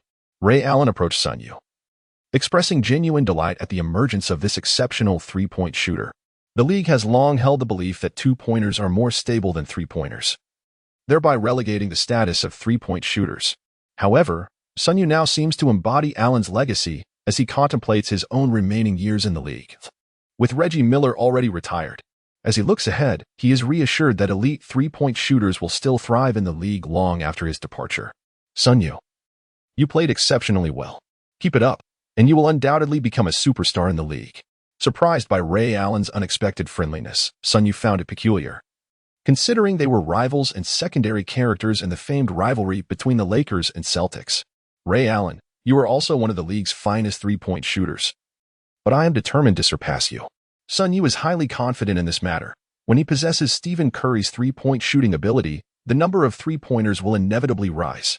After all, Curry has shattered Ray Allen's record to become the all-time leader in three-pointers, with his own capabilities akin to Curry's, combined with the talents of his fellow Warriors. Surpassing the younger Curry will be a task of little difficulty. Following the cordial exchanges between the players, they made their way through the tunnel back to their respective locker rooms, marking the conclusion of the Christmas showdown.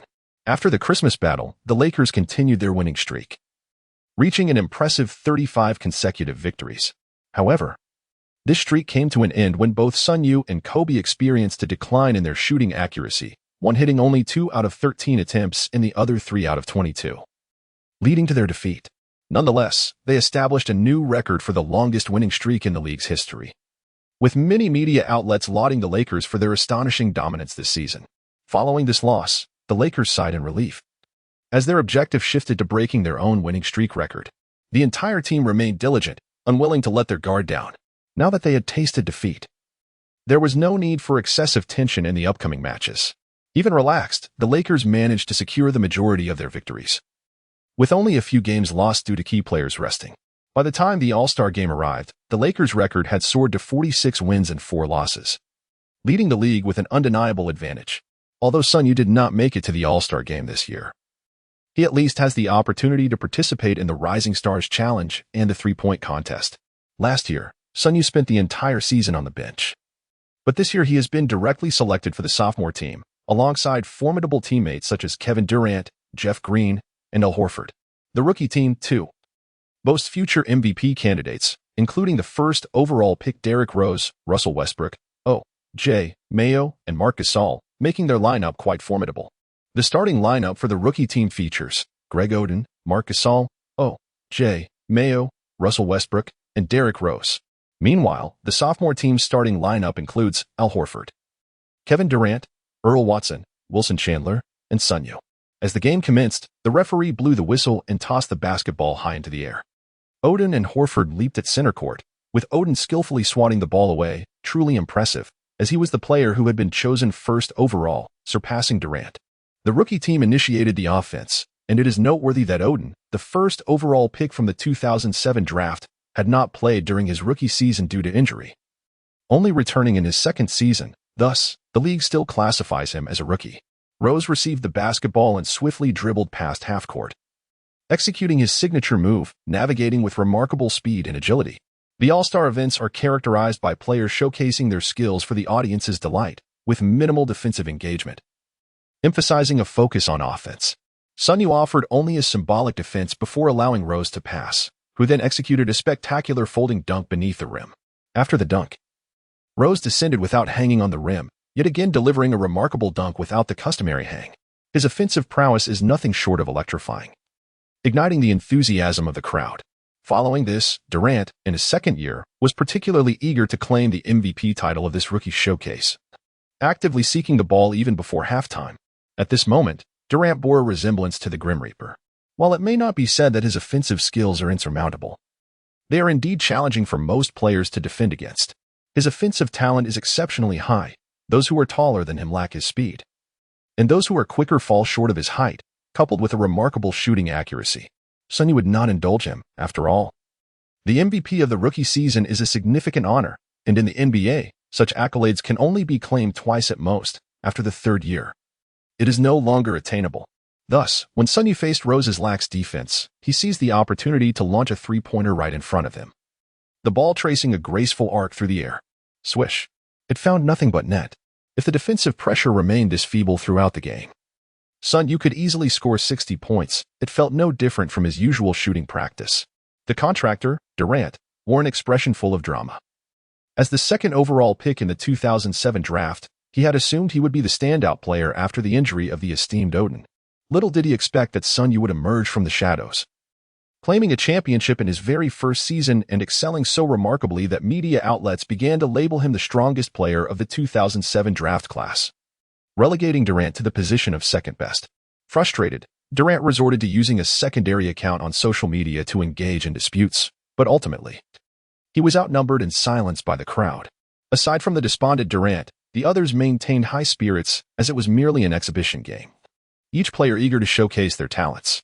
The hoop was bombarded with an array of spectacular dunks, Westbrook's scissor kicks, Durant's lethal crossovers, and Rose's rim-rattling slams. All these maneuvers played out exuberantly in the competition. Chapter 76, the All-Star Game concludes. Sun Yue has been putting forth great effort on the offensive end. However, it is merely the offensive aspect that he is focused on.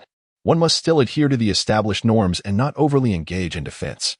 If he can secure the MVP of this rookie challenge, it would be splendid. If not, it does not detract from his overall performance. Sun Yue's overall evaluation stands at 93, which is quite commendable among the plethora of newcomers, considering most are merely rookies with less than a year in the league. Attaining a score of 80 would be considered impressive under such circumstances. As a point guard with control over the ball, Sun Yue frequently executed three-point shots in the first quarter. However, he also demonstrated a willingness to distribute the ball to his teammates, ensuring that everyone received their fair share of opportunities, lest he be sidelined. Yet, Sun Yue exhibited a touch of cunning by intentionally passing the ball to Kevin Durant sparingly, thereby diminishing his scoring opportunities, knowing well that Durant had previously claimed the Rookie of the Year MVP title. In just one quarter, Sun Yue attempted 10 shots, successfully sinking 6 three-pointers, amassing a total of 18 points, the highest among the second-year players. In contrast, Durant managed only 2 shots, scoring a mere 5 points.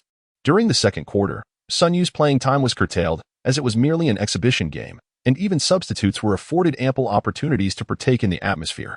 Nevertheless, even with limited time on the court, Sun Yue seized the moment, scoring 2 additional points, elevating his total to 21. As the third quarter commenced, the struggling first-year players sought to close the gap.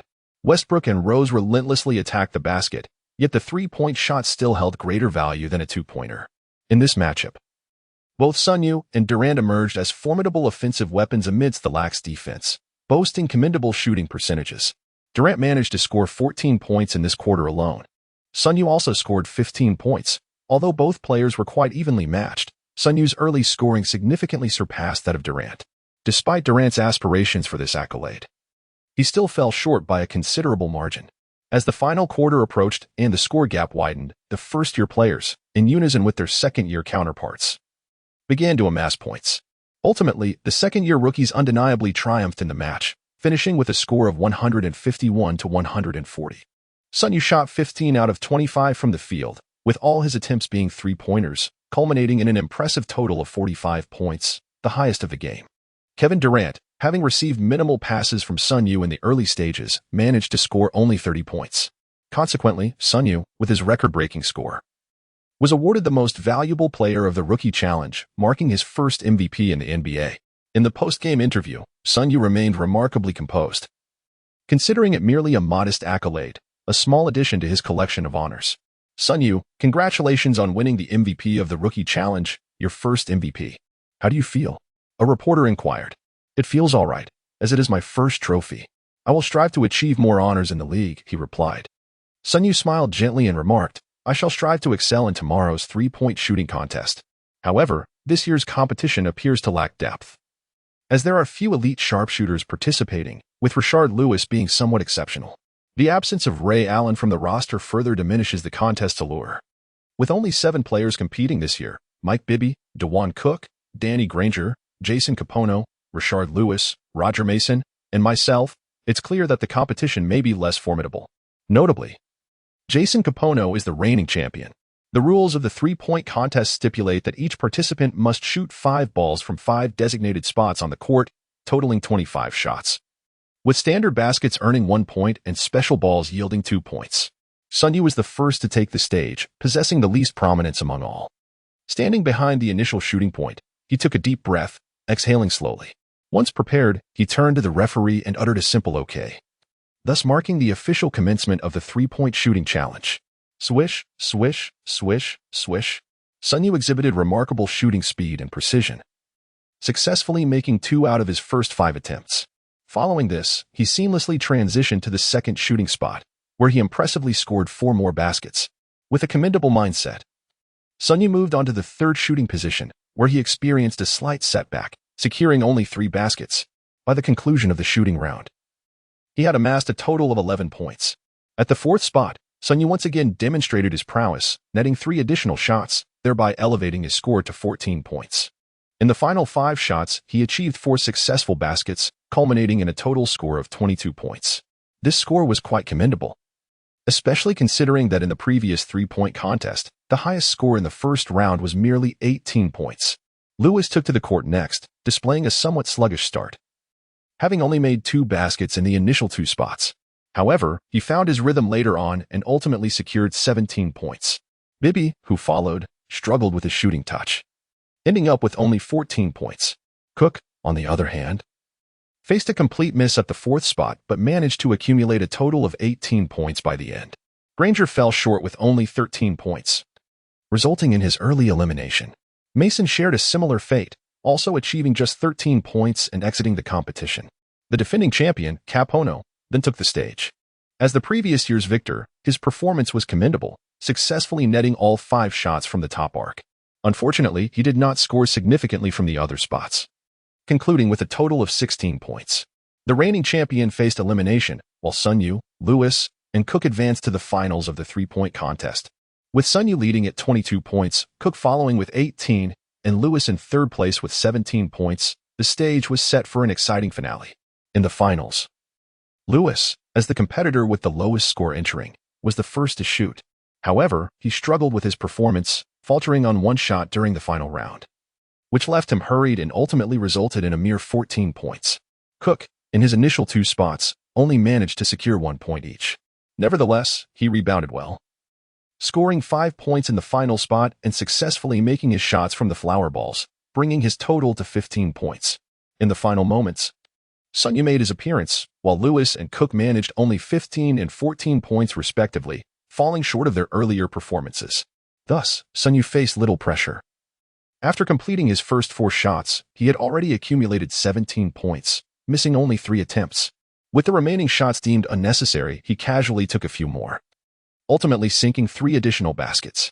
Consequently, Sun Yue secured the championship of the three-point contest with a total of 23 points, once again adding this modest honor to his accolades.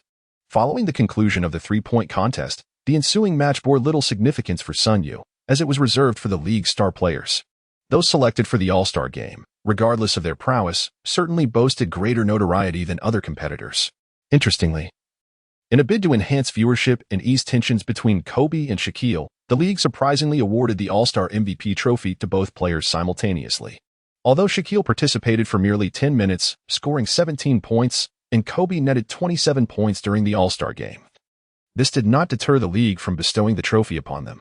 On the court, they showcased some of the brilliant passes reminiscent of their former Shaq and Kobe days, and the smiles on their faces appeared genuinely sincere. Perhaps the two former teammates had moved past their earlier conflicts. However, their pride prevented them from expressing it openly, finding a common ground during this match. Chapter 77, the first stop in Utah after the All-Star game, a liberated Kobe became even more formidable, displaying a fiery form alongside Sun Yue, creating a dynamic duo that left other teams struggling. Both players averaged over 20 points per game, demonstrating remarkable efficiency and complementing each other well. Kobe possessing superior isolation skills, while Sun Yue exhibited explosive scoring ability and the capacity to create space, allowing Kobe better shooting opportunities. As the season progressed, the Lakers maintained an impressively high winning percentage, ultimately concluding the regular season with a record of 70 wins and 12 losses. This achievement fell just 2 games short of the Bulls' legendary 72-win record, yet it was still remarkable. Historically, only the Bulls had surpassed 70 wins, and now they had company. This season, Kobe averaged 36.1 minutes on the court, contributing 26, 8 points, 5, 2 rebounds, 4, 9 assists, 1, 5 steals, and 0, 5 blocks, with a shooting percentage of 46.7 and a three-point percentage of 35.1, showcasing an exceptional performance. Sun Yue averages 32.5 minutes on the court, contributing 23, 7 points, 3, 1 rebounds, 6, 7 assists, 1, 2 steals, and 0, 3 blocks, with a shooting percentage of 58.7 and a three-point shooting percentage of 49.2, showcasing a well-rounded performance. Pau Gasol, on the other hand, averages 37.0 minutes per game, delivering 17.9 points, 9, 6 rebounds, 3, 5 assists, 0, 6 steals, and 1, 0 block, with a shooting accuracy of 56.7 and a three-point shooting percentage of 50, also reflecting a comprehensive contribution to the game. Sun Yue's shooting percentage during the regular season rivals that of interior players, illustrating his remarkable efficiency. Such statistics already place him at the level of an NBA star. With greater opportunities to shoot, securing the title of scoring champion could indeed be within reach. In the Western Conference, the standings were led by the Lakers with a record of 70 wins, followed by the Nuggets with 54 wins, the Spurs with 54 wins, the Trail Blazers with 54 wins, the Rockets with 53 wins, and the Mavericks with 50 wins. The Hornets achieved 49 wins, while the Jazz finished with 48 wins. In the Eastern Conference, the Cavaliers topped the standings with 66 wins, followed by the Celtics with 62 wins, the Magic with 59 wins, the Hawks with 47 wins, the Heat with 43 wins, the 76ers and Bulls both with 41 wins, and the Pistons with 39 wins. This clearly highlights the strength of the Western Conference compared to the Eastern Conference, as evidenced by the Hawks, who ranked 4th in the East, failing to qualify for the playoffs in the West. Following the conclusion of the regular season, the Lakers' first playoff opponent was the Utah Jazz. Although the Jazz have consistently reached the playoffs over the years, they have yet to claim a championship. While their pick-and-roll strategy is effective, they often fall short when competing against star players, unable to break through the confines of the Western Conference. The core of the Jazz consists of Carlos Boozer and Deron Williams. Notably, Boozer is often referred to as Yao Ming's nemesis, as the Jazz frequently triumphed over Yao's teams, allowing Boozer to post impressive statistics, leading to such a reputation. However, it might be more accurate to say that the Jazz collectively overwhelmed Yao Ming rather than Boozer individually overpowering him. It is well known that Yao's slower foot speed made it difficult for him to defend beyond the three-point line, while Boozer's mid-range shooting was consistently reliable. Additionally, Oker possessed a shooting ability comparable to that of guards, and with Yao's then front-court partner, Hayes, standing at only 1.98 meters, Yao was hesitant to stray too far from the basket for fear of not being able to return in time to defend. This dynamic provided Boozer and Oker with ample space to shoot.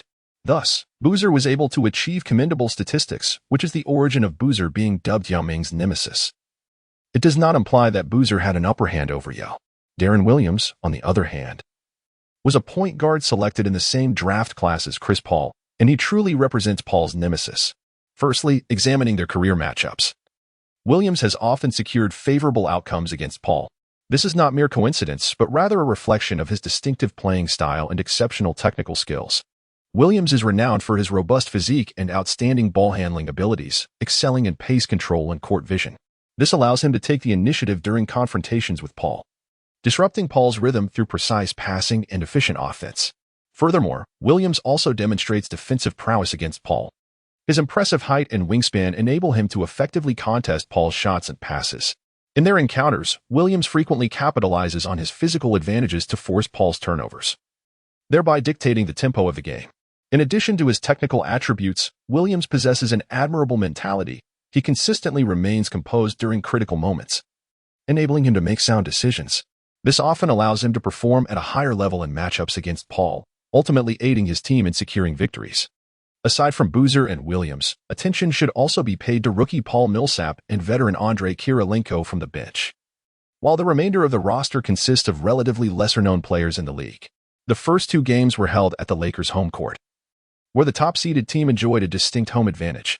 As the starting players took the court, the Lakers lineup featured center Andrew Bynum, power forward Pau Gasol, small forward Trevor Ariza, shooting guard Kobe Bryant, and point guard Sun Yue. The Jazz's starting lineup included center Collins, power forward Boozer, small forward Kyle Korver, shooting guard Brewer, and point guard Deron Williams. As the two centers approached the center circle for the jump ball, the referee's whistle sounded, and Bynum leapt high to tip the basketball, easily outmatching Collins in the jump. As Sun Yue confronted the defense of Deron Williams, he executed a dazzling double crossover before smoothly transitioning into a step-back three-point jump shot, swiftly propelling the basketball towards the hoop. The ball soared through the air, ultimately descending into the basket with a satisfying swish. With this opening play, Sun Yue made his mark against Deron, unlike Chris Paul, who is a shorter and lighter point guard. Sun Yue's stature and weight surpass even those of Deron, complemented by his remarkably precise three-point shooting, a skill that traditional point guards like Paul often lack. He mirrors the aggressive style of play exhibited by Stephen Curry. When the Utah Jazz took their turn on offense, Deron and Carlos Boozer executed a high pick-and-roll, with Deron penetrating to the right, utilizing Boozer's screen. Confronted by the double team of Kobe and Sun Yue, Deron delivered an unexpected pass back to Boozer, who confidently launched a mid-range jumper from the perimeter. Swish. That shot found the net as well. Although Boozer is primarily an interior player, he possesses a remarkably soft shooting touch and a consistent mid-range game. Both Oker and Boozer, the Jazz's frontcourt duo, exhibit the ability to score from the outside, a highly coveted skill during this era. Particularly, Oker, standing at 2.11 meters, boasts a three-point shooting ability that would make him a top-tier center in the small ball era. In Chapter 78, suppressing Deron Williams during the offensive and defensive rotations, Sun Yue chose not to pursue his own scoring opportunity this time, instead delivering a brilliant assist to Pau Gasol. Upon receiving the ball in the paint, Gasol unleashed a powerful attack on the rim, leaving the Jazz, who lacked a formidable interior presence, helpless in response. The Lakers are not solely Sun Yue's team. The stars within must share the spotlight, and Gasol consistently ranks among the most efficient players on the Lakers. With the Jazz focusing on pick-and-roll strategies, it was time for Gasol to step up. In the following sequences, Sun Yue primarily facilitated plays for Kobe and Gasol, opting to minimize his own scoring attempts while contentedly conserving energy in the early stages of the game. Meanwhile, the offensive efficiency of Kobe and Gasol far surpassed that of the Jazz's Boozer and Deron Williams. Observing the Jazz's dual core struggling without support, the head coach called a timeout to introduce Paul Millsap and Andrei Kirilenko from the bench, aiming to diversify the team's offensive strategies. Millsap, who entered the league via the 2006 draft, had already begun to showcase his capabilities this season, averaging 13.5 points and 8.6 rebounds, establishing himself as a commendable player at the center position. While Kirilenko's offensive prowess had diminished at this point, his defensive skills remained at a masterful level, significantly bolstering the team's defensive efforts. After receiving the basketball beyond the three-point line, Sun Yue unleashed a shot, but alas, it missed its mark, resulting in a clang against the rim. Deron, seizing the rebound, initiated a swift counterattack. Upon reaching the frontcourt, he sought to leverage his robust physique to penetrate the paint. However, Sun Yue was not one to relent easily. He employed a steadfast defensive stance, successfully thwarting Deron's advance. While Deron possessed an athletic advantage typical of a point guard, it was merely a fleeting advantage against Sun Yue. If he could not succeed offensively, then neither would his opponent. With a resounding thud, Deron's forced shot, blocked by Sun Yue, failed to find the net, ricocheting off the rim and into the hands of Gasol, who secured the rebound. The Lakers retaliated with a counteroffensive. And Sun Yue, now in possession of the ball, opted against calling for a screen. Instead, he gestured for his teammates to create space, allowing him to engage in a one-on-one confrontation. Finally encountering a team that seemed manageable, he felt compelled to seize the opportunity to score, especially considering he was being guarded by Deron Williams. Such a large point guard could hardly match his prowess. As Sun Yue faced Deron Williams, he merely smiled before disregarding his defense, swiftly rising to take a shot. The speed at which he released the ball from beyond the arc was akin to lightning. A mere 0.7 seconds elapsed. Deron, unable to even initiate a defensive maneuver, could only watch as Sun Yue launched a shot. It was too rapid. By the time Deron turned his head, he witnessed the basketball gracefully swish through the net. On the basketball court, after Deron Williams dribbled past half-court, he located a wide-open Kirilenko and propelled the ball towards him with remarkable speed. Yet, just as the ball traversed halfway, Sun Yue darted between them, an elongated arm extending to snatch the basketball away. Once again, Sun Yue executed a steal on the defensive end, subsequently transitioning into a fast break. He halted at the three-point line and unleashed a three-pointer, the ball tracing a high-arc swish. The sound of the net snapping elicited jubilant cheers from Lakers fans as Sun Yue began to showcase his star potential against Deron. Deron, momentarily stunned, contemplated the stark disparity between the two teams. With Oker still sidelined due to injury, he mused that had Oker been present, even in defeat, the gap would not have been so pronounced. Resolving this thought, Deron called out loudly, "Brothers, our teammates are enduring through injuries. We must ensure they experience at least this round of the playoffs. Let us rally. We can turn this around." Deron began to inspire his teammates, who in turn responded, though their effectiveness would ultimately depend on the forthcoming gameplay. As the Jazz initiated their offense, Deron dribbled past half-court, engaging in a pick-and-roll with Boozer. After maneuvering into a favorable position, he leapt for a mid-range jumper. Unfortunately, the shot was too stiff and failed to find the basket. Gasol leapt high to effortlessly secure the rebound, subsequently passing the ball to Sun Yue to orchestrate the counterattack. As Sun Yue advanced into the front court, Jazz players instinctively converged upon him, eager to disrupt his impressive rhythm. Sun Yue first executed a swift change of direction to bypass a defender, then, amidst the double team from Kirilenko and Millsap, he leapt into the air. However, while airborne, he delivered a bounce pass to Gasol, who had drawn the defense away. In the paint, Gasol unleashed a powerful dunk, forcefully sending the basketball through the hoop, thereby scoring once more. The Jazz players were visibly frustrated. The Lakers possessed an abundance of offensive strengths, rendering their defense utterly ineffective. The outside shooting duo was formidable. And even in the paint, Gasol exhibited a dominating presence against Boozer. Furthermore, not only was their offense impressive, but their defense was also exceptionally robust. Though Sun Yue and Kobe were sharp in their offensive maneuvers, their defensive capabilities were equally formidable, complemented by Ariza, a defense-savvy player often underestimated by many. While Ariza might not be particularly potent offensively, his defensive prowess surpassed that of most in the league, despite having been selected for the all-defensive team. He remained a competent 3 and D player. Consequently, during the first quarter, the Jazz found themselves thoroughly overshadowed by the Lakers.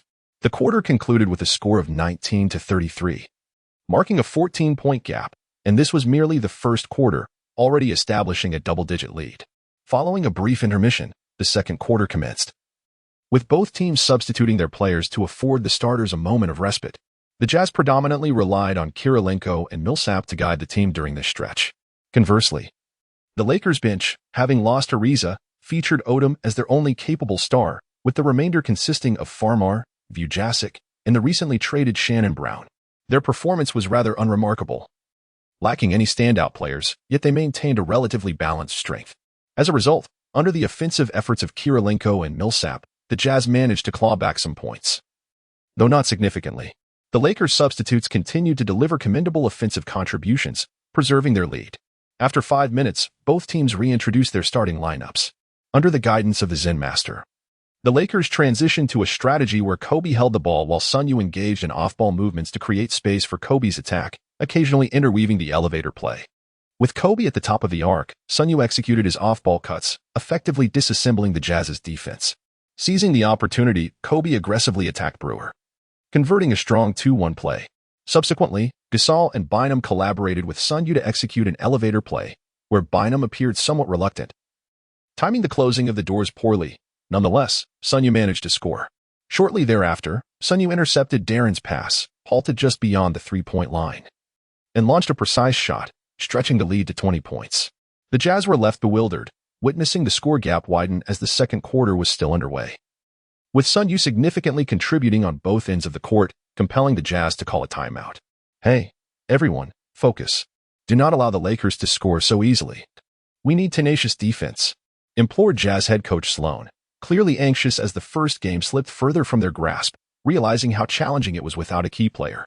The Jazz offense finally found some rhythm when Darren and Boozer executed a pick-and-roll, with Boozer hitting a mid-range jumper, breaking their scoring drought and preventing the game from slipping away completely. However, before they could catch their breath, Sun Yue surged forward once again, delivering a pass to a cutting Kobe in the paint. Kobe executed a stunning folding dunk, effortlessly scoring, his explosive athleticism a sight to behold. This particular offensive play took the Lakers less than 9 seconds, pushing the tempo to its zenith, reminiscent of the Suns' fast-paced style. Darren, utilizing a screen, attempted a floater in the paint, but unfortunately it did not find the mark, allowing Gasol to secure another rebound and pass to Sun Yue for a fast break opportunity. The Jazz, now fully committed to stifling Sun Yue, aimed to thwart any fast break chances. Sun Yue passed the ball to Kobe, who responded with a forceful fadeaway jumper, scoring while completely disregarding his defender. With just over a minute and a half remaining in the first half, the Jazz were clearly out of sorts, completely disoriented in the face of the Lakers' high-intensity, high-pressure offensive and defensive rhythm. Sun Yue once again assisted Kobe in making a three-pointer. Swish. The three-point shot was successful. It was evident how effortlessly the Lakers were playing at that moment. By the end of the first half, the score had reached 68-40, a staggering 28-point lead, edging closer to garbage time. In the Lakers' locker room during halftime, the players were exuberantly celebrating, yet Kobe remained expressionless. "Sun Yue, you are truly remarkable," Ariza exclaimed, noting that Sun Yue's sudden outburst, combined with Kobe's performance, had completely altered the course of the game. "Indeed, I thought we would only pull ahead in the second half. But I never anticipated your sudden explosion, Sun Yue. It's truly unbelievable," Ujiyasi added, expressing his admiration for the rookie, recognizing how few sharpshooters achieve such heights. "Hey, guys. Let's not get complacent. Our work is far from finished," Kobe interjected, dousing their enthusiasm with a cold splash of reality. "Until we secure victory, we must never let our guard down. The Lakers' goal is to defend our title and reclaim the championship. What is there to be proud of in defeating a playoff contender? They are a championship-caliber team, and we must carry that confidence." Consequently, the Lakers players set aside their arrogance, tightening the atmosphere within the team. As the second half commenced, the Lakers unleashed a relentless wave of attacks, leaving the Jazz utterly bewildered. The backcourt duo of Kobe and Sun Yue was formidable, their offensive styles perfectly complementing each other, leaving the Jazz disoriented. A surge of 12-4 propelled the game into garbage time, and the Jazz's head coach found himself utterly helpless, as the Lakers boasted too many advantages. By the end of the third quarter, the lead had ballooned to 40 points. In the fourth quarter, Zen master Phil Jackson substituted in the bench players, having already secured victory, deeming it unnecessary for the starters to inflate their statistics. Thus, Odom led the substitutes against the Jazz's main lineup. However, the gap created in the first 3 quarters was insurmountable, even with Darren and Boozer, that could only narrow the deficit to 20 points, preventing the score from appearing excessively lopsided. As the final whistle blew, the scoreboard read 120-100, with the Lakers triumphantly claiming victory in Game 1. In this match, Sun Yue exhibited remarkable efficiency, achieving a shooting record of 8 out of 15, including 6 out of 10 from beyond the arc, and flawlessly converting both of his free throw attempts, culminating in a personal tally of 24 points, 3 rebounds, and 7 assists. Kobe Bryant, with a more conventional performance, shot 8 out of 17 from the field and 9 out of 10 from the free throw line, netting 26 points, 6 rebounds, and 9 assists. Pau Gasol contributed significantly as well, stealthily amassing 22 points, 6 rebounds, and 1 assist, demonstrating a formidable presence within the Jazz team. Although Darren Williams outshone Sun Yue statistically with 32 points, 4 rebounds, and 8 assists, a significant portion of his scoring came during the fourth quarter's garbage time after Sun Yue had exited the game, rendering their comparative prowess somewhat misleading. After a day's respite, the two teams clashed once more at the Lakers' home court. Both Kobe and Sun maintained their steady performances. Kobe completely dominated his matchup, while Sun held his own against the all-star Darren Williams. Kobe recorded 24 points, 4 rebounds, and 8 assists on a shooting line of 9 out of 17. though his three-point shooting faltered at 0 for 4. Gasol stepped up impressively, achieving a double-double with 20 points and 10 rebounds. Facing Williams, Sun Yue shot 9 out of 16 overall, 5 out of 10 from three-point range, and successfully completed both of his free throws, finishing with 20 points, 2 rebounds, and 6 assists. The Lakers trio effectively dismantled the Jazz throughout the first 3 quarters. In a notable outburst, Deron Williams executed a remarkable performance, shooting 12 out of 23, including 6 out of 11 from three-point territory and converting 5 out of 6 free throws, totaling 35 points, 4 rebounds, and 10 assists for a double-double. Carlos Boozer also made his mark, scoring 20 points and grabbing 10 rebounds. Despite their commendable efforts, the duo of Williams and Boozer was insufficient to contend with the Lakers' triumvirate, as the latter's ordinary performances overwhelmed the opposition. The game concluded with the Lakers triumphing over the Jazz by a margin of 13 points, 120-107, maintaining dominance throughout the match and altering the series score to 2-0. ESPN has already predicted a potential sweep for the Jazz, as these 2 games have starkly illustrated the disparity between the teams, leaving no semblance of victory for the Jazz. The Lakers, formidable as the league's top team and reigning champions, possess an undeniable strength that, barring any disbandment, could sweep through the league reminiscent of the legendary duo of Shaquille O'Neal and Kobe Bryant. The Jazz, cornered into a precarious position, have declared their resolve to secure at least one victory at home, as no team in the league has ever reversed a 0-3 deficit. Therefore, to avoid defeat, the Jazz must fiercely contend in Game 3, as the distinction between a 1-2 and a 0-3 standing is profoundly significant. Chapter 80, Game 3 begins. Sun Yue's eruption after a day of rest, the Lakers boarded a plane to the Jazz's home arena for the 3rd game, which was pivotal. Another loss for the Jazz would likely send them home for an extended break. The Lakers' starting lineup included center, Bynum, power forward, Pau Gasol, small forward, Ariza, shooting guard, Kobe, and point guard, Sun Yue. The Jazz revamped their starting lineup, introducing the well-performing Paul Millsap and Andrei Kirilenko, eager to compete directly with the Lakers starters. Even at the cost of a thinner bench, Millsap and Gasol leaped simultaneously, yet Gasol's experience allowed him to seize the moment, swatting the ball away deftly. As Sun Yue seized the ball, he swiftly propelled it towards the front court. Kobe, having already launched into a rapid sprint, defied the presence of both Pau Gasol and Andrew Bynum in the paint, proving that the fast-paced game was still very much an option. While Kobe sprinted forward, Sun Yue matched his speed, drawing the majority of the Jazz's defensive attention towards him, as many anticipated a spectacular dunk from Kobe. To their surprise, he executed a deft behind-the-back bounce pass instead. Sun Yue, feeling quite at ease, received the basketball without any hesitation, executing a swift stop-and-pop jump shot from beyond the arc, decisively scoring the Lakers' first points. Right from the outset, the Lakers established dominance over the Jazz, their offense striking with remarkable efficiency, utilizing less than 5 seconds for their initial attack. The synergy between Kobe and Sun Yue was formidable, easily drawing attention from the defense. As the Jazz initiated their offense, Deron Williams dribbled past half-court and delivered the ball to Boozer in the paint. Attracting the double team from Gasol and Bynum, Boozer quickly passed to Kirilenko, who effortlessly sank a floater. Kirilenko's promotion to the starting lineup bore immediate fruit, contributing significantly on the offensive end while showcasing his seasoned defensive prowess. During the Lakers' offensive possession, as Sun Yue crossed half-court, he was quickly met with a double team from Ronnie Brewer and Kirilenko, compelling him to pass the ball.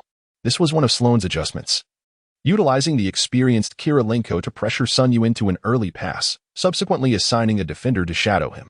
However, Sun Yue remained unperturbed. He simply passed the ball to Kobe, reminding everyone that this was not solely his team to command. Kobe received the ball and launched a three-pointer, showcasing his newfound affinity for the long-range shot since Sun Yue's arrival, as if to declare his own threat beyond the mid-range. Alas, the shot lacked sufficient force, clattering against the rim and rebounding into Boozer's hands, who swiftly ignited a counterattack. With the introduction of Paul Millsap, the Jazz's pace noticeably quickened, their rhythm on both offense and defense accelerating. Coupled with Deron Williams' exceptional playmaking ability, he effortlessly located an open teammate, delivering the ball to Boozer, who fired off a mid-range jumper that sailed through the air and swished through the net. The score shifted to 4-3 in favor of the Jazz. In the ensuing minutes, the Lakers found themselves mired in a scoring drought, with players frequently misfiring. Sun Yue had yet to take a shot, but the relentless pursuit from the Jazz forced him to pass the ball. Most of the offensive burden fell on Kobe, with a few opportunities also granted to Ariza. However, both Kobe and Ariza struggled significantly, with Kobe morphing into a veritable blacksmith in Los Angeles, while Ariza prematurely adopted the persona of an ironworker, nearly bending the Jazz's rim with their errant shots. Seizing the moment, the Jazz unleashed a devastating 12-2 scoring run, rapidly extending their lead to 16-5. An 11-point gap that even left Kobe scratching his head. The coach, Zen Master, immediately called for a timeout, as the display was nothing short of appalling. The shooting was abysmal. If it weren't primarily for Kobe's struggles, one might suspect they had been drained by the distractions of Los Angeles. Much like how Lamar Odom could be stifled by a single defender from the Kardashian clan, Kobe, a paragon of discipline, was simply having an off night. He was known for his potential to either transcend the game or falter dramatically, and when he was off, he could remain off for an entire match.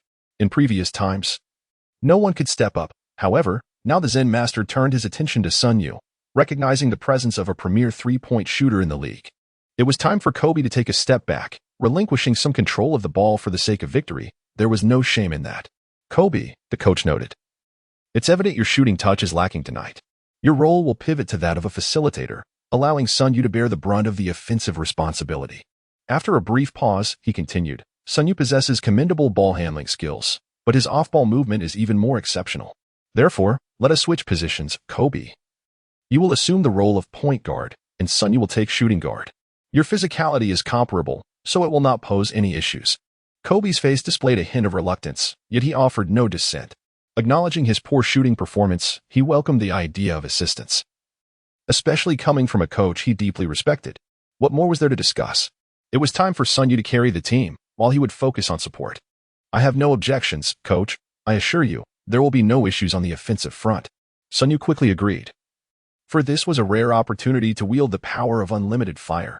After the timeout concluded, the Lakers once again employed the elevator door tactic. Bynum and Gasol attempted to close the door, aiming to keep the defenders at bay. However, Bynum's movements were unusually sluggish, allowing an opponent to slip through. Fortunately, it was only Kirilenko who managed to break through. Undeterred, Sun Yue faced Kirilenko's defense and launched a three-point shot, the ball tracing a high arc through the air. Swish. It found nothing but net. Subsequently, the Lakers intensified their defensive efforts. When Kobe focused on defense, the Lakers' fortifications became impenetrable, leading to 2 consecutive turnovers by the Jazz. They swiftly transitioned to a fast break, enabling Sun Yue to make a clean shot from the perimeter. Kobe's penetrating threat remained formidable, and within less than 2 minutes, the deficit was narrowed to 5 points. Sun Yue's shooting touch improved with each passing moment, becoming increasingly audacious. In the final moments of the first quarter, he astonished everyone in the arena by sinking 2 extraordinarily long three-point shots, with a shooting range that seemed to cover nearly half the court. Sun Yue's form was nothing short of miraculous.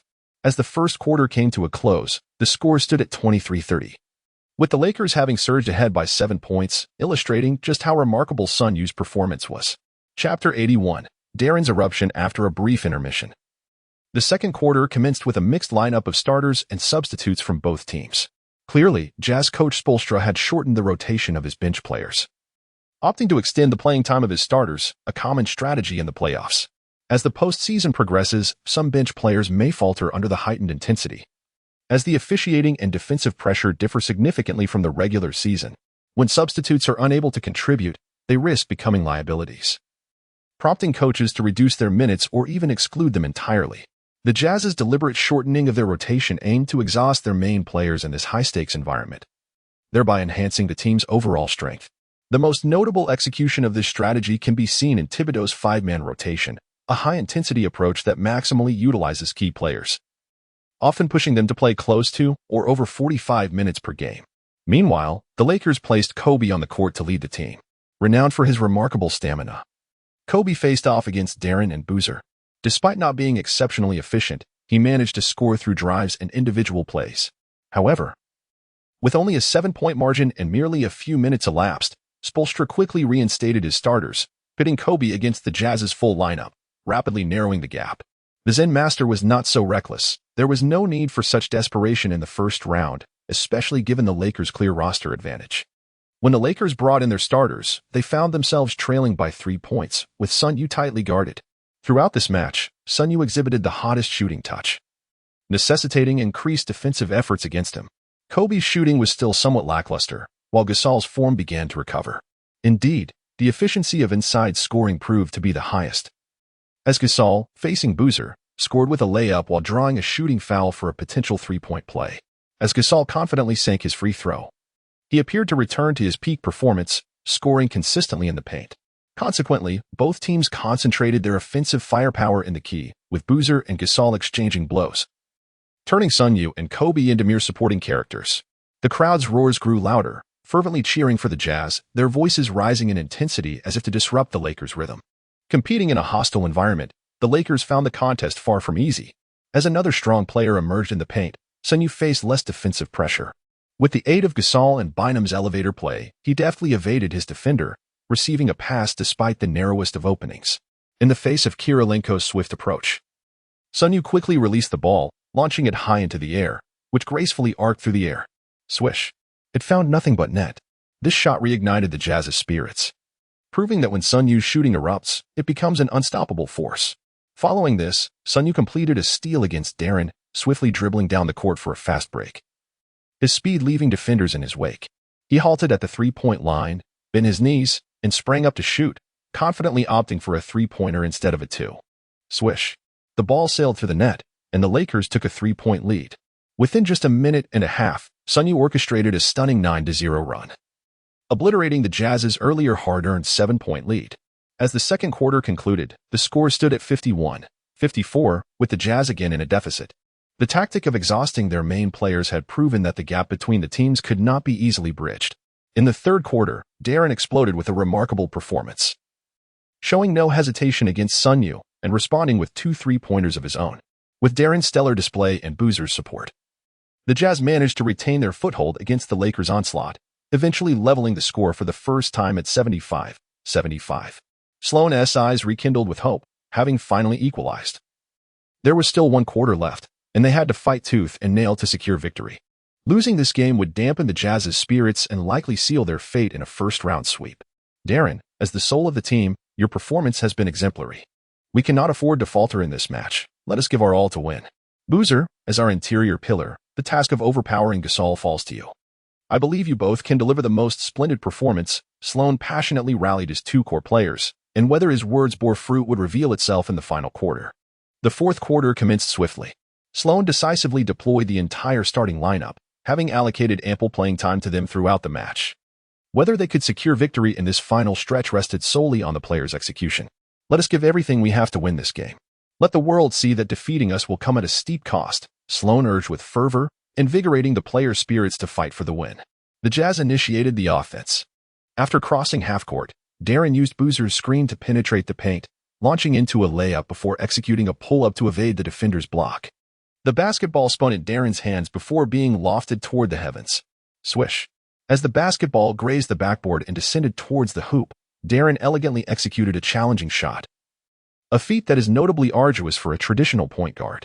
Darren Williams continued to showcase his remarkable form in the third quarter, his gaze imbued with determination and sharpness, fully prepared to assume the role of a hero. In response, the Lakers launched an offensive. Kobe, faced with the fiery performance of Darren, exhibited his own fierce competitive spirit. The mid-range shot is Kobe's forte, yet his ability to penetrate the paint and execute a dunk with speed is equally formidable. Let us not forget the moniker he earned at the outset of his career, the Little Flying Warrior. Soaring through the air is second nature to him, and thus, Kobe orchestrated a sensational display, utilizing speed and agility to break past Darren and delivered a powerful dunk as a retort. Chapter 82, Victory in Game 3, the Jazz crumble. The Jazz initiated their attack. Following a pick-and-roll between Darren and Boozer, Boozer attempted a mid-range shot but failed to convert. Seizing the rebound, Kobe swiftly dribbled down the court, with Sun Yue trailing closely behind. Kobe, placing immense trust in Sun Yue, opted not to pursue further penetration but instead distributed the ball to him.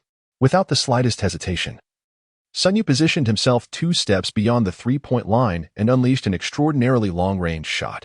The basketball traced a high arc through the air, swishing through the net with a satisfying sound. In comparison to Kobe's shooting touch, Sun Yue's performance in this match was exceptionally stellar. Following this remarkable shot, the Lakers regained the lead in the game. Sun Yue's face exhibited a resolute expression, as the resilience of the Jazz was remarkably strong. To secure victory in this match, They must swiftly widen the score gap. Should the current score remain stagnant until the end, the outcome remains uncertain, particularly since the Jazz are playing on home turf, where crucial calls are likely to favor them.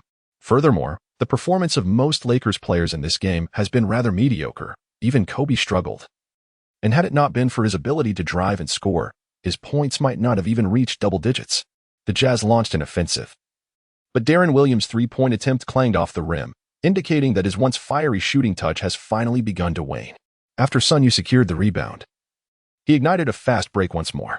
Observing Kobe sprinting towards the front court, he swiftly passed the ball with remarkable speed.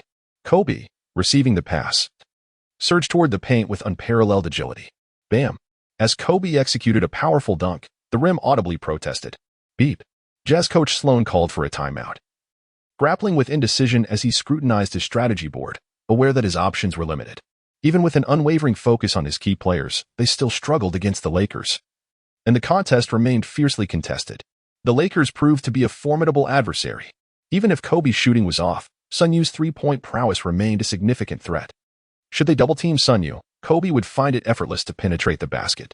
Conversely, if they concentrated on Kobe, Sun Yue could unleash devastating firepower. It was akin to choosing between two poisons. One must inevitably be selected.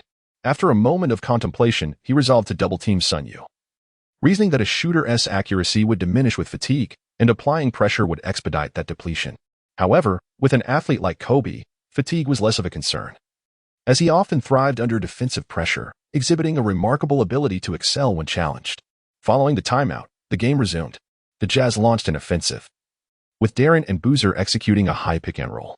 Utilizing the screen, Deron penetrated the paint and returned the ball to Boozer, who elevated and released a shot that swished through the net. Finally, Boozer rose to the occasion, nailing that shot. The Lakers countered. After dribbling past half-court, Kobe and Sun Yue orchestrated a seamless collaboration. Using his body as a shield, Kobe handed the ball off to Sun Yue as he drew the defense, then obstructed the approaching defender. In that fleeting moment, Sun Yue sprang into action, releasing a shot with lightning speed. Once again, he scored. The audacity of that three-pointer was astounding. What a remarkable shooting percentage. Even Ray Allen would be envious. The Jazz attempted to respond, but Boozer's shot fell short. Gasol snatched the rebound and promptly passed it to Kobe, who sought to regain his rhythm with a turnaround jumper. Clang! The shot ricocheted off the rim, indicating that his form had yet to return. Kobe grimaced, but fortunately, Gasol was already airborne, successfully converting a putback. Having anticipated Kobe's struggles, the Lakers extended their lead. And Sloan felt a pang of anxiety. Could they be on the verge of another defeat? They were precariously close to the edge. If this continued, the game could slip away. Defense! Defense! Intensify the defense! Sloan shouted from the sidelines, fixated solely on enhancing their defensive strategies. However, Deron Williams still believed he could salvage the situation, dribbling past half-court. The desire to become the hero of Salt Lake City surged within him. His gaze sharpened with renewed determination. With a change of direction, he drove, halted abruptly, and took a jump shot. The ball arced gracefully through the air, fueled by Deron's aspiration to be heroic, heading towards the basket. Thud! This shot clanked off the rim, failing to find its mark, and as the game progressed, Deron's shooting touch waned significantly. Breathing heavily, sweat trickled down his forehead. The grueling strategy of relying heavily on their main players had taken its toll. With diminished stamina, he could not execute efficiently in the final quarter. Resigned, he shook his head and turned to transition to defense. As the Jazz's energy waned, it became evident that the Lakers, in superior condition, left the Jazz disoriented. Sun Yue spearheaded a remarkable offensive surge that effectively sealed the game, leaving the Jazz unable to recover until the final whistle. The match concluded with a score of 114-103, as the Lakers triumphed by an 11-point margin, achieving a commanding 3-0 lead in the series. The Jazz now find themselves on the brink of elimination, needing just one more victory to oust them from the playoffs. In this match, Sun Yue truly exploded, playing for 38 minutes and making 13 of 21 shots, including 7 of 15 from beyond the arc and 5 of 6 in mid-range, amassing an impressive 31 points along with 3 rebounds and 6 assists. Kobe, on the other hand, transformed into a struggling craftsman, shooting 5 of 24, with only 1 of 4 from three-point range, but still managed to secure 18 points, 7 rebounds, and 6 assists. Pau Gasol contributed significantly as well, scoring 20 points and pulling down 10 rebounds, thereby earning a double-double and affirming his stature as a key player. For the Jazz, Deron Williams delivered a valiant effort, scoring 35 points alongside 5 rebounds and 11 assists, managing to contain Sun Yue's performance, though it proved futile. Carlos Boozer also achieved a commendable 20-plus points and 10 rebounds, while Paul Millsap recorded 13 points, 7 rebounds, and 3 assists, which was respectable for a rookie. Andrei Kirilenko added 10 points and 2 rebounds, while Ronnie Brewer chipped in with 14 points and 1 rebound. It could be said that the entire team performed reasonably well, with all scoring in double digits. However, despite these commendable individual efforts, the Jazz succumbed to defeat, illustrating the stark disparity in hard power between them and the Lakers. Even extraordinary performances could not secure a victory, significantly dampening the Jazz's morale and instilling a lack of desire for triumph in Game 4. As the Jazz trudged dejectedly towards the player tunnel, Deron's silhouette reflected a sense of loneliness. He had exerted every ounce of effort yet failed to clinch victory. The realization dawned that their journey may end in the first round, as the Lakers proved to be overwhelmingly formidable. Nevertheless, amidst the Jazz's defeat, a glimmer of hope emerged with the announcement of Oker's recovery, allowing him to participate in the crucial upcoming match, a truly uplifting piece of news. Chapter 83. Game 4 commences. The Jazz fight for survival after a day's respite. The Lakers and Jazz prepared for the 4th match of their series. During the pregame warm-up, the atmosphere among the Lakers shifted notably. The players exuded a sense of ease, given their commanding 3-0 lead, an unprecedented advantage in the league that had never been overturned. Victory seemed assured, with only the question of whether a sweep would occur remaining. With a sharp whistle, the starting players took to the court. The Lakers' starting lineup comprised center, Bynum; power forward, Pau Gasol; small forward, Ariza; shooting guard, Kobe; and point guard, Sun Yue. The Jazz fielded center, Mehmet Oker; power forward, Boozer; small forward, Kirilenko; shooting guard, Brewer; and point guard, Deron Williams. Gasol and Oker faced off for the tip-off, but Oker, just returning from injury, was unable to outjump Gasol effectively. As Sun Yue stood at the top of the arc, he found himself once again ensnared by the defensive duo of Kirilenko and Deron. What are you trying to accomplish? He thought, momentarily perplexed, as he had expected Kobe's shooting rhythm to remain consistent with his previous performance. Indeed, the Jazz had shifted their defensive focus squarely onto Sun Yue, which ignited a fierce response from the Black Mamba. This Lakers squad was Kobe's domain, and as its undeniable cornerstone, he would not tolerate any disregard. With a sharp glance directed at Sun Yue, Kobe darted swiftly toward the paint, leaving Brewer trailing helplessly behind. As Kobe surged into the key, Sun Yue deftly tossed the ball in his direction, and true to form, Kobe leaped to catch the pass midair and executed a thunderous dunk. The crowd erupted in awe. This moment showcased the remarkable agility of the Black Mamba, transforming it into an exhilarating aerial relay. The audience gasped collectively, as the spectacular play served as an emphatic statement to the Jazz. However, one must ponder whether concentrating their defense on Sun Yue was indeed a judicious strategy. Kobe was a bona fide MVP-caliber star, and although his shot opportunities had been diluted, preventing him from claiming the scoring title, the double team on Sun Yue inadvertently granted Kobe greater freedom to shine. This tactic seemed to yield diminishing returns.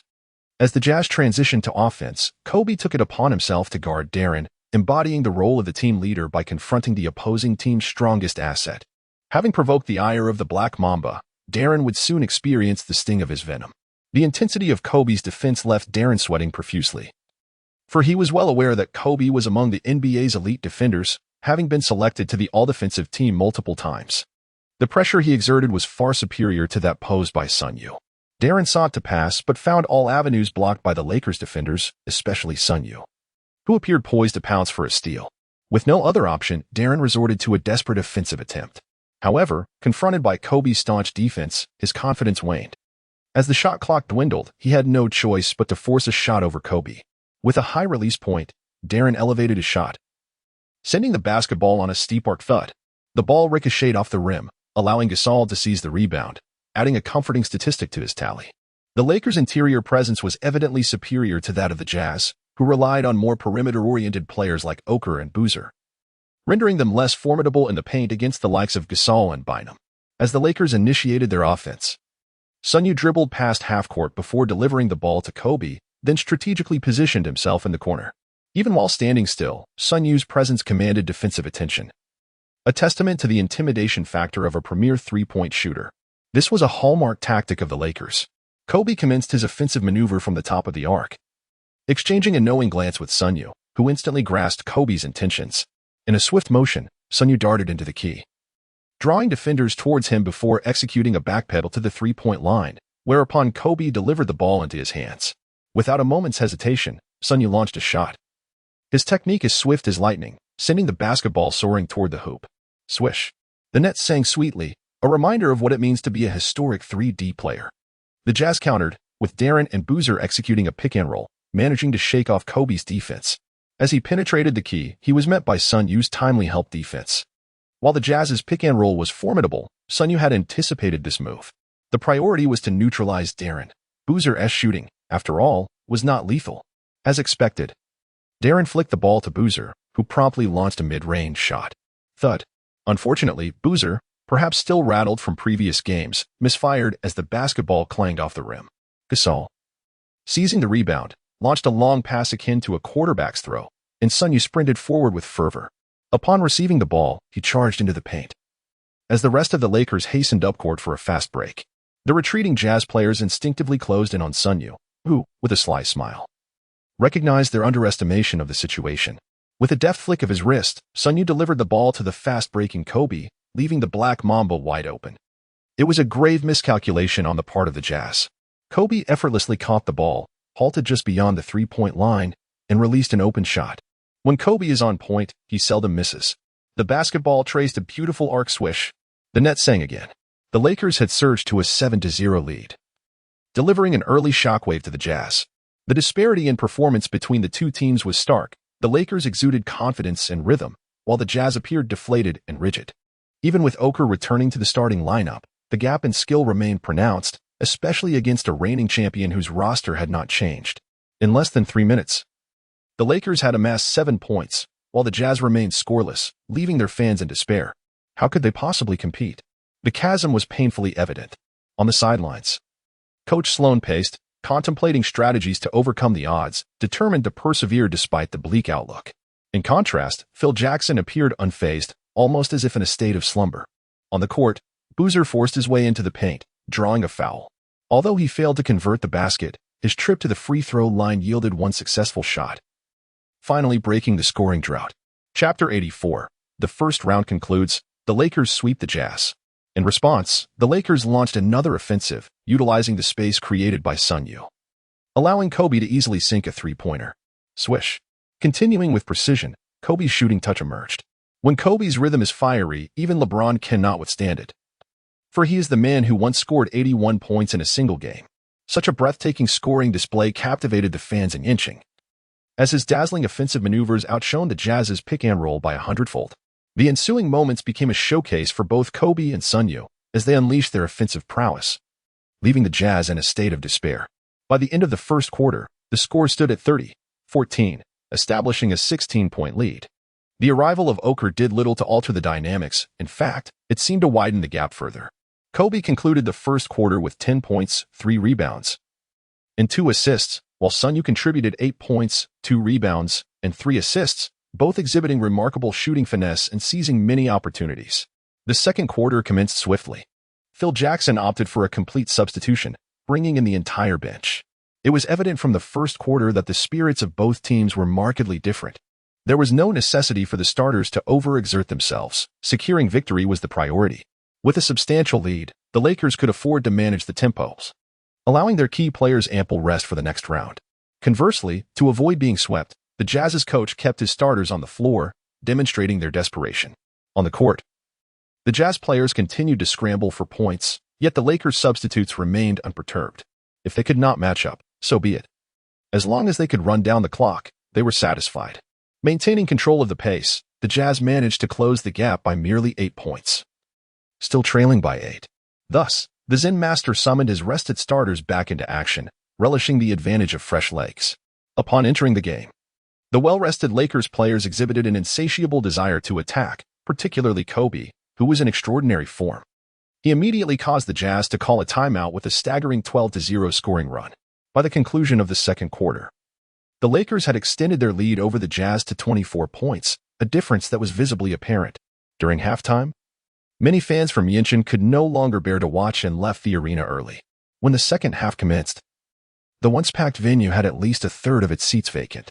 In the second half, the Jazz continued to struggle, unable to make an impact as the Lakers tightened their grip and further stretched the lead, with the score gap widening to 35 points.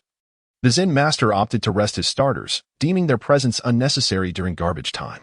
Consequently, the Jazz managed to recover some points in the fourth quarter, avoiding an embarrassing deficit, ultimately concluding the game at 108-90, with the Lakers triumphing by an 18-point margin, thus sweeping the Jazz out of contention. In this match, Kobe's performance was impeccable, demonstrating an ardent desire to score with 21 attempts resulting in 10 baskets, including 3 of 4 from three-point range and 8 of 9 from the free throw line, amassing a total of 31 points, along with 2 rebounds and 4 assists.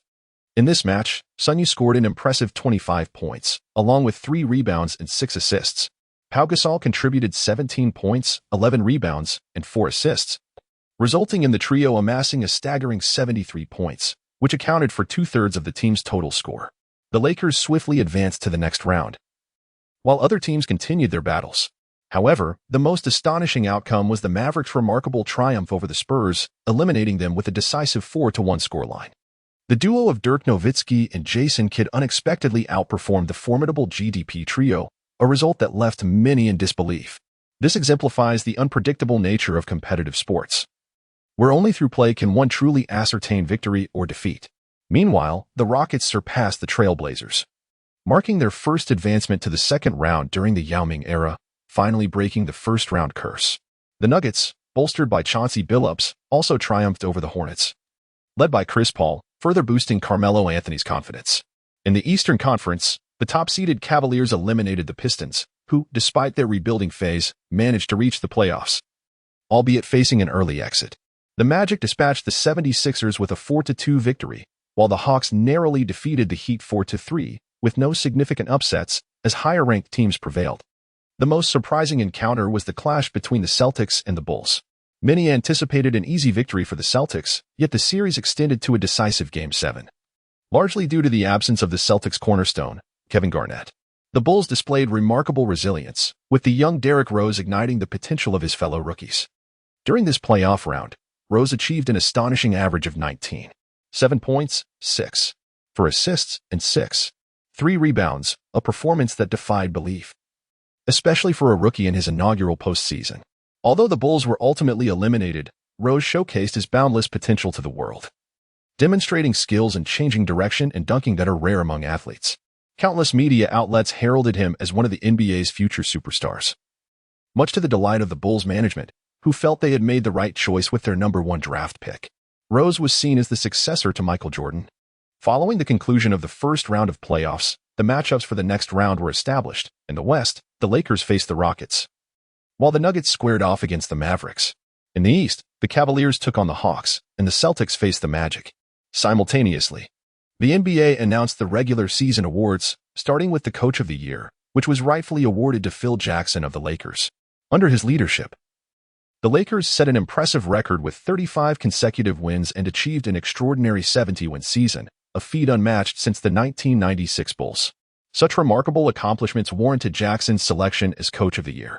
Danny Granger averaged 25, 8 points, 5, 1 rebounds, and 2, 7 assists, earning the Most Improved Player award for 2009. The Sixth Man award went to the Mavericks' Jason Terry, while the Rookie of the Year award was undoubtedly claimed by Derrick Rose, who averaged 16, 8 points, 6, 3 assists, and 3, 9 rebounds, standing out among his peers. In addition to these awards, the All-NBA First Team for 2009 included shooting guard Dwayne Wade, point guard Kobe Bryant, small forward LeBron James, power forward Dirk Nowitzki, and center Dwight Howard. The All-Defensive First Team featured Wade, Bryant, James, Granger, and Howard. Apart from Nowitzki, the other players were all awarded first-team honors, representing the pinnacle of NBA talent.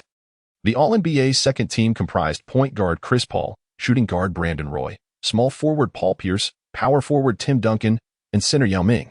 The All-NBA Third Team included point guard Sun Yue, shooting guard Chauncey Billups, small forward Carmelo Anthony, power forward Pau Gasol, and center Shaquille O'Neal.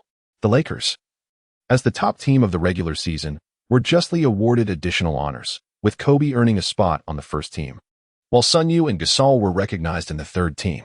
Sun Yue's regular season averages of 23, 7 points, 3, 1 rebounds, and 6, 7 assists justified his selection, especially considering Chris Paul's remarkable performance in the second team.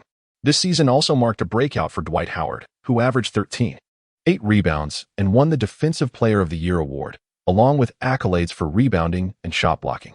Dwayne Wade, at 27 years old, claimed the scoring title with an average of 32 points, surpassing LeBron James and Kobe Bryant. Our point guard, Chris Paul, captured the assist and steals titles. Ultimately, the most prestigious award was bestowed upon Kobe Bryant, despite initial considerations for LeBron James. However, the Lakers' record-breaking winning streak and their 70-win season rendered any bias toward LeBron untenable, as awarding him would have undermined the award's credibility. This marked Kobe's second MVP title, a significant achievement that brought him immense joy, as he now possessed 2 such prestigious honors, with aspirations for a third. As the second round of playoffs commenced, the Lakers faced the Rockets, a matchup eagerly anticipated by Chinese fans. Kobe boasts a vast following in China, and the first playoff meeting between Sun Yue and Yao Ming was a spectacle worth watching. However, fans were primarily interested in the showdown between Sun Yue and Yao Ming, rather than having high expectations for Yao, especially with the Rockets trio, including Tracy McGrady, sidelined. Relying solely on Yao and Ron Artest to conquer the fully equipped Lakers seemed a daunting challenge. Both teams emerged from the player tunnel, commencing their pregame warm-ups. After a round of shooting practice, Yao approached the Lakers side to greet Sun Yue.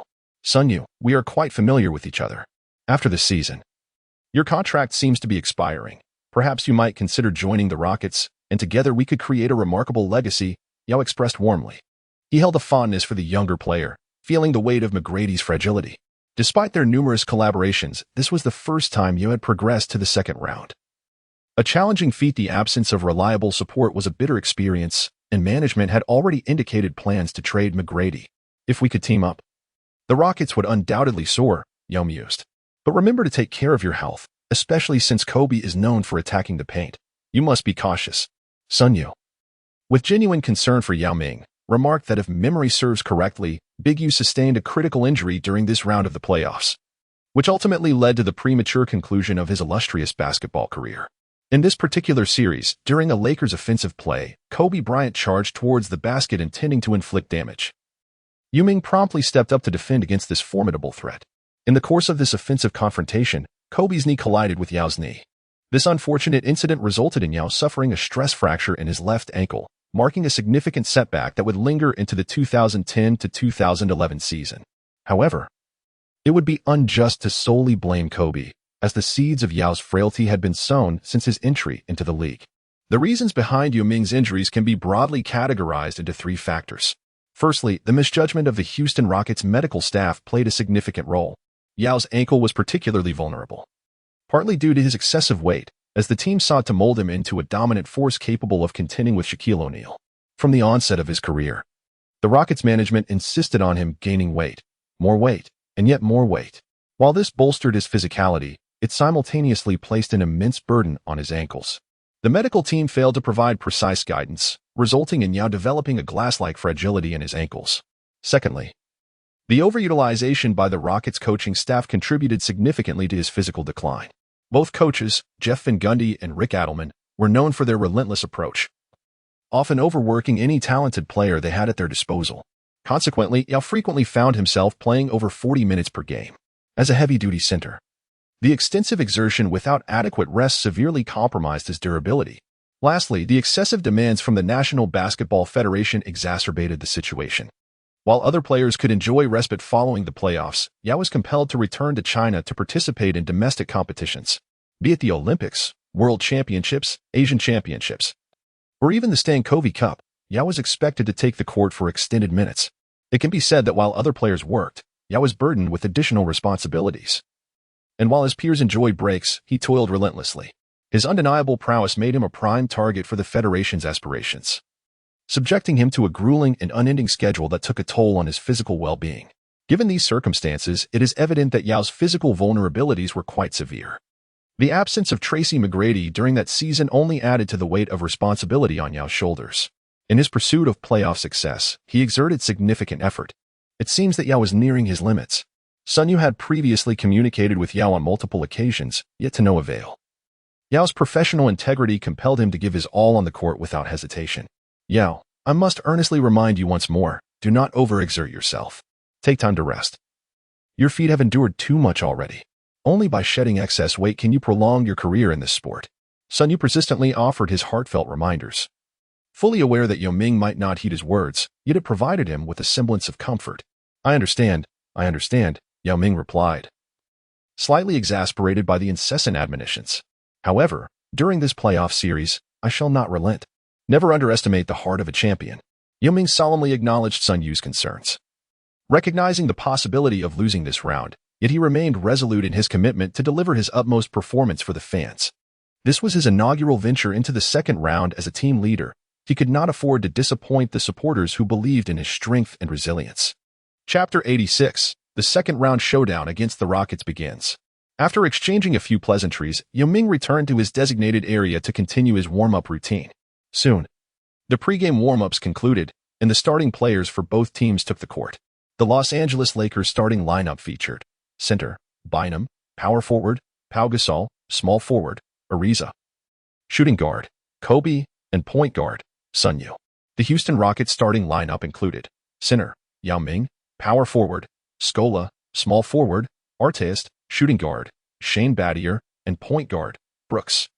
Within the Rockets roster, only Yao Ming and Artest exhibited formidable prowess, while Shane Battier, often dubbed Kobe's nemesis, was more of a myth than reality.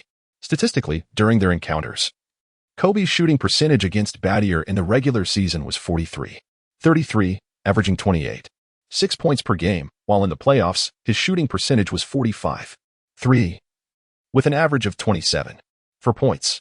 These figures hardly suggest any restriction. Rather, they reflect a high shooting percentage and scoring ability, merely overshadowed by Battier's reputation for defense. However, the Rockets bench did boast a future all-star point guard in Kyle Lowry, who would later be known alongside DeRozan as the Trash Brothers. Yet, at this juncture, Lowry was still a rookie and not particularly valued within the Rockets lineup. As the game was about to commence, Yao Ming and Bynum prepared to execute the jump ball. With a sharp whistle from the referee, the basketball was tossed high into the air. Yao Ming, leveraging his significant height advantage, easily outclassed Bynum to claim possession. As Rockets point guard Brooks advanced past half-court, he patiently waited for Yao to establish position in the paint before delivering the pass. Yao received the ball and decisively attacked Gasol, using his physicality to push Bynum aside. Presently, Yao Ming stood as one of the league's most dominant centers, and Bynum was simply no match for him. In his prime, Yao had been a force even feared by Shaquille O'Neal. Thus, it was evident that this still-developing Bynum was outmatched. Seizing the opportunity, Yao executed a powerful jump, forcefully slamming the basketball into the hoop, giving the Rockets a commendable start. The Lakers retaliated with an offensive play, as Sun Yue and Gasol executed a high pick-and-roll, penetrating the lane and confronting Yao's defense. The two Chinese players faced off right from the outset, with Sun Yue driving into the paint for a layup. Unfortunately, he was met by the imposing presence of Yao Ming, one of the league's premier centers, a behemoth not easily overcome. With a fierce determination, Yao did not even leap. Instead, he delivered a resounding block on Sun Yue's attempt.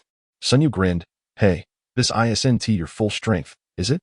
Yao responded with a broad smile, revealing the camaraderie they shared off the court, which did not hinder their competitive spirit during the game. "Brother Yao, you're impressive too. But I have no intention of losing this match." Sun Yue gave a thumbs up to Yao Ming, acknowledging that Yao's weight is indeed a double-edged sword. Although it has led to numerous injuries, in this era that values dominant centers, it undeniably amplifies Yao's prowess. As the Rockets initiated their offensive once more, they employed the same strategy, reminiscent of their previous tactics. The little shark was effortlessly subdued, reduced to mere fish jerky, as Yao Ming skillfully dispatched him with ease, leaving no room for retaliation. Following another successful inside play by Yao, the Rockets' strategy became glaringly apparent. It revolved around exploiting Yao's presence in the paint. While the Lakers' interior players hold advantages against other teams, they seem to encounter a formidable challenge when facing Yao. As the Lakers launched their offense, Sun Yue orchestrated the play from the top of the arc, while Artest swiftly confronted him. The Lakers boasted two key players on the perimeter, Sun Yue and Kobe Bryant. Kobe's defender was Battier, and they had faced off numerous times. Meanwhile, Artest eagerly volunteered to stifle Sun Yue, demonstrating that, despite their shared nationality, the NBA does not adhere to such sentiments. Sun Yue's defensive prowess surpasses that of Kobe Bryant by a considerable margin.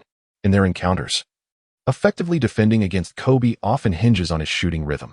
His formidable ability to create his own shot, particularly his iconic fadeaway jumper, truly earns him the title of the premier guard. As for the relatively diminutive Sun Yue, armed with his Defensive Player of the Year accolades, while he may not completely stifle Kobe's scoring, he can certainly impose significant limitations.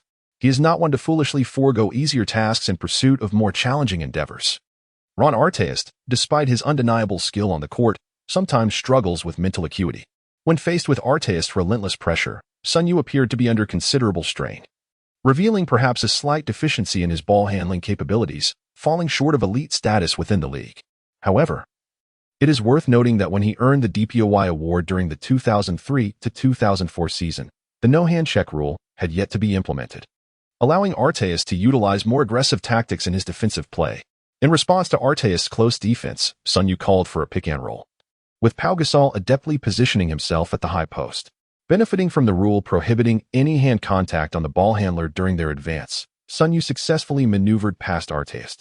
After utilizing the screen, he found himself with a modicum of shooting space and opted not to challenge Yao Ming in the paint, but instead rose up for a jumper. Swish. The basketball sailed through the net with ease. How fortunate it is to play in this era. Had it been in the past, breaking through Artest would not have been so seamless. As the Houston Rockets transitioned to offense, Gasol tenaciously maneuvered to deny Yao Ming the ball, while Jordan Farmar positioned himself behind, creating a formidable double team against the towering center. With he rendered ineffective in the paint, Brooks deftly passed the ball to Scola, who found himself unexpectedly open due to the defensive focus on Yao. Seizing this rare opportunity, Scola executed a smooth hook shot, converting the score. Such open looks are a rarity, yet Scola capitalized perfectly on the moment. With a score of 6-3, the Rockets astonishingly held a 3-point lead. This season, the Rockets are certainly a force to be reckoned with, being the only team in history to push the legendary Lakers to a Game 7. Remarkably, this was achieved even with Tracy McGrady sidelined and Yao Ming nursing an injury, highlighting the exceptional performance of the Rockets that season.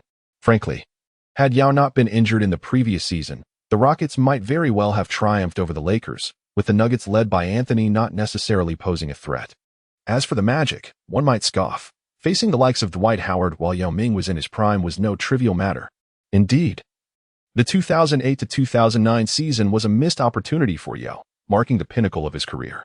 Chapter 87, Circumventing Yao Ming, however, for the formidable Los Angeles Lakers.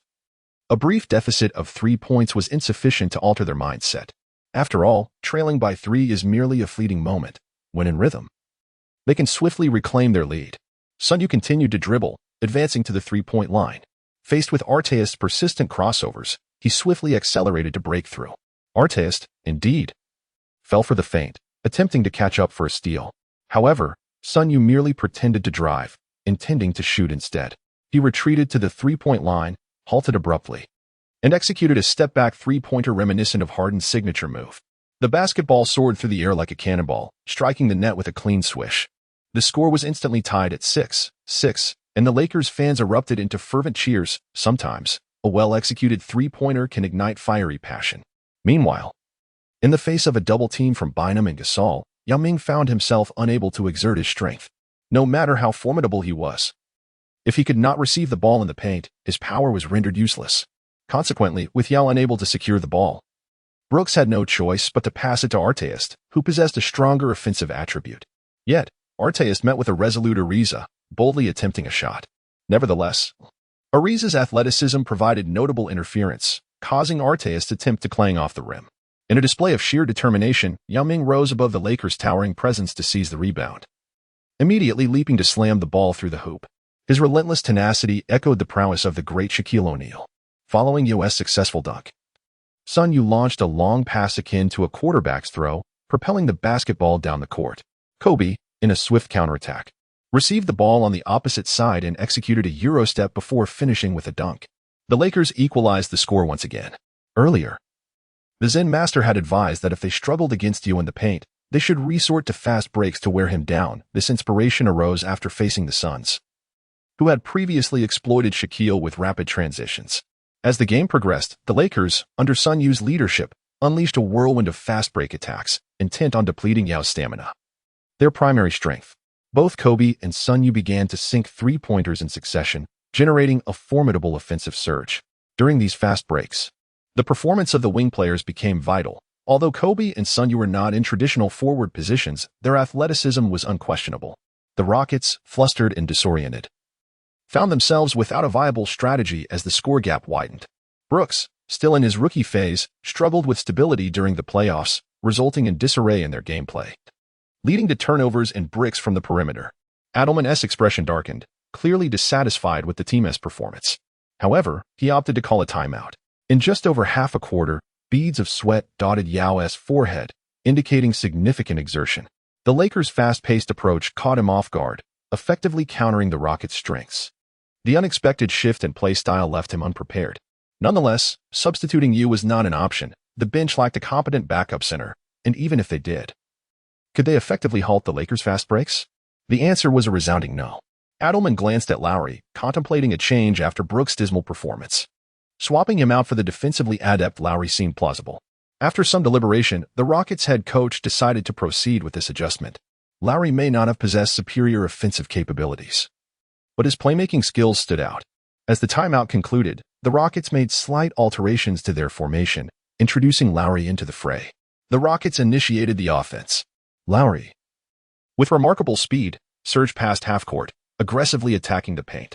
However, during this period, Lowry's offensive prowess had yet to be fully realized. Even as he penetrated the key, he posed little threat. In the paint, Lowry opted for an inside-out approach, passing the ball to Battier in the corner. Battier, eager to shoot, was promptly swatted away by Kobe. Although Kobe's previous defensive efforts had not been overwhelmingly disruptive, they had made it uncomfortable for Battier. Just as Battier sought to find his rhythm, Kobe delivered a resounding block, asserting his dominance. Sun Yue retrieved the basketball that had been knocked away and swiftly initiated a fast break. However, he remained vigilant, aware of Artest closely trailing behind, seemingly intent on attempting a block. In response, Sun Yue deftly passed the ball to the opposite side, where Kobe caught it and soared into the air. Taking off just inside the free throw line, he elevated, his body forming a graceful arc reminiscent of the letter C. With a resounding thud, the basketball thundered into the hoop. Damn. This compatriot of Yao Ming is indeed formidable, Artest muttered in frustration. Sun Yue's keen awareness allowed him to pass the ball at the right moment, clearly employing a strategy of evasion.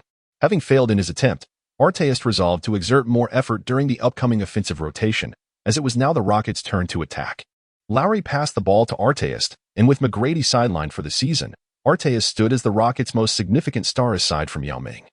If the ball was going to Artest, who else would it go to? Artest was indeed the strongest offensive threat from beyond the arc for the Rockets. He faced off against Ariza, executing straightforward yet effective moves, leveraging his robust physique to bulldoze towards the paint. Despite Ariza's staunch defense, he could not thwart Artest.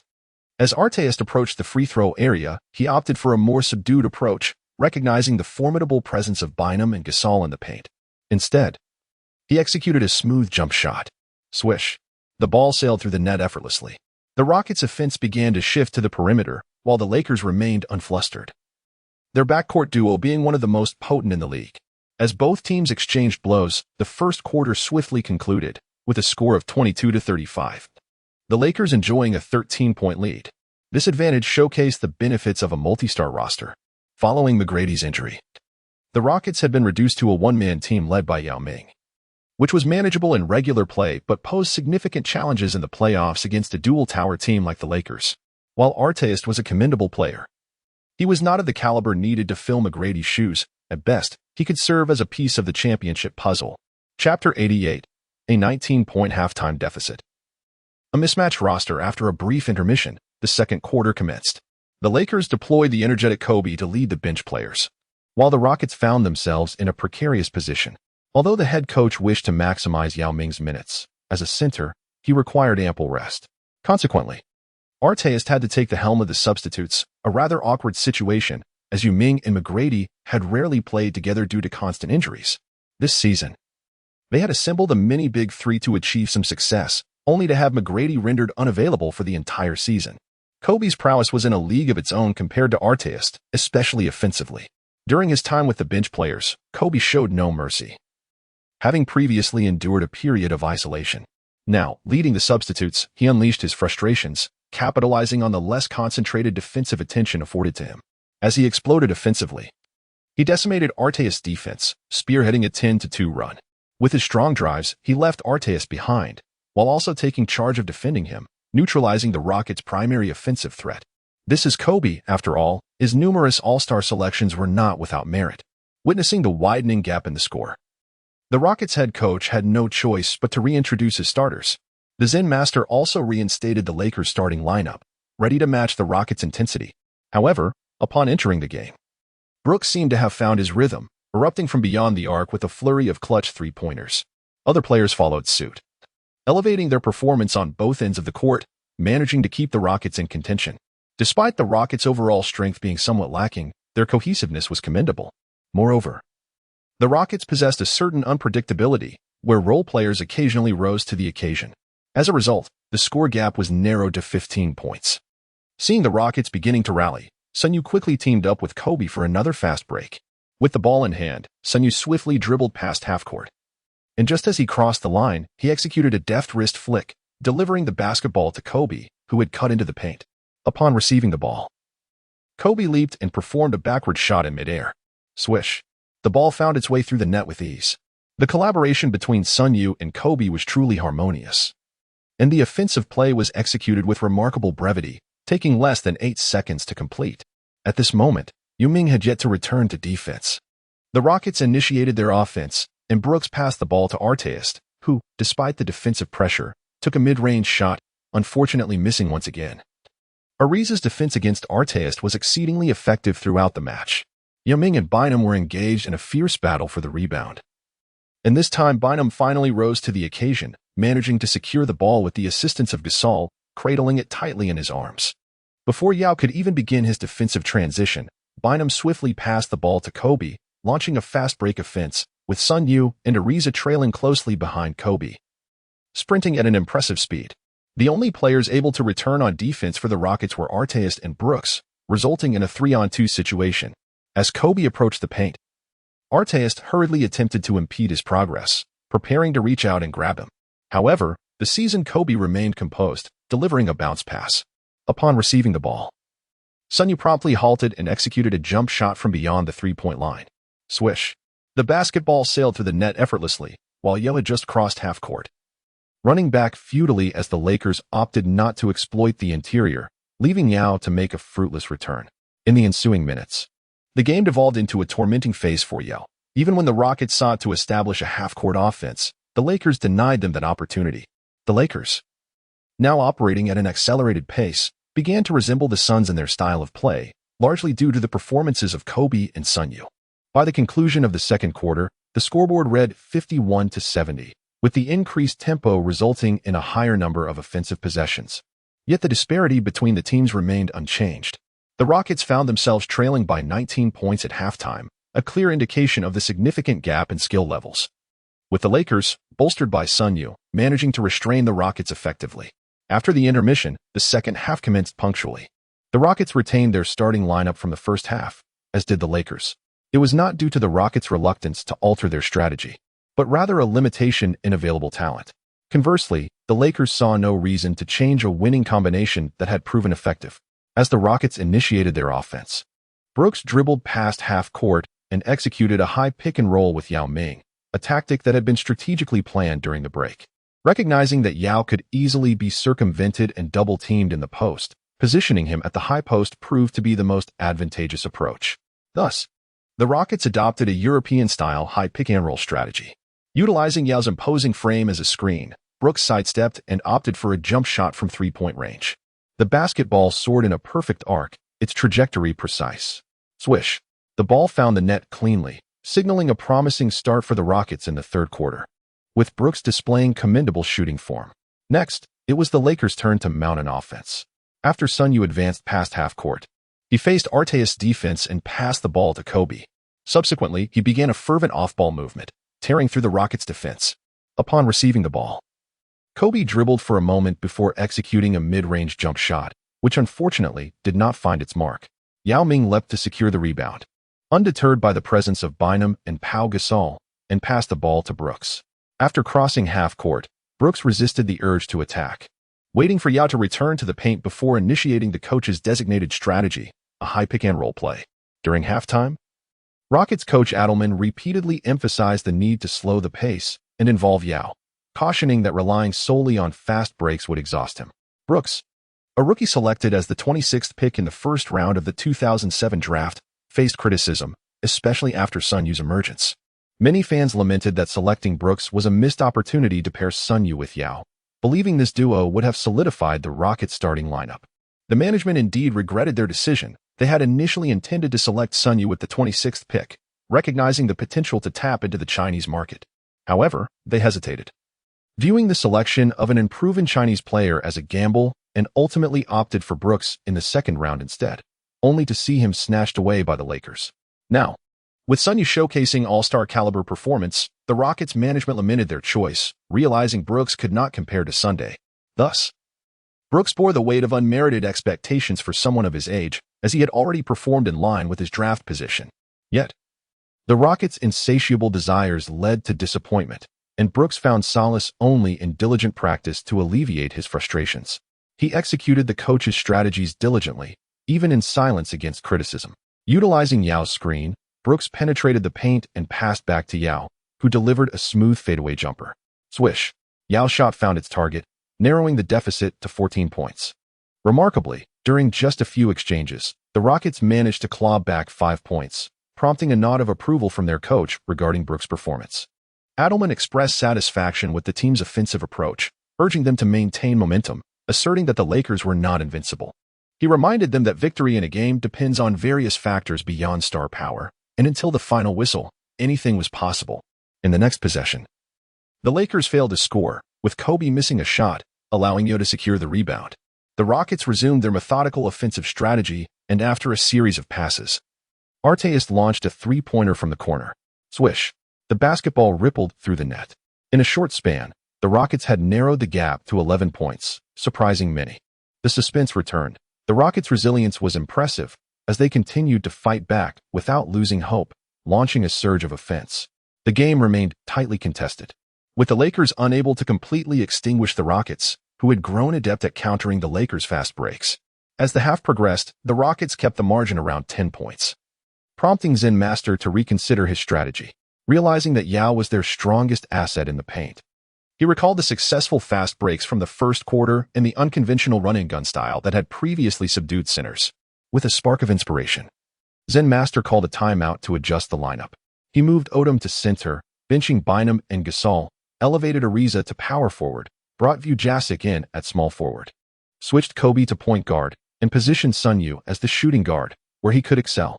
Following the timeout, this revamped Lakers squad exhibited remarkable vigor, accelerating their pace and leaving Yao gasping for breath. The Lakers, having forsaken interior defense, enhanced their offensive firepower significantly. However, Sun Yue maintained a steady shooting touch, while Kobe also showcased commendable accuracy in this matchup. Sun Yue thrives in the position of shooting guard, liberated from the burden of ball handling.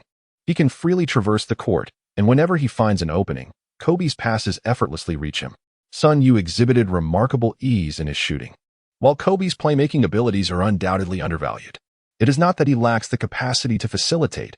Rather, he previously refrained from doing so to conserve energy. After abandoning the interior game, Yao Ming showcased a performance reminiscent of the great Shaquille O'Neal. Although Lamar Odom struggled to contend with Yao in the paint, it hardly mattered. Even if you managed to score efficiently, the Lakers would swiftly counter with a fast break, creating a 5-on-4 situation.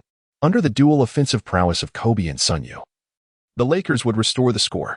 The Rockets' head coach was visibly perturbed, having recognized in the first quarter that the Lakers' fast breaks posed a significant burden on Yao. Now, with the Lakers deploying a smaller and quicker lineup, they completely forsook the interior game, opting for a style reminiscent of the Suns' run-and-gun approach. This exacerbated Yao's fatigue, compounded by the Lakers' exceptional shooting accuracy. Kobe and Sun Yue operated as lethal assassins, inflicting substantial damage on the Rockets' defense. The Lakers' dazzling fast breaks continued, evoking memories of the Showtime era, albeit this time with a focus primarily on three-point shooting. By the conclusion of the third quarter, the Lakers had re-established a 20-point lead. The Rockets' head coach appeared despondent. Even with formidable role players, they could not match the prowess of star players, especially when facing not one, but two stars. This score reflects the Lakers' strategic transformation. Regardless of how Yao shouldered the team, he could not overcome the Lakers. Adelman resigned to the situation, eschewing tactical adjustments, as it now relied solely on the players' execution. However, no surprises unfolded during the match. In the final quarter, the Rockets did not surge. The Lakers, equipped with elite perimeter shooting, denied them any opportunities. In the absence of Tracy McGrady, Yao found himself isolated and overwhelmed. As the final buzzer echoed, the score settled at 100-115, with the Lakers triumphing by a margin of 15 points, marking a successful start to the second-round series. Yao delivered an impressive performance, recording 32 points, 12 rebounds, and 3 assists, achieving a substantial double-double, yet it proved futile, as he won the statistical battle but lost the game. Kobe completed the game with 32 points, 8 rebounds, and 4 assists on 14 of 27 shooting, though his three-point shooting was notably deficient at 1 of 7. Sun Yue, bolstered by the fast break tactics of the Lakers, significantly increased his shooting attempts, achieving 14 out of 23 from the field and 6 out of 12 from beyond the arc, culminating in an impressive tally of 34 points, 3 rebounds, and 7 assists, thereby earning the title of the game's top scorer. After Sun Yue and Yao exchanged a warm embrace, both departed from the players' tunnel, culminating in a victorious conclusion for the Lakers in this match. Chapter 90, The Rockets' Second Encounter.